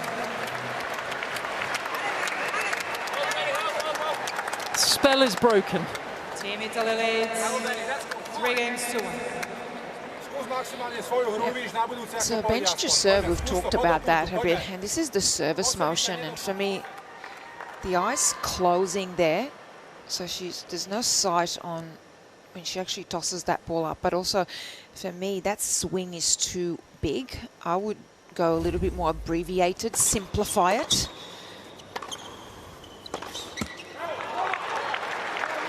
There's also, she drops the elbow, there's almost also a little bit of a lag there as well. And I don't know how you feel, Andrea, being there courtside.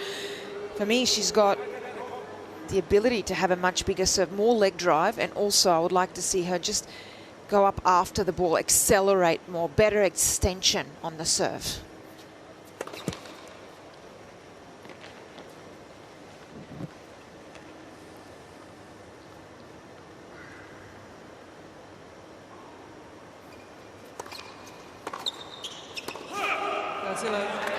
Yeah, it's interesting, right, this motion. I think for me the crucial point is that sometimes she doesn't get into the trophy position quick enough, and this is the reason why, what you mentioned, she keeps the head down for quite a long time, and then the trophy position is here just before she has to go up, and I think she loses timing there.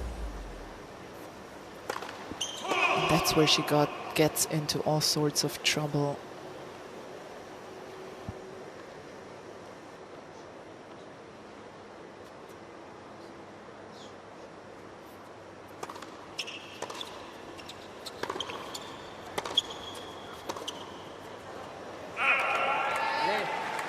She also collapses for me with that left side as well. The right hip comes in, so that's why her serves are slice serves, because there's nowhere to go when when you open up and that right side opens up too early as well.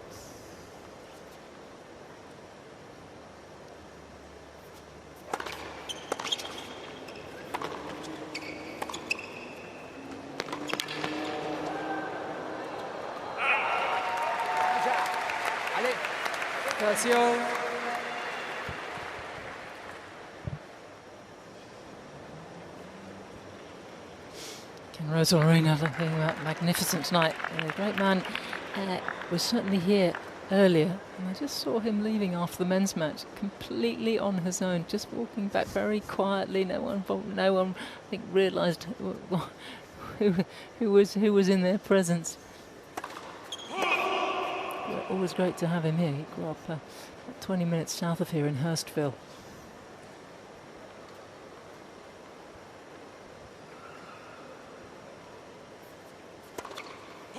Oh dear. 30-40. Still yet to hold.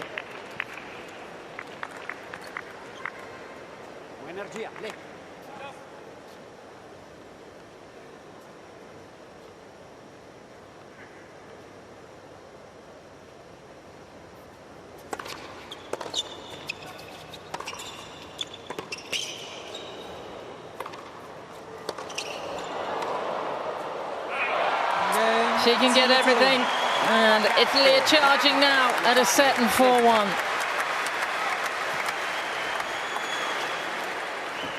Team Italy leads 4 games to 1. I find it really funny that you could just hear Coach Forlan yell energy to Jasmine Paolini. Can she have more energy? Do we want to see more energy from Paolini? She might just bounce right out of the stadium if she uses any more. Wow. Might almost be counterproductive if she had more energy. Just shows you, I don't think there's going to be any let-up this year. What might she achieve? Goodness me, she's talked about, you know, obviously building up her game, because she's now looking not down, she's looking up at Sabalenka and Świątek, and basing a lot of her practice around, okay, how am I going to play them? How am I going to get closer to those two? And Coco Gauff as well.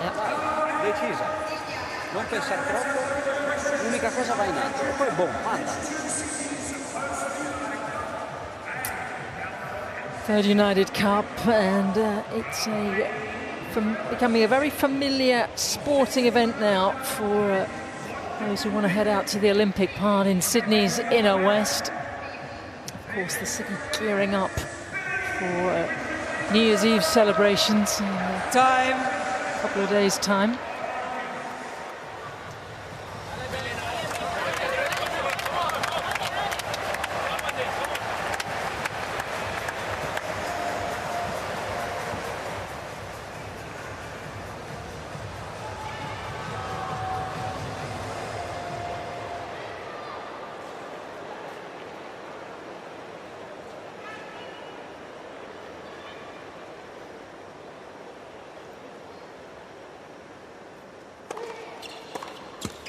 15 love.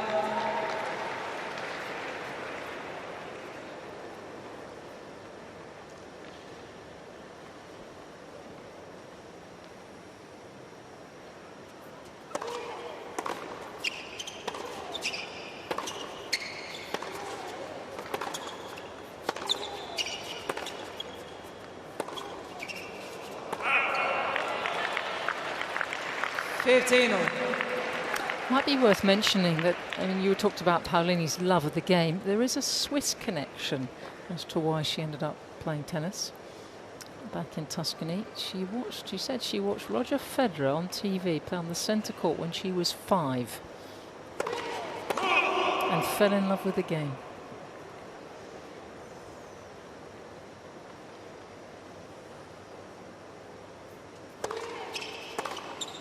I think Roger's done that for a lot of players. Yes, exactly. She's not the only one. It's coming back to bite the Swiss now, isn't it? She really does have her own brand, though, of hustle and bustle. So what to do in this service game. Broken in her last.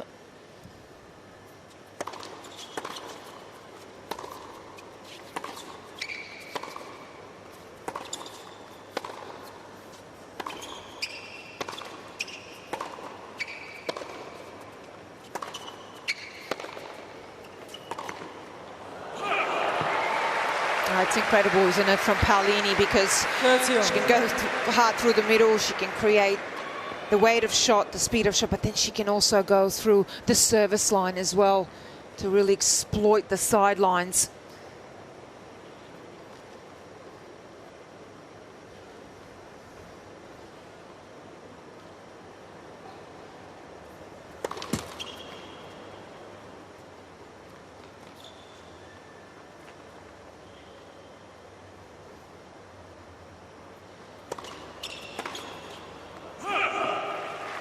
To 13.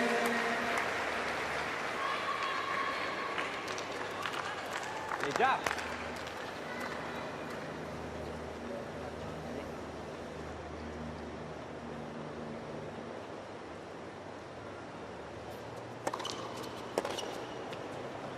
Game, Team Italy.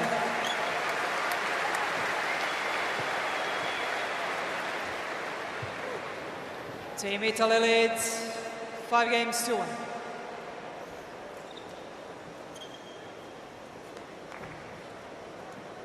Well, it's been pretty rapido out here for Paolini. Not quite an hour on the clock, and Bencic finds herself not only serving to stay in the match, but serving to keep Switzerland from defeat.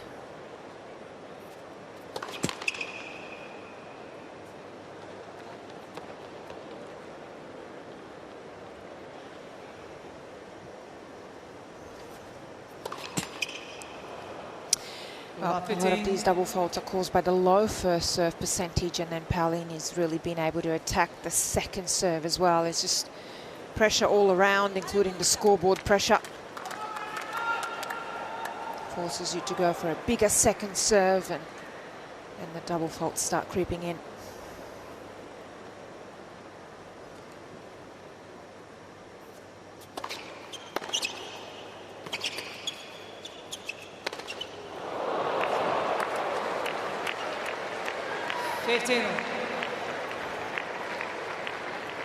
This is why we talk about the love of the game and her smile, because not many players would smile after that. Doesn't matter how well they're playing. Oh.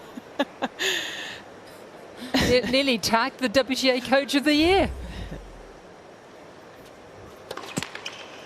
I think the energy didn't sit well with her. She's just getting rid of the bad energy there. Oh dear. I have to say, for both of you, I love the analysis of Bencic's serve. I'm looking at it with completely new eyes now. Well, the problem you have, if you're not technically sound, it will fall apart under pressure, and that's exactly what you've got here. The motion needs a bit of that work.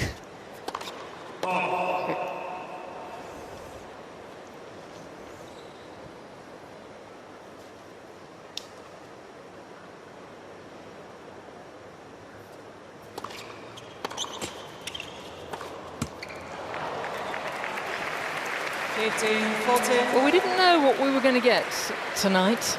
We had the pressure on Paolini after a brilliant 2024 season and the returning mum. I think we've opened a new page here. It's match point. Let's go.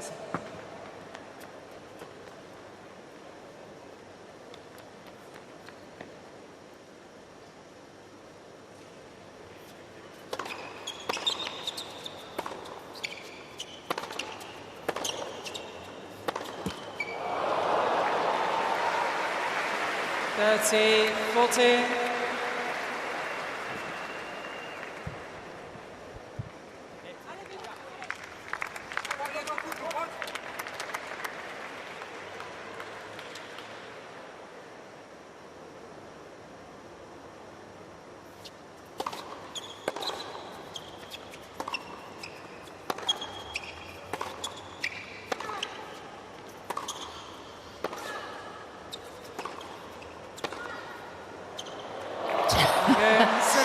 She makes everything. Fossa Italia. What a start for the Azzurri. Straight sets for Paolini as she opens her account for the season. Barely an hour on the clock. And I don't know if you want to start that well, because how she will maintain it, who knows? But goodness me, she's answered a few questions about what we might see. Brilliant performance from the 28-year-old. Say she's continuing where she left off. It's almost like you don't want to peak too early, but that was just spectacular. 57 minutes, loss of only 2 games. Really did not give any chance to returning mum Belinda Bencic from the first point. Razor sharp, everything, footwork, ground strokes. But how about the composure, the mentality, the enjoyment of the game that she brings? I mean, phenomenal to watch. Well, but she certainly lit up this arena. And Italy getting off to an ideal start here. I suspect she'll be stood down for the mixed.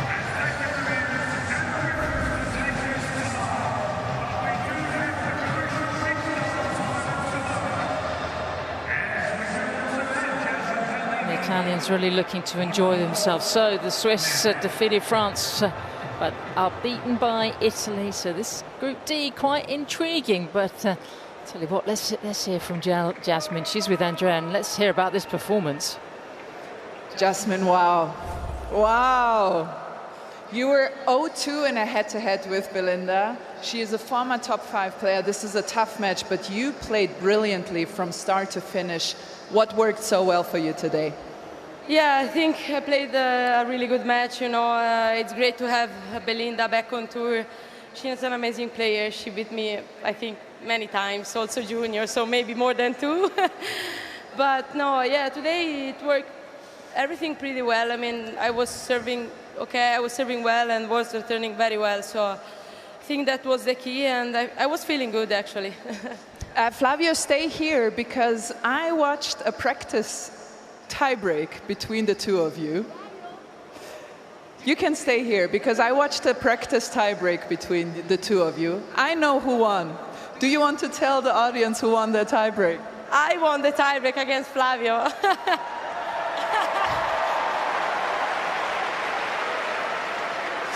But I saw him playing today, and he was playing better today, so I think he was not motivated to play against me. That's why he was, you know, I don't know, too many mistakes.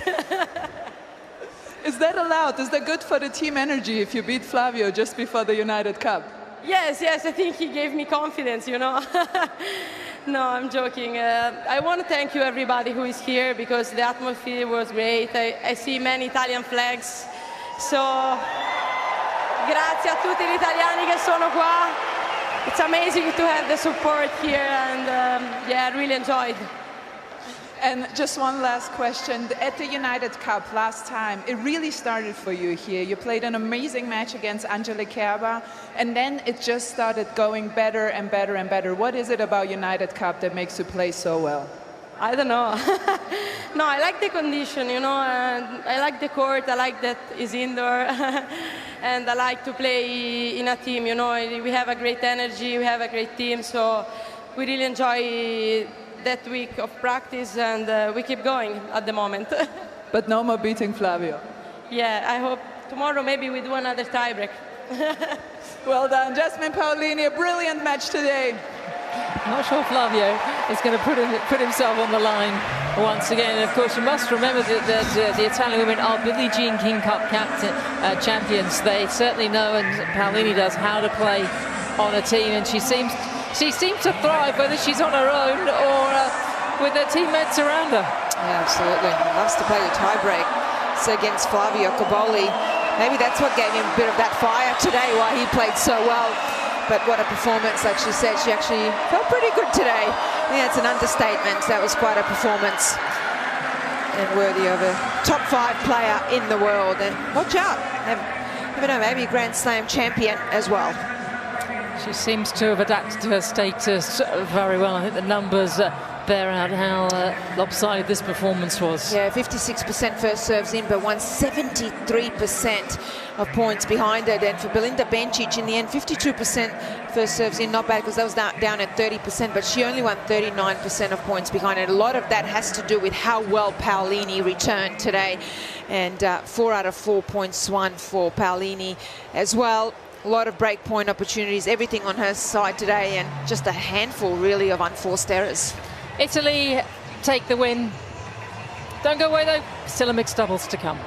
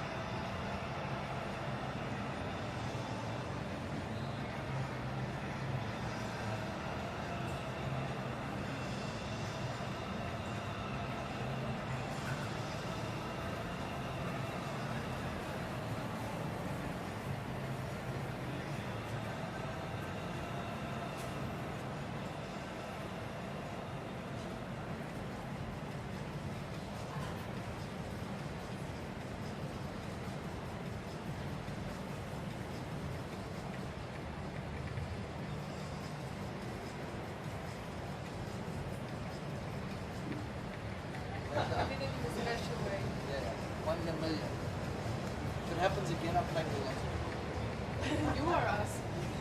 All together.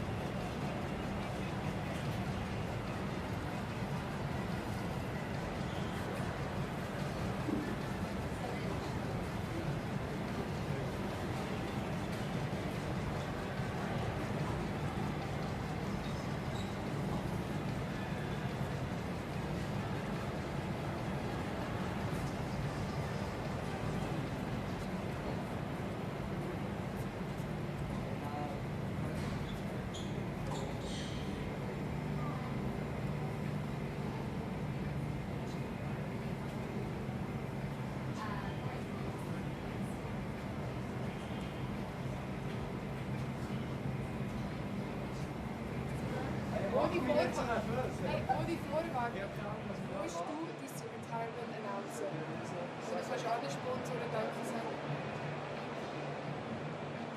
Vorbei. Das kannst du schön ablenken. Hast du verloren? Also, ich sag dir, es wird kommen. 100%. Das hier hat bis ich aufschlag.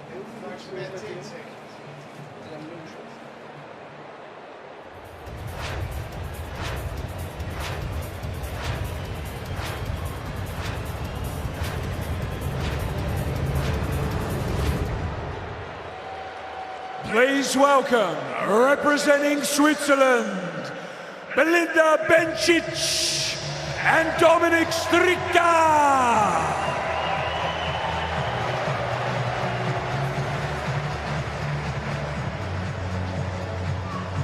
And please welcome, representing Italy, Sara Rani and Andrea Vavasori. Well, welcome to what could be almost WWF wrestling or whatever it's called. Laura Robson alongside of me, Todd Woodbridge. Great introduction for the mixed doubles here at the United Cup between Switzerland and Italy. Italy, of course, have won the tie 2-0 by virtue of winning both of the singles, but it's still a very important point for Switzerland if they're able to get this, because they've won a match in this group, and there's that opportunity still to try to get through to the quarterfinals. Yeah, you can see that with the fact that Bencic has come straight back out, along with Stricker as well, who of course played singles earlier tonight. I'm not sure the Vavasori's ever heard his name announced quite like that, but I think he liked it. It's good. Team Italy, tough to beat in this sort of matchup though, looking at the credentials of both Vavasori and Sara Errani. They have so much experience down their end of the net, not so much in mixed doubles until recently, until 2024 US Open that they won together just a few months ago. So I'm sure they will be looking to continue that form and get the 3-zip win for their country. Well, in terms of the mixed doubles, Belinda Bencic and Dominik Stricker, they got the job done at 1-1 in their opening match against France to win that tie. So they won their first match 2-1. So please, after the coin toss, there's going to be a picture with our guest and then a picture just the players, okay? So we have the net machine, 25 seconds between points. For the towel, you can drop in the 4 boxes, but you also have someone in each corner that can bring the towel in the box. All right? Any questions? No? It's going to be your choice. So you have John Newcomb or AO? Newcomb. Newcomb. Here we go. In the air. Yeah. Go.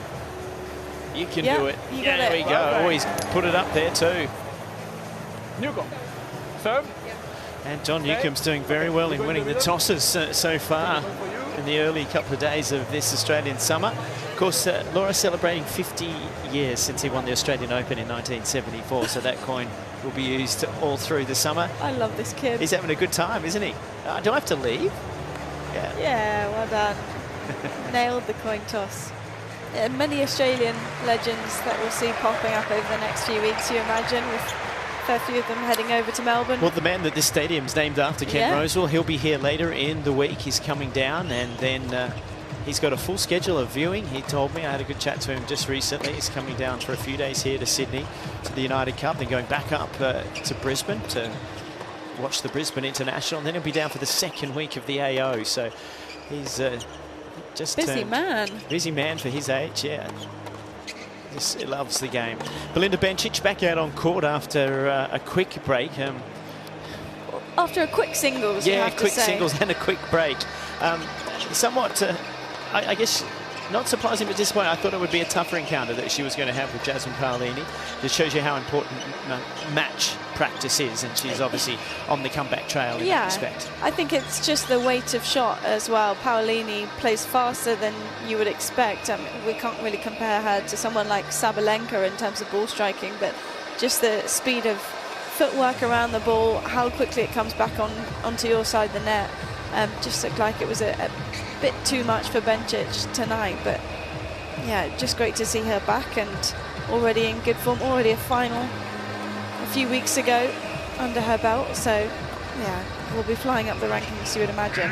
Well, when you talk about experience and class on a doubles court, Sara Errani brings plenty of that. 31 career doubles titles to her name.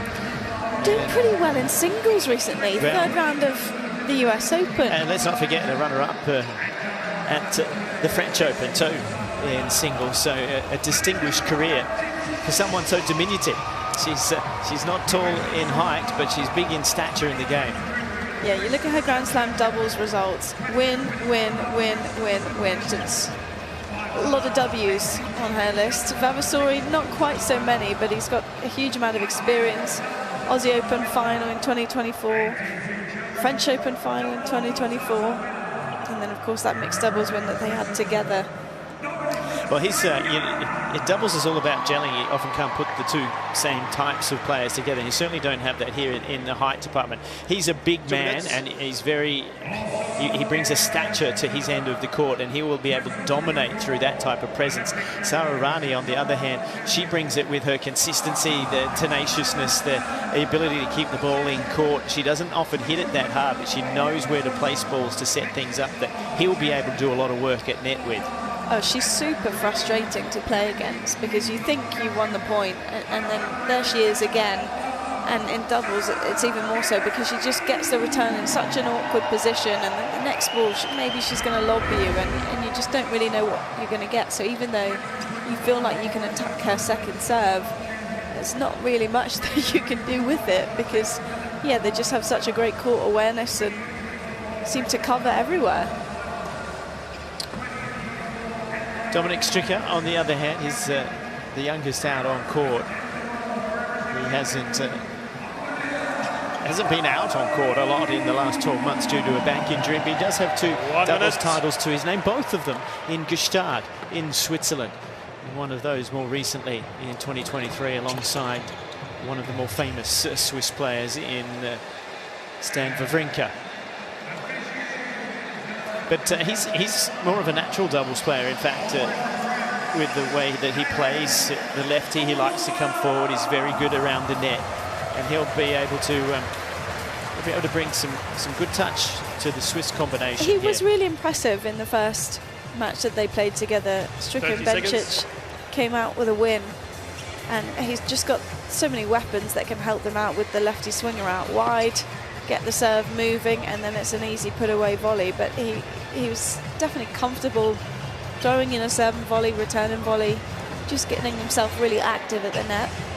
We just saw both of the captains, Sandra Ney for Switzerland and Renzo Heler for Italy.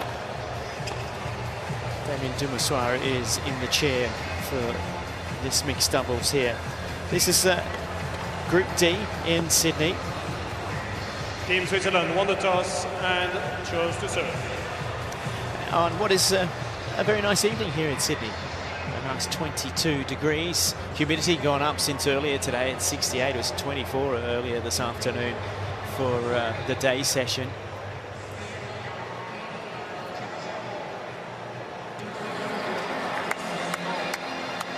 So very important mixed doubles encounter to come in terms of keeping yourself in the group, because in the quarterfinals here, you will have the winners of all the groups, the 3 groups in Sydney, the 3 in Perth, and then the 2 best percentages will then fill out the last 8.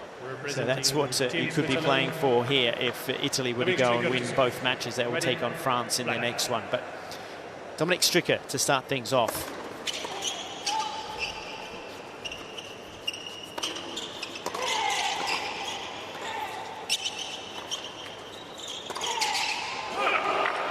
Well, she's missed the last forehand, but the perfect example of what Sara Errani can do so well on a doubles court. Slow things down.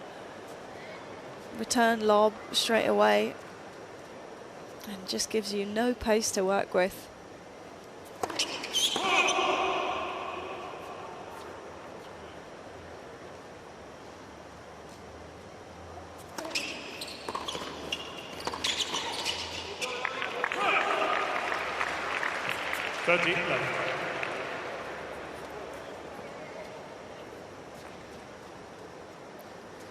Well, you and I both played quite a bit of mix. You had some success, and I had a little bit myself. And a little bit more. Well, no, but where I was going with that is, I didn't want you to say that. I wasn't setting that up, but it was more of when you're out on court and you're the woman in the partnership. We all both have roles to play, and how did you feel when you were out there, and particularly when you're coming up against the different male player? What was your psychology about having to deal with that? Oh, I really liked a target as a returner. So if I just knew ahead of my returning point where I wanted to go with it,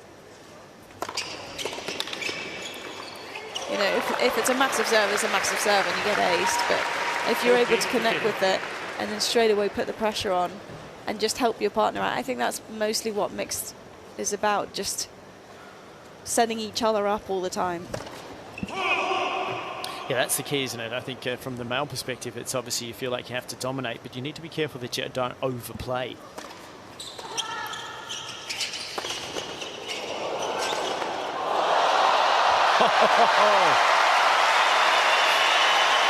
Well, some good reflexes early on from Vavasori.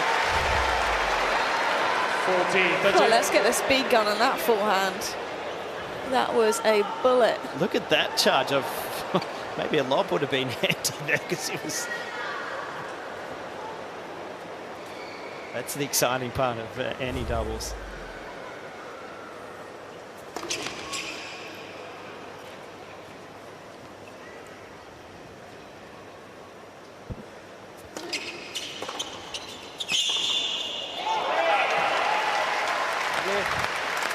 So mixed doubles, deciding points. Deciding points. And so male to male in this situation, and then woman to woman.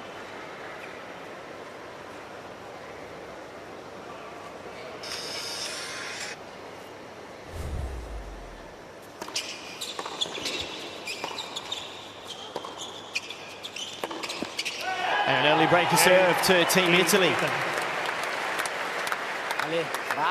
Well, to come out of the blocks that sharp, this is how you have to do it, Laura. This is the warm-up that we saw Vavasori doing in the break. Now, we were trying to figure out what was going on here. Well, it's got to be something to do with eyes and reflexes and following the ball, and then he would go straight into deep, like lunge work, and then this is your reflexes. This is picking the ball up with the peripheral vision and not knowing where it's going to come off that wall, that little... I guess it's like it was a very thorough warm-up. What would you call that device there? That's a little rubber ball that can bounce off in any direction, so you have to be ready to catch it. But yeah, he came out of the blocks very well there. They've just got so much energy. That's another thing Errani does really, really well. You see it a lot when she plays with Paolini, how active she is straight after the point, running back to her partner, picking each other up all the time.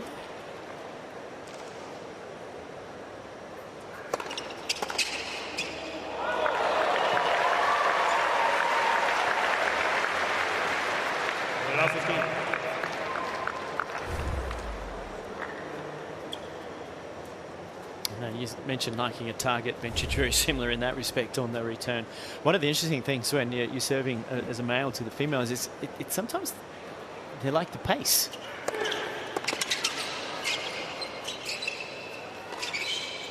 Oh, nice indeed. And it's the spin that the men can get that often troubles the females a little more. Well, the kick coming over your shoulder is probably the toughest one, whereas a pacey serve coming onto your racket, it's quite nice because you don't have time to think about it. It's redirected pace. You more often than not can feel like you can go line with it. 15.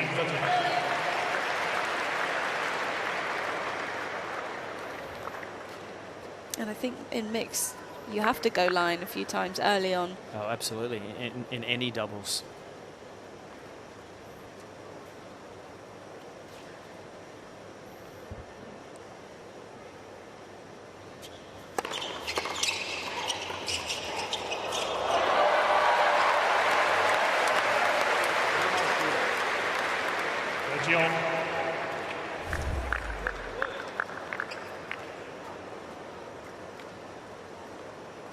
The one thing in doubles too, be prepared for that ball to come back, and Irani in great position here. She knows that one's there. She's looking for the next. Good footwork.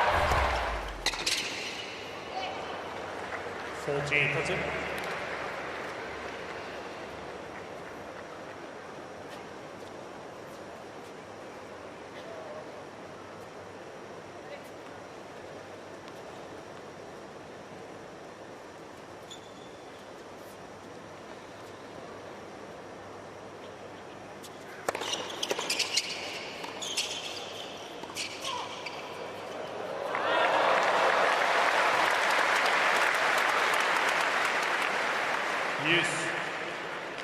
Lob's a good choice, isn't it? Yeah, very much so over Irani. And particularly, she's very close. Look how tight she is to the net there. So it doesn't have to be so good, but nicely placed. And we have another deciding point.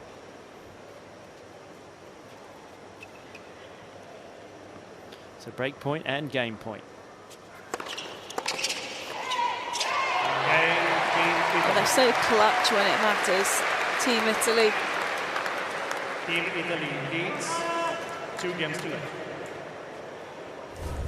There wasn't much discussion between the points as well. They knew exactly what sort of point they wanted to play. Keep it simple, I formation, serve T.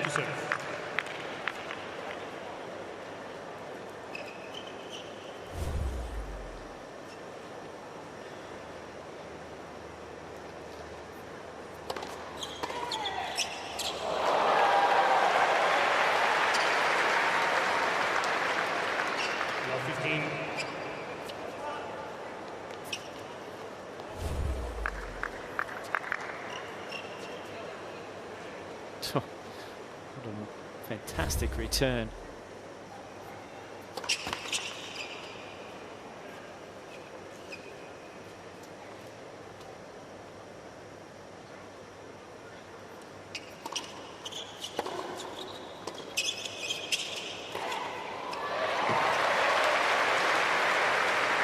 Struggled with the serve a little in the singles at Bencic today.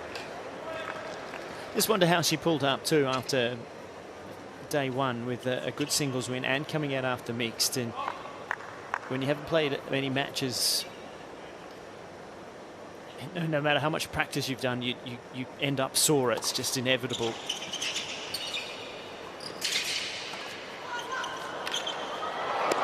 Quality lob again.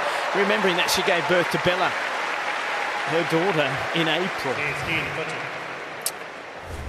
Yeah, Bencic has probably got about 6 weeks of matches under her belt because she played her first tournament back in October, towards the end of October, and then played that week. The next week she had to retire, so clearly the body was feeling a bit rough. And when I spoke to her throughout the week, she's just been saying, yes, it still hurts, but it's manageable now. It's not feeling as deathly sore as it was a few weeks ago, and so it just comes back. And that's her fiance there,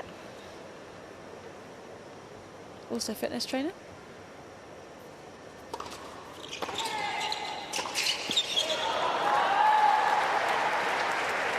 13. But just the tournament that she made the final in earlier this month, actually, played 5 matches in a row. Yeah. So that's a pretty good indicator that she's... And that's what you need, isn't it?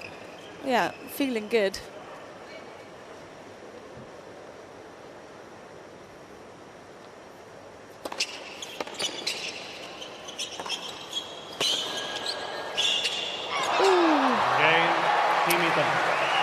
Good combination, Italy covering each other well, and a little too cute from Dominic Stricker. So it's a double break early on in this first set to Team Italy. 3-love.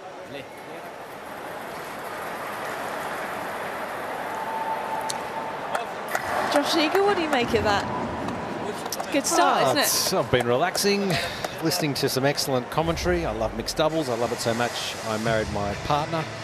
But I've got to say, it's a good start, isn't it? They look confident, the Italians. Their whole team unity all afternoon's been fantastic from the bench. They're playing with so much confidence, aren't they? Winning both the Billie Jean King Cup and the Davis Cup at the back end of the year. They've got so many wonderful players to choose from, and Italian tennis is certainly on the up, and this is a great start. And I think you're right, guys. It does matter. The mixed doubles certainly matters. Every single point matters. So they have to win this, and they're keen with a 3-love lead like this. Must have been that magnificent victory you had at the Australian Open that secured that love match for you and Barbara. Over Todd Woodbridge and Renee Stubbs. I think that was it. Yeah. I tell you what, Stubbsy was not happy. No.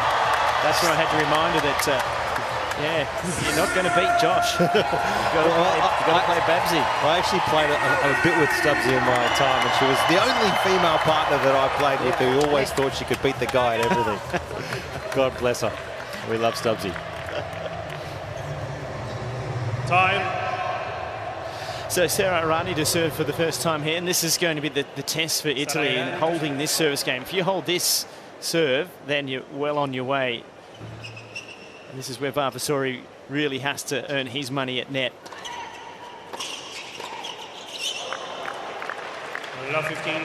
She just does not bring a lot of speed to the serve, and that's just been her entire career, isn't it? So it doesn't change the outcome, right, does it? Whereas in singles, yes, it does, because you can only cover so much ground on the +1 shot, and she just gets torn apart at times with the return. But she just recovers so well.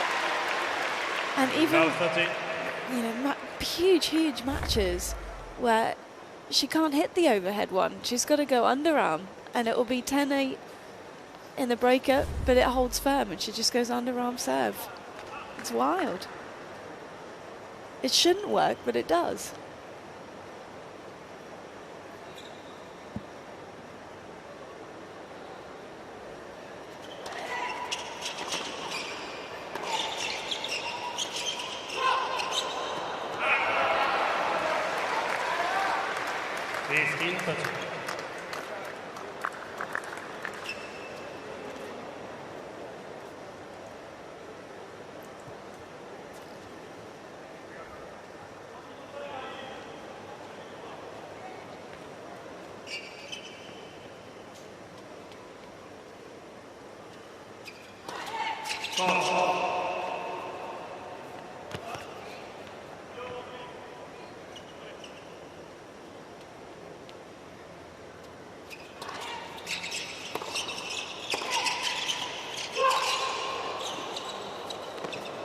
There's the craft right there.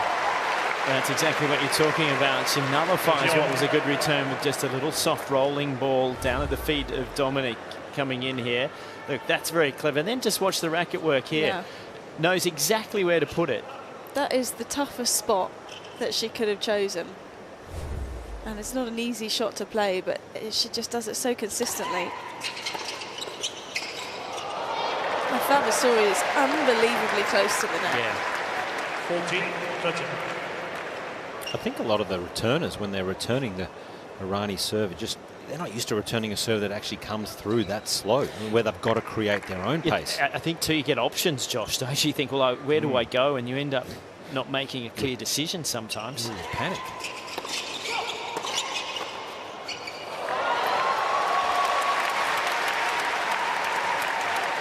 Yes. Interesting, isn't it? I mean, clearly the Italians well on top at 3-love, but 3 out of the 4 games have now gone to the deciding point.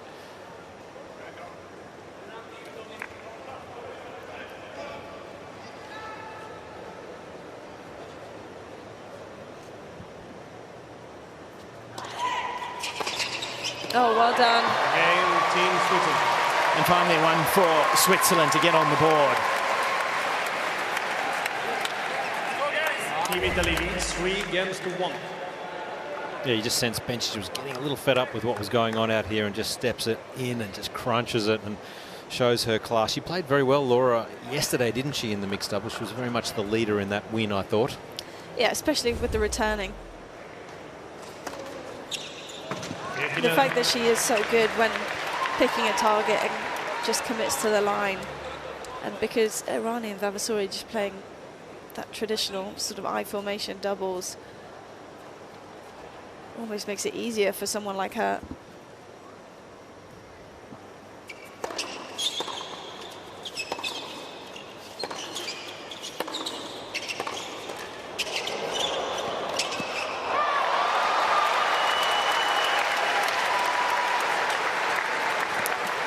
Dominic Stricker, after the last match, said he felt the pressure because Belinda's played with Roger Federer, so he had a lot to live up to. Imagine how Belinda felt, though.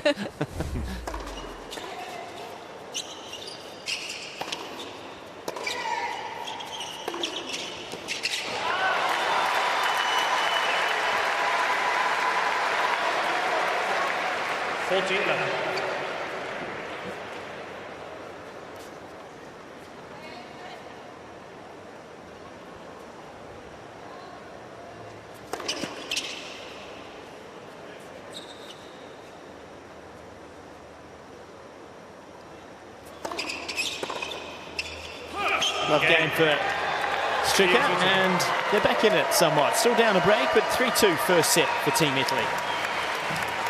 Team Italy leads 3-2.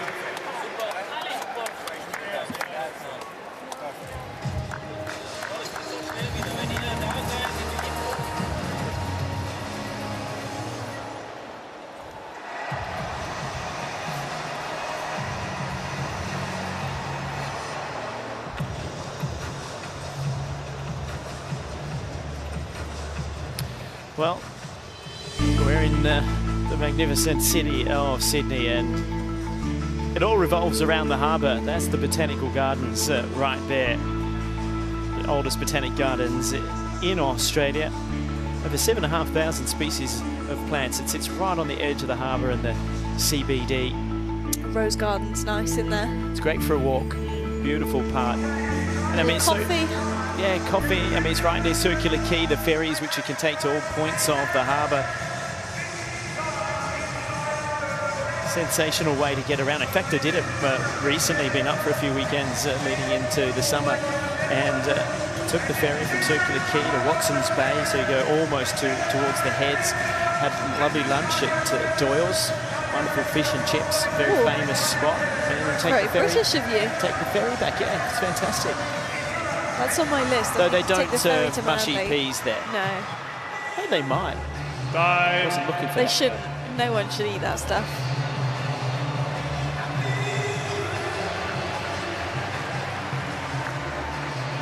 So Vavasori coming out to serve, Andrea.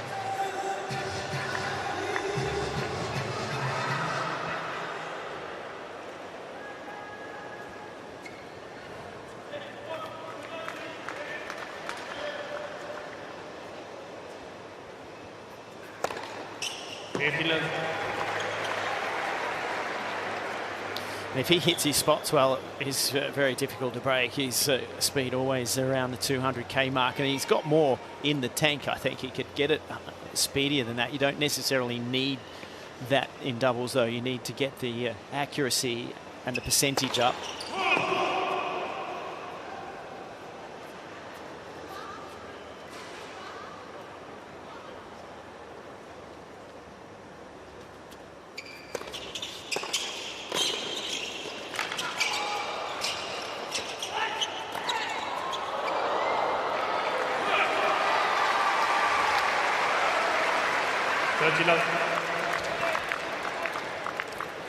Would you rather your partner have served 14 aces a match or kept an 85% first serve percentage?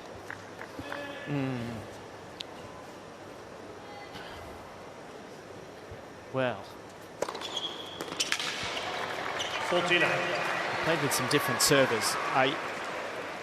For example, I played a lot of Davis Cup matches with Wayne Arthurs, who had one of the best serves in the world. So he used to serve that many and keep his accuracy up. So the answer is both. So that, but then obviously I played with Mark Woodford, who didn't have the biggest of serves, so relied on percentages, and Jonas Bjorkman. But Jonas could serve big, but when he went off percentage-wise, it was a struggle to hold serve. So I'd rather him have served 85. Leads 4 against the 2. It certainly depends on the server. Vavasori's served a good game there.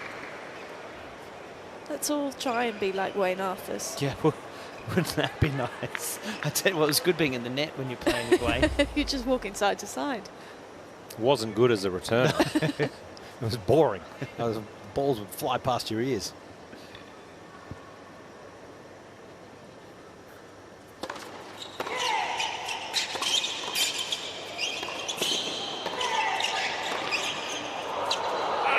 Great skills from Bencic there. Good ball striking, and the skills come. The drive volley she plays here. This is not an easy shot. Watch this here. This is great racket head control. And because she's so natural at playing off the outside leg, she made that look really simple. Well, actually, that's a complicated position she could have found herself in.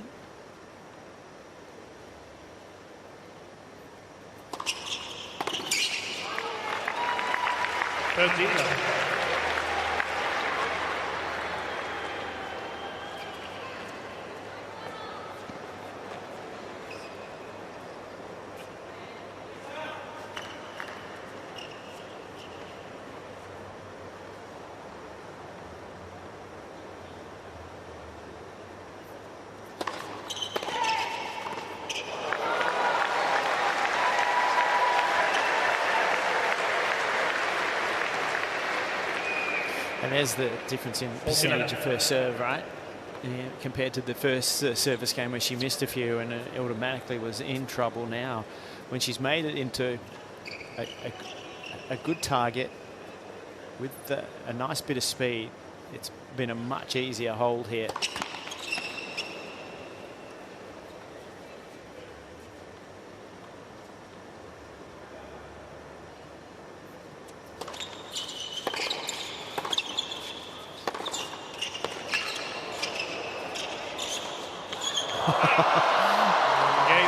Pushes it wide, bit of a giggle because they know they're in trouble. They're both going in the same direction, but it's a hold to serve, and it is Team Italy still with the break here at 4-3 in the opening set. We're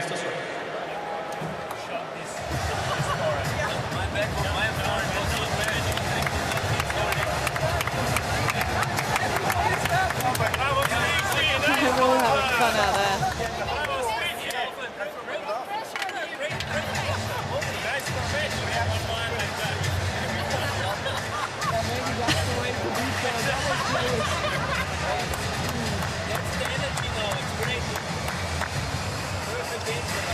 Seems like there's about 6 coaches on that bench right now.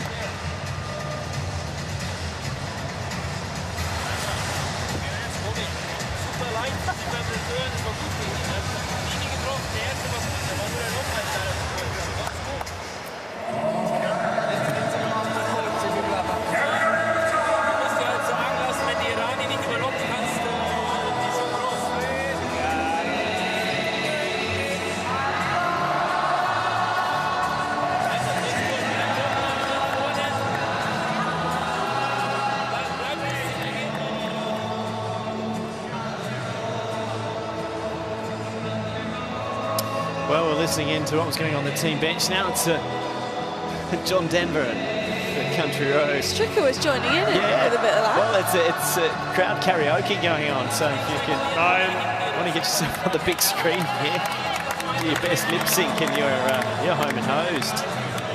Come on, Josh. Yep. Give us a Don't couple of expect bars. me to join in just yet. It's a bit early. Need a few drinks under the belt. Big game though for for the Italians here. They would feel if they can just get a hold on the board here, that's probably the first set. So they'd be understanding the importance of that, serving with new balls.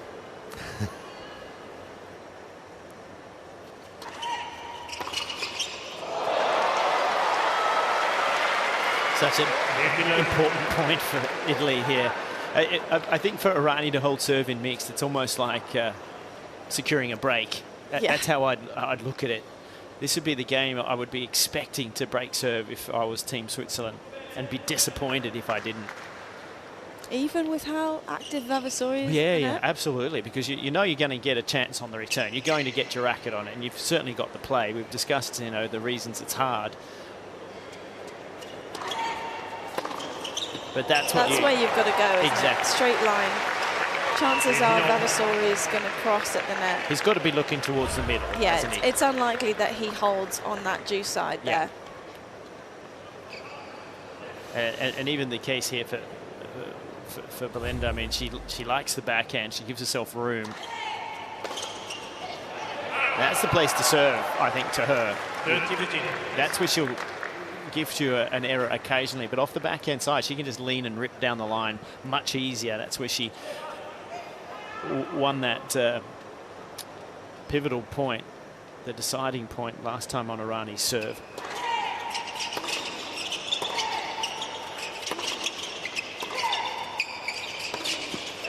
But straight away Italians change it up.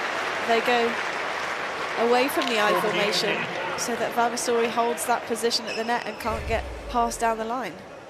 I kind of like that play better for them, to be honest with you, because on her serve, because that's where Sarah's got that ability just to flick the ball back cross court. She can take the pace off it, and Bencic is not as active and not as good at moving across the net.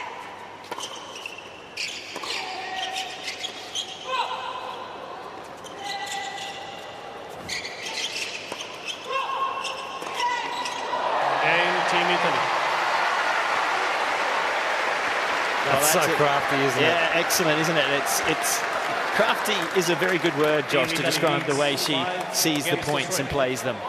Great imagination to actually, she's very good at hitting the shot and then moving to the next, where the ball's coming back. A little bit of a headbutt here.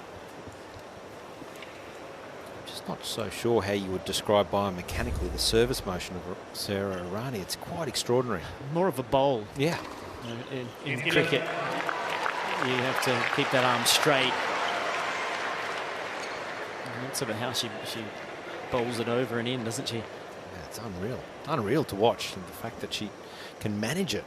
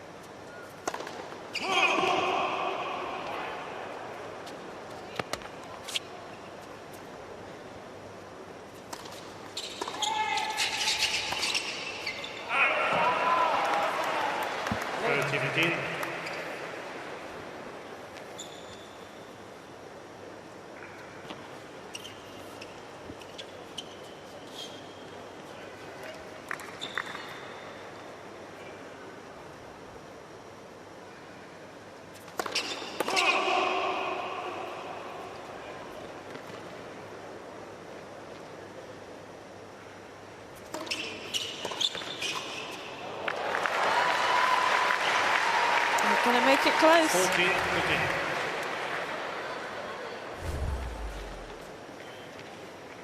It's a good second serve, isn't it? It took a bit of pace off, but see the way it cut and really kept sliding away from Vavasori. He can only catch at the top of his racket, not a clean strike.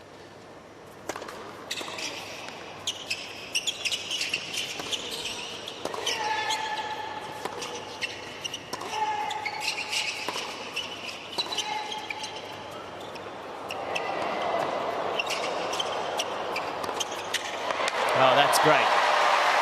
That craftiness again, Josh, with that wonderful lob from Irani. Yeah, there's one thing having the court craft, but the execution of it, like these are difficult shots to play. And great disguise here. Just holds it, rips it at the last second, and again, look at the accuracy on the line. It's phenomenal. And this is good mix from Vavasori. Yeah, very good. I have to say, though, having watched a lot of Irani's women's doubles this year, she's doing that time and time again.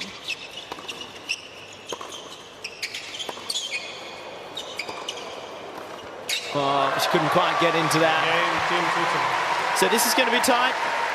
Switzerland hold, and when we come back, it'll be Team Italy serving for the opening set at 5-4.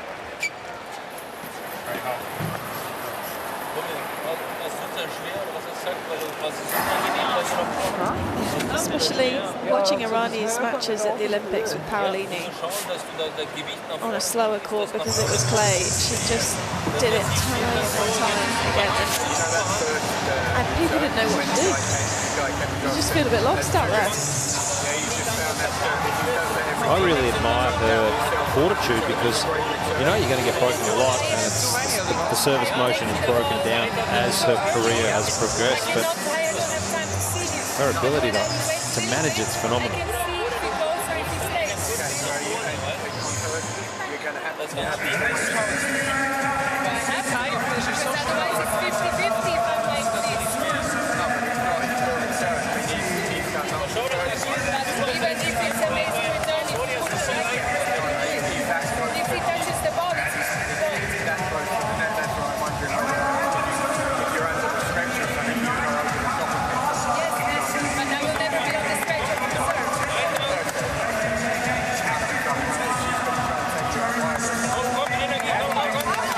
Conversation with Belinda's coach Ian Hughes there. I like that there's a conversation in German happening between Stricker and his coach Didi Kinderman, and then one in English happening simultaneously. Maybe they want to blend that into one. Well, that's sort of Switzerland anyway, Yeah. in a sense, isn't it? It's multilingual from border to border, whether it's Surely Swiss, they need to German, be a bit of hearing the Italian same sneaks thing, in. You would think so, yeah. Yeah, as a combination, it'd be good to have to deliver it that way. But anyway, it's Vavasori serving for the first set and gets that opening point.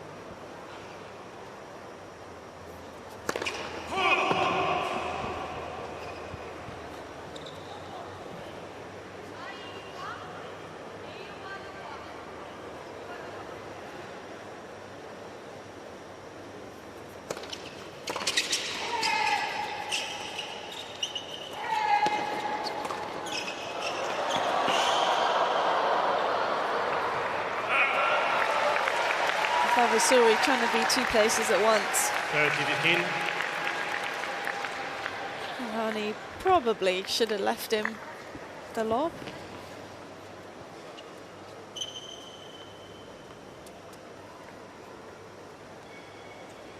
For obvious reasons when you look at the height difference.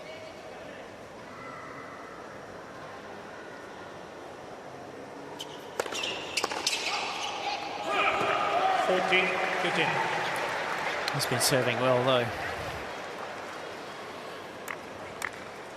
Mixing it up very well, and that's what's troubling Stricker. So 2 set points for Team Italy.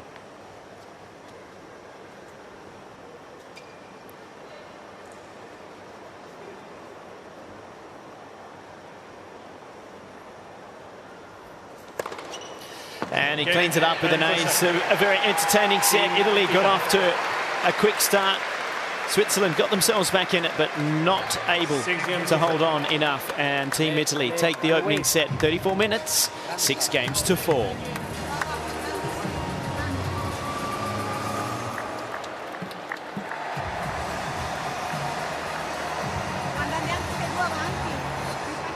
it's always intriguing mixed doubles because as we take a look at the stats there, first serve percentage from Irani and Vavasori, 89%. We're going to do very well with that. You're talking about 85 as a high number. They've even surpassed that. 89%. Just the drop on the first serve points won would be on Irani's serve. The fact that she's just under that much more pressure. And then on the +1 shot, kind of coming unstuck at times. Switzerland were right in that though. They certainly got back into it, didn't they? Well, one of the things I was going to mention just there is with mixed doubles, things can change very quickly. Momentum is so important to be able to hang on to, but then also it can change. One point can get it done, a reflex or something like that, and particularly with the scoring in this with no ad and deciding and they know point. It's a match tie-break instead of a full third set. Yeah.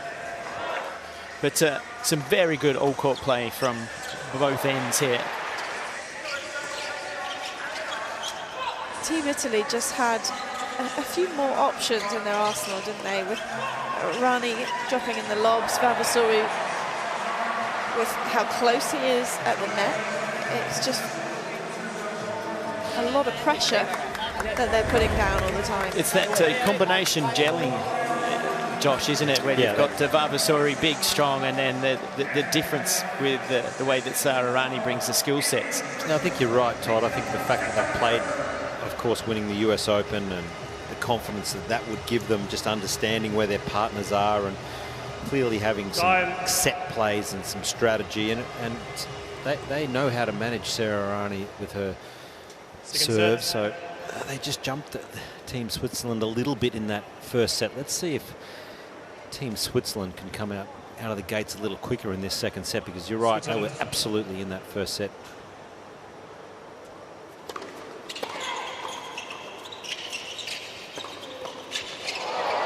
Oh, gee, that's a good move.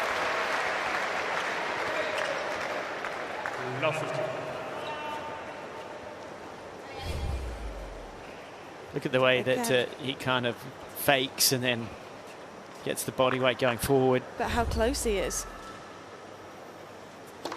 You end up barely having to even touch the volley. You just need it to drop over.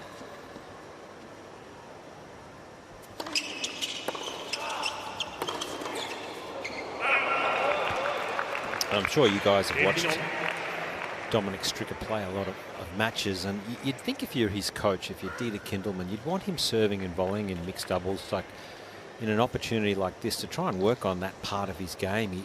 He can do it. He's got the ability to do it. He hasn't served volleyed at all in this mixed.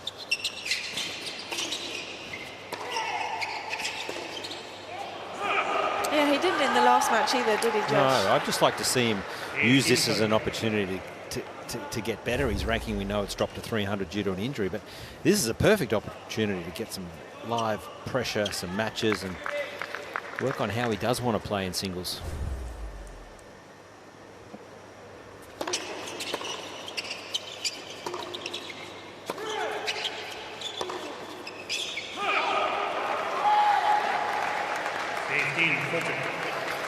Well, early troubles.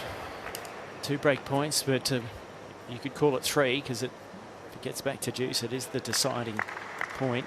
Do you think they should write 3 break points there in the graphic, Todd? Yeah. Maybe. I've often wondered that myself.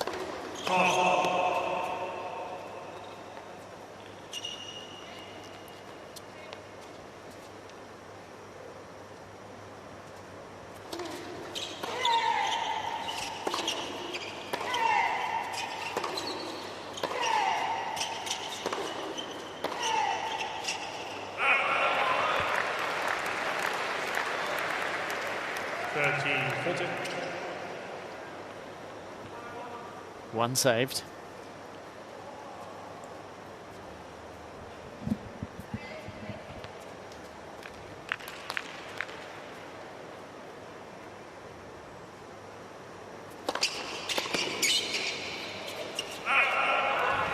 Great serve.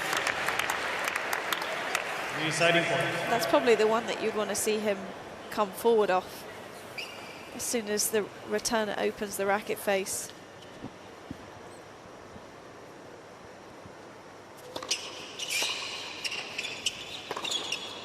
Oh, he overplays it. And that's nasty for Switzerland because Team Italy get the early break again on Stricker's serve. So they've certainly not played the deciding points well. That's if you're Switzerland. Italy on the other side can say they're clutch in that department.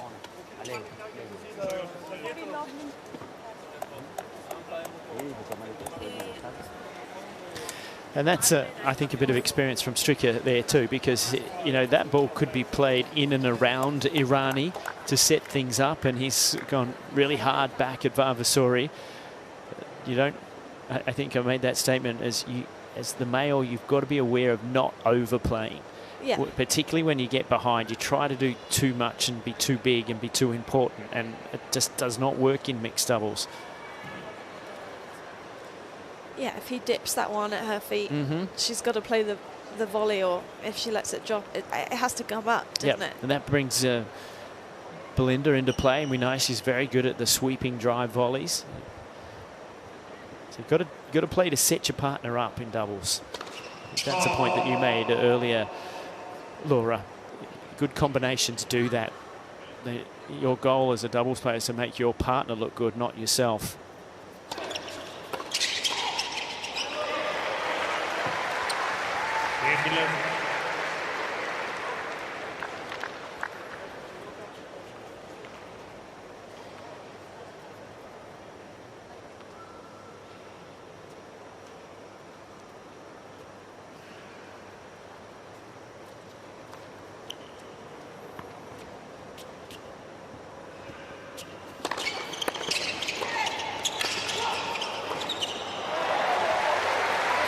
Cherry picking at net for Sara Rani off the serve of Vavasori.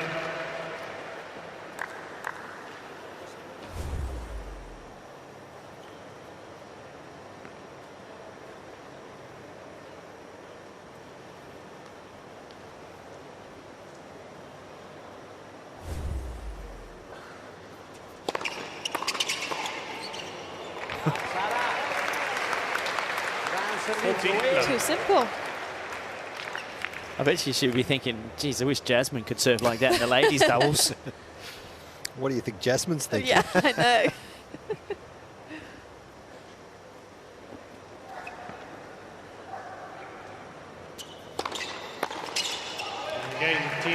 Love the game to hold and consolidate the break. So Italy well on top here, having taken both of the singles against Switzerland, looking to make it a clean sweep here tonight.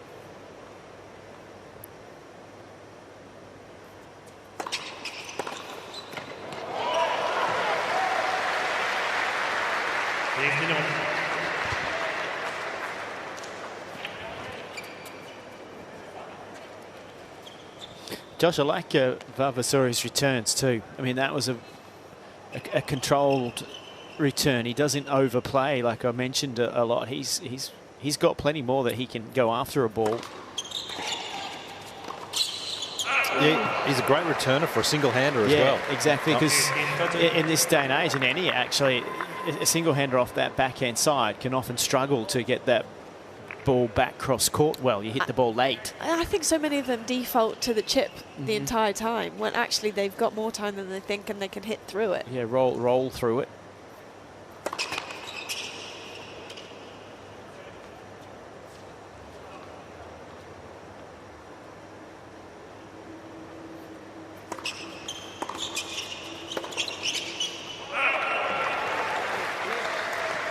Well, as we saw in the first set, this is getting away quickly, the opening 3 games for Switzerland. more break points.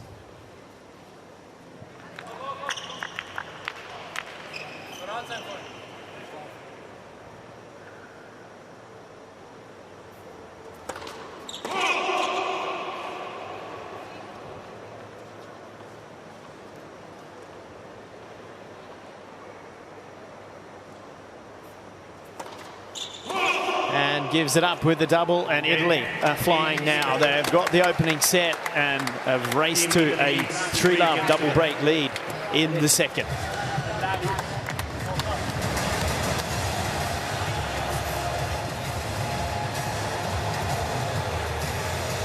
Well, I mentioned taking the ferry when you come to Sydney, Laura, and one of the stops from Circular Quay, right in the CBD. You can head straight to Taronga Zoo, which is absolutely magnificent. There is so much to see there, and I tell you what, the animals in the zoo, they have one of the best views in the world. The prime real estate looking back at the CBD. Yeah, look at that. There's that view right there. Why am I blanking on the name of that bird? It's a cockatoo, isn't it? Yeah, well, that was black, wasn't it? That was a black cockatoo. There's a sulphur crested, there's galahs, there's all sorts.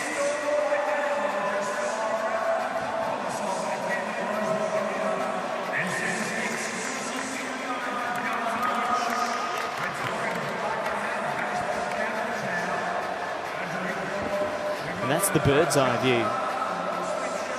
Looking down upon Ken Rosewell Arena, now looking back up into the lattice work that holds the awning together here. Open at the sides, so they do have some shade that can come down the afternoon to block that sun, and also if weather conditions get nasty and rain could start to come in.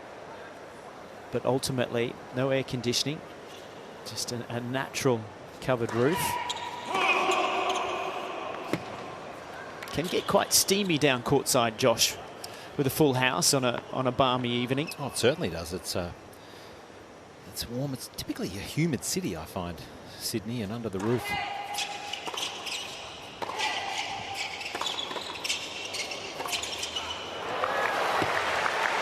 I just want to see an underarm serve from Irani. That's what I want to see. Today's not the day, Josh. Not a big enough match. Well, the scoreline's not close enough. So you need to explain, Laura, what you mean by not close enough and when she's been using it. Oh, I think back to when I was in Riyadh and they were playing a women's doubles, Irani and Paolini. Great return. It was 6-all in the third set tiebreak, and she actually double faulted the underarm serve. And that's in the championships, like the top teams, or all the best teams are there, so yeah, big match, so huge match. It's more of a nerve thing. And so 6-4, 3-love. I don't think today's the day. You never know.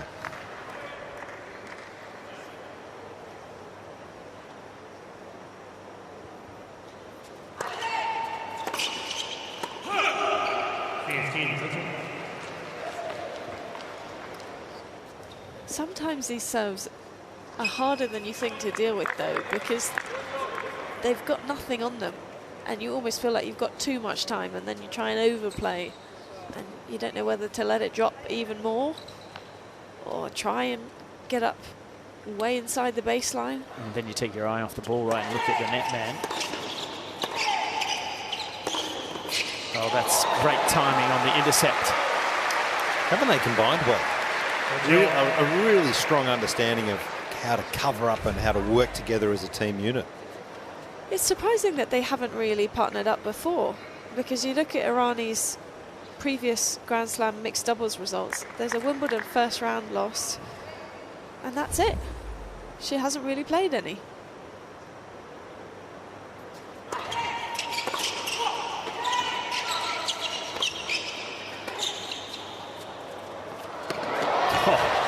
Perfection.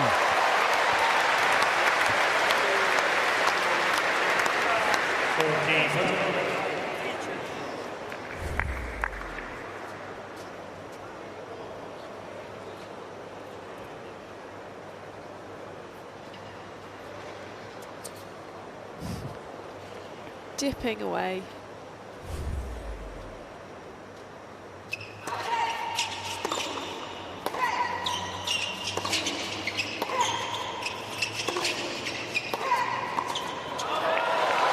Good timing on that intercept, this time from Bencic. So here we are, a deciding point.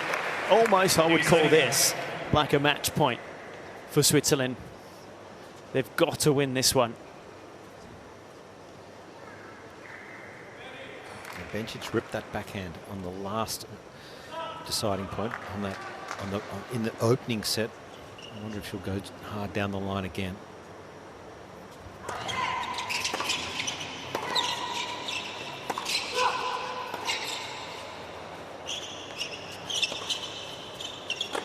Oh, again, the lob has been the MVP. Team Italy leads 4-11. It's great craft, though, from them, because they're thinking the same thing as you, Josh. Oh, Bencic is going to go for the line return, and Irani's got it covered. They just put themselves in great positions. Should be a great chess player. So, patient, one step ahead all the time.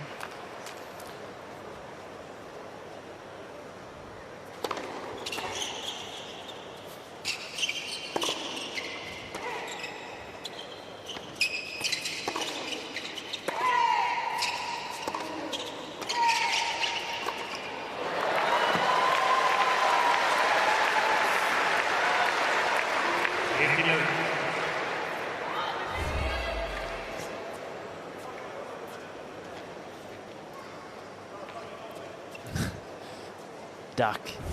That one could have done damage.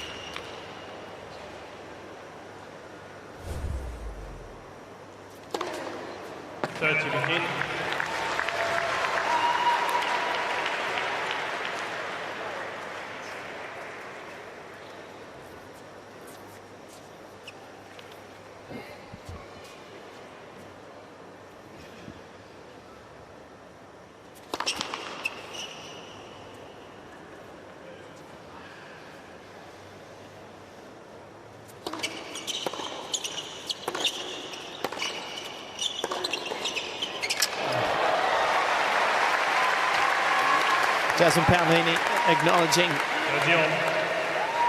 her doubles partner. And that was another well-timed intercept and good racket work on that.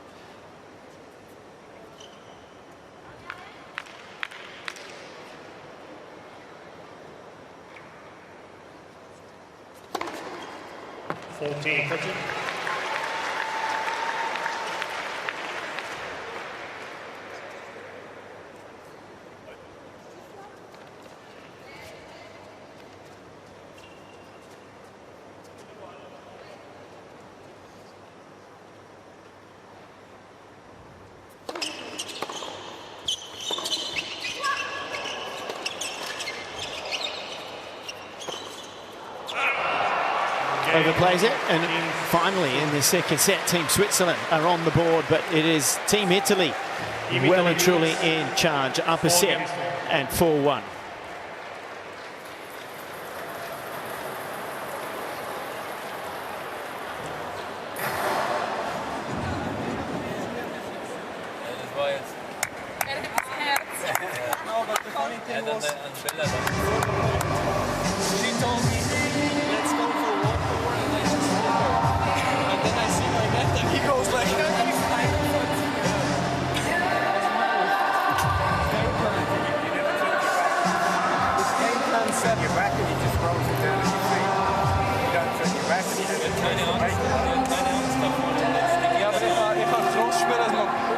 Ja, wenn du nicht die Richtung hast und dann so, dann kommst du. Das ist gut.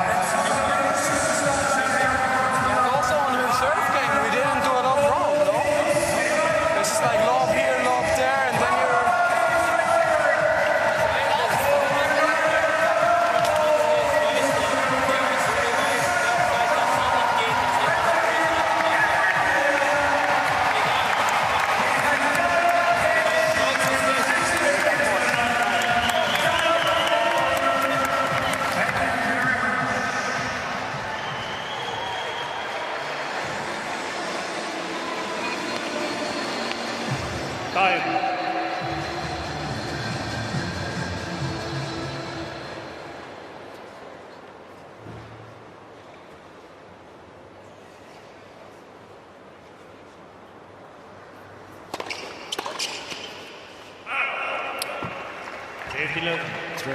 Vavasori serving.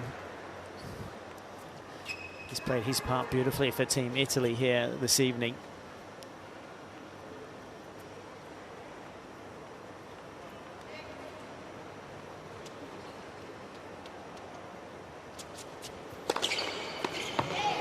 Primarily because of his serving, which has been outstanding.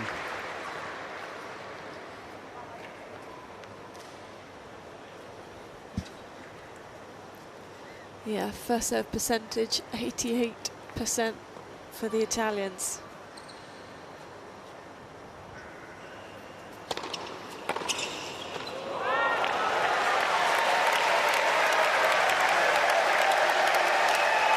Crowd want a bit more of this.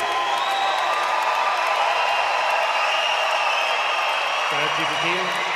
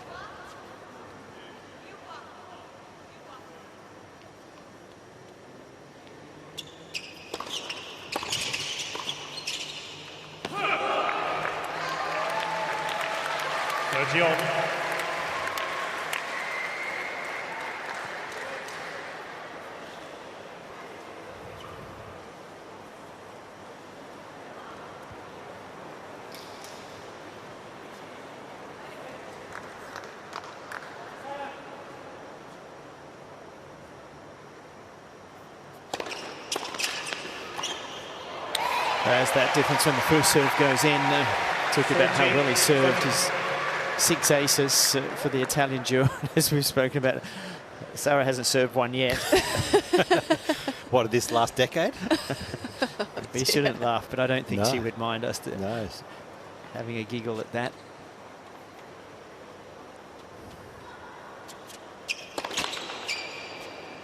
We'll get Petch and Jim Courier, they love their stats. They'll see how many aces she's actually hit.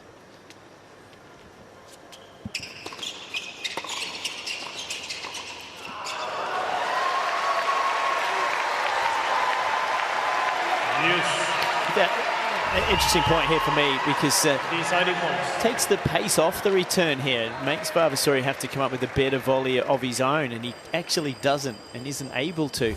That gives Bencic the chance to put that one away. So another bit of a lesson for doubles as well. You don't have to take on full ball with power, but a deciding point. The Italians have done these well, and they continue to do so. 7th ace for Vavasori.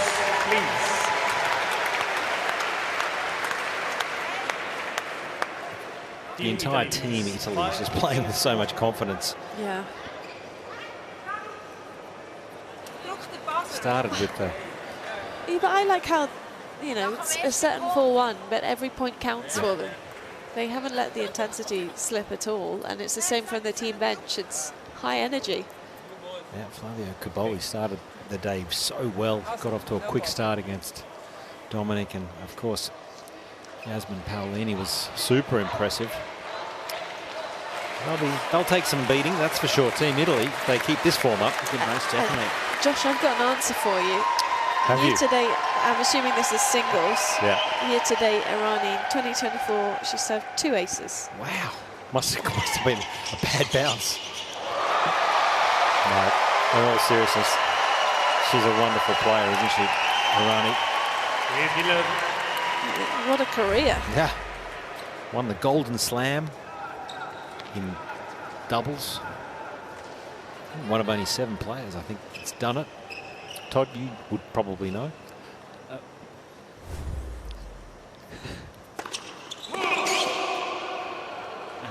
Not 100% sure.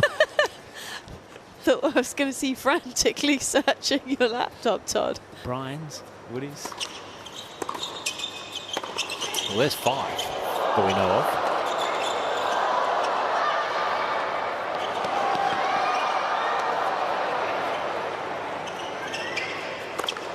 Oh, what a point!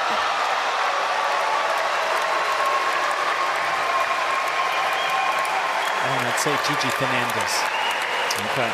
Yes. Yeah. 30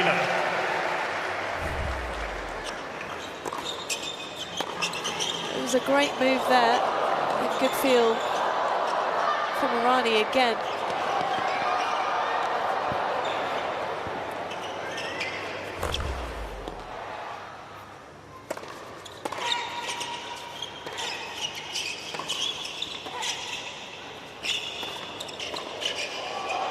Oh, yes. Great stuff. Entertaining.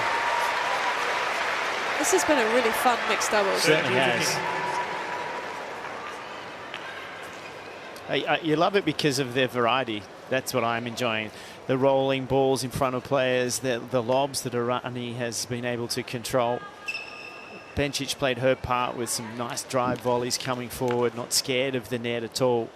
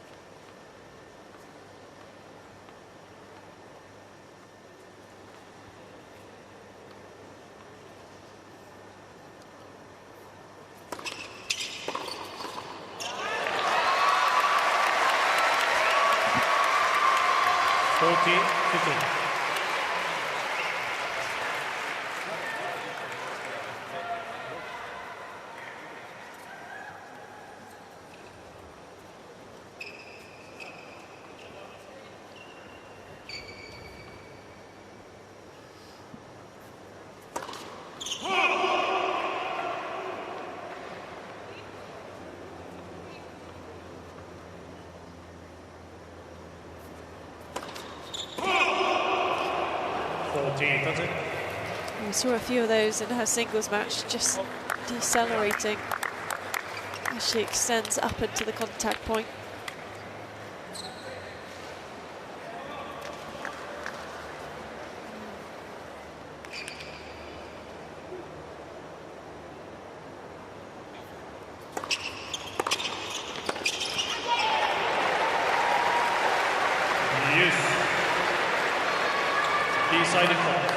So there's been 6 deciding points. This is the 7th of the match, and 5 have gone the way of Italy.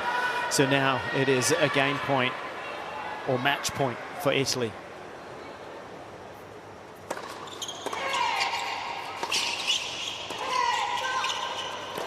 Oh. Whoa, it was a miss hit, wasn't it? He made it. Switzerland hanging in by the skin of their teeth. And Italy, when we return, will be serving for the match at 5-2.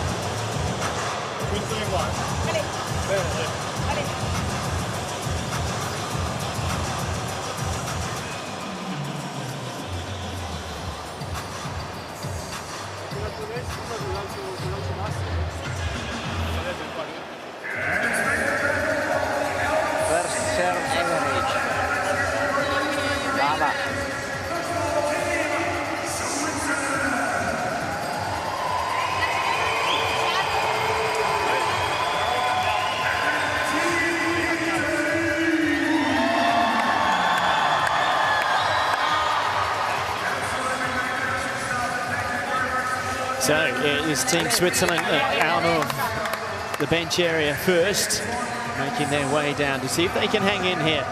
It'll be Sara Rani to serve for the match for Italy. They've won both of the singles here this evening in fine fashion.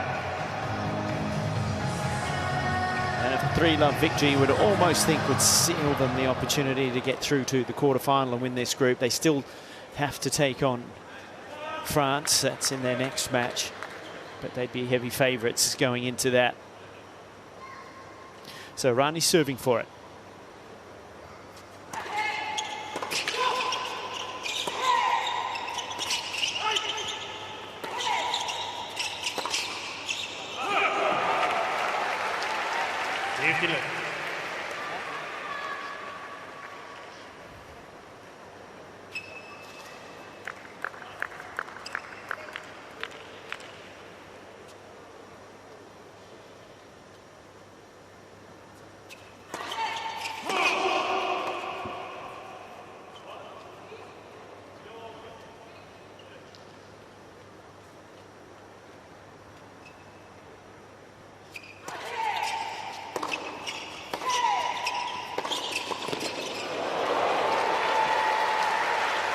What he does really well, Vavasori, he actually starts back a little bit.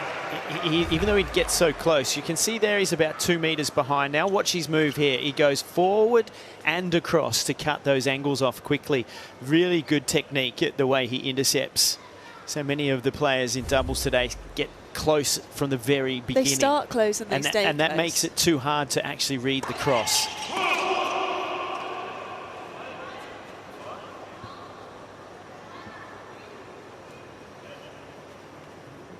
Good there, and he'll, from that position, will then read the play and come forward.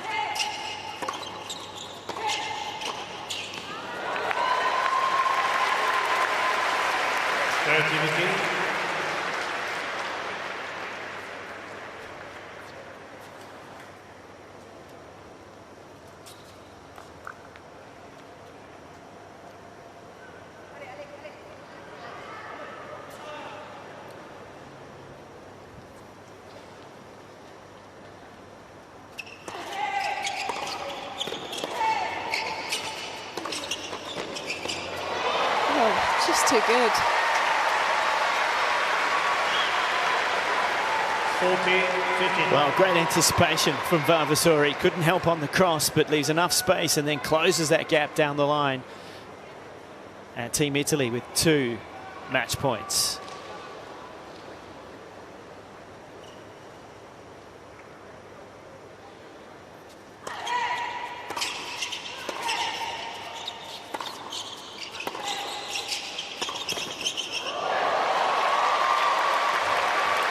Vavasori wanted the glory. 14,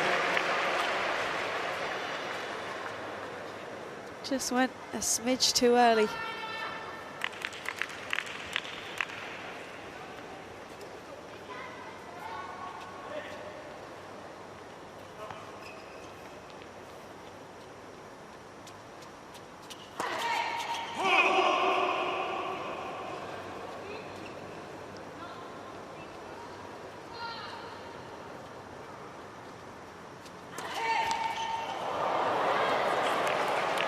Yes. Wow.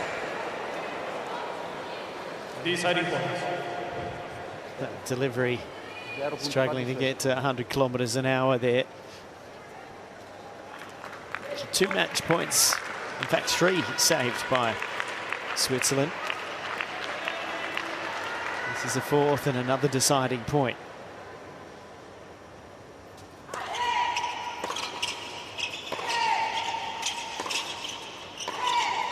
And it's saved again by Switzerland.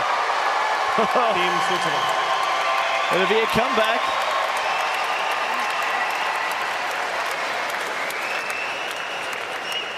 Team Italy leads 5 against 3. So, Stricker serving to stay in it now. Well, all of a sudden, things get interesting.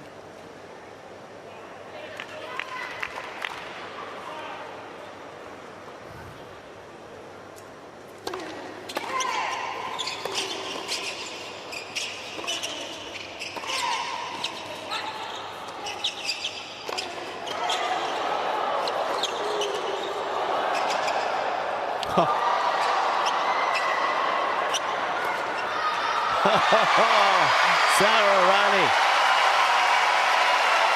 She would have liked to have done that on a match point a moment ago, but gee, that was some good hands. How about this little half volley? Yep, toying with him. Absolutely toying with Dominic out here.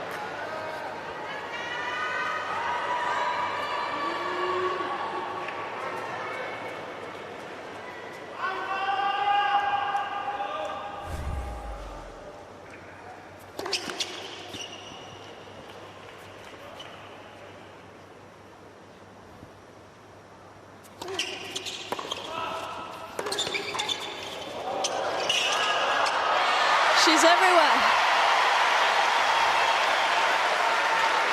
Well, she might not be able to serve out of the match, but she might be able to break for it. And on Stricker serve, no less.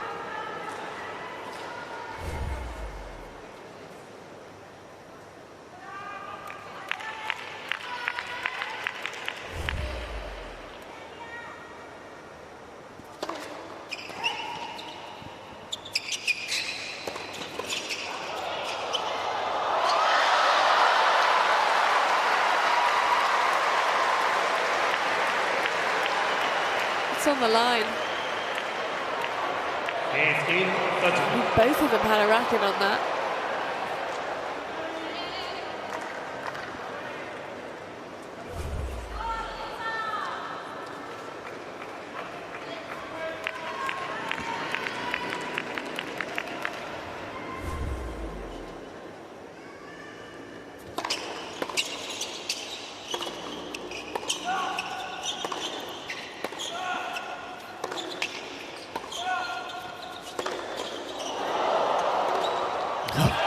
Do anything with that. Look at this Stricker's reaction. How'd you get the first one back, he said? You're not supposed to do that. No right to get that volley in. Look at this. Great reflexes and defense. She doesn't flinch at all, which is what great doubles players do. They never back off.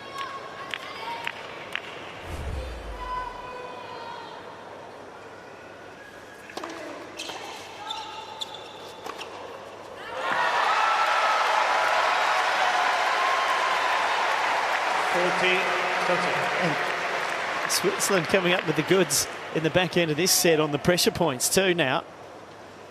They sort of, it's had the same pattern of play as the first set.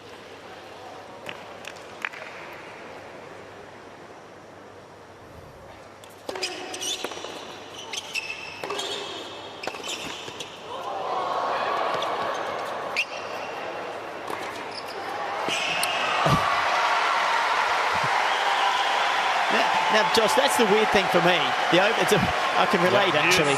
The overhead goes up, and Sarah Rani says, no, I'll take that, and puts it away, but then can't